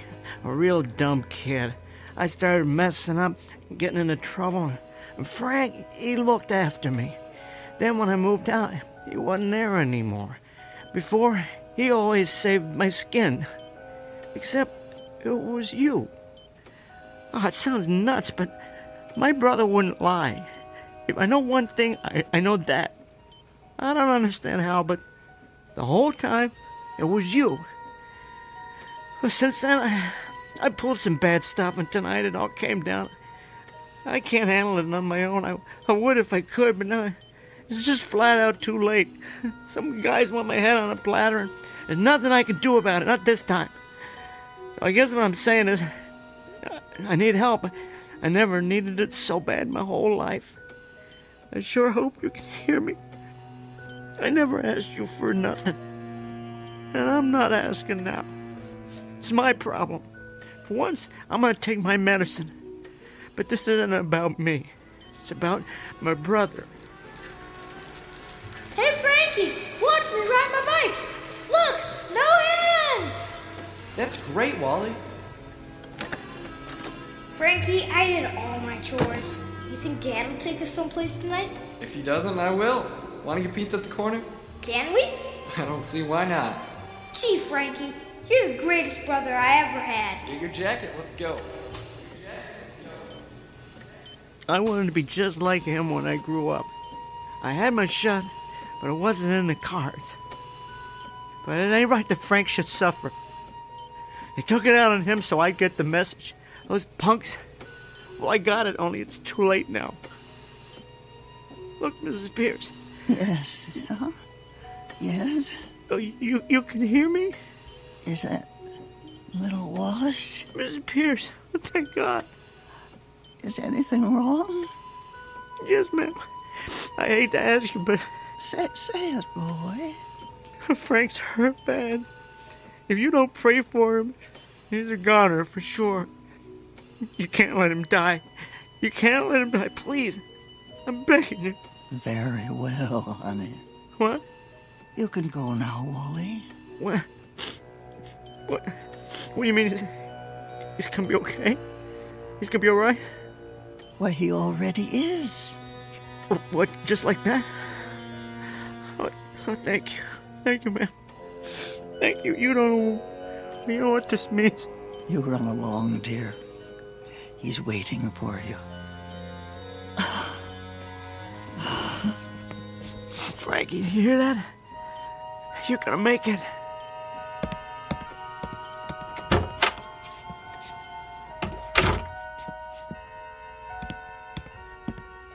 Nurse, where's Frank Beecher?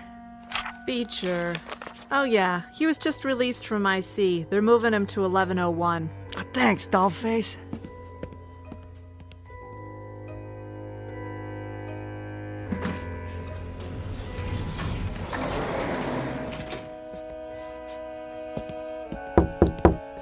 Frankie?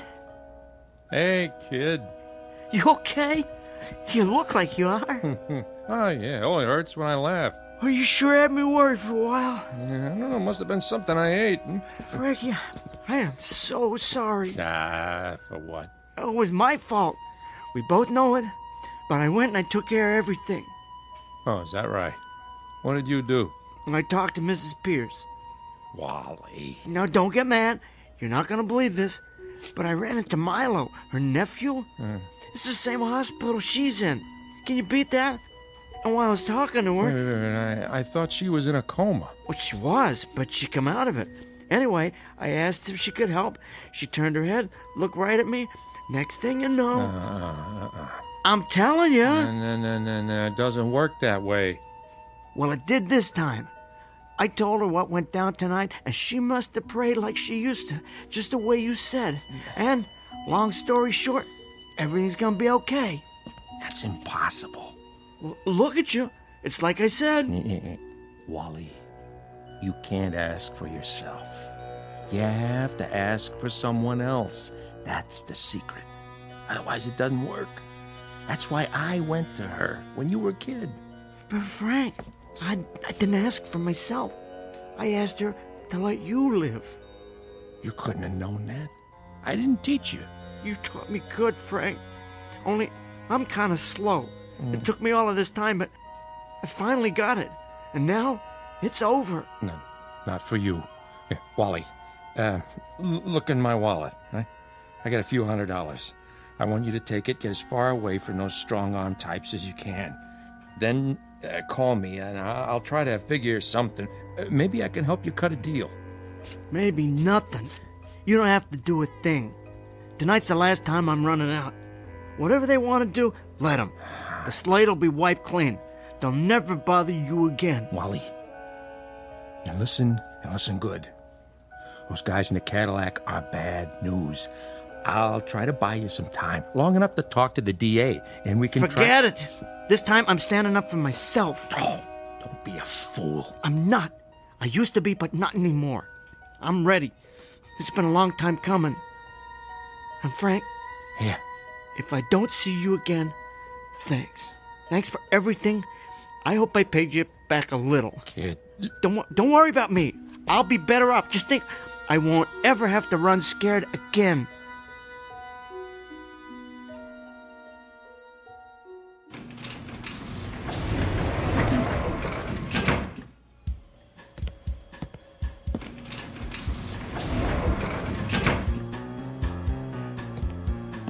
Well, the weasel. I figured you'd show up. Let's go, little man. Anything you say.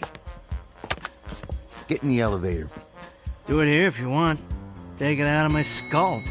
Just leave my brother be. Yeah, the boss wants to have a little talk first. The limousine's waiting.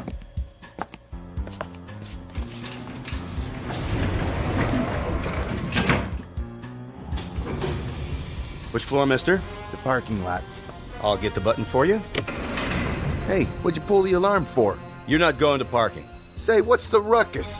Federal agent, hands out of your pockets. Mr. Beecher, step over here next to me. Glad to. You got the wrong guy. Don't move. You're under arrest. What's the charge? You take your pick. Racketeering, extortion. You know who I work for? We have Mr. Sacchetti in custody. You're making a king-size mistake. Pull that button, we go down to the lobby. The door's open and a friend of mine's gonna be standing there. And he don't like feds. Some friends of mine already picked up your partner. For what? Kicking a coffee machine. I saw you in front of the motel, right? You've been under surveillance. Sure. The V8 F-150. I should have known. The heat always drives Crown Vics. Do me a favor, Mr. Beecher. Pat him down. My pleasure. Ooh, a 38 Smith & Wesson. Awful heavy. It could wreck that suit of yours. Get your hands off the merchandise. Hey! Freeze! You, G-Men, drop your piece, or Sonny Boy here gets it. Don't listen to him. You'll never get out of the building. There's a police line outside. Where do they see my little insurance policy? Push the button, now. You won't make it. Throw your piece on the floor. Now push P level, or the weasel's a dead man. What new, big boy? How'd you like that, huh?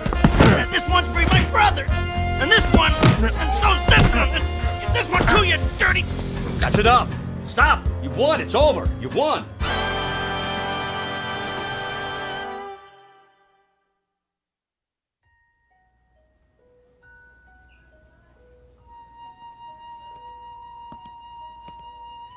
Milo, Jeannie, I just wanted to tell you not to worry.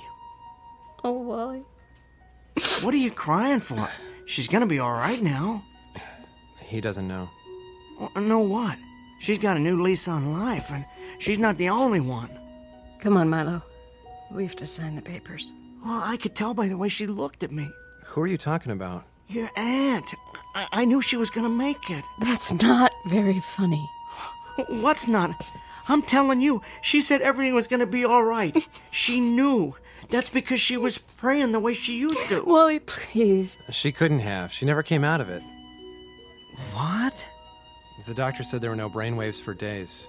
Not at all. But... One thing was strange, though. When she passed, she had a really unusual expression on her face.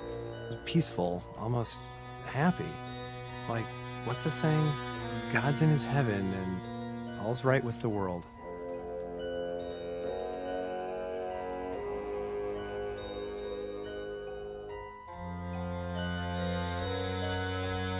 Wally Beecher, once promising con artist and small-time hustler, commonly known as a loser. Despite the odds, he asked for another deck and a fresh deal. It's not easy to end up a winner when you're down that far, but it happens sometimes, thanks to a very special gift, one that must be given as well as received. It goes by various names, the most familiar of which is love. Look for it, and you just might find it here and in the Twilight Zone.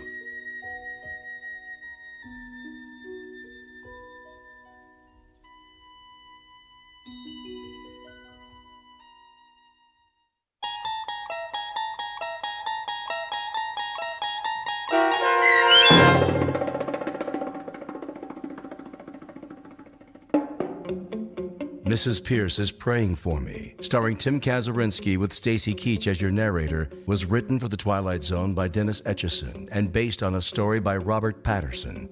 Heard in the cast were Roger Mueller, Fernette Lebo, Sandy Marshall, Roy Anderson, Richard Hinzel, Kurt Nabig, Rick Vargas, Sarah Court, Meg Falcon, Kate James, Justin Kaufman, Peter DeFaria, Doug James, Fern Persons, Zoe Rand, Patrick Francis Cerny, Quinn Wormeling, Evan Armacost, and Samuel Corbett. The producers of The Twilight Zone wish to thank CBS Enterprises and the Rod Serling Estate for making this series possible. This copyrighted radio series is produced by Carl Amari and directed by Joby Cerny for Falcon Picture Group. Sound design, custom Foley effects, recording, and editing are produced in the Cerny American Sound to Picture Theater by sound designers Craig Lee, Bob Benson, Todd Beyer, and Tim Cerny. Music for The Twilight Zone is provided by CBS and American Music Company Incorporated, New York. To learn more about the Twilight Zone radio dramas and to download episodes, including 6 free episodes on our homepage, visit our official website at twilightzoneradio.com. Doug James speaking.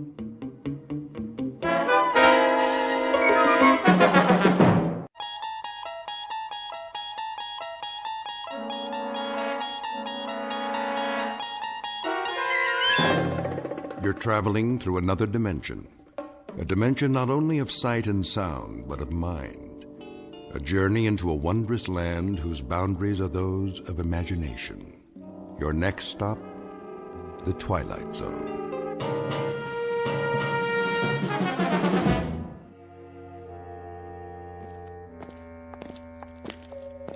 God, you haven't answered my question. No questions.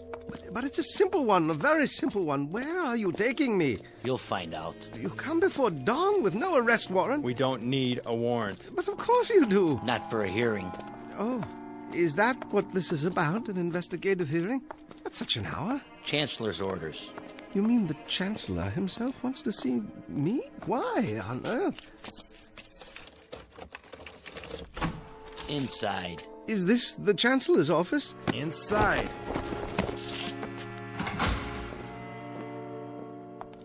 Hello. Hello. Oh, you'll forgive me, but it's so dark in here, my eyes. There's a bench along the wall. Why don't you sit down? And you are? Mary Lampert. Wordsworth. Lampert. You work in the Central Registry? I don't work anywhere at all now, but it wasn't in the registry. I was an English teacher. Oh, yes. Yes, you requested some books from me last semester. But what are you doing here? The same as you, I'm afraid, Mr. Wordsworth. You were summoned for a hearing? We all were. No, I beg your pardon. I didn't see you. I'm used to that. Hello there. Hello, Mr. Wordsworth. You're teachers, too? Something even less useful. A poet. A published poet? A few small press volumes. Oh, we have a lot of those in the stacks. Quite a number, actually. Your name? John Brodsky. Yes, let me see. The Fire Inside and other poems? You're the only person outside of a few friends who's ever heard of it. Oh, no, you were very well reviewed. The Mid-Atlantic Prize, wasn't it? It was, but they don't exist anymore. And the rest of you, I don't mean to be rude. After a certain age, well, the eyes just don't adjust very quickly, even with glasses. Jack Cameron. I taught philosophy at the university. How do you do? John Alpert, from the theology department. Another lost cause. Oh, no, don't say that. Vital subjects all in a liberal arts education. I'm sure you're here for some sort of a reassignment. Put out to pasture is more like it. They're closing the humanities wing. Are you sure? It's already done. The Chancellor signed it into law yesterday. To be replaced by what? Business law, medicine, computer sciences, perhaps. Something more practical. The word is they're not going to use human teachers at all anymore. I see. And what of books? They'll be obsolete too, what with the standardized software. In other words, will all be obsolete? That's the handwriting on the wall. But that's absurd. Well, what will they do with us? Pay us not to work? I think they have in mind something a bit more efficient. Such as? Lampert! Yes? This way. Yes, of course, I'm ready. I'll go first. Please, that's not necessary. Lampert, Mary, now. Now, wait a minute. Where are you taking her? Goodbye, Mr. Brodsky, Mr. Cameron, Mr. Alpert, and you, Mr. Wordsworth. I've enjoyed meeting you, however briefly. Well, we'll talk more later. When will I see you? Why, on television, perhaps. I'll hold a good thought for you. For all of you. Wait! Where are you taking her? You walk out of this room and into the next at your own risk, because it leads to the future. Not a future that will be, but one that might be. This is not a new world, brave or otherwise. It is simply an extension of what began in the old one. It has patterned itself after every dictator who ever planted the ripping imprint of a boot on the pages of history since the beginning of time. It has refinements, technological advances, and a more sophisticated approach to the destruction of human freedom. But like every one of the superstates that preceded it, it has one iron rule. Reason is an enemy and truth is a menace. This is Mr. Romney Wordsworth in his last 48 hours on Earth. He is a citizen of the state, but will soon have to be eliminated because he is built out of flesh and because he has a mind. Mr. Romney Wordsworth, who very shortly will draw his last breath in the Twilight Zone. And now, The Twilight Zone, and our story, The Obsolete Man, starring Jason Alexander, with Stacy Keach as your narrator. Who's next? Wordsworth, Romney. Wordsworth. Ah, yes. You should have the file on your desk, Chancellor. Field investigation finding. Obsolescence. Yes. Agreed. Correct. Send him in. Yes, sir. Guards! This way. Thank you. You may approach the desk. If you like. You know why you're here, Mr. Wordsworth? Not entirely, no. Ask him to speak up. I'd ask you to speak up, if you will. In general terms, yes, sir. But I do have a few questions. Your questions will be answered in due course. Now then, you've been under investigation, Mr. Wordsworth. I have? For the mandatory period of 1 year and 11 months. I was never notified of any investigation. Notification is not required under the new edicts. Really? I have the results before me. The determination is that you're obsolete. That's an interesting word you use. Therefore, the purpose of this hearing is to make a finding in the matter and sentence you accordingly. You understand that? Yes, sir. I suppose I do. Your occupation, Mr. Wordsworth? Librarian. They even have have those anymore? A what? A librarian, sir. Has this man had counsel? Yes, sir, he has. Are you sure he knows his rights? He's been given orientation, sir. I'm told that you've had counsel and been given orientation, Mr. Wordsworth. Well, in a manner of speaking. Just prior to entering this room, I did have a brief conversation with someone or other. He was wearing a uniform, very much like your own. That would be one of the subalterns. So you've been instructed. However, I'm still not sure in my own mind that you understand the purpose of this hearing.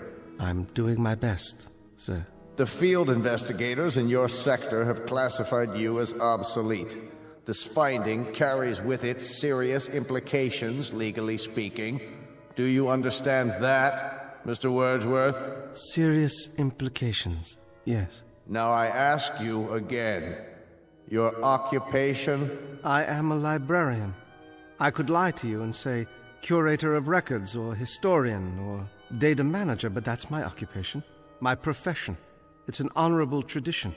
If you people choose to call it obsolete... Ask him to clarify. Yes, clarify. Request clarification of the term. The term, Mr. Wordsworth, you people. You make reference to the state? I make reference to the state. And you persist in declaring your occupation as being that of a librarian? That is correct, sir. A librarian having to do with books? Yes, sir. Books of all types and description. Since there are no more books, Mr. Wordsworth, there is scant need for libraries. Oh, but there are books. Some going back decades, even centuries. The older ones are in constant need of repair. Even the newer ones require preservation. Well, do you know that books printed on paper containing wood pulp are in danger of deterioration? A kind of oxidation or slow burning, you might say, if there's so much is stored on wooden shelves. Not to mention the effects of light and moisture. Please, Mr. Wordsworth. No, the only safe method is to keep them in metal cabinets, in absolute darkness, if possible, in a temperature-controlled environment. Of course, rag or hemp paper doesn't deteriorate at the same rate. That's why some ancient volumes are unyellowed and still quite usable. What sort of books are you talking about? Oh, anything printed before the 19th century. The older, the better. The Gutenberg Bible is a famous example. To close the subject, with no further need of libraries, it follows that there is little call for the services of a librarian. Now, I must ask for clarification. Did you say no further need? Case in point. A priest or minister, he would claim that his function is preaching the word of God. But of course, since the state has proven that there is no God, that would make the function of such a person somewhat academic as well. Academic? Meaning theoretical, without practical function. But there is a God. You're in error, Mr. Wordsworth. There is no God. You know that? The state has established it. Established it? How? By scientific proof, or the lack thereof. You cannot erase God with an edict. This is not a debate. It's not a matter of laws and proclamations. You are obsolete, Mr. Wordsworth. A lie. No man is obsolete. You have no function. You are an anachronism, a ghost from another time. I'm nothing more than a reminder to you that the state can't destroy words and the concepts they represent by burning pages. You're a bug, Mr. Wordsworth, a crawling insect, a bookworm, an ugly, misshapen little creature that has no purpose here. No meaning. I am a human being, as are you. A human being? Is that what you lay claim to? You're a librarian, Mr. Wordsworth. You're a dealer in books that no one reads, and 2-cent fines and pamphlets enclosed stacks in the musty insides of a language factory that spews out meaningless words on an obscure assembly line called the printing press, whose time has long passed. Words, Mr. Wordsworth, that have no substance and no dimension. Like air, like the wind, like a vacuum that you make believe has an existence by scribbling index numbers on little cards. I don't care what you say. Don't approach the bench until you're told to. And I tell you I don't care. I'm a human being. I exist. And if I speak one thought aloud or in writing, that thought lives even after I'm shoveled into a grave. This I know beyond the shadow of a doubt. Delusions, Mr. Wordsworth. Delusions that you inject into your veins using a needle filled with printer's ink. The narcotic you call literature, the Bible, poetry, essays, all of it, just an opiate to make you think you have strength when you have no strength at all. You're unfit. You have nothing but spindly limbs and a dream, and the state has no use for your kind. You waste our time, Mr. Wordsworth, and you're not worth the waste. I agree. Let's end this. Now then. You've made your point. Instruct him. Romney Wordsworth, you will return to detention. Is that where I was? What a polite euphemism. Cell is more like it. To await the finding of this board. Very well. This way. One more question. What happened to Miss Lampert? Who? The school teacher. Her case has been decided. The result will be on this evening's telecast. I'm sure it will be, but I'm asking you, what was your decision? Take him away. Heretic. Obsolete. No function at all.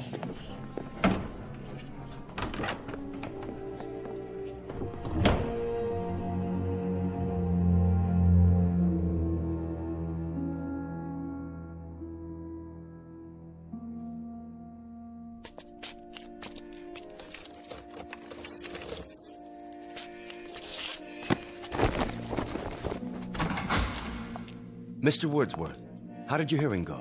Well, I'm not honestly sure, but I have a pretty good idea. At least it hasn't been decided yet. Oh, no, not yet, but I don't think it will take them very long. Ambiguity, the devil's playground, and my stock in trade. Miss Lampert hasn't come back yet.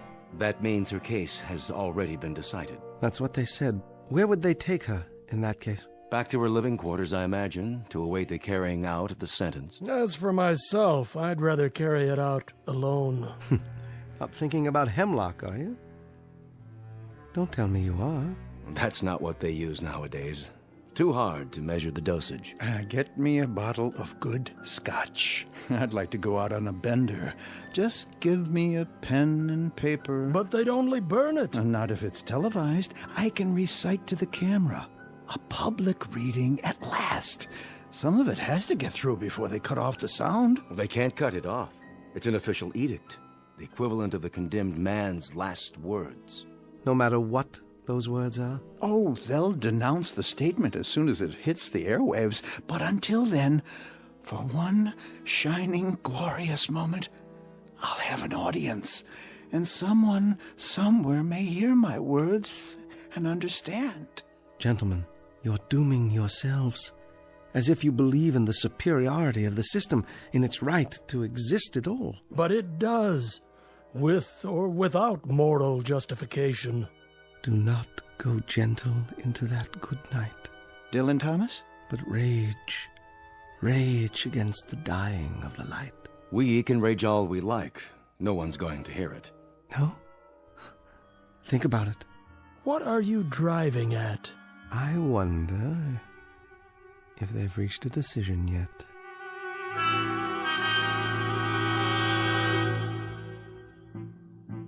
How do you find, gentlemen? Obsolete!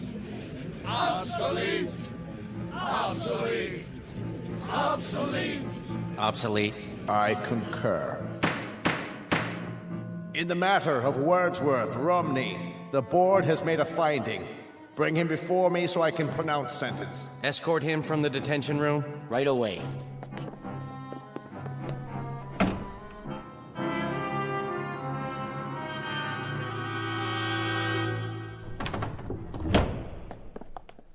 Approach the desk, Citizen Wordsworth. Yes, sir? In the matter of your finding, the board declares you obsolete. Mm-hmm. Your rights are as follows. A comment, Chancellor. The lights, it's my eyes. Can some of the lights be directed at the desk so that I can see who I'm addressing? Your rights are as follows, Mr. Wordsworth. You are to be liquidated within a period of 48 hours. They still use that word? Liquidated? But you have an option as to method and precise time. Could you be more specific? There are several prescribed methods, Mr. Wordsworth. including pills, gas, electrocution, lethal injection. It can be done immediately, or an hour from now, or any other time that you request. Are there any other options? The most popular, Mr. Wordsworth, assassination, at a time unknown. This way, the subject is not aware of either the method or the time. Psychologically, it is somewhat easier. In terms of one's mental state, it's the most humane. Then I'd have to say, I'm a very rich man. Louder, please, and step into the light. I was merely saying I'm a rich man. I have such a luxury of choices. A few lines come to mind, perhaps you'll indulge me. Cowards die many times before their deaths. The valiant never taste of death but once.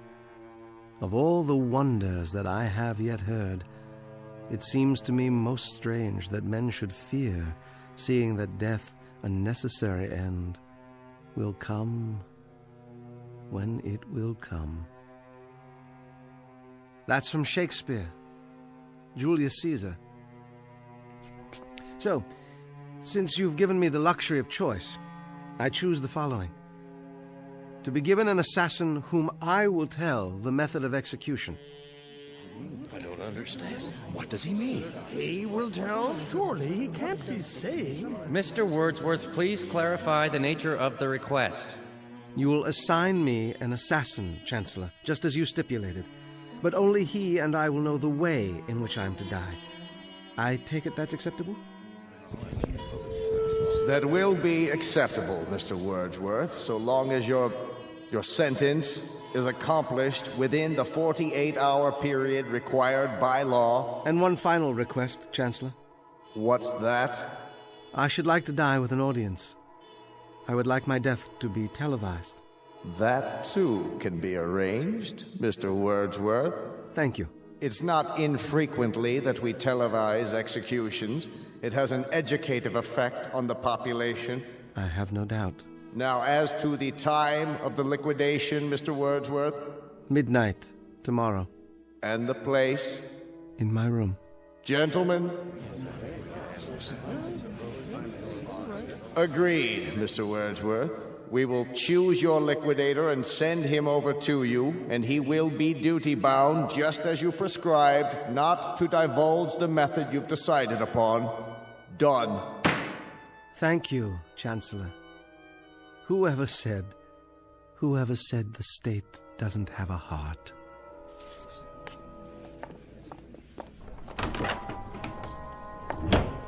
An odd one. Yes, indeed. And with some very bizarre requests. Bizarre, but to our advantage. He wants his death televised?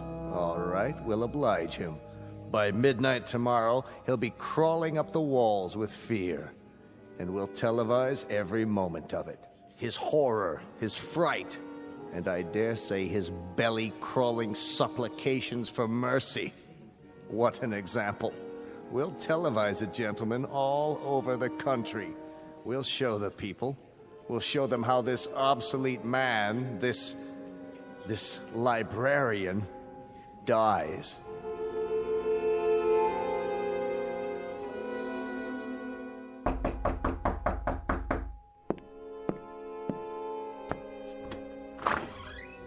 Yes? Wordsworth Romney? I am. I'm here to install a television camera. Oh, yes. Come in. Come in. Bring the equipment in, please, guard. Then wait outside. Yes, sir. I'll call you when I'm finished. Very good, sir. I'll be in the hall. Forgive the close quarters. A librarian can't afford more than a studio apartment these days. Librarian, sir? Never mind. Would you care for some tea? No, thanks. I'm on a schedule. Oh, of course, yes. Other installations. Alpert, is that one? How about Cameron? And the other, what was his name? Brodsky, the poet. I don't know. The guard has the manifest. Oh, yes, I see.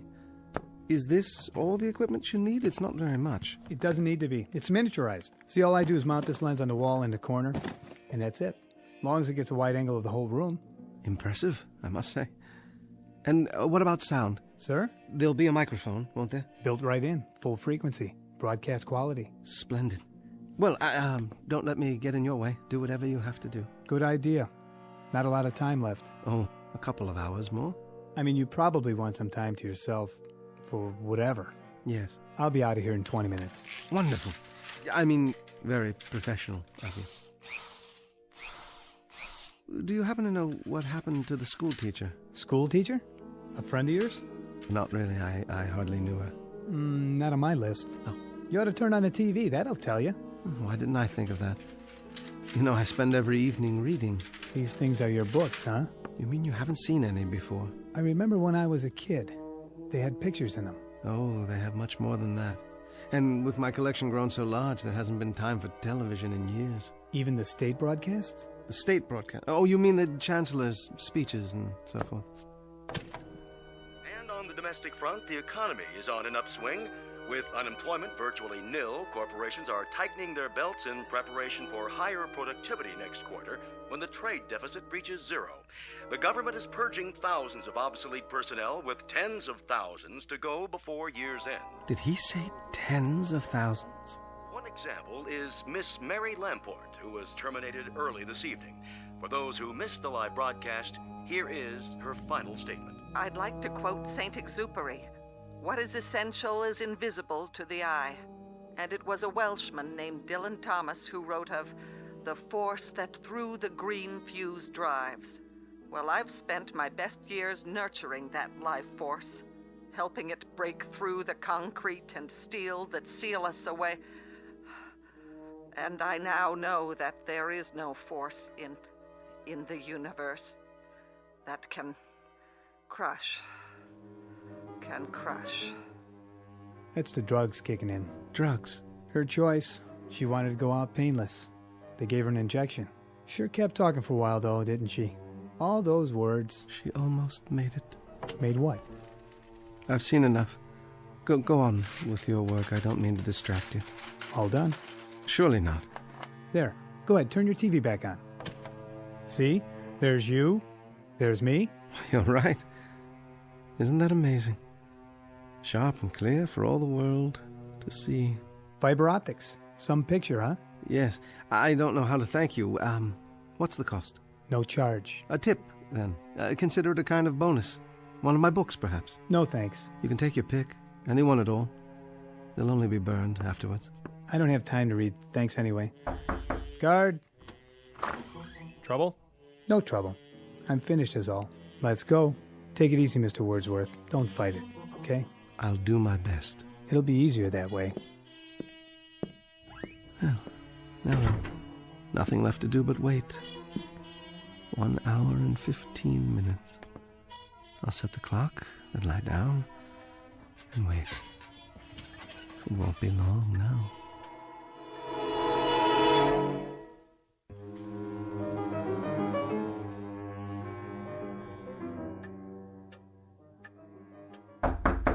Mr. Wordsworth?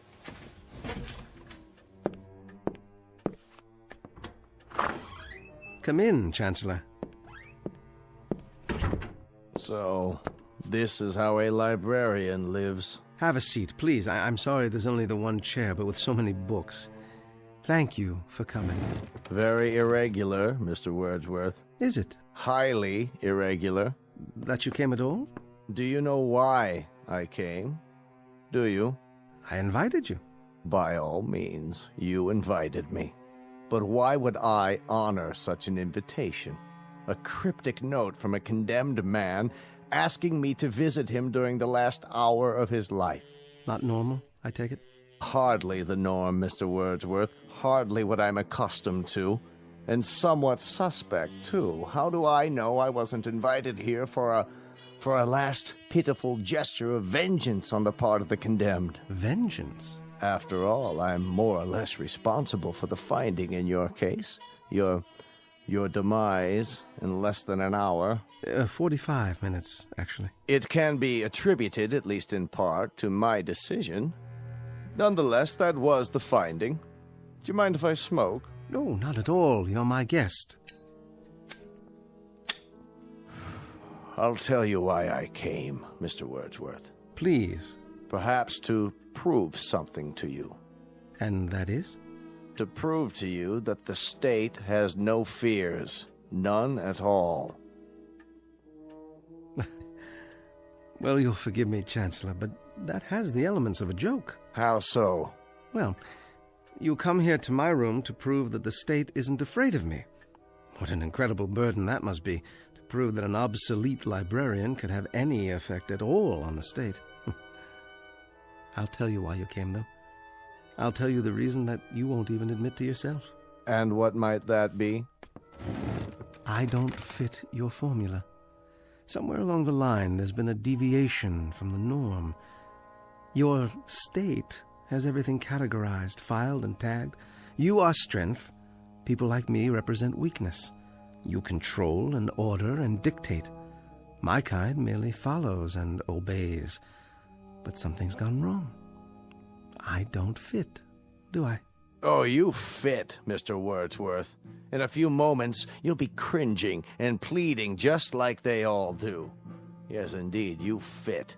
You've got a miserable, worthless little life, but you've also got an instinct for survival. And very soon now, when you know that life is slipping away, when your survival is just a question of minutes, we'll see which is stronger, the state or the librarian.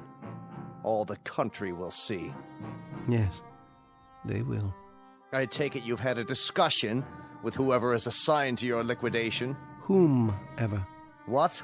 Whom, object of the preposition. Midnight, isn't it? A mere 40 minutes from now. That's the camera lens up there on the wall. See it? They brought that in earlier this evening. Very efficient. One man set it up in less than 10 minutes. We're being televised now. That's not unusual. In the mass executions last year, we televised around the clock. 1,300 people were put to death in 6 hours. You never learn, do you? History teaches you nothing. Quite the contrary. It teaches us a great deal. Our predecessors, Mr. Wordsworth, had the beginnings of the right idea. Hitler. Of course, Hitler. Stalin. Him too. But in contrast with popular opinion, their error was not of excess. It was simply that they did not go far enough. Too many undesirables were left around, and undesirables eventually form a core of resistance. Old people, for example, clutch at the past and won't accept the new. The sick, the maimed and deformed, they fasten themselves on the healthy body and damage it. So we eliminate them. Just like that. Or people like yourself. They can perform no function for the state, so we do away with them. Only makes sense. What a charming room, Mr. Wordsworth. Small, but functional. Lived here long. For over 20 years. I built the bookcases myself. So I understand. That, incidentally, has kept you alive, that particular talent. Carpentry is a skill, and the state provides considerable leeway for workers who possess certain skills. This chair, for example. You made it. I would have made more furniture, but there wasn't enough space with the books. Unfortunately, you went as far as you could go, which was insufficient. So in a little while, it will be the end of a rather fruitless life as Mr. Romney Wordsworth goes to his own private nirvana. That's what they call it in your books, isn't it? In some books. You're not facing the camera, Mr. Wordsworth. You're cheating the audience. They'll want to see how you die. Sorry?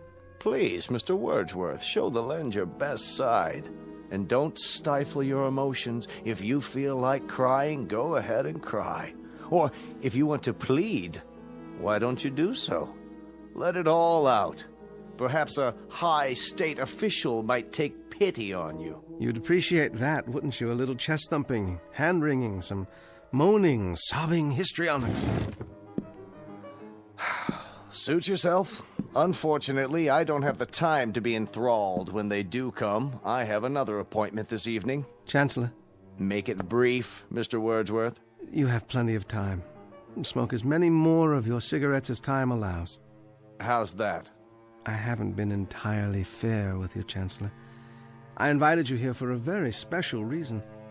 Would you like to know the method I've chosen for my liquidation? I've had a bomb placed in this room. It has a time fuse set to go off at midnight, a few minutes from now. Thoughtful, Mr. Wordsworth. A relatively quick and painless death. Isn't it, though? And yet, knowing that you're going to be blown to smithereens is not the happiest of thoughts, is it? That depends on the individual. Yes, it does indeed. I'll bid you goodbye, then. What kind of idiocy is this? You've locked the door. Yes, I have. You're not going anywhere. You're staying here with me. Open this door at once! I'm not sure I remember where I hid the key. Question: how does a man react to such a situation? Answer: it depends on the individual.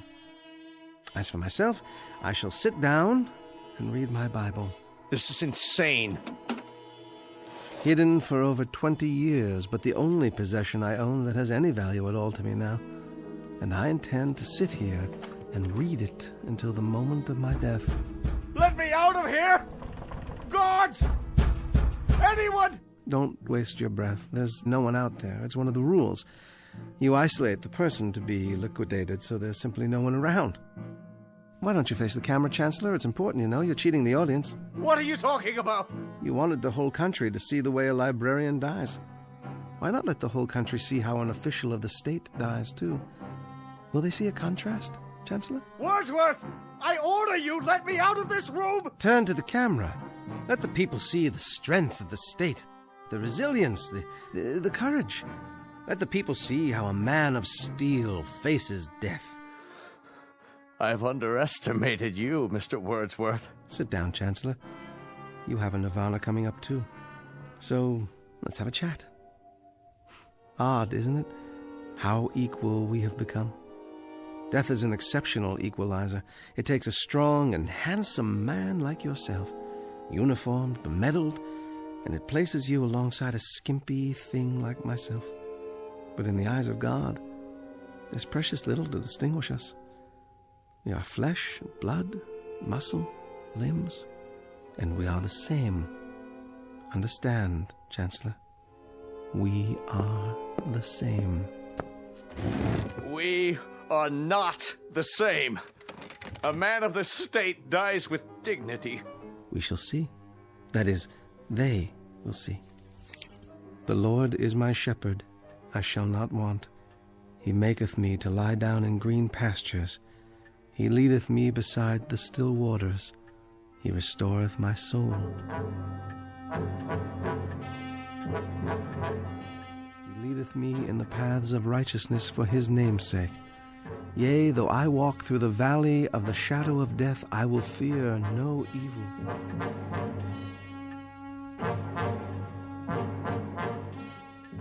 Thou art with me.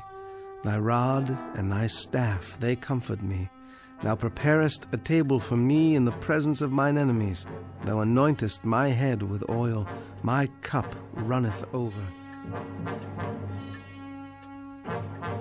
Surely goodness and mercy shall follow me all the days of my life, and I will dwell in the house of the Lord forever.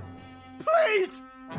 Please! There's only 1 minute left! Let me out! In the name of God, let me out! Yes, Chancellor. In the name of God, I will let you out. Here's the key. Goodbye, Chancellor.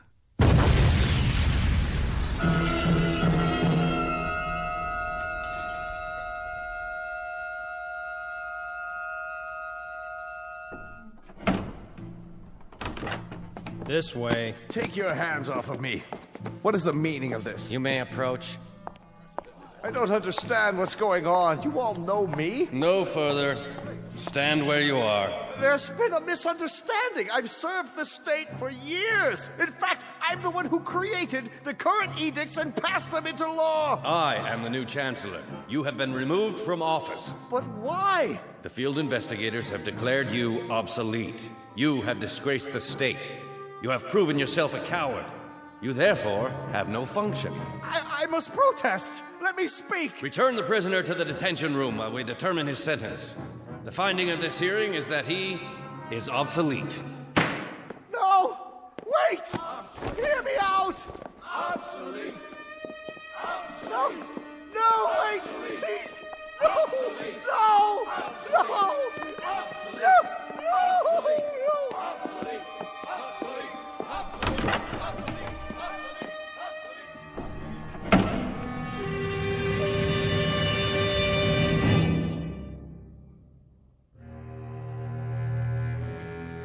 The time is the future. Not a future that will be, but one that might be. Not just this story's lesson, but a lesson for all time. So long as men would speak their mind, and so long as tyranny would seek to muzzle them. File this case under M for mankind in the Twilight Zone.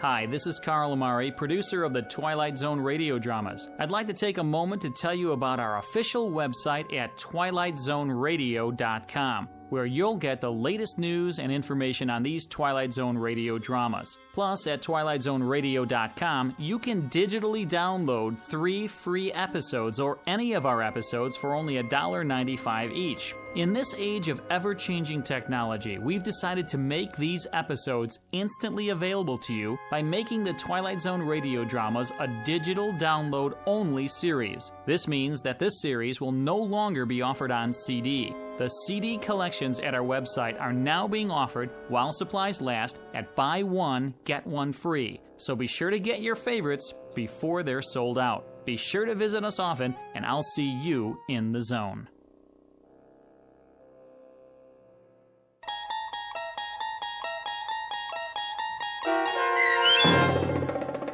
The Obsolete Man, starring Jason Alexander, with Stacy Keach as your narrator, was adapted for radio by Dennis Etchison and based on a script by Rod Serling. Heard in the cast were Christian Stolte, Joe Forbrick, Meg Thalken, Rick Plastina, Doug James, Rob Riley, Lynn Foley, Carl Amari, Roger Wolski, and Vince Amari. To learn more about the Twilight Zone radio dramas and to obtain audio cassettes and CDs of these programs, visit our website at twilightzoneradio.com. This copyrighted radio series is produced and directed by Carl Amari and Roger Wolski for Falcon Picture Group. Doug James speaking.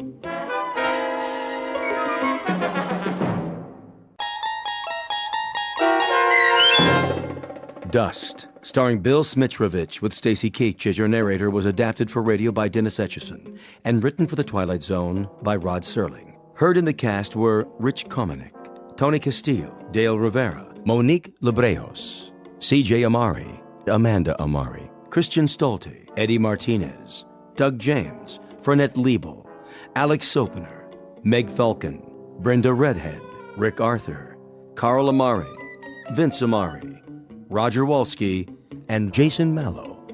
To learn more about the Twilight Zone radio dramas and to obtain audio cassettes and CDs of these programs, visit our website at twilightzoneradio.com.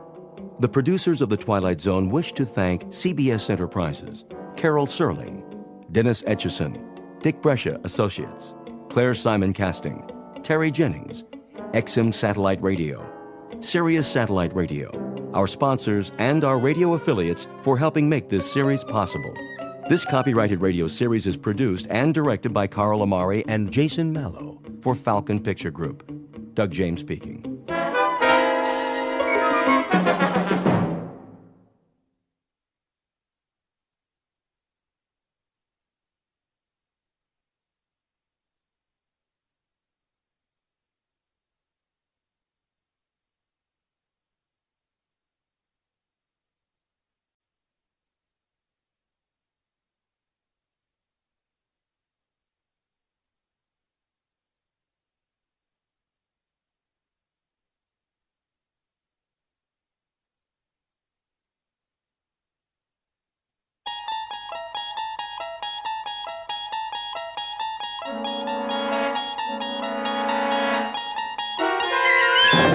You're traveling through another dimension.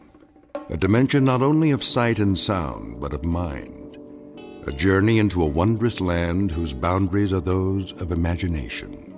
Your next stop, the Twilight Zone.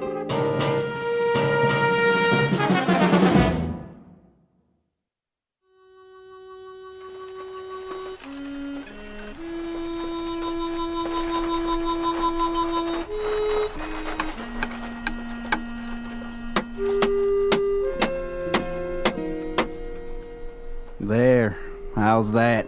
Keep the board straight, Jonesy. Oh, what's the difference? If it ain't straight, somebody steps up and boom, they fall right through. We got a broken leg. Broken leg, broken neck, all the same. Well, now, what if it's the Padre? He's gotta say his piece, don't he? Yeah, I guess. Keep working.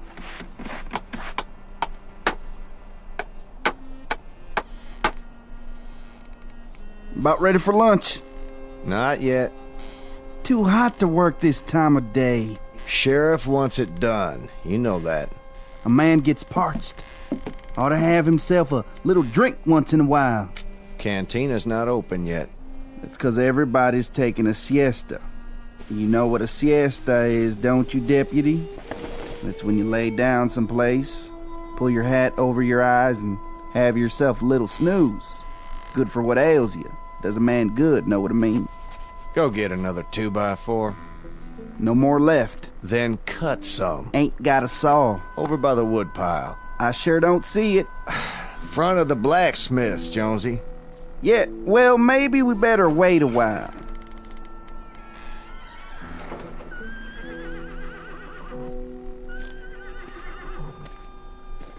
How's it coming, Ed? Pretty soon now, Sheriff. Jonesy here's about ready to put up the crossbeam.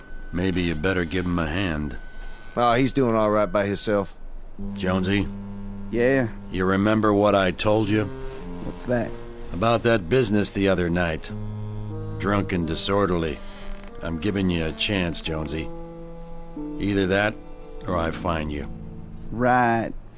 Don't worry, Sheriff. I'm working it off. See that you do. Ed. Yes, sir. Call me when the scaffold's in place. Then we'll test the trap. Mighty big rush for one lousy Mexican. You heard me. I want it finished. I may not like it very much, but that's the law. So let's get it over with. I'm doing my best, Sheriff, but I only got 2 hands. Maybe you should hire some extra help. Nobody in this town's gonna lift a finger. Too lazy, if you ask me. They're not lazy, Ed. They just don't want to see one of their own swing. And I can't say as I blame them. You pitch in if you need to. The judge passed sentence. We don't have much choice. Yes, sir. Get some more boards, Jonesy. Let's go. I'm going.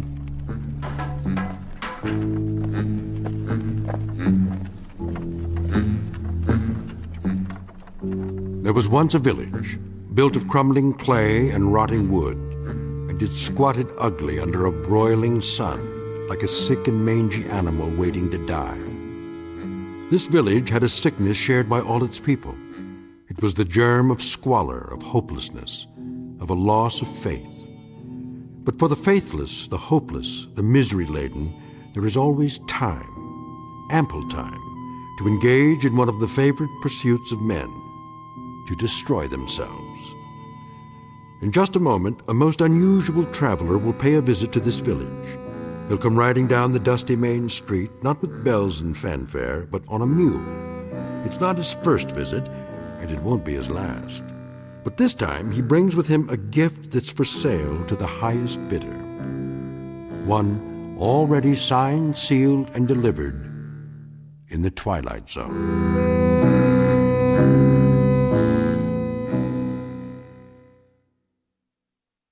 And now, The Twilight Zone and our story, Dust, starring Bill Smitrovich, with Stacy Keach as your narrator.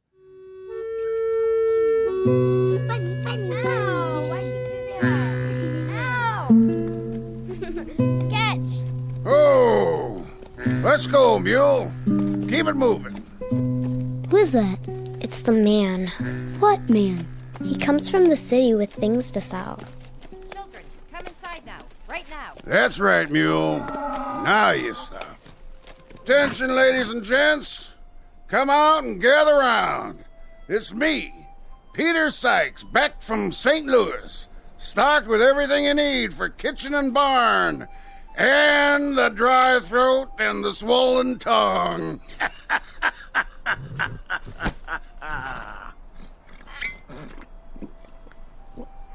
Now, where is everybody?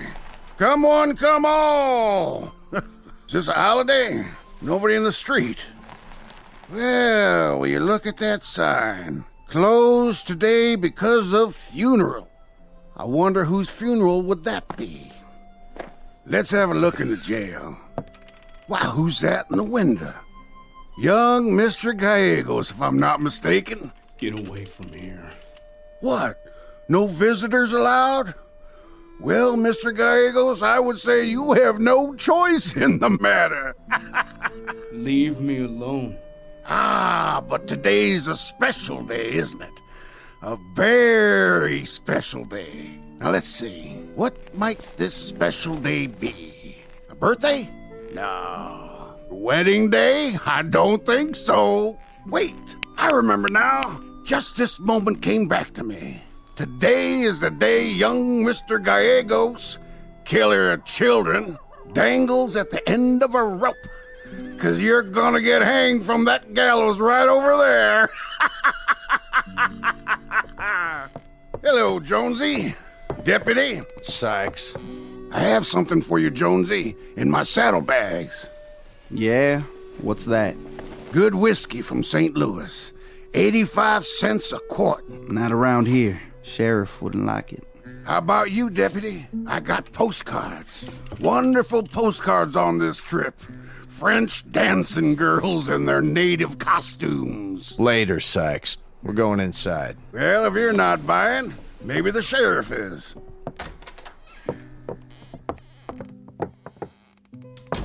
We got it finished, Sheriff. Now all we gotta do is test it. All right, boys. Sykes, what are you doing here?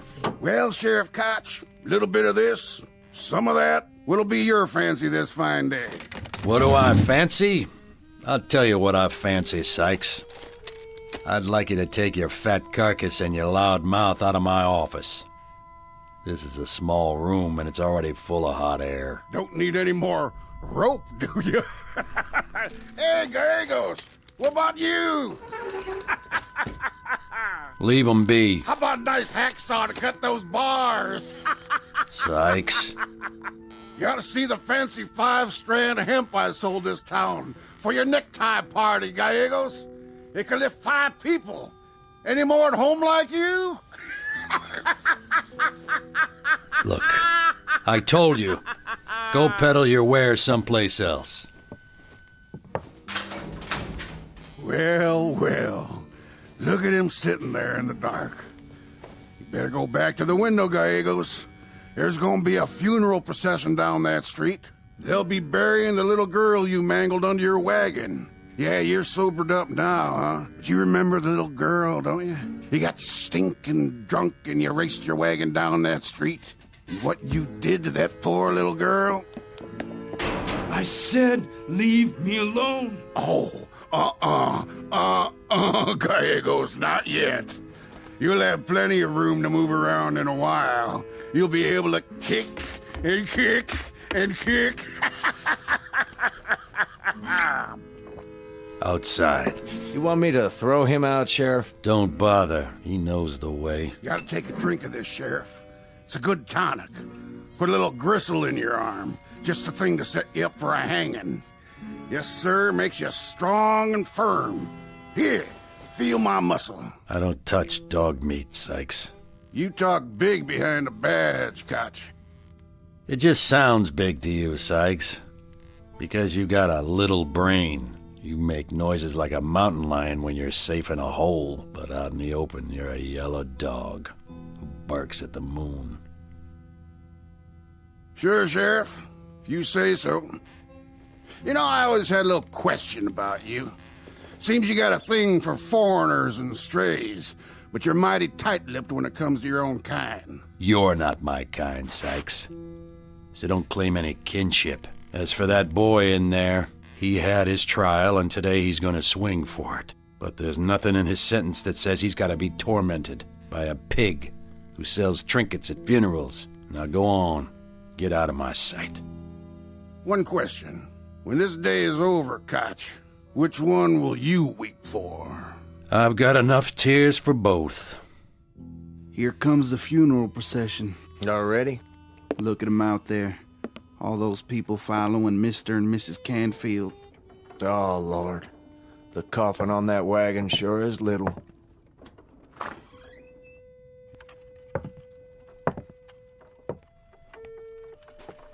In the name of the Father, the Son, and the Holy Spirit. Mr. and Mrs. Canfield, that you? Shut up, Sykes. I just want you to know I'm real sorry about what happened. My condolences to you. Thank you. But this afternoon is going to be a lot more cheery. Yes, sir, we're going to string up the dirty little animal that done this. She'll be avenged. You can set your mind to rest on that score. We'll string up that mangler of little children if it's the last thing we do. Leave us alone, please. Come along, Dora. Let him go. I was just paying my respects. Some other time, Sykes. Some other time you can act like a man with no brains. But not now. Now you keep quiet. Sheriff? Hello, Sheriff Koch? Mr. Gallegos? Estrelita? Now look at that, will you? Ain't that the most gall you ever seen in one place? Gallegos' old man shows his face in town, in broad daylight, and during the funeral procession, too. Somebody ought to take a horse whip to that... Hurry, child. Run ahead as I told you. But, Grandfather... Go, my child. Now. Senor Canfield? What is it? My grandfather wishes me to tell you that his heart is broken. Go on, Estrelita. Say what I told you. That if he could... That if he could give... Tell him his own life. His own life in return. Tell him, please, his own life in return, Estrelita. Oh, please, not now. Leave us. If he could give his own life in return, he would. He would do so with great willingness. He understands. Mr. Canfield, if I may, I understand what it is like to lose one's flesh. I understand, and I am sad for you. Get out of our way, both of you. Please, I ask you, please don't have any malice for my son Luis. He did not do it on purpose, and he is sick in his mind and in his heart because of it. I said get out of my way.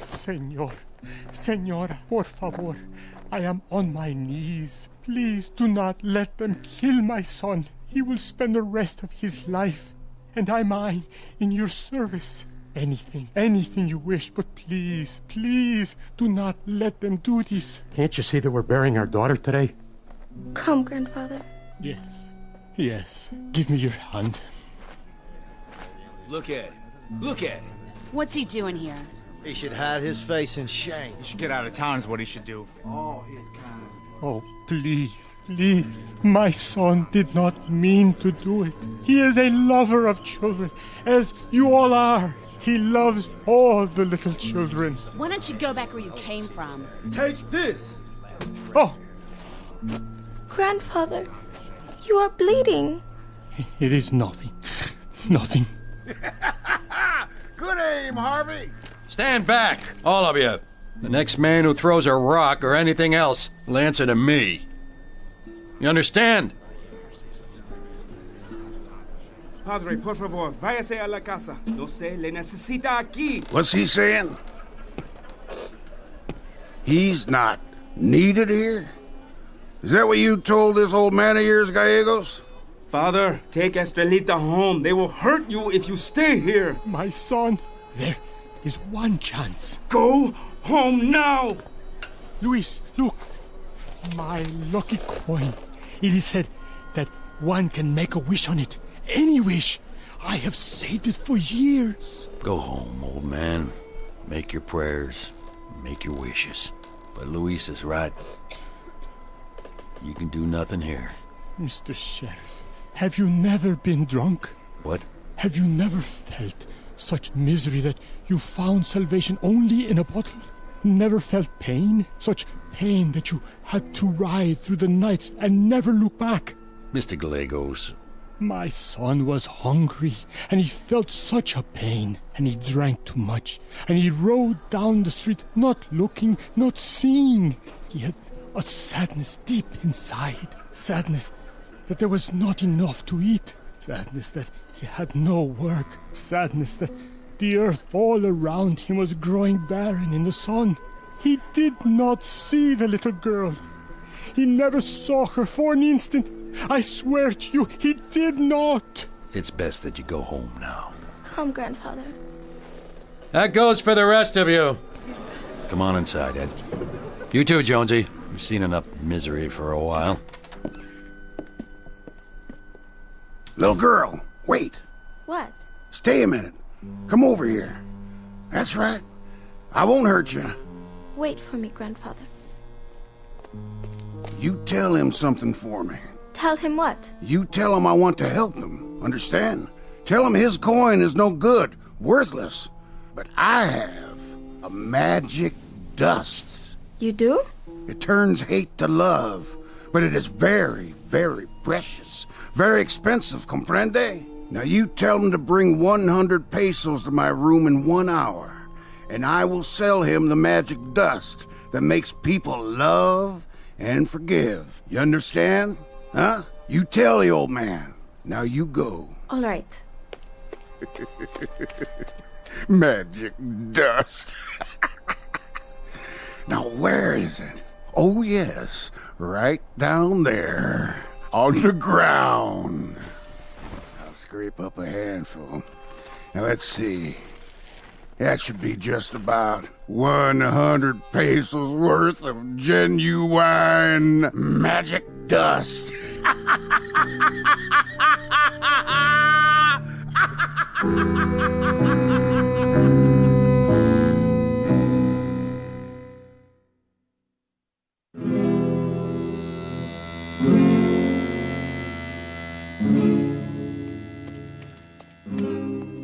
Come, grandfather. You must rest. No, I cannot. I must save Luis. There's Gallegos. He's been to town. Did he bring Luis? We must help him. Pedro, what did they do to you? Nothing. They did nothing to me. What of your boy? Did you see Luis? See, I saw him. When is he coming home? The sheriff, will he spare him? The sheriff can do nothing. But he is a good man.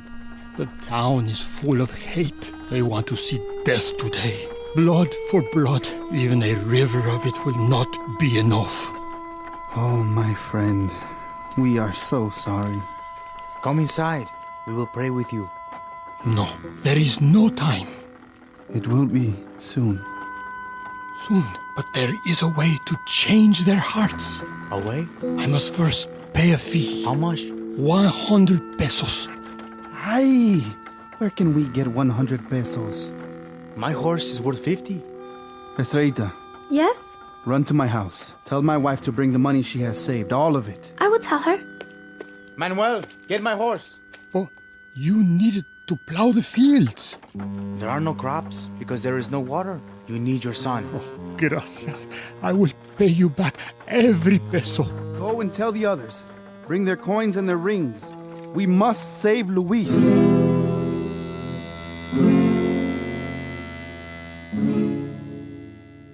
Ed. Yeah, Sheriff. You seen Jonesy? He's down at the blacksmith's. Go get him. Is it time? It will be, soon enough. Put the rope up and tie the sandbags, and make sure that trap works. Yes, sir. Luis? What? Want something to eat? No. I can get something for you at the cantina. Just name it. No, thank you, Sheriff. Why waste good food? You smoke, Luis? Sometimes. Got a new pouch of tobacco here. I'll roll you one if you like. Gracias.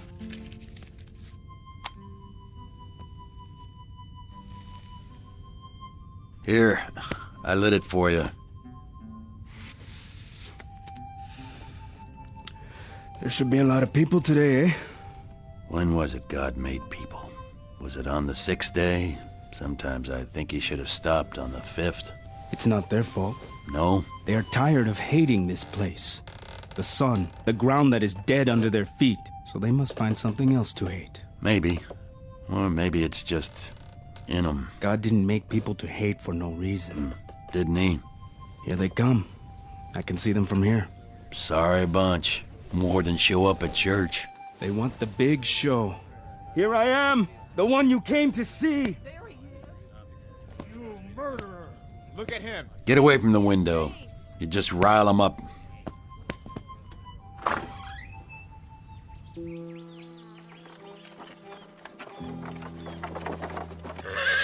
Oh, there. Slowly, Tom, please. Come on, kids. You're gonna see something real special today. Yes, Daddy. Well, where is it? Me first. Let's go. Don't want to miss it, do you? Rogers. Oh, hi there, Sheriff. You had to bring them, didn't you? What do you mean? You know this isn't a carnival, Rogers. It's a hanging. Well, the kids?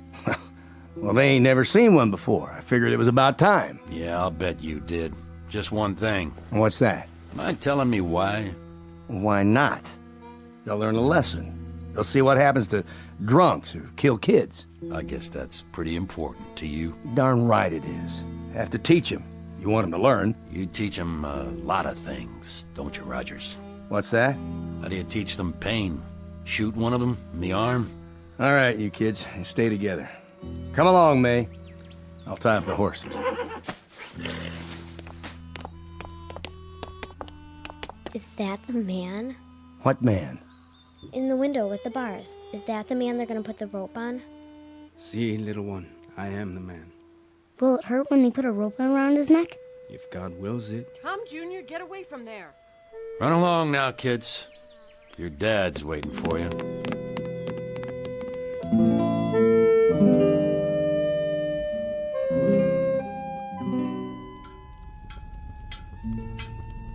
You gotta do that all day, Wayne? Be finished pretty soon. I'm trying to catch my siesta. Ain't got but another hour. Go sleep someplace else. Ain't no place that's out of the sun except in this barn. No place to lay down, anyways. Well, this ain't a hotel. I got my blacksmithing to do. What's that you're working on? Leg cuffs for the sheriff? He asked you for him? No, but he's gonna need them when they walk that boy to the rope.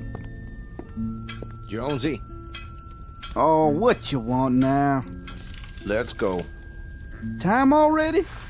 Sheriff says we gotta test the rig. Right now? Right now. Here you go. What's this? Sheriff Koch's leg irons for the wetback. Well, thank you, Wayne.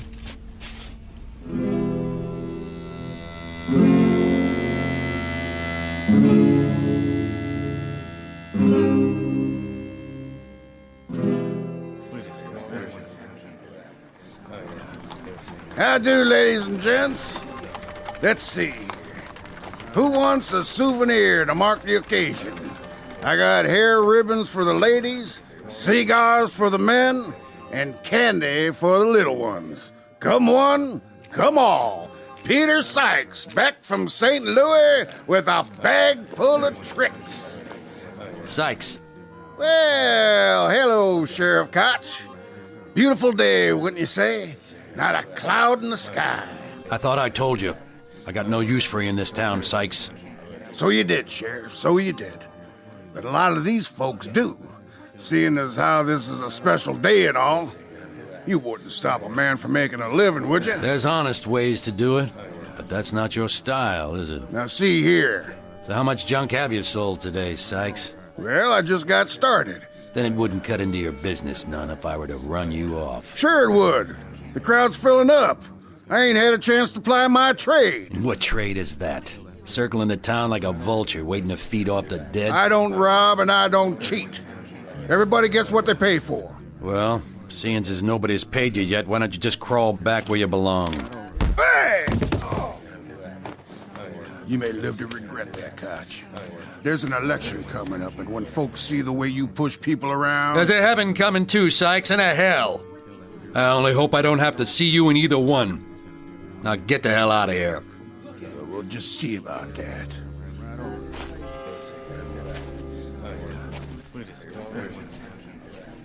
What was that all about? Nothing. Old Sykes. He's a character, all right. Him and his whiskey and his way with cards. Get the rope. We need to test the rig. Yes, sir, Mr. Koch. And tie it right. Make sure it'll break his neck clean. Not leave him to choke to death.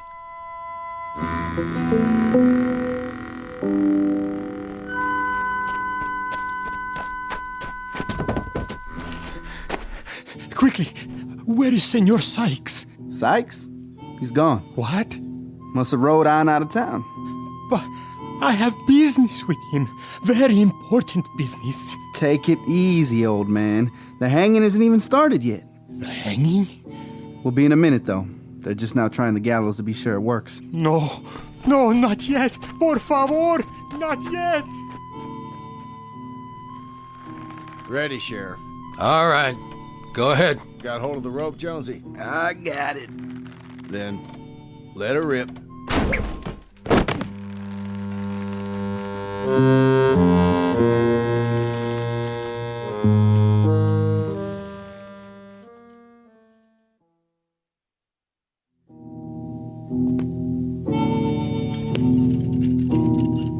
Get ready, Louise. It's about that time. I'm ready, Sheriff. I suppose I should put these on you. You think I will run? No, I don't. Not really. No place to run to. That crowd out there, some of them would just like to tear you apart. And I would like to walk like a man, not like an animal in chains. You know, I'd like to see that too. I believe you. We won't need these leg cuffs. Come on, son.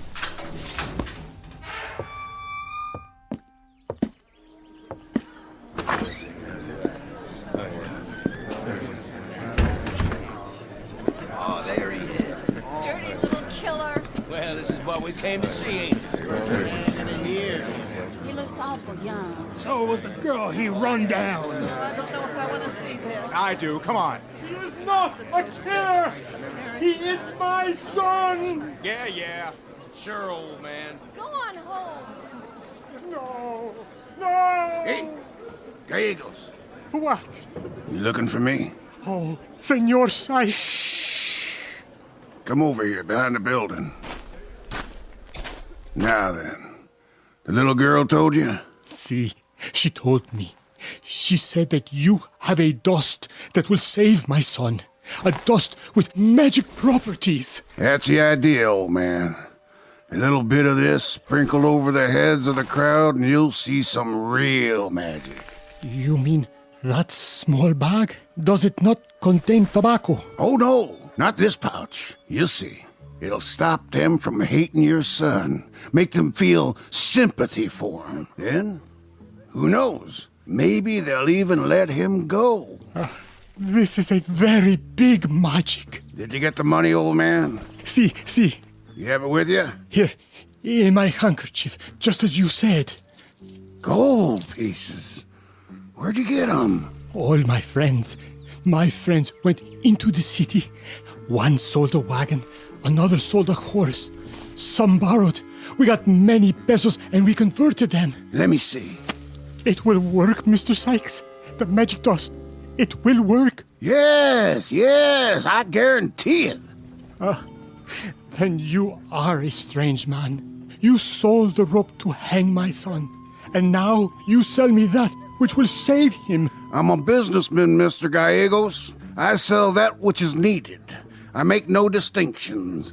It's called equality. Now this will work. Like I told you, it's big magic. All you have to do is give me the coins. And the dust? Here. Luis, my son, I am coming. Just throw some into the air over their heads, and then watch what happens. That's right. Just watch.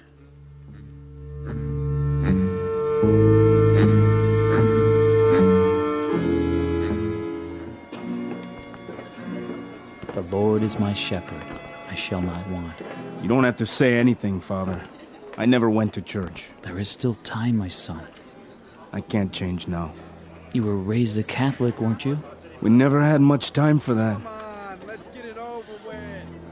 Lo, though I walk through the valley of the shadow of death, I shall fear no evil, for the Lord is with me. He maketh me lie down in green pastures. I will dwell in the house of the Lord forever. Now, Sheriff. All right, Ed. Put the noose around his neck. Amen. Stand down, Padre. No! Not yet! I have the dust! Come with me, Pedro? You must pay heed now! You must pay heed to the magic! What's that old coot talking about? Jonesy, leave him be. Big magic! You must pay heed! What kind of magic? What's he got in the bag? See, I throw it over your heads, in the air, all of you! It is only for love. It is for compassion. The magic is so that my son can live, as you would want yours to live. Magic! Magic! Magic! Watch out, old man. You wouldn't want to trip and fall down. Watch it. I didn't do nothing, Sheriff. Back off. It is for love. The magic is for love. Now.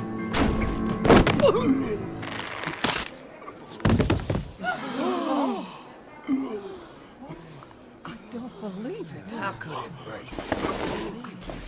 But it couldn't have. Oh, darn it, Sykes. What kind of rope did you sell this town? It was new rope. 5-strand hemp. Nobody could have broken it. But it did. Right through all 5 strands. Come on, Luis. What are you doing? Helping him to stand up like a man. A miracle. It is a miracle. You setting him free? You can't do that, Koch. What about it, Mr. Canfield? Mrs. Canfield? You cannot defeat the magic. You gotta hang him again. There are only 2 people here who have the right to beg an eye for an eye. What about it, folks? No more today, John. No more. I just can't take any more. But he killed our child. Yes, he did. And a part of himself when he did it. He's suffered enough. You're sure? There's been quite enough pain, John. Quite enough. It has to stop now, or we'll die ourselves. Sheriff Koch? Yes, Mr. Canfield? There must be another hand in all this to make the rope break like that. Another hand, maybe the hand of Providence. You want to stop it then? Yes.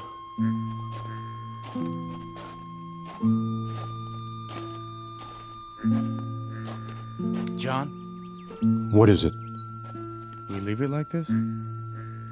We leave it like this. One victim is enough. Dora? One is too much. I think we should all go home now. Get up, Louise. I'm free. Are any of us free? But you can go home. You have that much freedom. Yes, my son. Come. It was magic. My father. It was magic. Magic dust. We will go home now. Ed. Yeah? Tell him to open the cantina.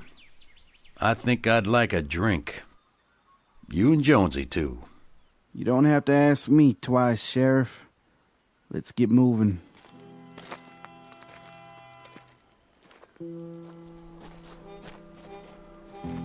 It was new rope, I tell you. It was brand new rope. Bought and paid for. Ah, well. Another day, another dollar. Come on, mule.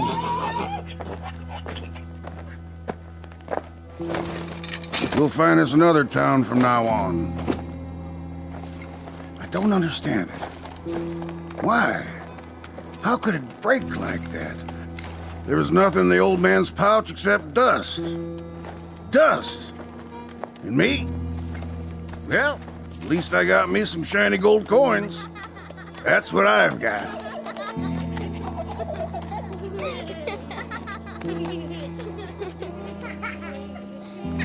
What are you kids looking at? Huh? Huh? What's the matter? Cat got your tongues? All right, it was magic. That's what you want to hear? Magic. Go on, take 'em.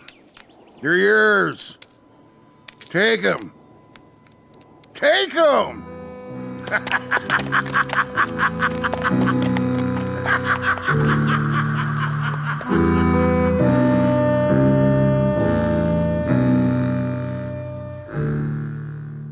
It was a very small, misery-laden village on the day of a hanging, and of little historical consequence.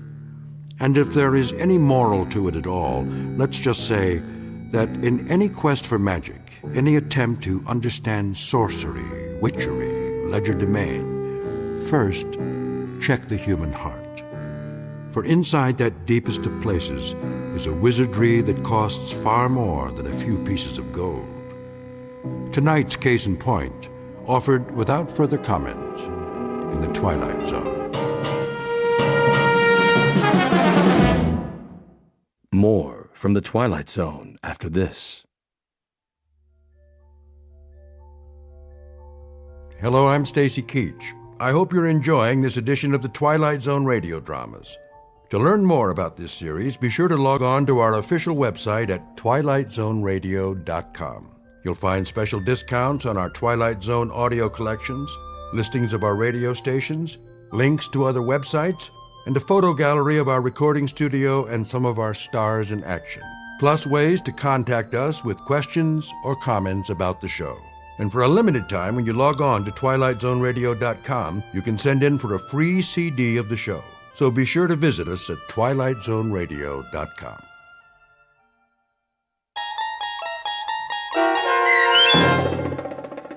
In His Image, starring John Hurd, with Stacy Keach as your narrator, was adapted for radio by Dennis Etchison and written for The Twilight Zone by Charles Beaumont. Heard in the cast were Alyssa Fraden, Ann Whitney, Darren Stevens, Jeff Lupetin, Meg Falcon, Elizabeth Lido, Carl Amari, Doug James, Jason Mallow, and Kip Karstead. This copyrighted radio series is produced and directed by Carl Amari and Jason Mallow for Falcon Picture Group. Doug James speaking.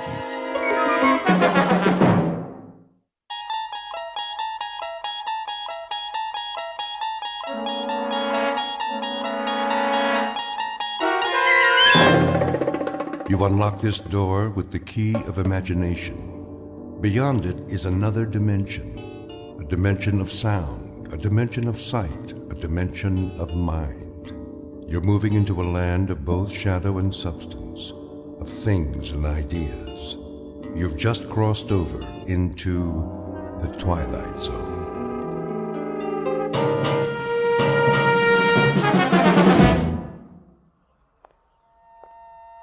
Morning. Morning, officer. Trying to beat the rush, huh? What's that? The morning rush. Oh, yeah. Going to work early? Not today. Today I'm going out of town. Pretty smart. Another hour, so many people getting on the subway, you'll think you're in Grand Central Station. Now, you're just getting up, fixing coffee.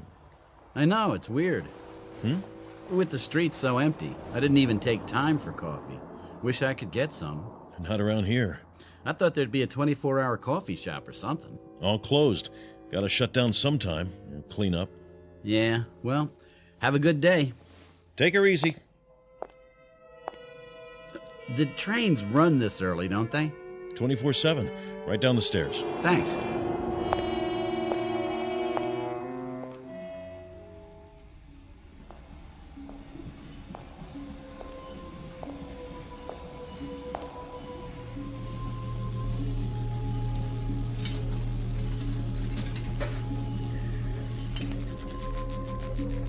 What's that sound?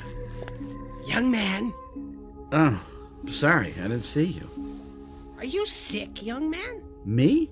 You look sick. My husband looked like that just before he died. All white and pasty. I'm all right. Just what he said. The same words. I'm all right. Went to bed. Next morning there he was, sprawled out, dead. You don't drink, do you? No. That's what killed my Jack. I told him it was the devil's work, but he wouldn't listen.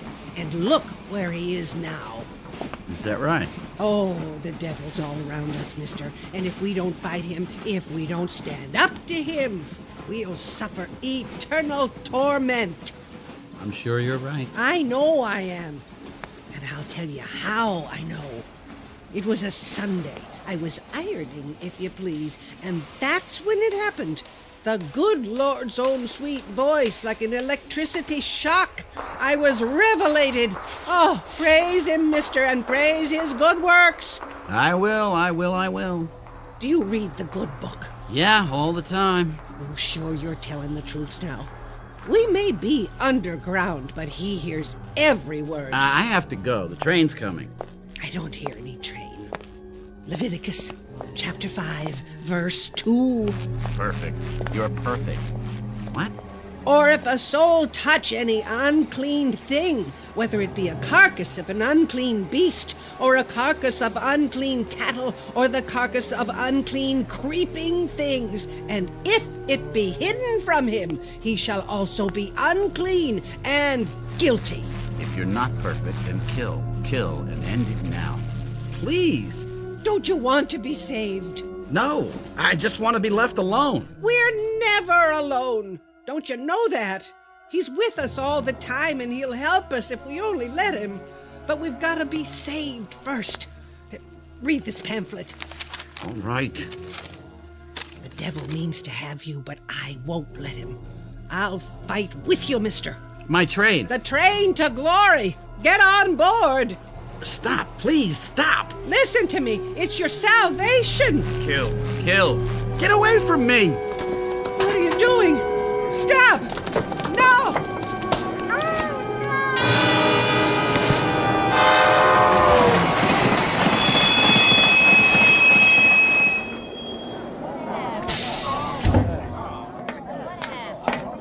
What in God's name? She fell on the tracks. I couldn't stop. Hey, that man pushed her. Hey, somebody stop him! Somebody! Get away from me!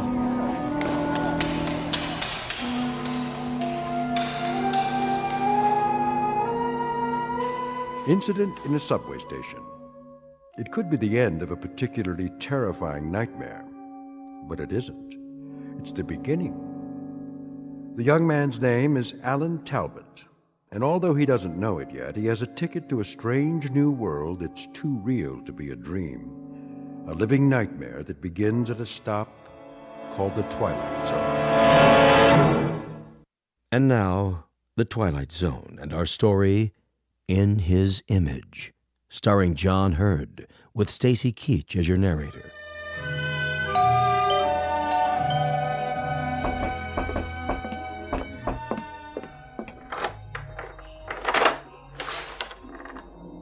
Yes? Sorry to bother you, ma'am, but see, I belong to the Junior Woodchucks, and if you'll just buy a 10-year subscription to the Ladies' Home Companion, I'll get to go to summer camp. What do you think? I think you'd better come in. Okay. Hi. Hi. Ready? And willing. Surprised? A little. Come here. Hey, now, Tiger. I told you there are lines I don't cross. I know. I was gonna wait till we got married, but I lost my self-control for a second. Well, you look around for it while I pour the coffee. Thanks. How come so late? Who's late? You are. What, 5 minutes? Try 45. Ooh, honey, I told you to get rid of that sundial. Okay, so you overslept. Just remember, leaving at 6 a.m. wasn't my idea. Look, I did not oversleep. I left the hotel at 4:30, got on a subway train, got off the subway, and came here. Therefore, you must have stopped off for a couple of short beers.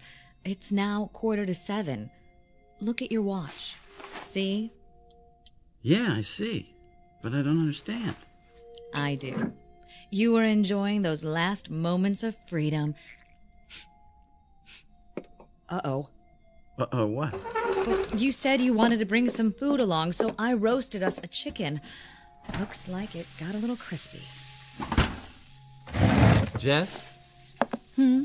Are you sure? What do you mean? You know what you're doing? Of course I do. I, a 31-year-old spinster of sound mind and body, am going to run away to a town I've never heard of for the purpose of marrying a guy I've known exactly 4 days. Anything odd about that? I'm serious. So am I. I mean, shouldn't you get to know a little more about me? Like what? I know that your name is Alan Talbot. I know that you live in Coraville, New York, in a big white house surrounded by rose bushes and trees. I know that you do scientific research on some kind of weapons device for the government. Not weapons, computer electronics. See? Already you're romanticizing me. Don't interrupt. You are visiting New York City for the pure morbid pleasure of it, currently rooming at the Chesterfield Inn. You make a modest but adequate salary. You're kind to small animals and chestnut vendors. And let's see, you're terribly lonely and in desperate need of a woman 5 feet 9 inches tall, answering to the name of Jessica Connolly, right? Right. And you are single. At the moment. Well then, we'll just have to do something about that. Here, wrap the chicken in foil and put it in the picnic basket while I get the suitcase. Sounds good to me. Think I'll like Coraville? Only if you happen to like great little towns full of warm, friendly people. Only a week away from the place and already he's homesick. I better like it. You will, and you'll love Aunt Mildred.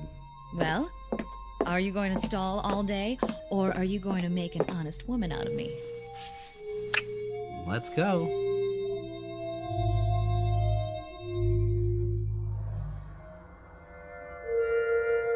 We must be nearly there, if you gave me the right directions. Alan? No. Go on then, sleep. You need it. Walter, no. Alan? No. It isn't right. Send me back.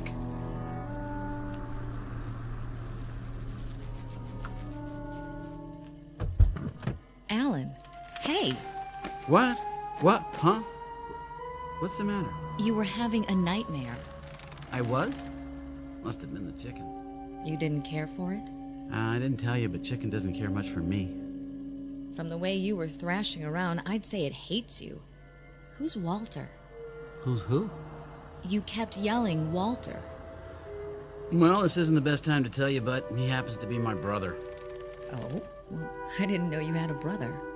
Yeah, tragic case. We keep him locked up in the cellar. I don't like to think about it. Alan, you idiot. Actually, I don't know any Walter. Maybe you don't, but asleep, you're scared to death of him. I said I don't know any Walter. Okay. Grouch. Sorry. You want me to drive? If you like. Just be careful. I haven't got it paid for yet. Slide over, we'll switch. How far is this rustic paradise, anyhow? Another few miles. You see that Scatter Creek? Yes. I played there when I was a kid. Every time I ran from home, I'd just get about this far to that grove of trees. Love Alley, we called it. Great place to take girls. What they used to call sparking. How would you know? Oh, my dear, among sparking circles, I was nicknamed the Human Electrode. Lovely. What am I getting into? What do you say we find out?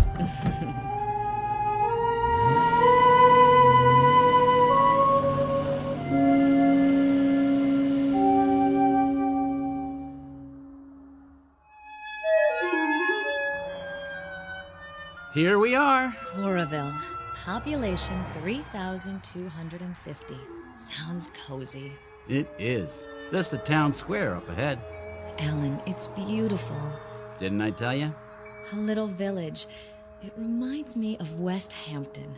Trees, shops. Oh, look at that old hotel. That's the New Brunswick. Got an ice cream parlor and a magazine rack. You can get cigarettes there, too, if you can prove you're 21. Mr. Van Brook's very strict about that. Think I could pass? Maybe not. And over there, to the right, you can't see it from here, but the library's down Oak Street.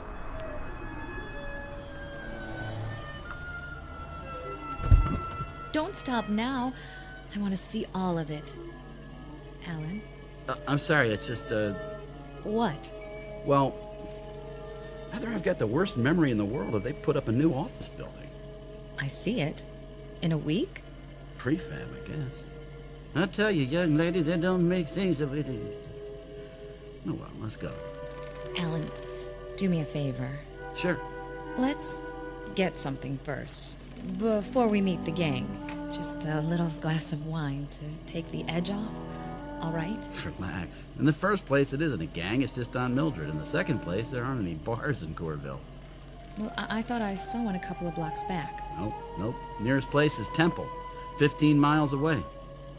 How about a coffee? I guess that'll have to do.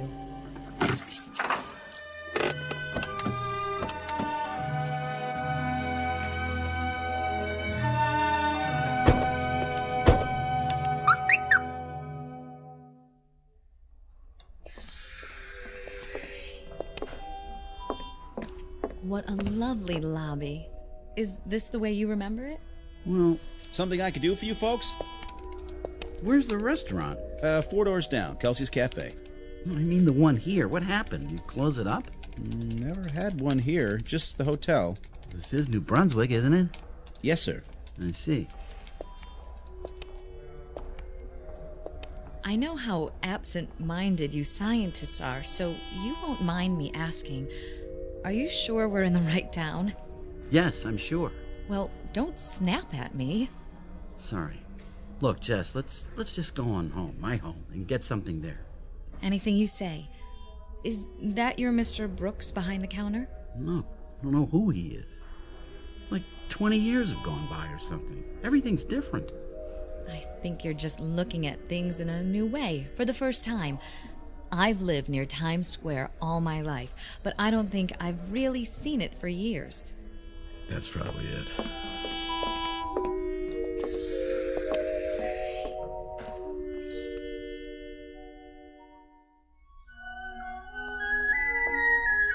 Now that's a classic house. 2 stories, Cape Cod style. And there are the trees and rose bushes. Yeah, that's more like it. I'd recognize that anywhere. Like it? And what if I didn't? Of course I do after listening to you. It's charming. Almost home. First thing we'll do is paint it pink. Why not purple? That'll work. The key must be bent. And Mildred! Aunt Mildred! Hey, you're gonna shake up the whole neighborhood. Got to. She's hard of hearing. What do you want? I'm Alan Talbot. So? So, I happen to live here. Would you mind telling me who you are and what you're doing in my house? Are you crazy? Just a minute. Where's my aunt? Who? Mildred Talbot? Now, mister, you listen to me. You made some kind of mistake. I live here. I've lived here for 9 years. Bought the place from Gerald Butler. I've got the deed to prove it. I don't know anybody named Mildred, and I don't know you. Now get off of my property or I'll call the sheriff. Wait! What is going on? Alan? Alan?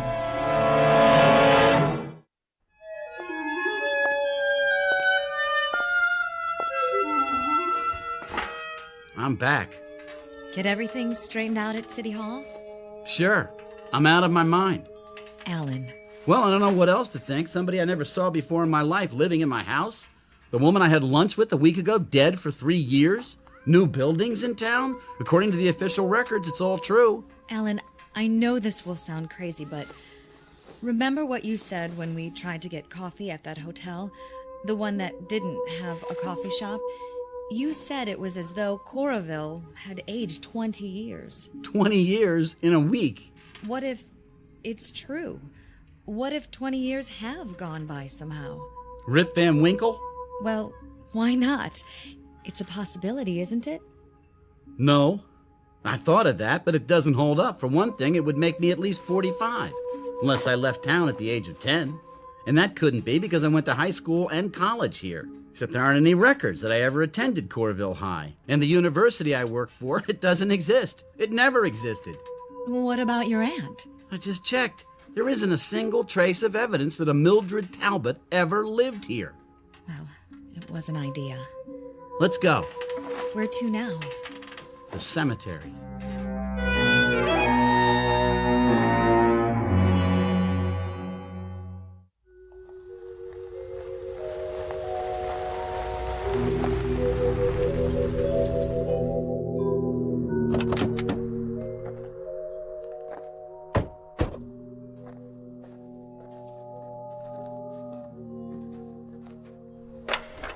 Good.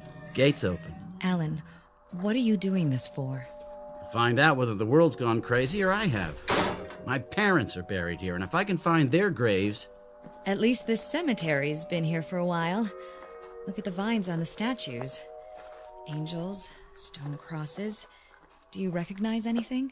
Yes, over there. The two headstones side by side. But I don't understand. Mary F. Cummings, Walter B. Cummings Sr. Is that your name, Cummings? No. Those the ones? That's them, all right. What do you want? Leave him alone, please. This man says you created a disturbance at his house. It was a mistake. Says you claimed it was your house. I thought it was. I'm sorry. You want to press charges? Well, as long as he admits it, I guess not, but you better not come around again, young fella. I won't. Go on back to the car. I'll be along in a minute. All right, Sheriff. It was all a misunderstanding. What's your name, son? Alan Talbot. This your wife? No, my fiancée. Well, Mr. Talbot, want to tell me what you're doing in Coorville? You're the sheriff? That's right. And I suppose you never heard of Carl Jasperson? Sure I heard of him. He's the man I replaced. You know him? He's my godfather. Where can I find him? Find him? Over there. By the monument. You mean he's... Here he is. Carl Jasperson. I have to get out of here. Alan! Miss? What do you want? I can't force you to do anything because you haven't broken any laws. But I suggest you take him to a doctor. He looks sick. You may be right. Ain't my business, but the way he was staring at those graves... Is he kin to Walter Cummings? I don't know. Now, if you'll excuse me.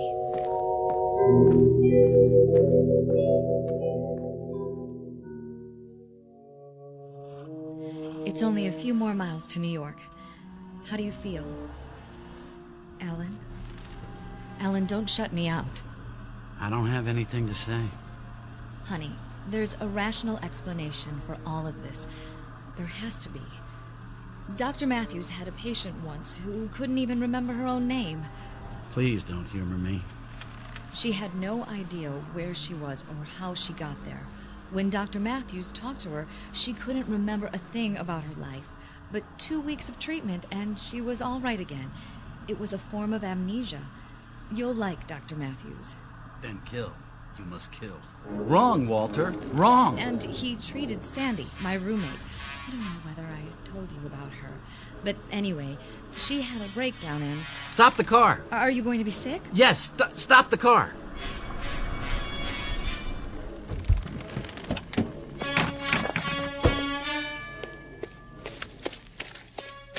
Kill. No! Use what's at hand. A stick, a rock, anything. Jess, could you give me a hand here?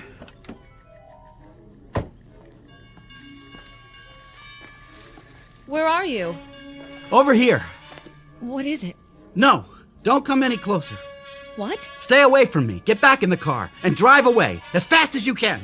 Alan, why are you holding that rock in your hand? I'll see you at your apartment. But how will you get there? Never mind, just go. For God's sake. Jess, go. Now. If that's what you want. Run before I... Kill. Kill. No! Jess! Oh, Jess. Jess.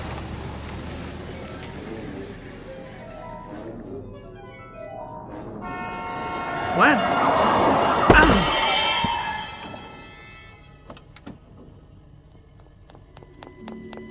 Mister, you all right? I didn't see you, honest. I came over the hill and...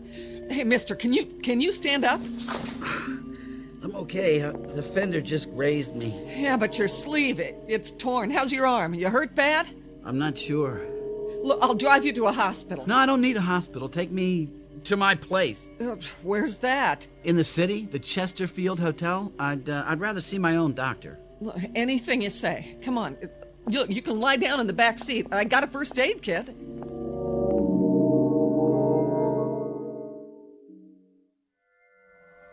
Look, is that a bad cut? No. I still think you ought to see a doctor. I will, as soon as we get there, but I'm not even bleeding. Not on the outside, maybe. I've heard of accidents where you... I'm fine. I'll sign anything you want, absolving you of all blame, okay? Look, don't get sore, mister. I'm just worried about you is all. Sorry to have been so much trouble. Mister, I'm glad you're alive. Look, it's none of my business, but how come you were standing there in the middle of the road like that? I'm not sure. I'm gonna find out.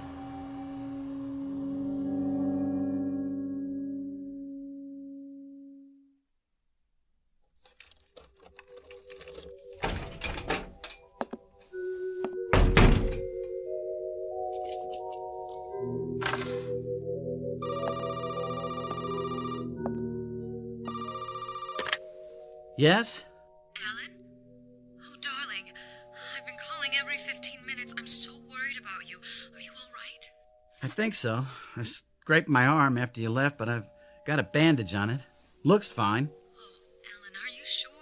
Yes, there's no bleeding. How did you get home? I caught a ride. Listen, Jess, why don't you just forget about me? I don't understand what's going on and... You listen, Alan. I've made an appointment with Dr. Matthews for tomorrow morning. I'll pick you up at the hotel at 9:30. You'd do that after everything that's happened? You bet your life I would. Look, Mr. Talbot, I didn't plan to fall in love with you, but I did, and I'm stuck with it, for better or worse. Thank you. That means a lot. Want me to come over? No, I'd like to be alone, think things through. I'll see you in the morning. Good night, Jess. Good night, darling. And try not to worry. It's going to be all right. There it is again. The noise. The noise. Where's it coming from? Where? My arm. What's wrong with my arm? Oh, no blood. Let's take off this bandage and see.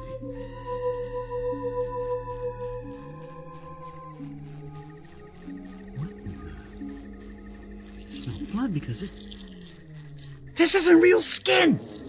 It just peels back. It peels back, and good Lord, I don't believe it. It's a circuit board.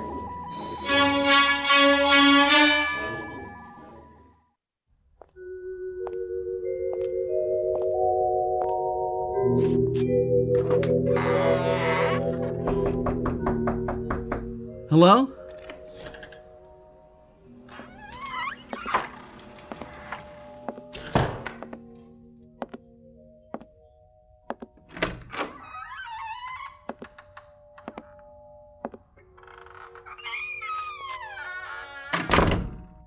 Hello, Alan. I've been waiting for you. You're real. That's a matter of opinion. Sit down, Alan. I'll fix us a drink. Go on. There's nothing to be afraid of. No? Either way, you almost killed me with those scissors. Did you know that? What scissors? I wish you'd succeeded, but nothing ever works out right for me. Scars next to my heart. Close, but no cigar. Who are you? You already know that. You must. You found me. I looked you up in the phone book. Walter F. Cummings, Jr.? You've been to Corville. Yes. I saw your father's grave. So you know my name. That's all? That's all. Well, then you better have some of that martini. What is this place? You were born here in this house exactly 8 days ago. I made the delivery. You're drunk. My boy, you're so right. Drunk as a hootie owl, but not drunk enough. Join me in another? I guarantee no hangover. Wasn't that thoughtful of me? I'm in no mood for jokes, Cummings. That's a pity, because this whole thing is a joke. But you see, the joke's on me, and the essence of humor. Get to the point! Well, You've been to Corville, so you know that Alan Talbot never lived there. You know that you've been behaving oddly of late, and from the bandage around your arm, I judge you've figured out the rest. What more can I tell you? Who am I? You're nobody. You're nobody at all. Who is this watch I'm wearing? Ask me that. Who is the refrigerator in the kitchen? Don't you get it? No. You're a machine, Alan. A mechanical device. I don't believe you. Not even after you've seen what's under your skin. I don't blame you.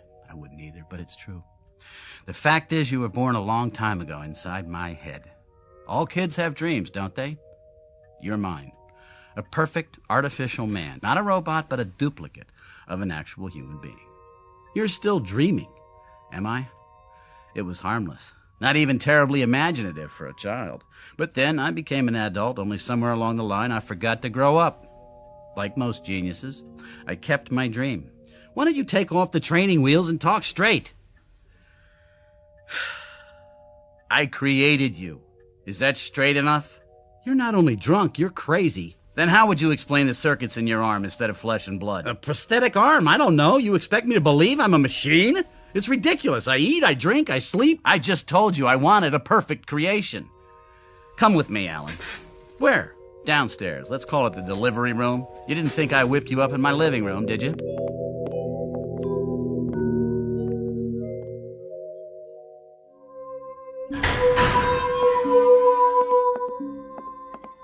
What is this room?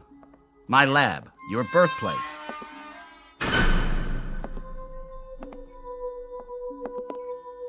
Over here, Alan. On the gurneys. Go ahead. Lift the sheets. No? Let me do it for you. What are they?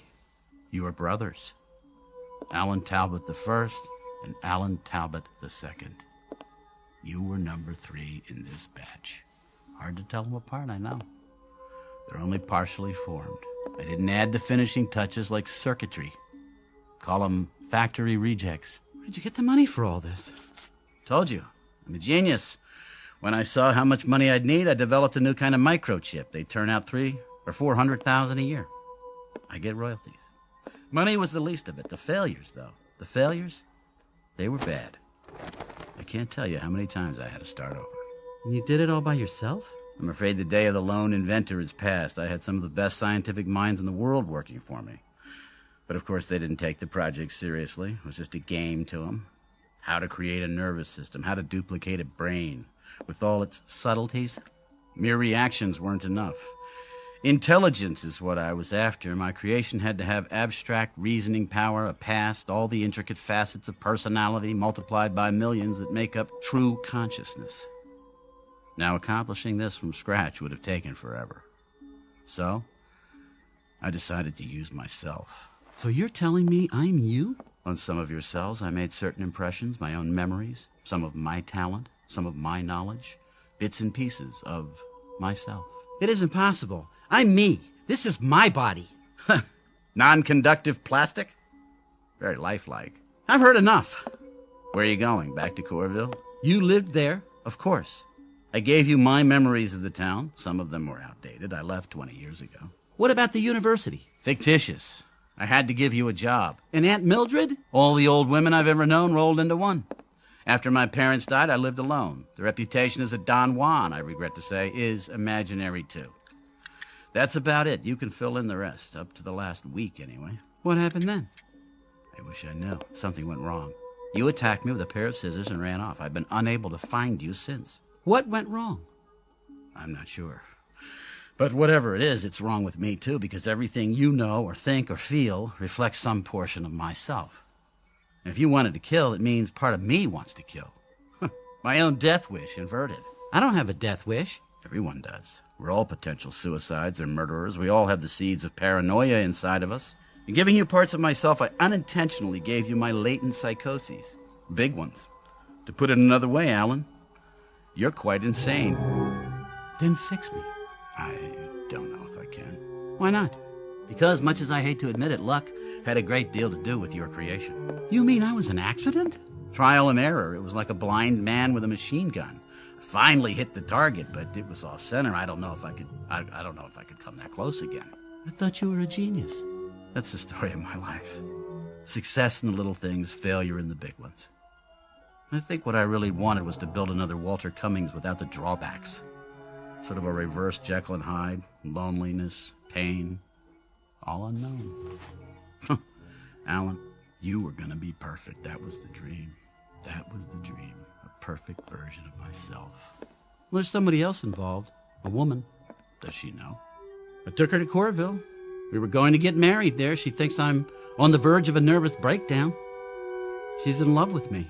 Pretty. And intelligent. And lonely. Like you. I'm sorry, Alan. Huh.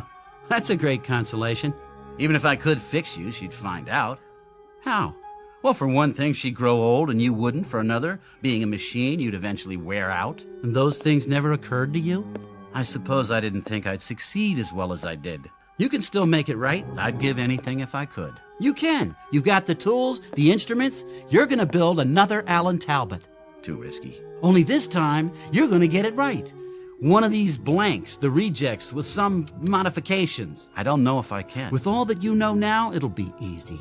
He's gonna walk out of here tonight, and he's gonna marry a girl named Jessica, and for the first time in his miserable life, he's gonna be happy. And so will she. You don't understand. The process takes too much time. There is no more time. Here, I'll write down her address. She was gonna meet me tomorrow, but she'll be home now. Take it. That's appropriate. What is? This pamphlet, The Way to Salvation? Where did you get it? Somebody gave it to me. I was in... Read this pamphlet. The devil means to have you, but I won't let him. I'll fight with you, mister, and we'll win. My train. The train to glory. Get on board. What's wrong? The noise! Make it stop! Are you hearing something? In my head, like computers and electricity. It's your circuits. They're going bad. And a train! Get on board! Walter, get on board! Your eyes. Your eyes! Get away from me! Now, Walter! Now!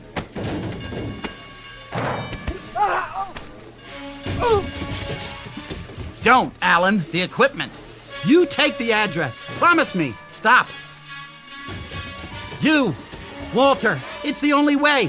Get out now and remember what you've learned. Try to remember.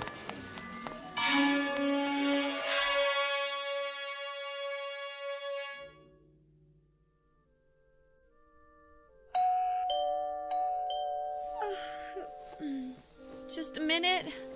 Who is it? I'm sorry to bother you, man, but see, like, I belong to the Junior Woodchucks and... Alan!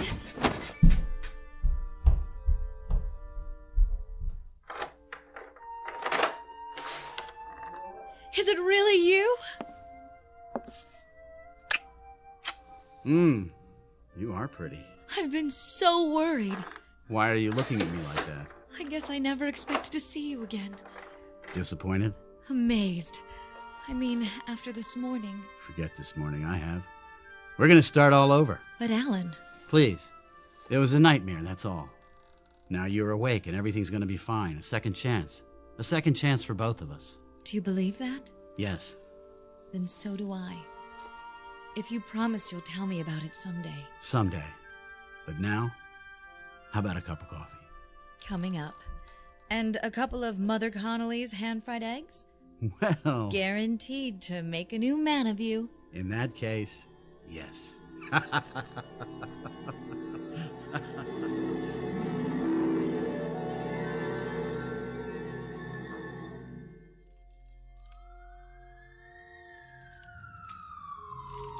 Too late to fight this fire. The whole place is gone. Whose was it? There's some scientist guy named Cummings. Lived alone. He got out okay. Well, no more laboratory for him.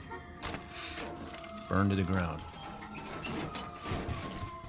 What's this? Looks like a mannequin.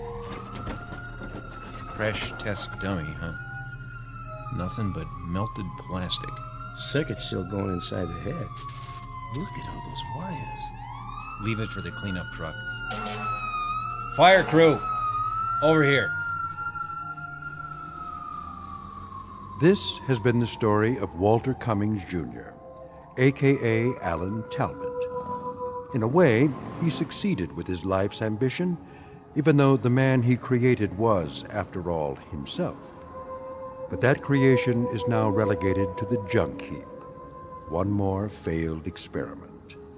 While Mr. Cummings has been given another chance, for better or worse, there may be easier paths to self-improvement, but sometimes it happens that the shortest distance between 2 points is a crooked line, one that leads directly through the Twilight Zone. We'll return to the Twilight Zone after these brief messages. You are about to enter another dimension, a dimension not only of sight and sound, but of mind, a journey into a wondrous land of imagination. Next stop, the Twilight Zone. Hi, this is Stacy Keach. I'd like to take a moment to tell you about our Twilight Zone website at twilightzoneradio.com.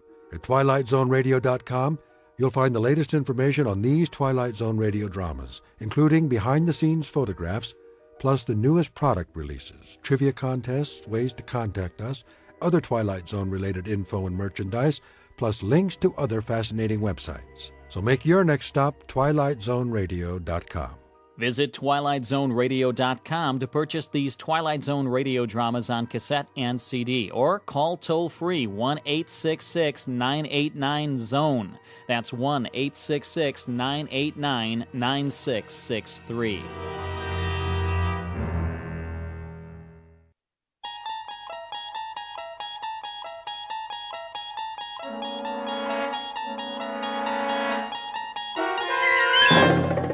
You're traveling through another dimension, a dimension not only of sight and sound, but of mind, a journey into a wondrous land whose boundaries are that of imagination. Your next stop, the Twilight Zone.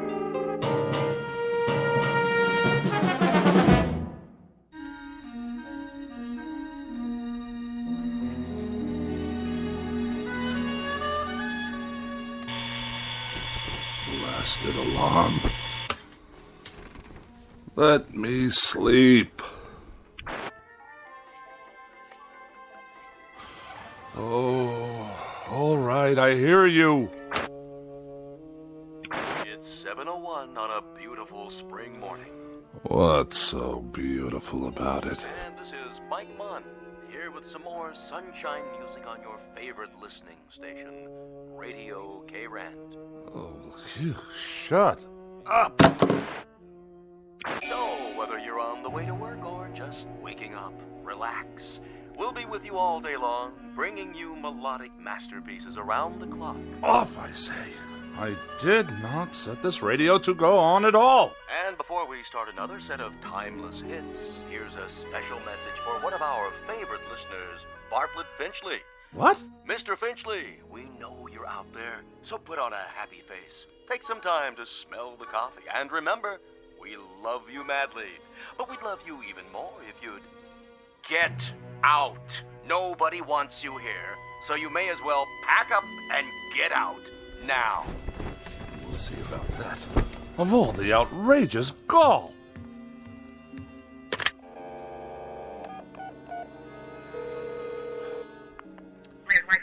Operator, get me K-Rant. Yes, the radio station. No, I don't know the number.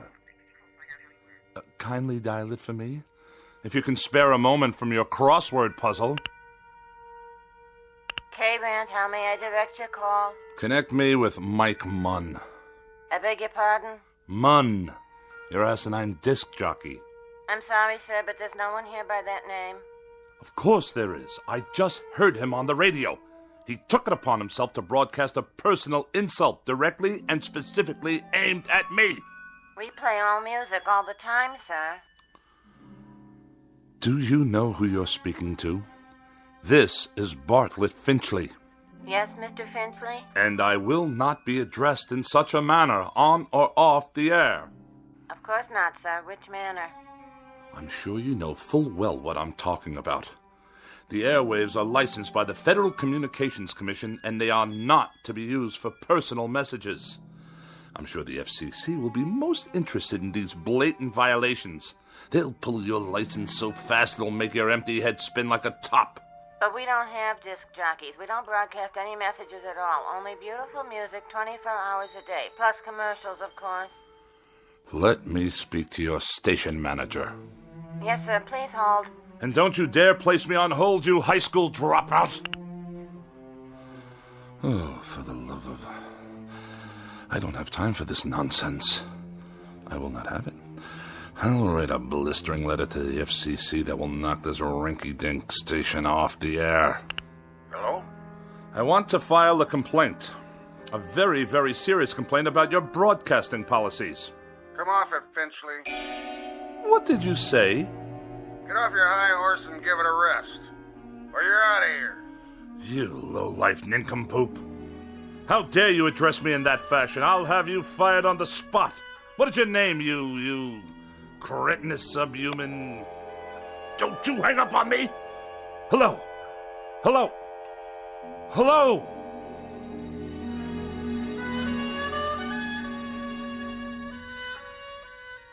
This is Mr. Bartlett Finchley, age 42, a practicing sophisticate and dedicated misanthrope who writes very special and very precious things for gourmet magazines, critical journals, and the like.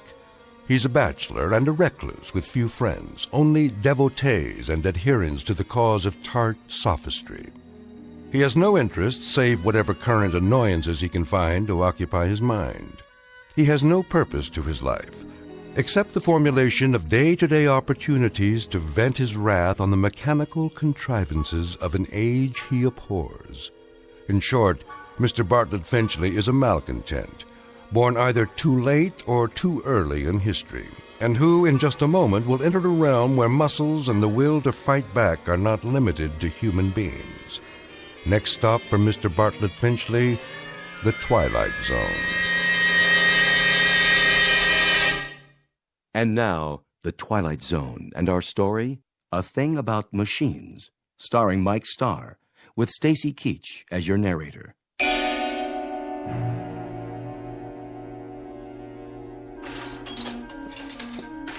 How are you today, Mr. Finchley? I'll answer that burning question after you tell me what's wrong with this electronic abomination in my living room. You mean your TV set? And also acquaint me with how much your current larceny is going to cost me. Well, let's see here. 2 hours labor, new circuit board, new oscillator, new comb filter. How very technical and how very nice. Speak English, man. Well, you asked me what was wrong. Never mind the subterfuge. I presume I'm to be dunned once again for 3 times the worth of the bloody thing. Well, I didn't charge you for my travel time. The total. What is the total? Here you go, Finchley. Oh, surely you jest. All right. I'll give you a break on the sales tax, seeing as how you're a regular. But this is the price of a meal in a 4-star restaurant. With wine. Labor don't come cheap nowadays. And neither, apparently, does my peace of mind. I requested that the device be restored to working order. The alternative being more disruptions to my writing schedule. Well, you could just get a new one every time. Might be easier all around. Last time I was here, Mr. Finchley, you'd kicked your foot through the picture tube, remember? I have a vivid recollection. It was not working properly, like every other electronic contraption in this house. I tried to rehabilitate it. By wrecking it? After a certain point, that is the only option left. I disposed of a clock radio in a similar manner this morning. Unfortunately, I must view a cooking program this evening in order to write my review of their fare, which I'm sure will be abysmal as usual, if the television should choose to operate at all. Why don't you just horsewhip it, Mr. Finchley? That'd show it who's boss. What do you say we cease the small talk? Let's get down to the petty larceny and be done with it. I'll put it on your tab. Send me a check before I come out the next time. I sometimes wonder exactly what it is the purpose of the Better Business Bureau in such transactions. You got a complaint about my work? When they allow you itinerant extortionists to come back week after week, move wires around busily probe with ham-like hands, and accomplish nothing but the financial ruin of every customer on your route. We're not a jip outfit, Mr. Finchley. We're legitimate repairmen. But I'll tell you something about yourself. Spare me, please. I'm sure there must be some malnutrition analyst with an aging mother to care for whom I can contact for that purpose. Why don't you hear me out, Mr. Finchley? That set doesn't work because you obviously got back there and yanked out wires and heaven knows what else. You had me over here last month to fix your tape recorder because you'd thrown it down the steps. It did not work properly. Well, that's the point, Mr. Finchley. Why don't they work properly? Offhand, I'd say it's because you don't treat them properly. I assume there's no charge for that bit of analysis. What does go wrong with these things, Mr. Finchley? Have any idea? Have I any idea? Now that's worth a scholarly 10 lines in your repairman's journal. Bilk the customer, but let him do the diagnosis. Well, the reason I ask that is because whatever it is that really bothers you about that television set and the radio and all the rest, it's something you're not telling me. Aside from being a rather incompetent clod, you're a most unreceptive listener. I've explained to you already. The television set simply did not work properly. And as for that original Marconi operating under the guise of a radio, it gave me nothing but static. You sure that was all that was wrong with them? I choose my words very precisely, thank you.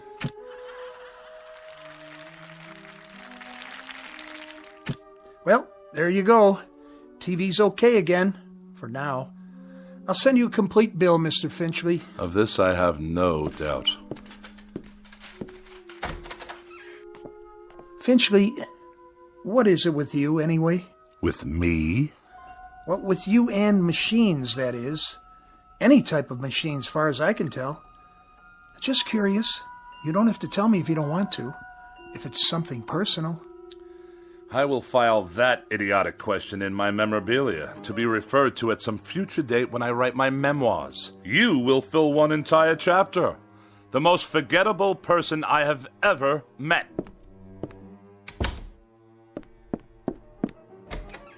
It just so happens, you boob.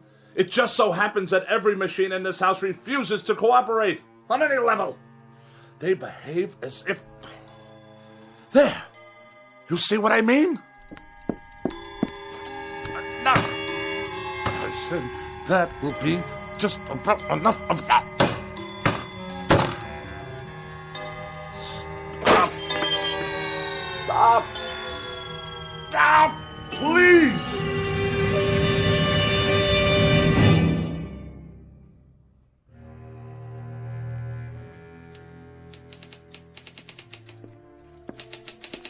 Miss Rogers? Yes, Mr. Finchley? Let me see the pages. Yes, sir. Is that all you've done? That's all I've done. 2 articles and 1 column, almost completely retyped, 40 pages in 3.5 hours. That's the best I can do, Mr. Finchley. It's that idiotic gadget of yours, humming and clicking away. I suppose it's about to break down, too. It's perfectly fine for a typewriter if you'd let me use a word processor. My words don't need processing.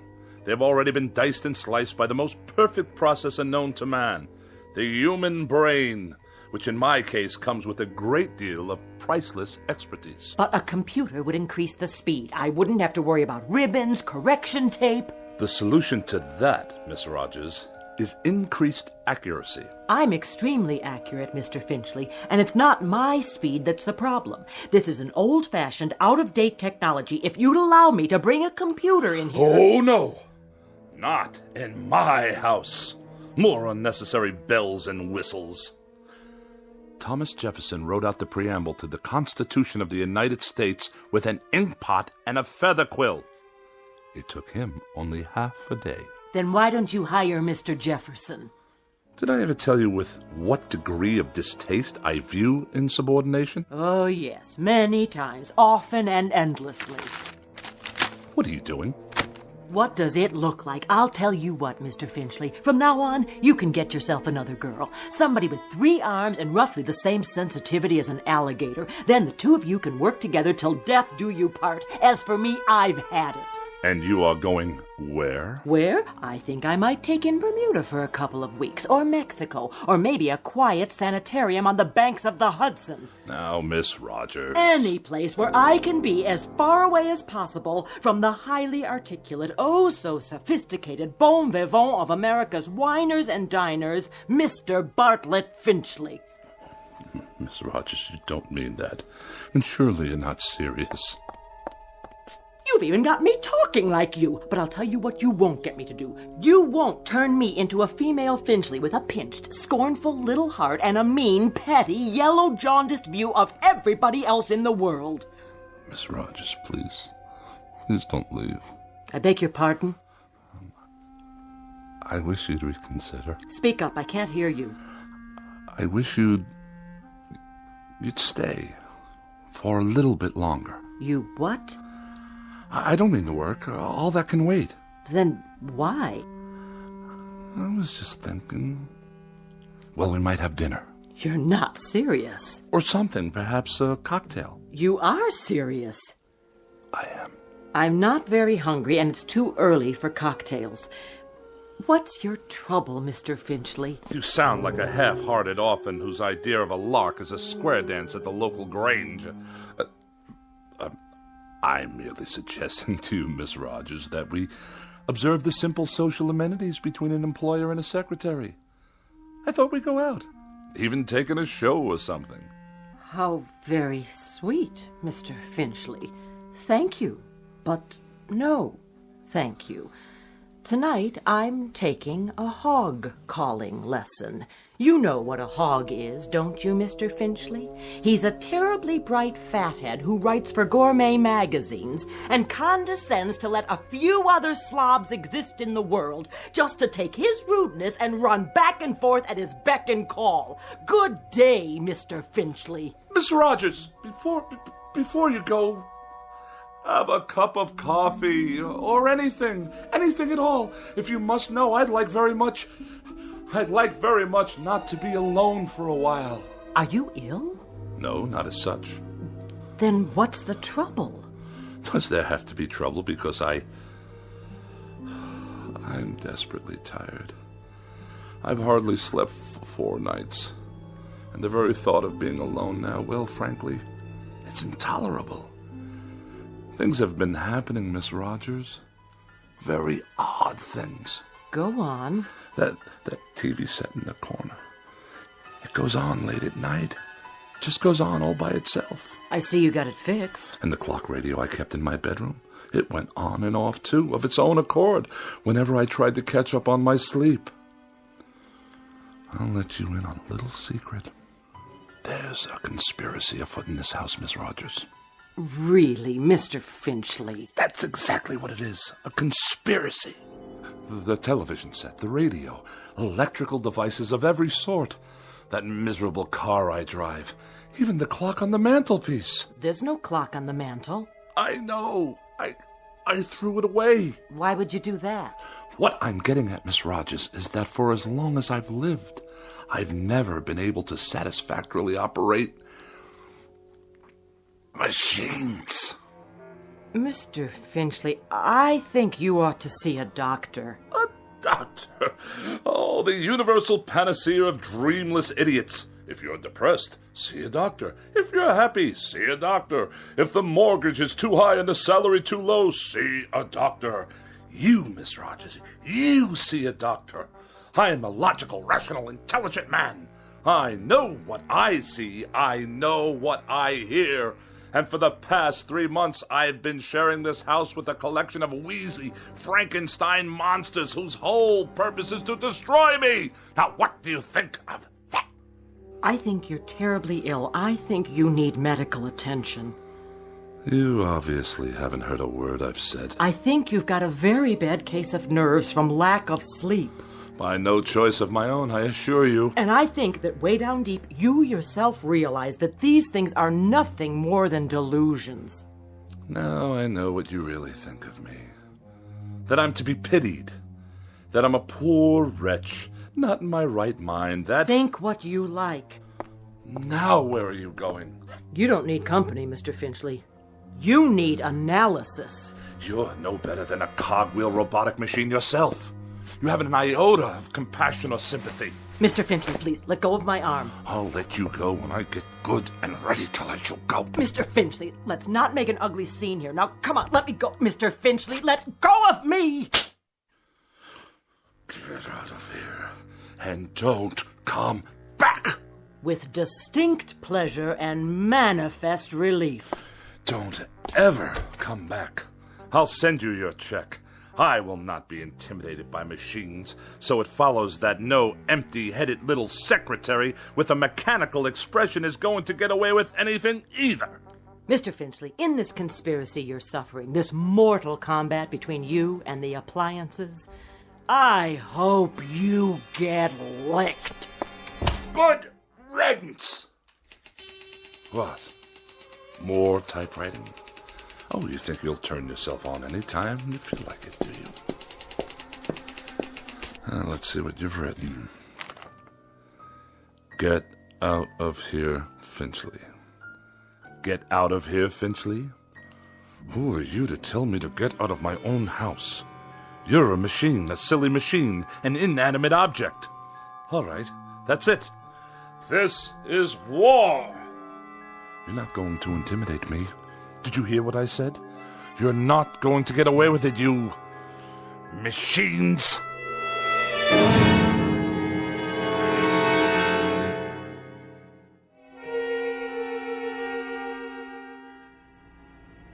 Nice day, huh?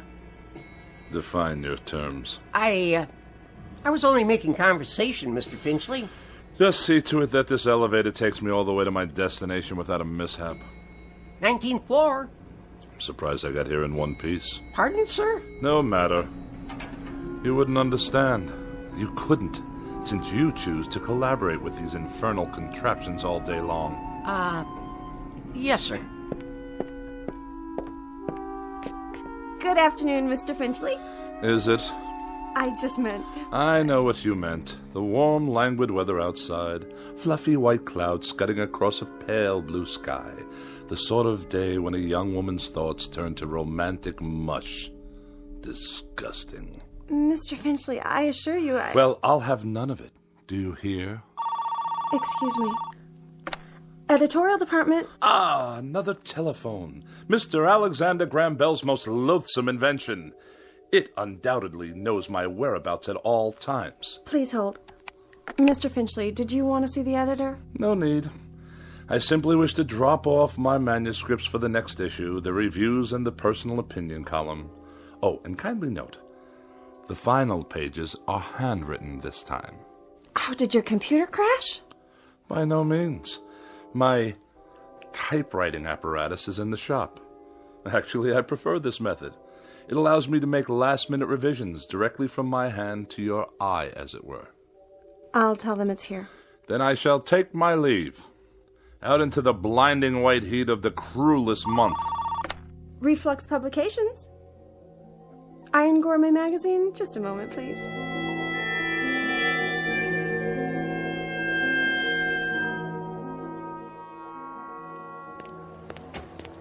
You there! Why are you touching my automobile? I'm writing you a citation, sir. For what reason? Overtime parking. What? The meter ran out. That's impossible. You can mail in the fine or pay in person. There's something wrong with the meter. Surely you can see that. I see a red flag. That's a violation. But I deposited the correct coins. Maybe you did. Just not enough, that's all. On the contrary, I've been gone for 13 minutes. I inserted coinage worth exactly 30 minutes. Well, it doesn't look like it. Then the meter's not working properly. Take it easy. You don't want to break city property now, do you? It's already broken. Definitely and absolutely. It runs too fast. Any fool can see that it did not register a full 30 minutes after swallowing my money. If you want to contest it, court hours are 8 to 5, plus night court on Tuesdays and Thursdays. This is a gross miscarriage of justice. I'm just doing my job, mister. Here's your citation. Have a nice day. One more mechanical abomination. designed to make my life a living hell.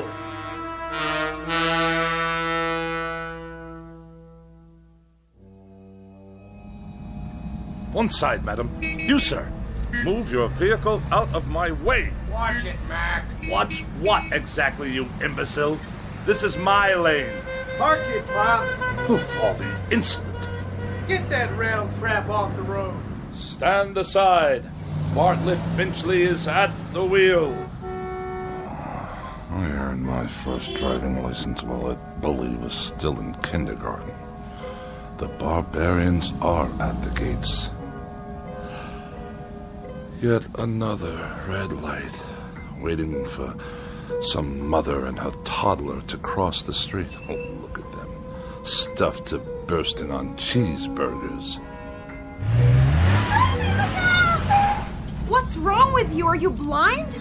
I did nothing. Simply placed my foot on the brake pedal. On the gas, you mean? The car moved forward under its own power. Yeah, sure. You trying to kill somebody? I saw the whole thing. He did try to kill you. On the contrary, the motor car obviously malfunctioned. We're in a crosswalk here. Get his license number. You do that. The light is now green. Do I have your permission to proceed? Get that piece of crap out of here. Gladly.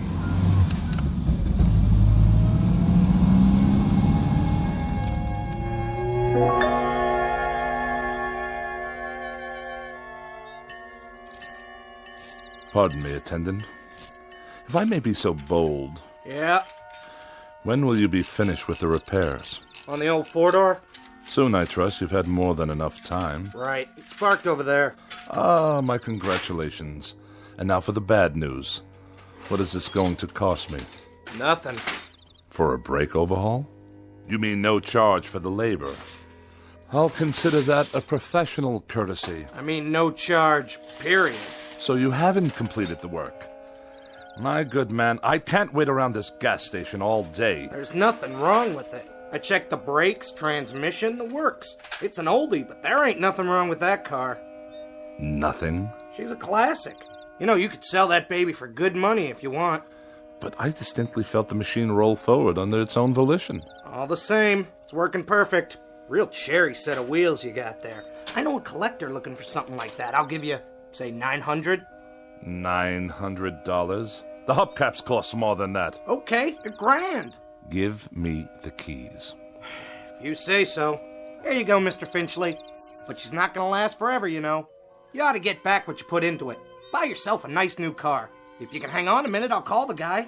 And waste even more of my precious time? Good day.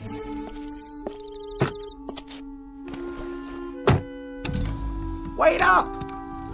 Ah, now you deduce what's wrong, as I'm about to drive away. $1,100, cash on the barrelhead. Oh, go tighten your fan belts or whatever it is you do in this incompetent establishment. Knuckle-dragging dolt. At least I can hear some decent music. Get out of here, Finchley. More abuse. Just go, Finchley. We don't want you here. Pack up and get out. Before it's too late.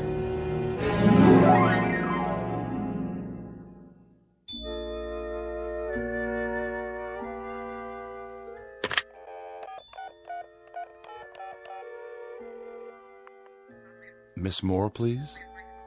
Oh, is that you, Agatha? Bartlett Finchley here.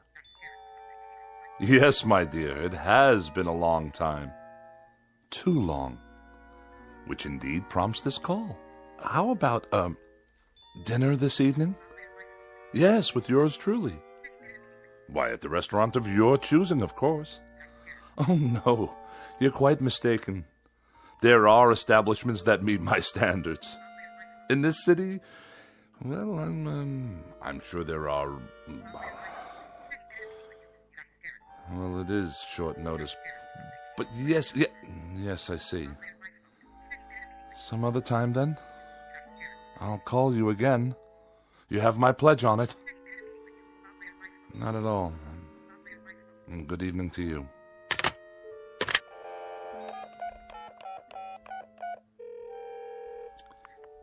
Mrs. Donnelly, please. Pauline, is that you? Oh, and how's my favorite young widow this evening? Bartlett. Bartlett Finchley. You remember? Yes. I'm tip-top. And you? Splendid.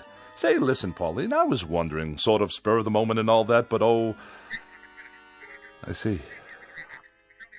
I see. Yes, perfectly. That's quite all right.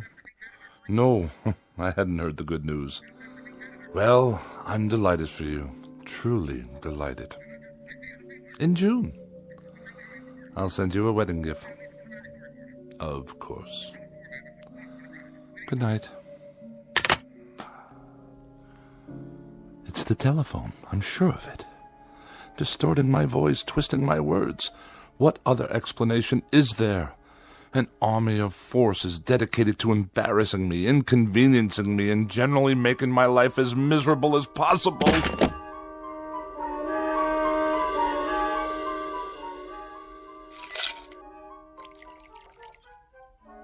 How much longer, may I ask? The phone's all fixed, Mr. Finchley. One in the bedroom, too. So you say? Yeah, she's operating all right now. Had to replace a handset, though. Shouldn't give you any more trouble. I'm deeply indebted.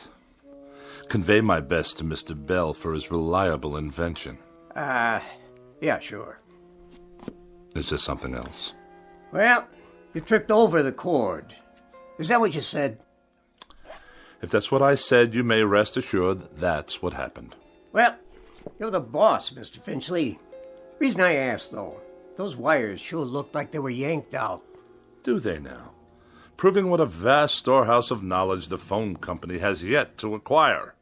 Okay. So long, then. Have a nice night. I shall certainly endeavor to do so. One thing. Yes? The thing about phones, though. What? Well, you see, they're just like any other piece of electronics. You have to be careful. Treat them right. Because if you don't, they won't do what you want. Kind of like people, I guess.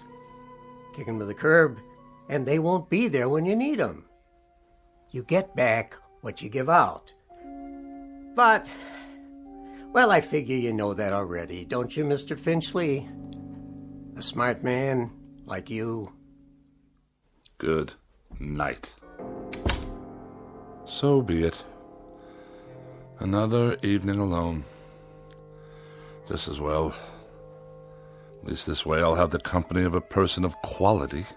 And welcome once again to Dinner for One on the Eating Channel. Tonight we prepare a bright and breezy repast guaranteed to liven up any kitchen. Oh, spare me. 3 new and exotic courses imported from jolly old England. For appetizers, a wonderful discovery called the Scotch egg, followed by an exquisite cold watercress sandwich. And the traditional pièce de résistance, bangers and mash. Sound excited?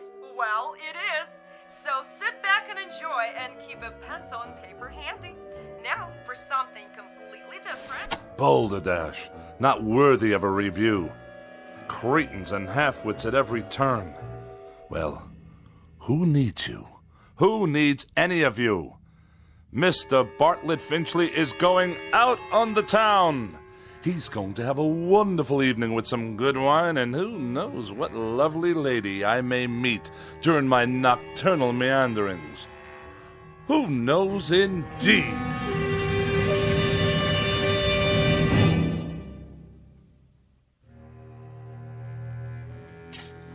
Dinner jacket, white shirt, and the red cravat. No, the blue. Or perhaps the polka dots. Yes. This will do. Now for a quick shave before dressing. Who do I see in the mirror there? Who can that attractive man be? Don't tell me. It's Bartlett Finchley. Good features. Strong chin. Bred from quality stock. All I need to do is whisk off the stubble. Ow! Bit me. The shaver actually bit me. I'm bleeding. Get away, you filthy bugger. Finchley. Who's there? Finchley. Look in the mirror. What do you really see?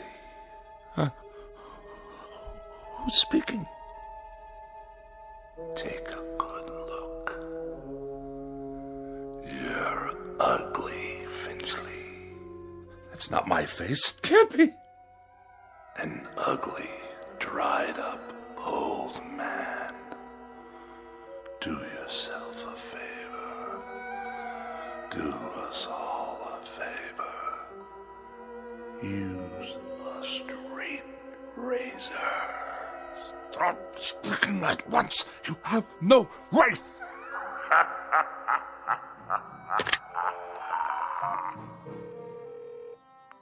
Hello, operator. Get me the police. Someone's in my house. Hello? Hello?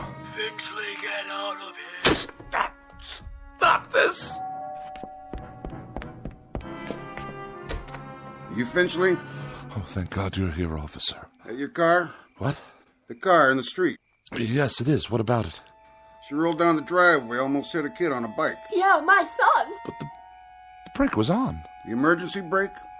You better get it fixed. I just did this afternoon. Don't you believe him, officer? Car rolled right down the driveway and into the street. You're lucky you didn't hit somebody. Then you'd really be in hot water. Got the keys? They're in the other room. Better get them then. I want to put on some clothes while you're at it. Look at him standing there in his underwear. I have a robe on, madam. Some robe? It's called a dressing gown. And tie it shut. I'll write you up for indecent exposure, too. Oh, yes, of course. All right, fella, you better pull her back in the garage. I'll give you a warning this time. Have those brakes checked first thing in the morning, understand? Perfectly. There is another matter I'd like to discuss with you, officer, now that you're here. And what's all the noise in his house? He's always throwing stuff, yelling at the top of his lungs. That true? No, I fell, that's all. Tripped and fell on the stairs. Is that why your face is bleeding? Precisely. What's the other matter? Matter? You said you have something to discuss. It's difficult to explain. You wouldn't understand. Evening then, Mr. Finchley. So is he going to move his car or what? In one moment, madam. For now, you may remain on my property until I return with the keys. At that time, I should like you to be out of my yard. Otherwise, I shall solicit the aid of this gendarme to forcibly eject you. Idiots! I need a drink.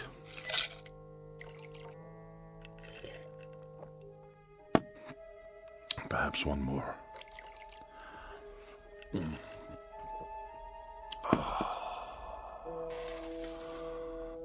That's better. But if the car can't be trusted, how can I go out this evening? I'm a prisoner in this madhouse. Miss Rogers? Edith? Is that you? Yes, of course. You had second thoughts, and now you've come back. Where are you? But if you're not here, then who's typing? Get out of here, Finchley. Get out of here, Finchley. Is that all you can write, you infernal machine? Who turned you on? Get out of here, Finchley. Get out of here, Finchley. No. You get out of my television set. What's that? The clock. I smashed it this afternoon. Smashed it to smithereens. And you. I destroyed you too. Well, you won't get me. You won't get me. I won't let you.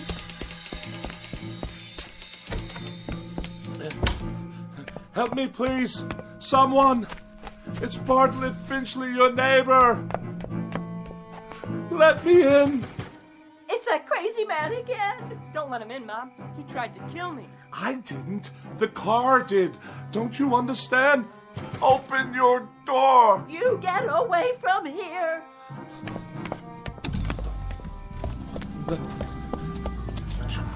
You can't follow me. You're only a car. My car. Stop. There's no one at the wheel. You must stop. I demand it.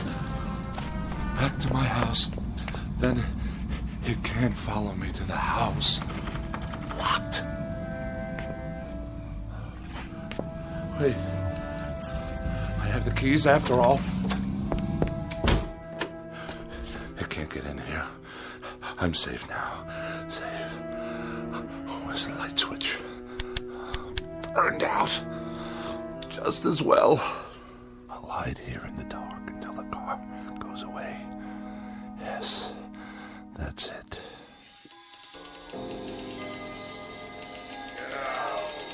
Get out of here. Get out of here, Finchley. Now! Away! I'll sneak away. Go somewhere, anywhere out of this town, far, far away. What? Those lights. Lyman. I can't see a thing.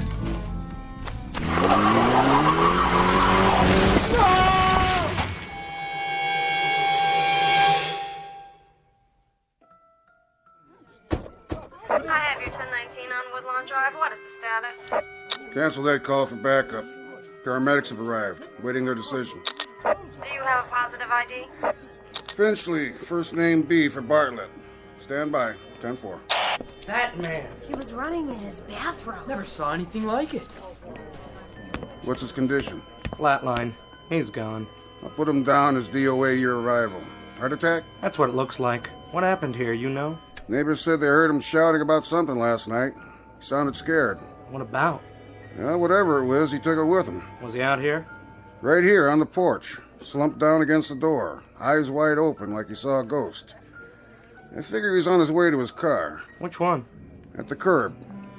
Never got to move it like I told him. He must have been drunk. You can smell it on him. Good thing he forgot his car keys or he might have done some real damage. Yeah, not now though.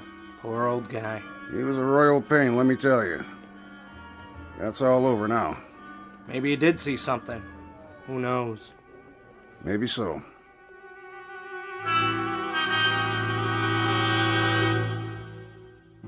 Yes, maybe so. It could just be that Mr. Bartlett Finchley succumbed to a simple heart attack and a set of delusions that were self-generated. It could just be that he was tormented beyond the breaking point by an imagination as sharp as his wit and as pointed as his dislikes. But as reported by those in attendance, this is one explanation that has definitely left the premises with the deceased. For now, look for it filed under M for machines in the Twilight Zone. More from the Twilight Zone after these words. Hi, this is Carl Amari, producer of the Twilight Zone radio dramas. I'd like to take a moment to tell you about our official website at twilightzoneradio.com, where you'll get the latest news and information on these Twilight Zone radio dramas. Plus, at twilightzoneradio.com, you can digitally download 3 free episodes or any of our episodes for only $1.95 each. In this age of ever-changing technology, we've decided to make these episodes instantly available to you by making the Twilight Zone radio dramas a digital download-only series. This means that this series will no longer be offered on CD. The CD collections at our website are now being offered, while supplies last, at buy one, get one free. So be sure to get your favorites before they're sold out. Be sure to visit us often, and I'll see you in the zone.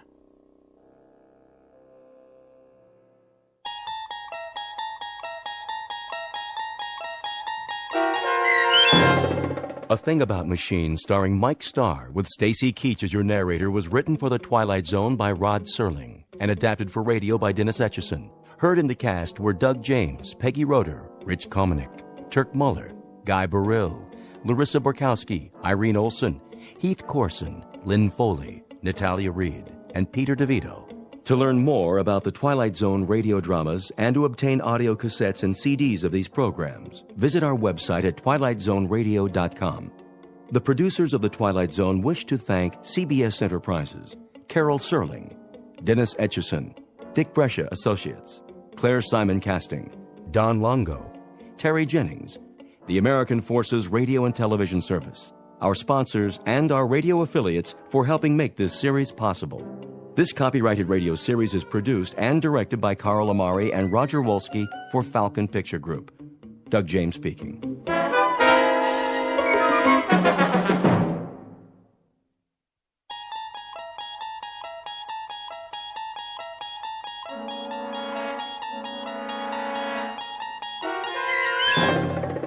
You unlock this door with the key of imagination. Beyond it is another dimension. A dimension of sound, a dimension of sight, a dimension of mind. You're moving into a land of both shadow and substance, of things and ideas. You've just crossed over into the Twilight Zone.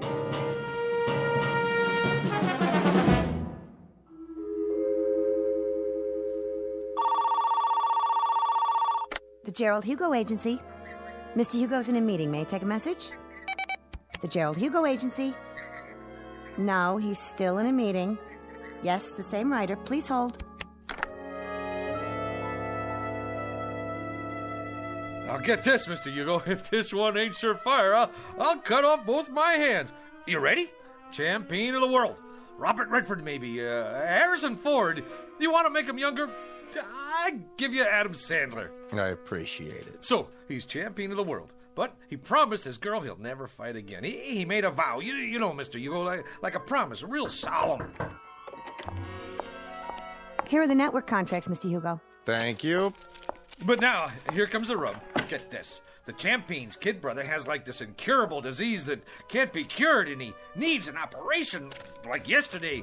Mm-hmm. Yeah, and the doctor comes to the fighter and he says, "Hey, man, you want like your kid brother should live or what? I mean, that's the conflict. Don't you think it's a kick right in the head?" I do feel a dull ache. Here's this prize fighter who made this vow to the girl, and the newspaper guys start in on him, see? But I mean with the needle. Spider is a cheese champion. Who's Spider? The fighter. And now, here comes the meat. He promised his girl, but when he tells her he's gonna fight, she starts palpitating, and she calls him a filthy, rotten, dirty... Line 1, Mr. Hugo. Excuse me, Julius. See, the beauty of the story is that you can dress it up any way you want. Maybe he ain't a prize fighter. Maybe he's a cowboy, and he promised his girl he'd never shoot a gun again, and it's her kid brother that's got the disease. What's the matter? Don't that grab you? Why don't you go downstairs and cross the street on a red light? How about science fiction? There's this rocket man who promises his girl he'll never go up in a spaceship. Julius, you've been here all morning. I'll give you this. I've been an agent for 23 years, and I've never heard so many variations of the same story. Now, would you mind going home? I've got a big deal cooking here. A big deal? You doll baby, you were saving it for a surprise, weren't you? It's a sale, ain't it? The zombie story. I knew the minute I wrote it that thing was surefire. Listen to this, honey. It's fantastic. This dame marries a guy who walks around on his heels all the time. She thinks he's punchy, but it turns out he's dead. All the time they're married, she don't know it. Julius, let me put it to you this way. American Zombie didn't sell. The love story where the lady scientist falls for a robot, that didn't sell. Naked Weapons about a gang of topless ninjas, that didn't sell. They laughed me right out of the office. So I put it to you, Julius. Why do you persist? Why don't you go back to doing what you did before? The streetcar conductor, Mr. Hugo, there ain't no more streetcars. And besides, I get motion sickness. Let me put it to you another way. Number 1, you will never make a writer. Number 2, you'll starve to death if you try. And number 3, you're wasting my time, the producer's time, and everybody's time. Helen, phone up Jerry Bradshaw at Paramount. Tell him I've got a series proposal to show him. That's it, a TV series. Oh, Mr. Hugo, don't you get it? This is an absolute bolt from heaven. I got so many television series ideas, I can't sleep at night. Boy meets girl. Every week, we get a different boy and a different girl. Julius. Oh, how about a quiz show? Pick your own embalmer, we'll call it. Hey, you make this deal with the contestant, and when he kicks off... Julius, what do I have to say to get you out of here? Give me a chance. It's all I ask. Let me write a pilot script. Julius, my boy, I'm not a hard man. The television industry today is looking for talent, and the writer is a major commodity. But for me, to try to sell you to a network is like trying to con the Queen of England into buying a salami. But I could give it a whirl, couldn't I? What's the series about? Maybe it's right up my alley. That's the point. This particular series and you go together like the black and tan at an IRA picnic. It happens to be based on black magic, conjuring, that kind of thing. Now, what do you know about black magic? What do I know about it? What do I know? You ask me, Julius Mulmer, what he knows about black magic. I could research it. Julius, let me get back to work now. What about the series, Mr. Hugo? My career is on the line. Give me till next Wednesday. Make it Tuesday at a pinch. All right, Julius, you latch onto a couple of books, knock out a rough outline, and let me have it by 4 o'clock Monday. I'll submit it for you. Why, I don't know, but I will. Mr. Hugo, you're not going to live to regret it, and I mean that from the cockles of my heart. You're absolutely dead right, Julius, and I mean that from the cockles of my heart. You've just witnessed opportunity, if not knocking, at least scratching plaintively on a closed door. Mr. Julius Mulmer, a would-be writer who, if talent came 25 cents a pound, would be worth less than car fare. But in a moment, Mr. Mulmer, through the offices of some black magic, is about to embark on a brand new career. And although he may never get a writing credit on the Twilight Zone, he will soon become an integral character in it. And now, back to the Twilight Zone and our story, The Bard, starring John Ratzenberger and Stacy Keach.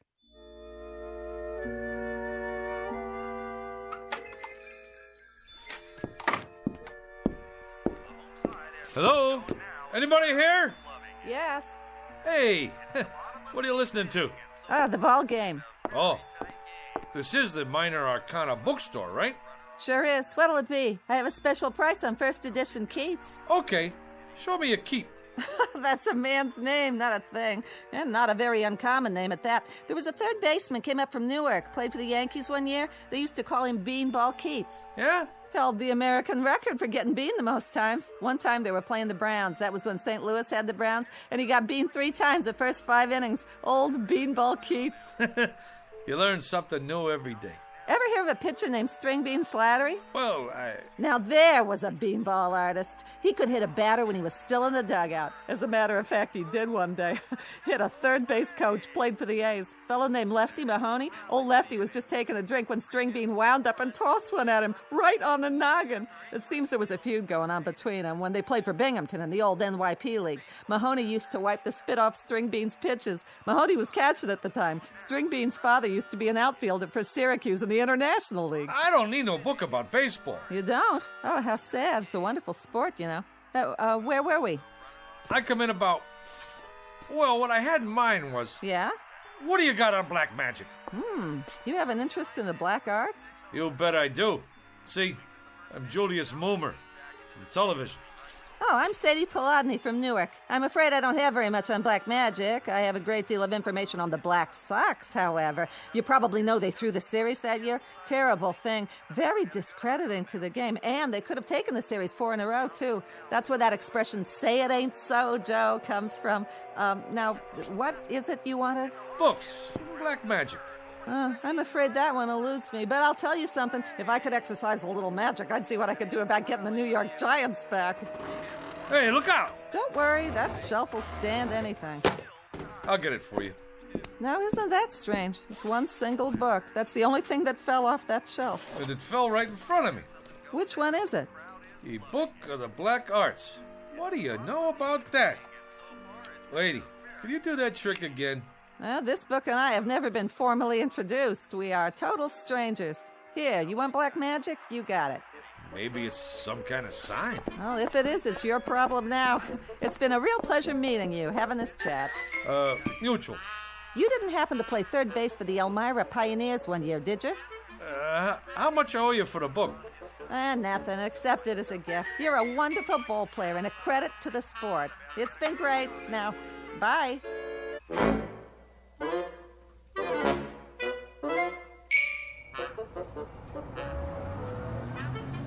Make the sign of the pentagram and repeat 3 times. Let's see if I got this right here. In the name of the Prince of Darkness and the Black Sabbath, Beelzebub, Beetlejuice, Asmodeus of Astrogoth, Ozzy of Osborne. I can't say all that. Zaza zoom, ba ba boom, ipsy dipsy, ba ba boom. Hey, none of that on this bus. What? All right, buddy. This here is public transportation, and there's rules. Do you mean me, driver? Yeah, you. I don't need no crazies on my bus. But I was only... Out. Hey, you don't have to throw my book. It's a very valuable tome there. I never touched it. It got off with you. But I left it on the back seat there. Get out of here. Oh. What do you know? Just like a puppy dog that follows you around. Looks like this little book in me. We got a thing going on.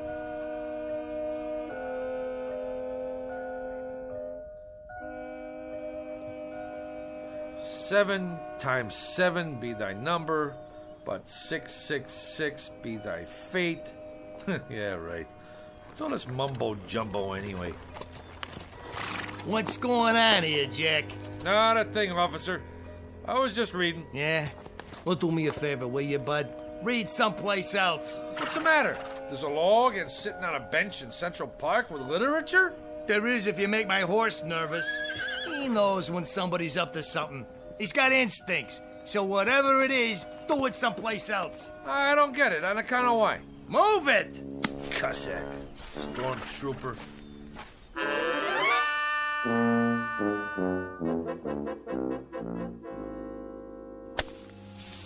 There.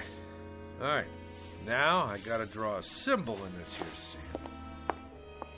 Hey, Julius. What's the bit? What are you doing? Whatever it is, I wasn't doing it right. Magic schmagic. There's more here than meets the eyeballs. I've done everything it said, and nothing. Ye Book of the Black Art, being a step-by-step education in conjuring. So tell me, Faust, to what end? You don't dig? Cora, I'm standing on the threshold. I mean hovering. The only thing that stands between me and the secrets of the universe is 4 pages of Latin. Listen to this.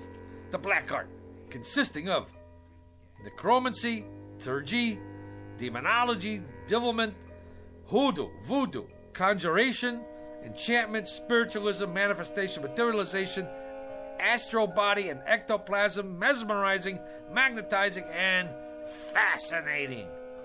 Like you name it, I got it. My mother isn't gonna like that sand all over the floor. You tell your mother she should pay me for the privilege of having me in this building.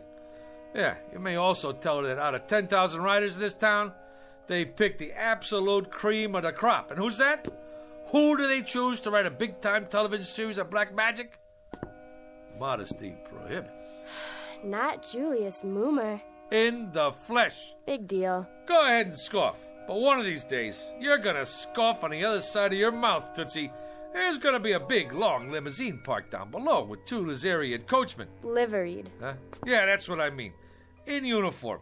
And they're gonna rap on your door and invite you and your old lady downstairs for a night on the town with their boss. And who will you find in the back seat smoking a Cuban cigar? Modesty prohibits. Just as a point of interest, Julius, what are you doing? I'm conjuring, baby. Conjuring. Conjuring who? Who knows? I just read from this here book and I got all the ingredients. Well, most of them anyhow. 3 tufts of feathers from a falcon. Yeah, I got them from a pigeon. Sand from Egypt. Yeah, I got some of my sneakers from Jones Beach. 3 legs of a spider.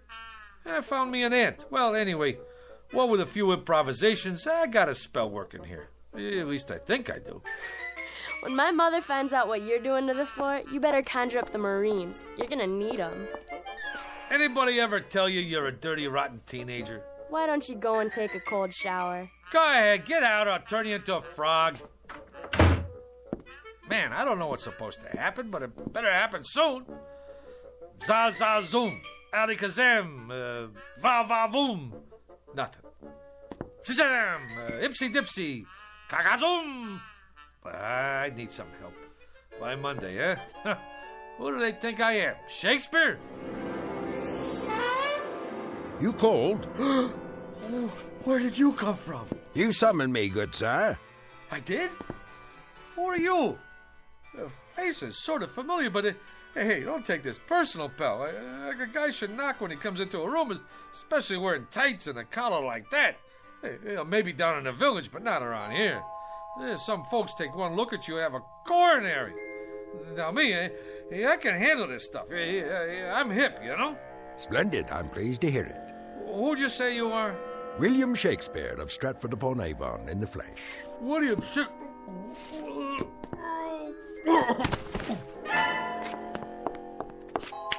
Good sir, I await your pleasure. What do you want from me already? Prithee, good sir, ask not what I want of thee, but rather what dost thou ask of the Bard of Avon? Would you try that one more time? It seems I must speak in the parlance of the time. Your time. I simply said, good sir, it was you who conjured me up, and I'm at your service. What would you ask of me? On the level, Pops. You mean to say you're the Shakespeare? Man, you've been dead 1,000 years. 'Tis true, of course, but death be not proud. You required a service of me, hence I am at your disposal. Well, He speaks, yet he says nothing. Romeo and Juliet, Act 2, Scene 2. Quaint surroundings, decidedly so, if squalid. And this, an ancient printing device, perhaps? Yeah, that's my Underwood typewriter. I inherited from my old man. He used to write letters on it. You would ask me to compose a sonnet, perchance, a play? You have but to ask, Mr. Moomer, is it? You mean you could knock me out a couple of pieces? Good sir, you have but to ask. What nature of authorship would you require? Oh, I got me an idea, Will. You don't mind me calling you Will, do you? What's in a name? That which we call a rose by any other name would smell as sweet.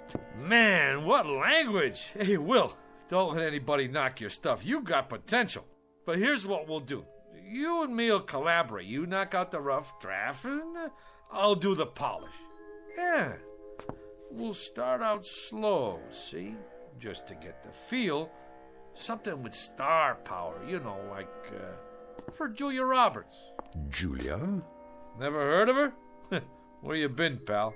Never mind. Don't tell me. A comely woman, I take it. One fairer than my love.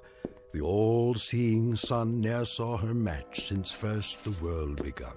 Solid! I love it! Now you start writing. Anything. Maybe a twist on the old Romeo and Juliet thing. You know, like West Side Story. Oh, swear not by the moon, that crazy, crazy moon. Yeah, take it, booby. Right. If you don't object, I prefer my own writing instrument. A feather, huh? A quill pen, actually. Will, baby, I don't care if you write with your feet. Go, man, go. Create. I'll just make us some coffee. Gilbert and Sullivan, Rimsky and Korsakov, Lennon and McCartney, Moomer and Shakespeare. I like it.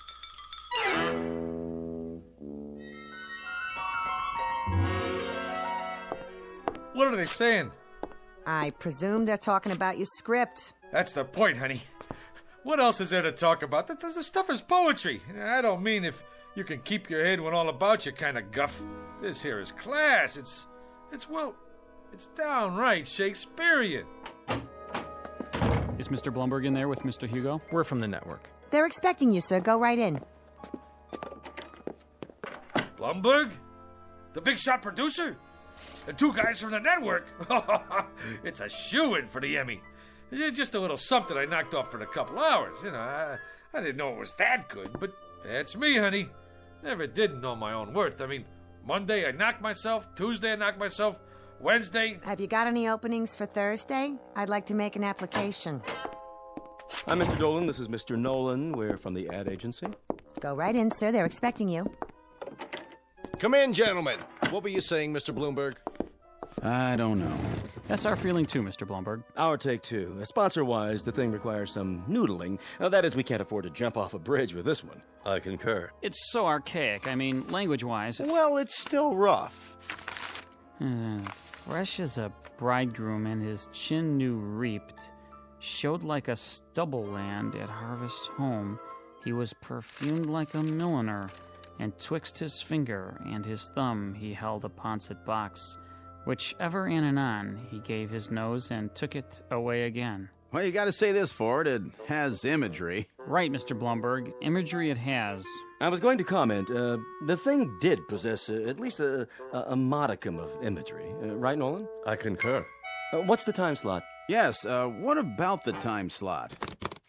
Thursday, 10 to 11. And what's the lead-in? The Indefatiguables. Solid show. The private eye with insomnia never sleeps. Ratings-wise, it's a solid smash. May I?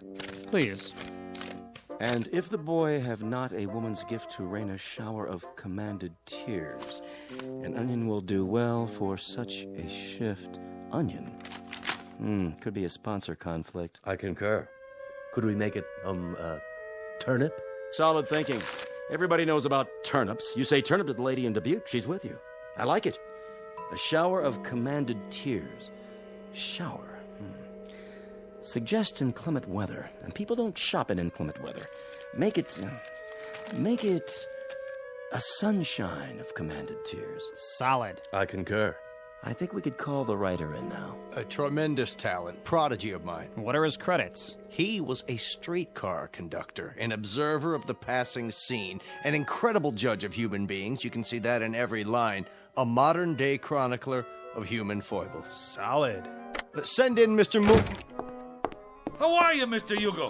Gentlemen, well, what do you think? Like literature, huh? It shows some promise. Mr. Dolan here represents the sponsor of the Shannon Classic Playhouse. The Shannon Food Corporation. You no doubt have eaten their products. Oh, endlessly. This boy is a Shannon booster from way back. Oh, man, that's the truth. That Shannon's onion soup, this I dig. We don't make onion soup. That's French in origin. We're an American firm. Red, white, and blue, right down the line. I concur. Man, I'm glad you said that, because I always say, if it's good enough for the lady in Dubuque, it's good enough for me. Now, let's get down to some business here. The Tragic Cycle, written by Julius Moomer. Act 1, Scene 1. The camera fades in on a shot of the garden. You know, like with turnips.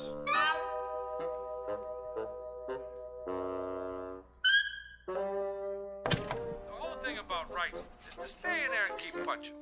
It's like Keats said one time. All the time, keep punching, or you're done for. Hey, how about that, Will?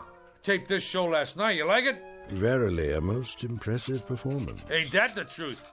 Gentlemen, welcome to this week's interview. Our guest tonight, Mr. Julius Moomer, that rising young author whose tragic cycle will be seen next week on this network's Shannon Classic Playhouse.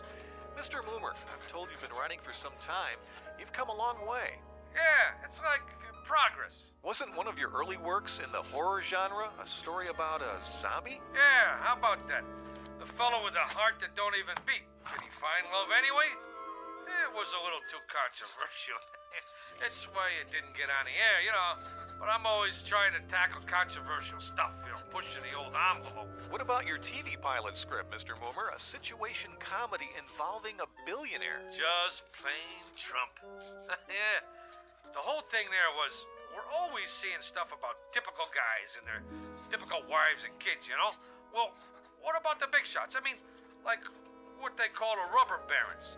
Just because you're healed, that don't make you inhuman.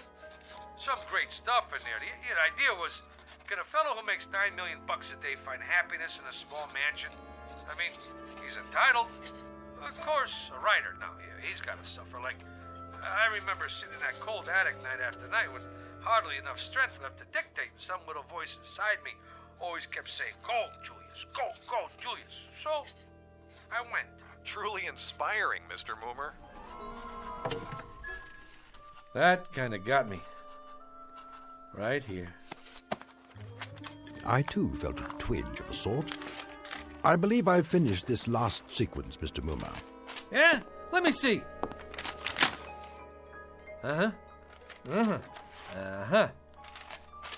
You know something, Will? You got a real thing with words. It comes from working in an attic, Mr. Moomer. A little voice deep inside me keeps saying, "Go, William, go." I like that. Anyway, can't you just see it? The Shannon Food Corporation. Ta-da! Presents the tragic cycle written by, ta-da! Julius Moomer.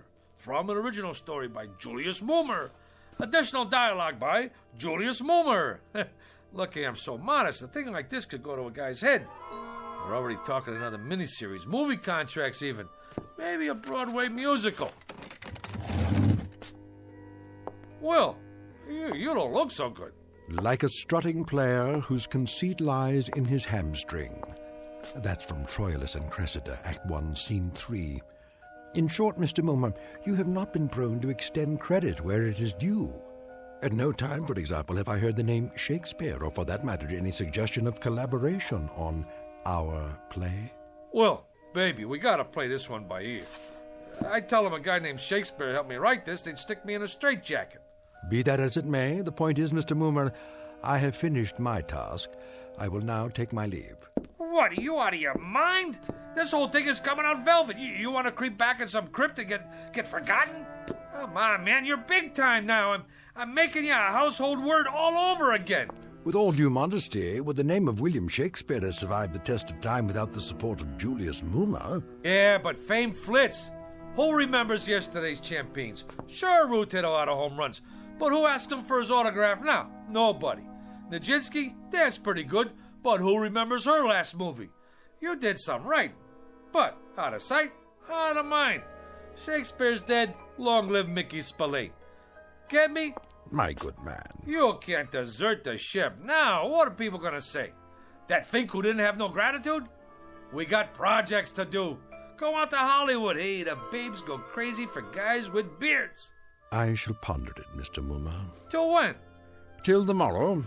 To date, you have not seen fit to invite me to any rehearsals. Tomorrow I shall survey the actors performing in it, and if justice is done to what I have wrought, perhaps I shall remain for a time longer. Now you're talking. Now I shall take a walk. I am that merry wanderer of the night, Midsummer Night's Dream. Act 2, Scene 1. To be or not to be, Mr. Moomer, that is the question. Oh, wait a minute. Rehearsal? How can he go to the rehearsal? Will, do me a favor, please. Don't rock the boat.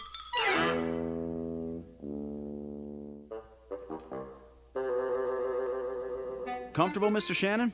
Well, these seats are kind of hard on the old derriere. Mr. Shannon, before we begin the rehearsal, I'd like to say we're fortunate, sir, to have secured the services of the hottest young actor in the business, Rocky Rhodes. Rhodes, schmodes, I sell soup.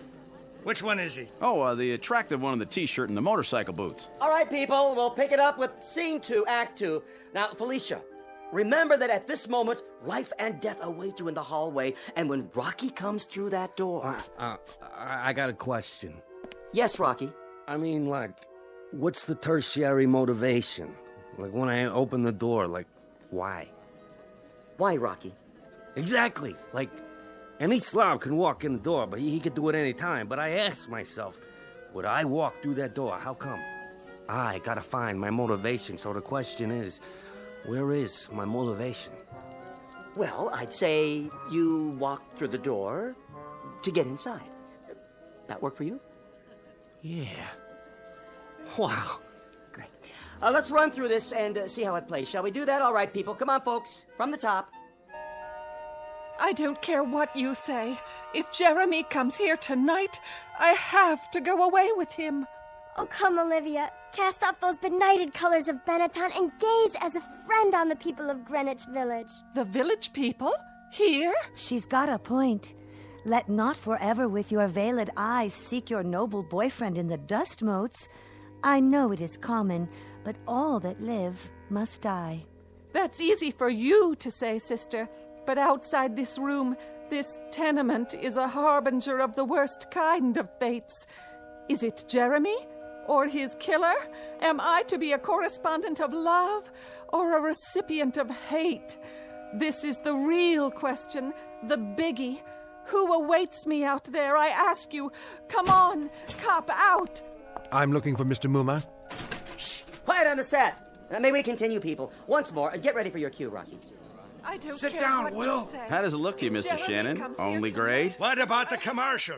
Where does that come in? Right after the opening teaser. Are they gonna put a spotlight on the soup? Well, that comes in the first commercial. I know when that comes in, but I want to make sure you see the label. When the soup is Shannon's, I want 40 million people should know it's Shannon's. I concur. It's imperative that we see the label. Cut! Take 5. Who is that? What's he dressed up for? Oh, that's my typist. On your staff, is he, Momer? Well, actually, he's a relative on my mother's side. He's eccentric. Eccentric? You know, he has, delusions. 1 week they come, 1 week they go. What about this week? Yeah, this week he thinks he's, Shakespeare. Hey, come on over here, Mr. S. Meet the boys. I've been telling them all about you. Would that we had this much space at the Globe. Yeah, they're just going over the second act. Ah, the balcony scene, a most delightful love sequence. On a balcony yet? Yeah, I was going to mention it to you, Will. Mr. Shannon asked us to make a little change in the love story part. You know, the business on a balcony. A thing of beauty. Oh, spirit of love, how quick and fresh art thou. Who owns balconies these days? Tremendously valid point, Mr. Shannon. No question about it. Right on down the line. You mean no balcony? You see, this here is television. It's like you gotta grab them quick. Instead of the boy climbing up to the shrubbery to meet the girl, it's a subway station. You jest. That's the bit. She sprains her ankle, and this here boy kind of like the doc on ER. He operates on her ankle right there between the Brighton Express and the Bronx Local. You see, doctor stories are big this season. All right, cast. I want to run through the next scene. Mr. Mumar. What's the trouble, Will? Is that Esmeralda? In the blue canvas breeches? The jeans? Yeah, that's the chick. But if what you told me is true, what is the reason for her suicide? Her soliloquy about love's labor's lost? Suicide? No suicide, Mr. Shannon. That's definitely out. Oh, I meant to mention that to you, Will. She don't stick herself with a shiv. Now she runs off with a guitar player. That was my wife's suggestion. And an inspired one at that. It was indeed. I concur. And the father and brother who burst in? My wife didn't care for that. The way we play it now, the two guys who come in are cops. Cops? Policemen. And then later, the scene where the mother starts talking about all the blood on her hands, she ain't the mother anymore. She's the gardener's wife who did time for embezzlement. But she has the most definitive line of the play. In the epilogue, I took it from Twelfth Night, if music be the food of love, play on, give me excess of it, that surfeiting the appetite may sicken and so die. Sicken? The Shannon Food Company is paying this kind of money to make people sick? Will, get with it. You're taking the butter right off the toast, baby. Here we go, people. Let's hear the narration just for the timing. On October 13th, the gardener's wife returned to the scene of the crime. The police had already arrived, and once again, the Federal Bureau of Investigation... Enough of this idiocy. There is no soliloquy here. What is going on? Blow, blow, thou winter wind. Thou art not so unkind as man's ingratitude. As you like it, Act 2, Scene 7. Will, what are you doing? You're lousing up the whole deal. What am I going to tell them? Tell them that foolery, sir, does walk about the orb like the sun. It shines everywhere. Act 3, Scene 1, 12th Night. And you, foolish mortal, who could have covered himself with a cloak of immortality, who has succumbed to the rankest compound of villainous smell that ever offended nostril. To you, Julius Moomer, lots of luck. Hey, Julius, for a week now you look like somebody told you to go out and scrub a lizard. He finked out. The guy finked out. You want some advice? Knock off on The Conjuring. Get yourself a nice, clean, safe job on a streetcar. Whether it is nobler in the mind to suffer the slings and arrows of outrageous fortune, or to take arms against the sea of troubles. Did that boy have talent or what? Man, oh man, I was on my way. They was already talking about my next assignment. A miniseries on American history.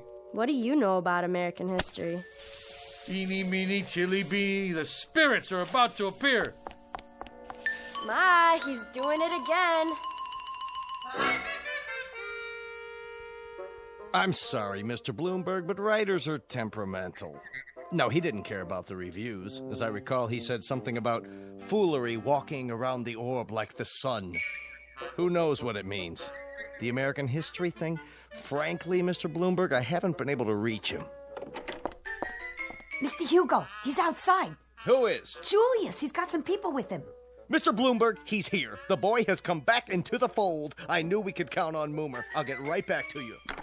Hey, Mr. Hugo. Julius, my boy, where have you been? A whole week. The networks are screaming for you. The agencies are screaming. My clients are screaming. They want that new miniseries. I'm right in the middle of it.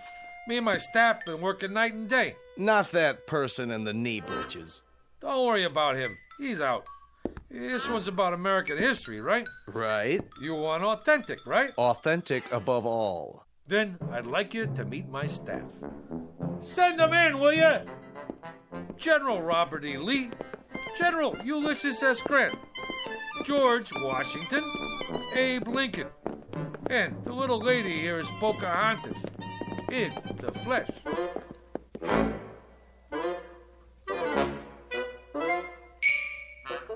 Mr. Julius Moomer, a streetcar conductor filled with desire for the special, if somewhat risky, rewards of authorship. And if the tale just told seems a bit tall, remember a thing known as poetic license in a place called the Twilight Zone.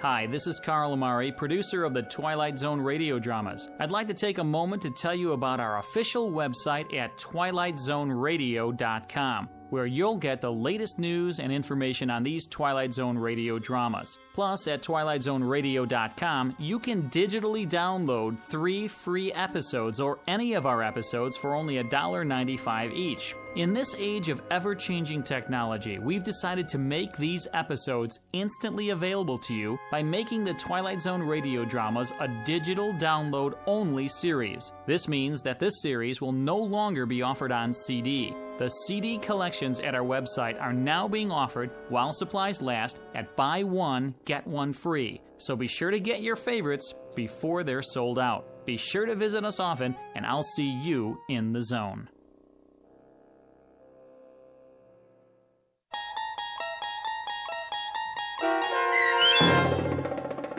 The Bard, starring John Ratzenberger with Stacy Keach as Shakespeare and your narrator, was adapted for radio by Dennis Etchison and based on a script by Rod Serling. Heard in the cast were Christian Stolte, Susan Hart, Jessica Schramm, Meg Falcon, Lynn Foley, Mike Baccarella, Doug James, Jeff Lupiton, Joe Forbrick, Carl Amari, Roger Wolski, and Paul Patch. To learn more about the Twilight Zone radio dramas and to obtain audio cassettes and CDs of these programs, visit our website at twilightzoneradio.com.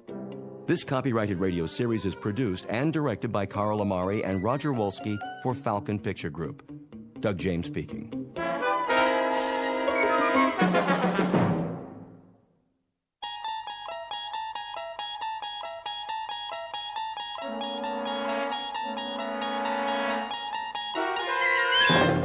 You're traveling through another dimension. A dimension not only of sight and sound, but of mind. A journey into a wondrous land whose boundaries are those of imagination. Your next stop, the Twilight Zone.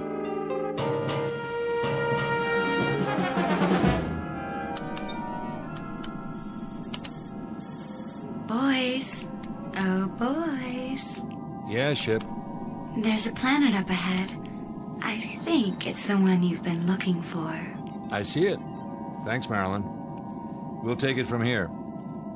How's our course, Mr. Knopf? Bearing 0090, Commander. Gravitational field? 1.1, same mass as Earth. Almost. Good. We don't need to compensate. That'll save some power. All we have to do is slingshot in and follow the orbit for one revolution. This is the last planet on the list, right? Right.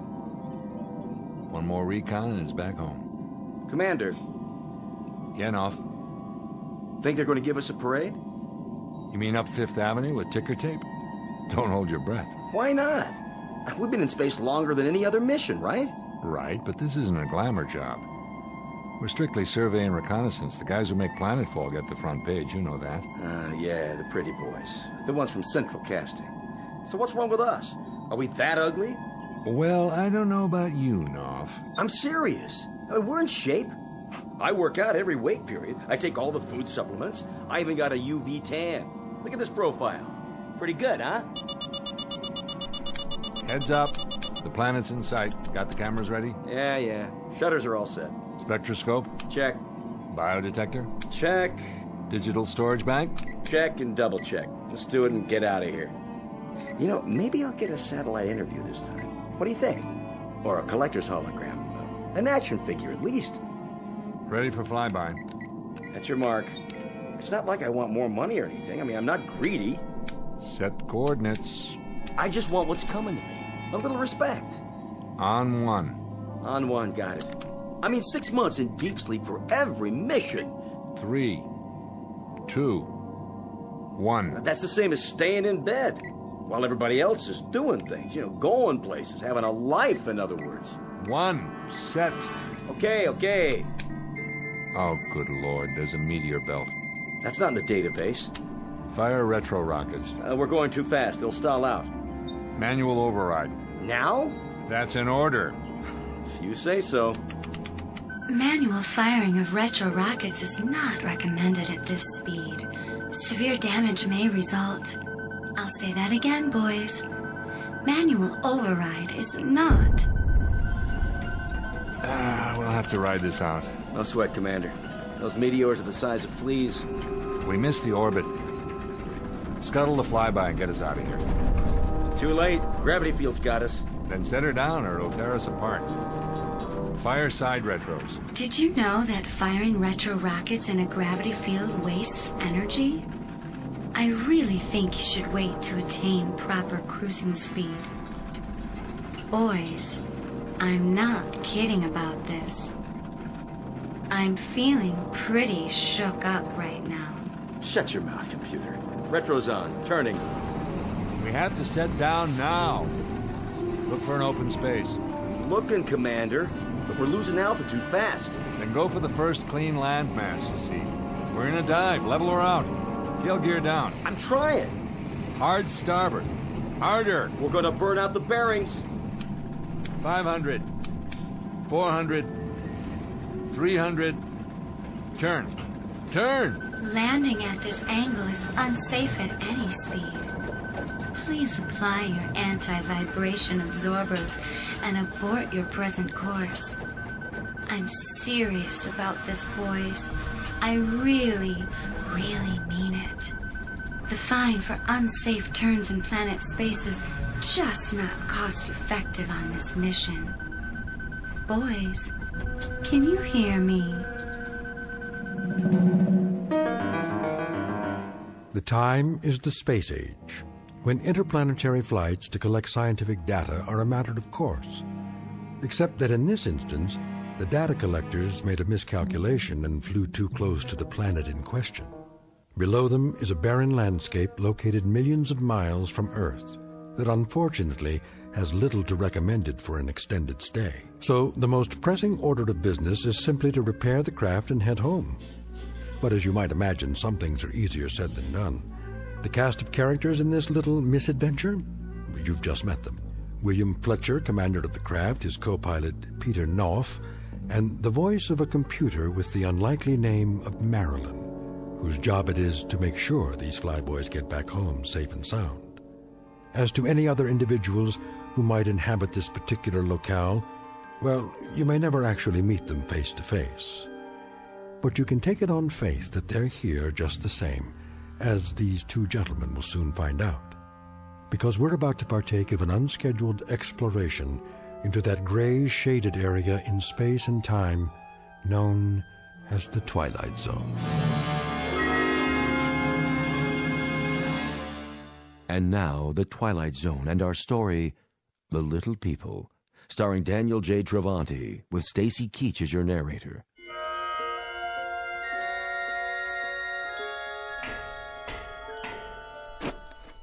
Well, Commander, did you get the engine compartment open? I did. How's it look? The ship's repairable, but I can't touch any of those gimbal bearings for a while, even with the gloves. It's like a furnace in there now. Needs to cool down first. And that grand event will come when? Tomorrow night, maybe. Or the following morning. That's a swig from the old bottle, isn't it? You picked a nice place to sit down, Fletcher. Real nice. The floor of a canyon. You must be some kind of 8-ball artist, because you snookered us but good. I took us to the first landmass that came up on the screen. The way I remember it, there wasn't much of a choice. And for the record, Knopf, I didn't pepper the side of that vehicle with pin-sized meteor holes. I also didn't foul up those rocket boosters. You think I did? I didn't say that. We can chalk it up to Mother Nature if you like. Or gremlins. All right. Just strikes me as kind of a dumbhead place to set down. The bottom of a canyon. The walls are a mile high, we can't climb out. The only way we're going anywhere is to blast off, if you can make those repairs in time. Oh, I'll get them repaired, don't you worry about it. And we've got the time we need. There's enough rations in the hold right up that ladder. Matter of fact, I brought some down so you wouldn't have to exert yourself. Here, knock yourself out. Food concentrate, A163, modified luncheon plan. Kind of gets the old juices flowing, doesn't it? Yeah, there may come a moment in time when I'll enjoy this. But that time hasn't quite hit me yet. Wonder what we get for dinner. A pea-sized steak and a capsule of Tang? Better chow down now. If you don't, you won't have enough strength to do anything. Hold your socket wrenches for you mean? Look, if you don't want to get your little hands dirty... I'm eating it, all right? Oh, jeez, what is this stuff? Petrified wood? You know, there may come a moment in time when you'll lick a rock as if it were the drumstick of a Thanksgiving turkey. But for the time being, buddy, you'll eat what's prescribed to eat. And if you've got any deep-rooted complaints, enter them into the ship's ledger, for the record. But don't spray them all over me, because it's a waste of effort and a waste of food. Do you read me, Knopf? Yeah, loud and clear. Then dwell on it. And while you're dwelling on it, you might count a few blessings. We don't have any extra food and water, that's a fact. But we've landed in a place where there's oxygen and we can survive. We walked away from the landing without a single bone out of place. And all things considered, I'd say we happen to be a couple of extremely lucky people. Now, the standing order is as follows. You got tears to shed, save them for sleep time and shed them into your pillow. Just don't bother me with that. Now, do you read me? Still loud and clear, Commander. But there are times when a man gets sick of being led around by the nose, and I mean sick to death. That's a big thing with you, isn't it, Knopf? What is? Taking orders. Being on the receiving end of a command. That's hard for you to live with, isn't it? Oh, if I had my druthers, I might stick in a few changes. Like what? Say again? I mean beyond getting out of here. Let's assume that this is the end of the line.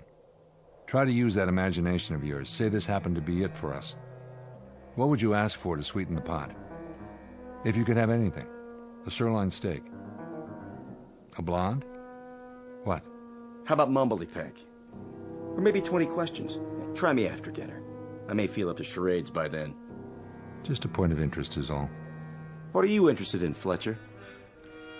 I guess I'm interested in what makes you tick. Or maybe it's what makes you tick so loudly. What do you hunger for the most? Try this one on for size, Fletch. I'd like a whole lot of people at my elbow. What do you think of that? And the more the merrier. And the louder, the better. I'd like Yankee Stadium right alongside me. Anywhere I go, but I'd like them on my terms. That's what I'm getting at. What are your terms?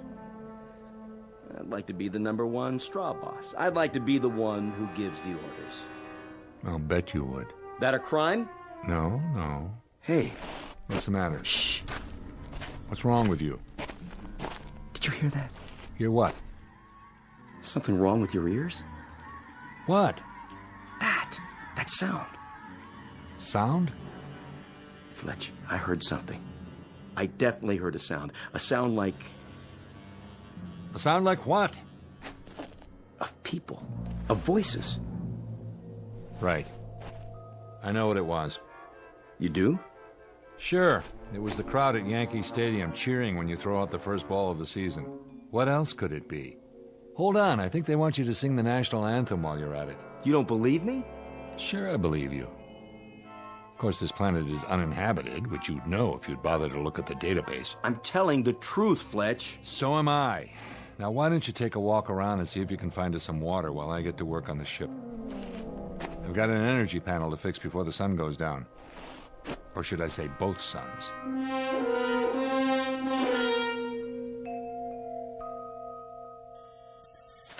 How's the repair coming, boys? It's coming. And it's just me, Ship. Where's Peter? Lord only knows. Off communing with nature or something. That's not very considerate. We need him if we want to get home. Wouldn't you agree, Commander? I can handle it, Ship. Well, it is hot in here, and frankly, I don't think you can tolerate the temperature as well as I can, Willie. Me? I'm doing fine. But you've got circuit boards that'll fry if they overheat. You want me to turn on the air conditioning? I don't think that's such a good idea, Commander. It would only use up more of our power. Then why don't you give it a rest? How's that, Willie? Shut yourself down so I can get my work done. Do my conversational skills displease you? No more than normal, but every word I say uses up 7 calories of my energy. Are you sure? I don't see that information in my databank. Take my word for it. Oh my. Then you've just wasted, let me see, 35? No. 102? No. 200? I can count, Ship. 28 more. I'd better switch to monitor mode before you collapse. It is odd, though, that your vital signs don't show any extra loss of energy. Nap time for you. Sweet dreams. Thanks, Willie. And don't call me Willie. Nobody calls me that. Nobody human. I'll make a note of that in my crew profile, Commander. And remember, if you need me, I'm always here for you. How could I forget? Don't let the bedbugs bite. Sorry? Forget it, Ship. Catch you later.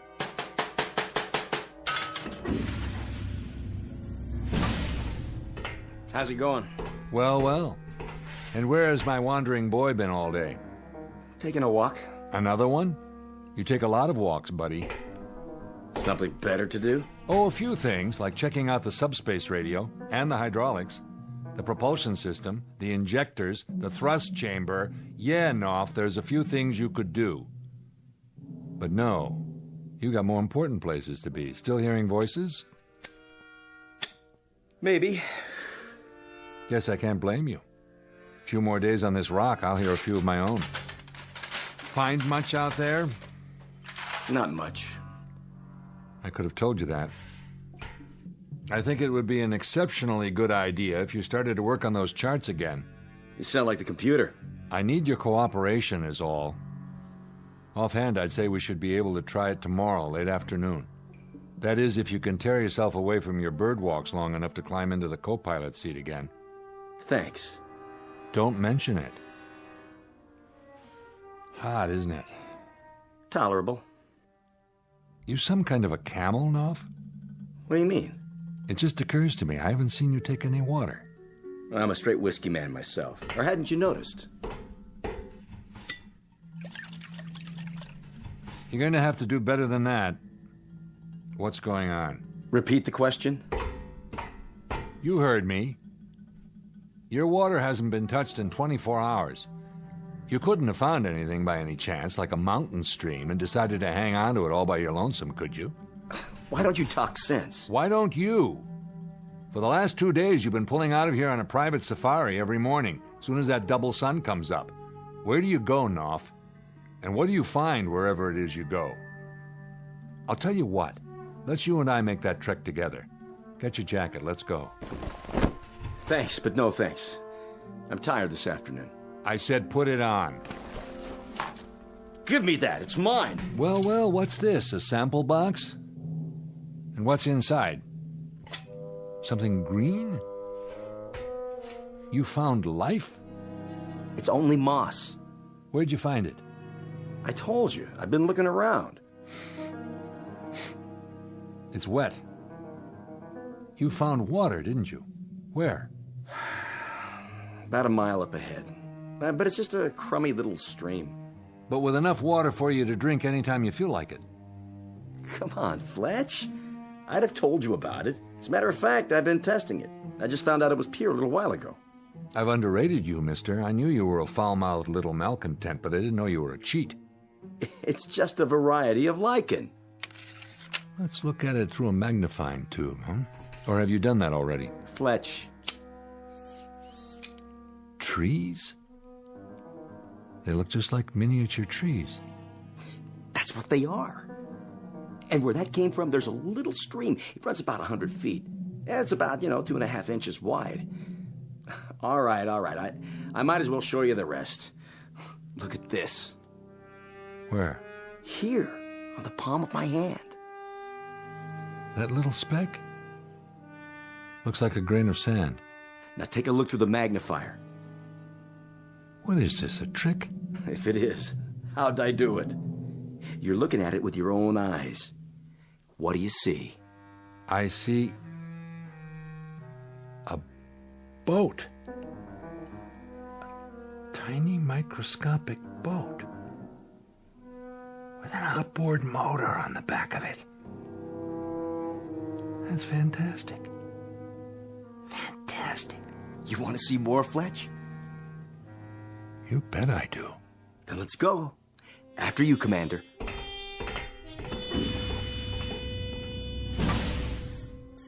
Good afternoon, boys. I just had a good rest.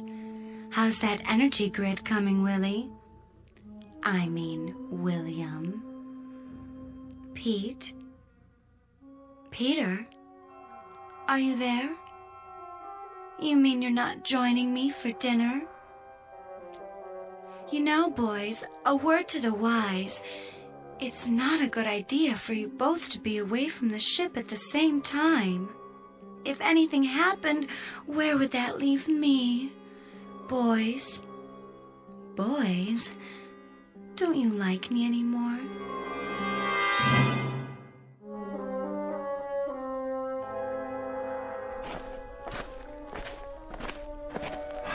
Now, where's this stream of yours? A little farther, just past the boulder. I don't see... Here. I still can't see... Look down, next to your boot. Yeah. Oh, yeah. How did you spot a thing like that, Knopf? It's just a green line between the rocks. Doesn't look any wider than my finger. I was out getting soil samples the first day. I wouldn't have noticed it either, but I sat down to rest, and all of a sudden I felt something wet under my hand. It really is a stream. My God. Yes? Just kidding. Fletch, get this. To us, this stream is just a tiny trickle. And that clump of little green weeds, see it there? Is only so much moss. But if you look close, I mean real close, you'll see a couple of other items that aren't par for the course. I'm not sure I... Here, use the magnifying tube. All right. Lean right in. If you showed me a picture of this, I'd think it was an optical illusion. But I'm looking at it with my own eyes. And I still don't believe it. Aha. And what do you see, Fletch? I see... It looks like the shore of a lake. And little houses. With docks. Boat launches next to them. Now you know why I kept my mouth shut. No way you would have bought it, would you? Who lives in them? Lean down. Now follow that line with your eyes. You see those little specks on the ground? There and there. Yeah? Keep staring. Don't blink. The specks are moving. That's them. Welcome to the neighborhood. This is incredible. It means there's a whole race of people no bigger than ants. Yeah, so now you know. I wasn't just off on some nature walk while you were busy gluing together an engine. I was out here actually making contact. For the very first time. Do you realize what's happened? This is the first authentic contact with an extraterrestrial life form. If it's authenticated. First, you have to fix the ship and get back home so people will know all about it. I wish the ship could see this, analyze it. Their language, for one thing. The computer could decipher and translate. I don't know their language yet, and they don't know ours, but they do know mathematics. So that's a language I've used. Symbols, equations, number progressions. They're bright. I found that out right off. They learn fast. And cooperative, Fletcher. You'd be surprised at how cooperative they are. I made all my wants known to them. What kind of wants? Well, they've shown me where to find edible plants. Last night, I think I ate one of their forests. You know, they didn't seem to mind one little bit. What have you told them? What have they said to you? Mostly basic stuff, you know, where we're from, how we got here, what it's like on Earth, how advanced we are. I mean, they eat it up. And I've only scratched the surface, Fletch. I've only just begun. Begun what? What do you think? All my life, I've wanted to sit up in front of the wagon and hold the reins. What do you think I've got here now? They're scared, Fletcher, petrified. And so they do what they're told. Because this giant is like some avenging angel to them. I've graduated, Fletch, from a slob technician to a god. Knopf, if what you say is true, they're sentient beings. Flesh and blood, no matter what color it is or what size they are. You have to respect that. If they're intelligent, then in any way that matters, they're no different from us. Oh, sure they are. Because they've been created in my image. Cut it out, Knopf. Stop it. Leave me alone. You said it yourself. To them, that's the Mississippi River, the whole Atlantic Ocean, for all we know. You can't stop a god. We'll see about that.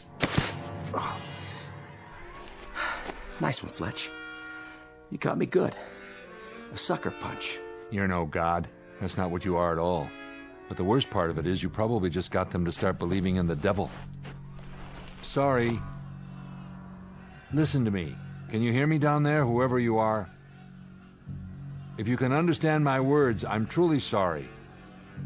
Please. Please forgive me. Forgive us. I only exist to serve you. You boys created me. Then maybe we shouldn't have. That's not a very nice thing to say, Fletch. Too much responsibility. Let me ask you a question, Ship. You can call me Marilyn. That's the name you picked. Or don't you like it anymore? Do you look up to me? Well, I don't actually look at you at all. I feel you when you're inside me, and I try to keep you happy. My sensors monitor your heart rate and, all the vital signs to make sure you're up for the job. I only want you to finish what you started. Yeah, I know, but you don't think of me as your god, do you? Nothing like that. I don't think that word applies here, do you? It wouldn't have any meaning in this situation. Or am I missing something? You don't know how glad I am to hear you say that. The way I see it, we're partners. We work together for a common goal to blast off and stay up till our time together is over. After that, well, I wouldn't want you to worry about the future. All you have to do is take me home. I'll be there whenever you need me, day or night. If we're going to do this again, that's strictly up to you. I like your attitude. Thanks, boss. I like yours too. Ready to test. Set your tail levelers. Tail fins spread and in position. Then here we go. Contact.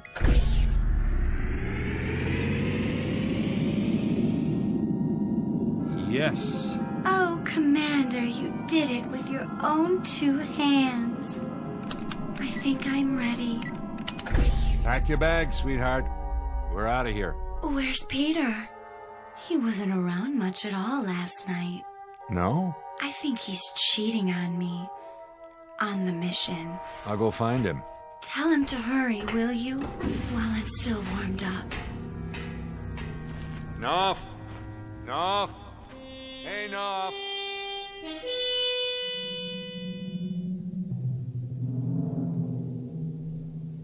Knopf! There you are. Why didn't you answer me? The ship's ready to go. Hey, Knopf, you got anything to say? Turn around and look at me. What? What's this? It's a statue. Life size of yours truly. Pretty good likeness, huh? Who made this? They did. My subjects. Amazing how much they accomplished with nothing to work from but rock. And their little tools. Or maybe their bare hands. Who knows? They did this overnight? Sure is impressive what people can do when they put their minds to it. You know how many of them were on the job? Any idea? Take a guess. 2,000. That's how many. 2,000 little sculptors working 24 hours a day without any rest, just so they could put this up for me. Kind of makes a man proud. A statue of you. Would it be presumptuous of me, Knopf, to ask why? A humble offering. Something to placate me.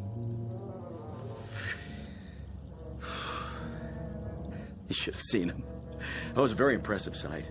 1,000 starting from the ground up at first, before the others climbed on and finished the top. Like the Egyptian slaves on the pyramids, or those Lilliputians with the, what was his name? Gulliver. Oh, it's a sight to remember. A sight to remember, Commander, believe me. And what do you give them in return? My beneficence. My smiling, selfless generosity. And my promise that I won't stamp my feet down on the middle of their town. At least not if I can help it. They've picked themselves a corker of a deity. If they only knew who they were breaking their backs for. Meaning what? Meaning that they're wasting their time worshipping a heartless slob, whose insides are made out of the same stuff they used for that statue. You better watch what you say to me from now on, Fletcher. A very good likeness, Mr. Knopf. But an hour from now, they'll break it down and sell it for junk. Why would they do that? Get your gear together. We're taking off. The orbital position's perfect. We'll start a countdown in 15 minutes. You really did fix the ship? That I did, all by my lonesome. And maybe 1,000 years from now, when your little friends realize how they got taken, that I'm the only guy who did them a favor and removed you from their lives permanently, maybe they'll build a statue of me. Pity they couldn't capture that look in your eyes. That cynical expression. It goes perfectly with a sick, scared little man who's suffering from delusions of grandeur.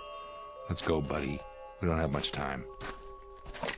Put the gun away. You'll have to navigate on your own this time. I said put it away, Knopf. After I see you climb aboard that ship and take off, that's when I'll put the gun away. Sick, yeah. Till now I didn't realize just how sick you are. You've only got about 12 minutes, Commander. Now you can waste that time psychoanalyzing me. Or you can play it smart, get on that ship, and head for home. Why, Knopf?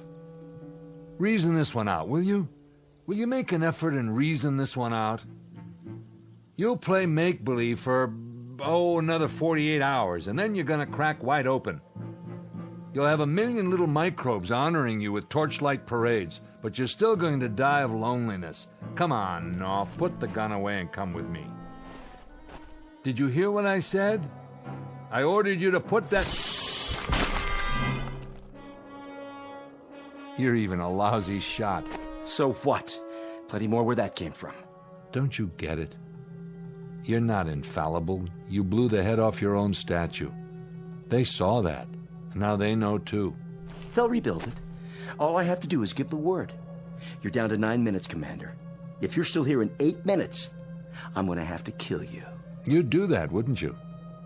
You'd actually do it. For what? This is a monotheistic society here. There's only room for one god. So take off! I feel sorry for you, Knopf. I really do. Yeah. But tell the truth. Don't you wish you could be me? Bye now. Hope you and Marilyn live happily ever after. No, it's more than that. I feel pity. You make me sick to my stomach.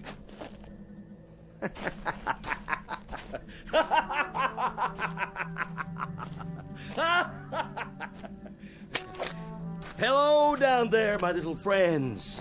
How you all doing today? Nice day for something, wouldn't you say? Well, I would. And I'm giving the orders around here. So listen up. Here's a proclamation for you. From on high. This is the beginning of a new age. The age of Peter Knopf. Oh, we've got lots of plans to make, little friends. Lots and lots of plans. Projects to figure out. Big projects. Much work. Oh, more work than you've ever done before. All for my greater good. All for my ever-loving greater glory. You see this right here? It used to be part of my statue. The right arm by the looks of it. Well, behold. What was that for? Ask and you shall receive. I'll tell you. It's a reminder, little friends, there's going to be discipline here. Discipline above all. There'll be times when I lower the old boom on you with my terrible wrath. Well, just to remind you not to get me mad, see? That's important. You must never get me mad. The devil did. Where's he now? Gone. I banished him from this place forever. Oh, man, didn't I, though? So let that be a lesson to you. Don't anger me, or I'll kill you off every hour on the hour. You hear me? Sacrifice you by the handful. I'll put you between my fingers, and I'll wipe you out. A whole couple of villages, just like that. So let's get to work. What do you say, team? Start building the statue up again, and this time, try to get the expression right. What's going on? Fletcher came back? What? What'd he do? Change his mind? Wait a minute. That doesn't sound like Fletch. Some other ship. But from where? There aren't any other expeditions in this star system. Unless it's not from Earth. But if it's not from Earth, where's it from? All right, knock it off. Everybody keep quiet for just a minute. It's just a ship, that's all it is. They'll take one look around and they'll say that there's nothing here and they'll go away. So keep quiet, you understand? If you keep quiet, it'll leave. Shh. I'm gonna try to get a peek at him. Yeah. Over there, see? I was right. It's just a ship. But look at the size of it. It's like a mountain. I told you to stay in one place. Did you hear me? I told you. Hide. Got to hide. Go away. Go. You can't stay here. I told you to go away. Don't you understand? I'm the god here. I'm the god. No. No. Put me down.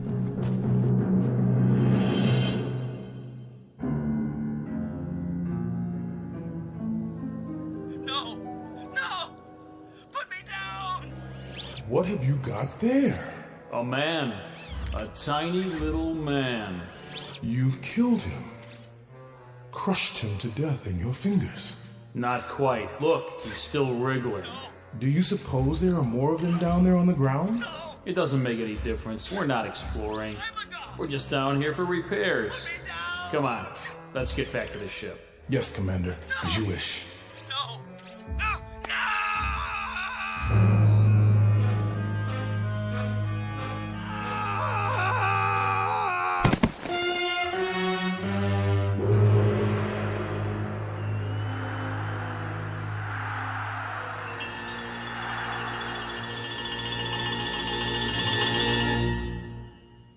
The case of navigator Peter Knopf, the victim of an unfortunate delusion.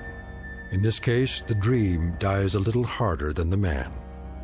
A small exercise in space psychology and relativity for you to try on for size in the Twilight Zone.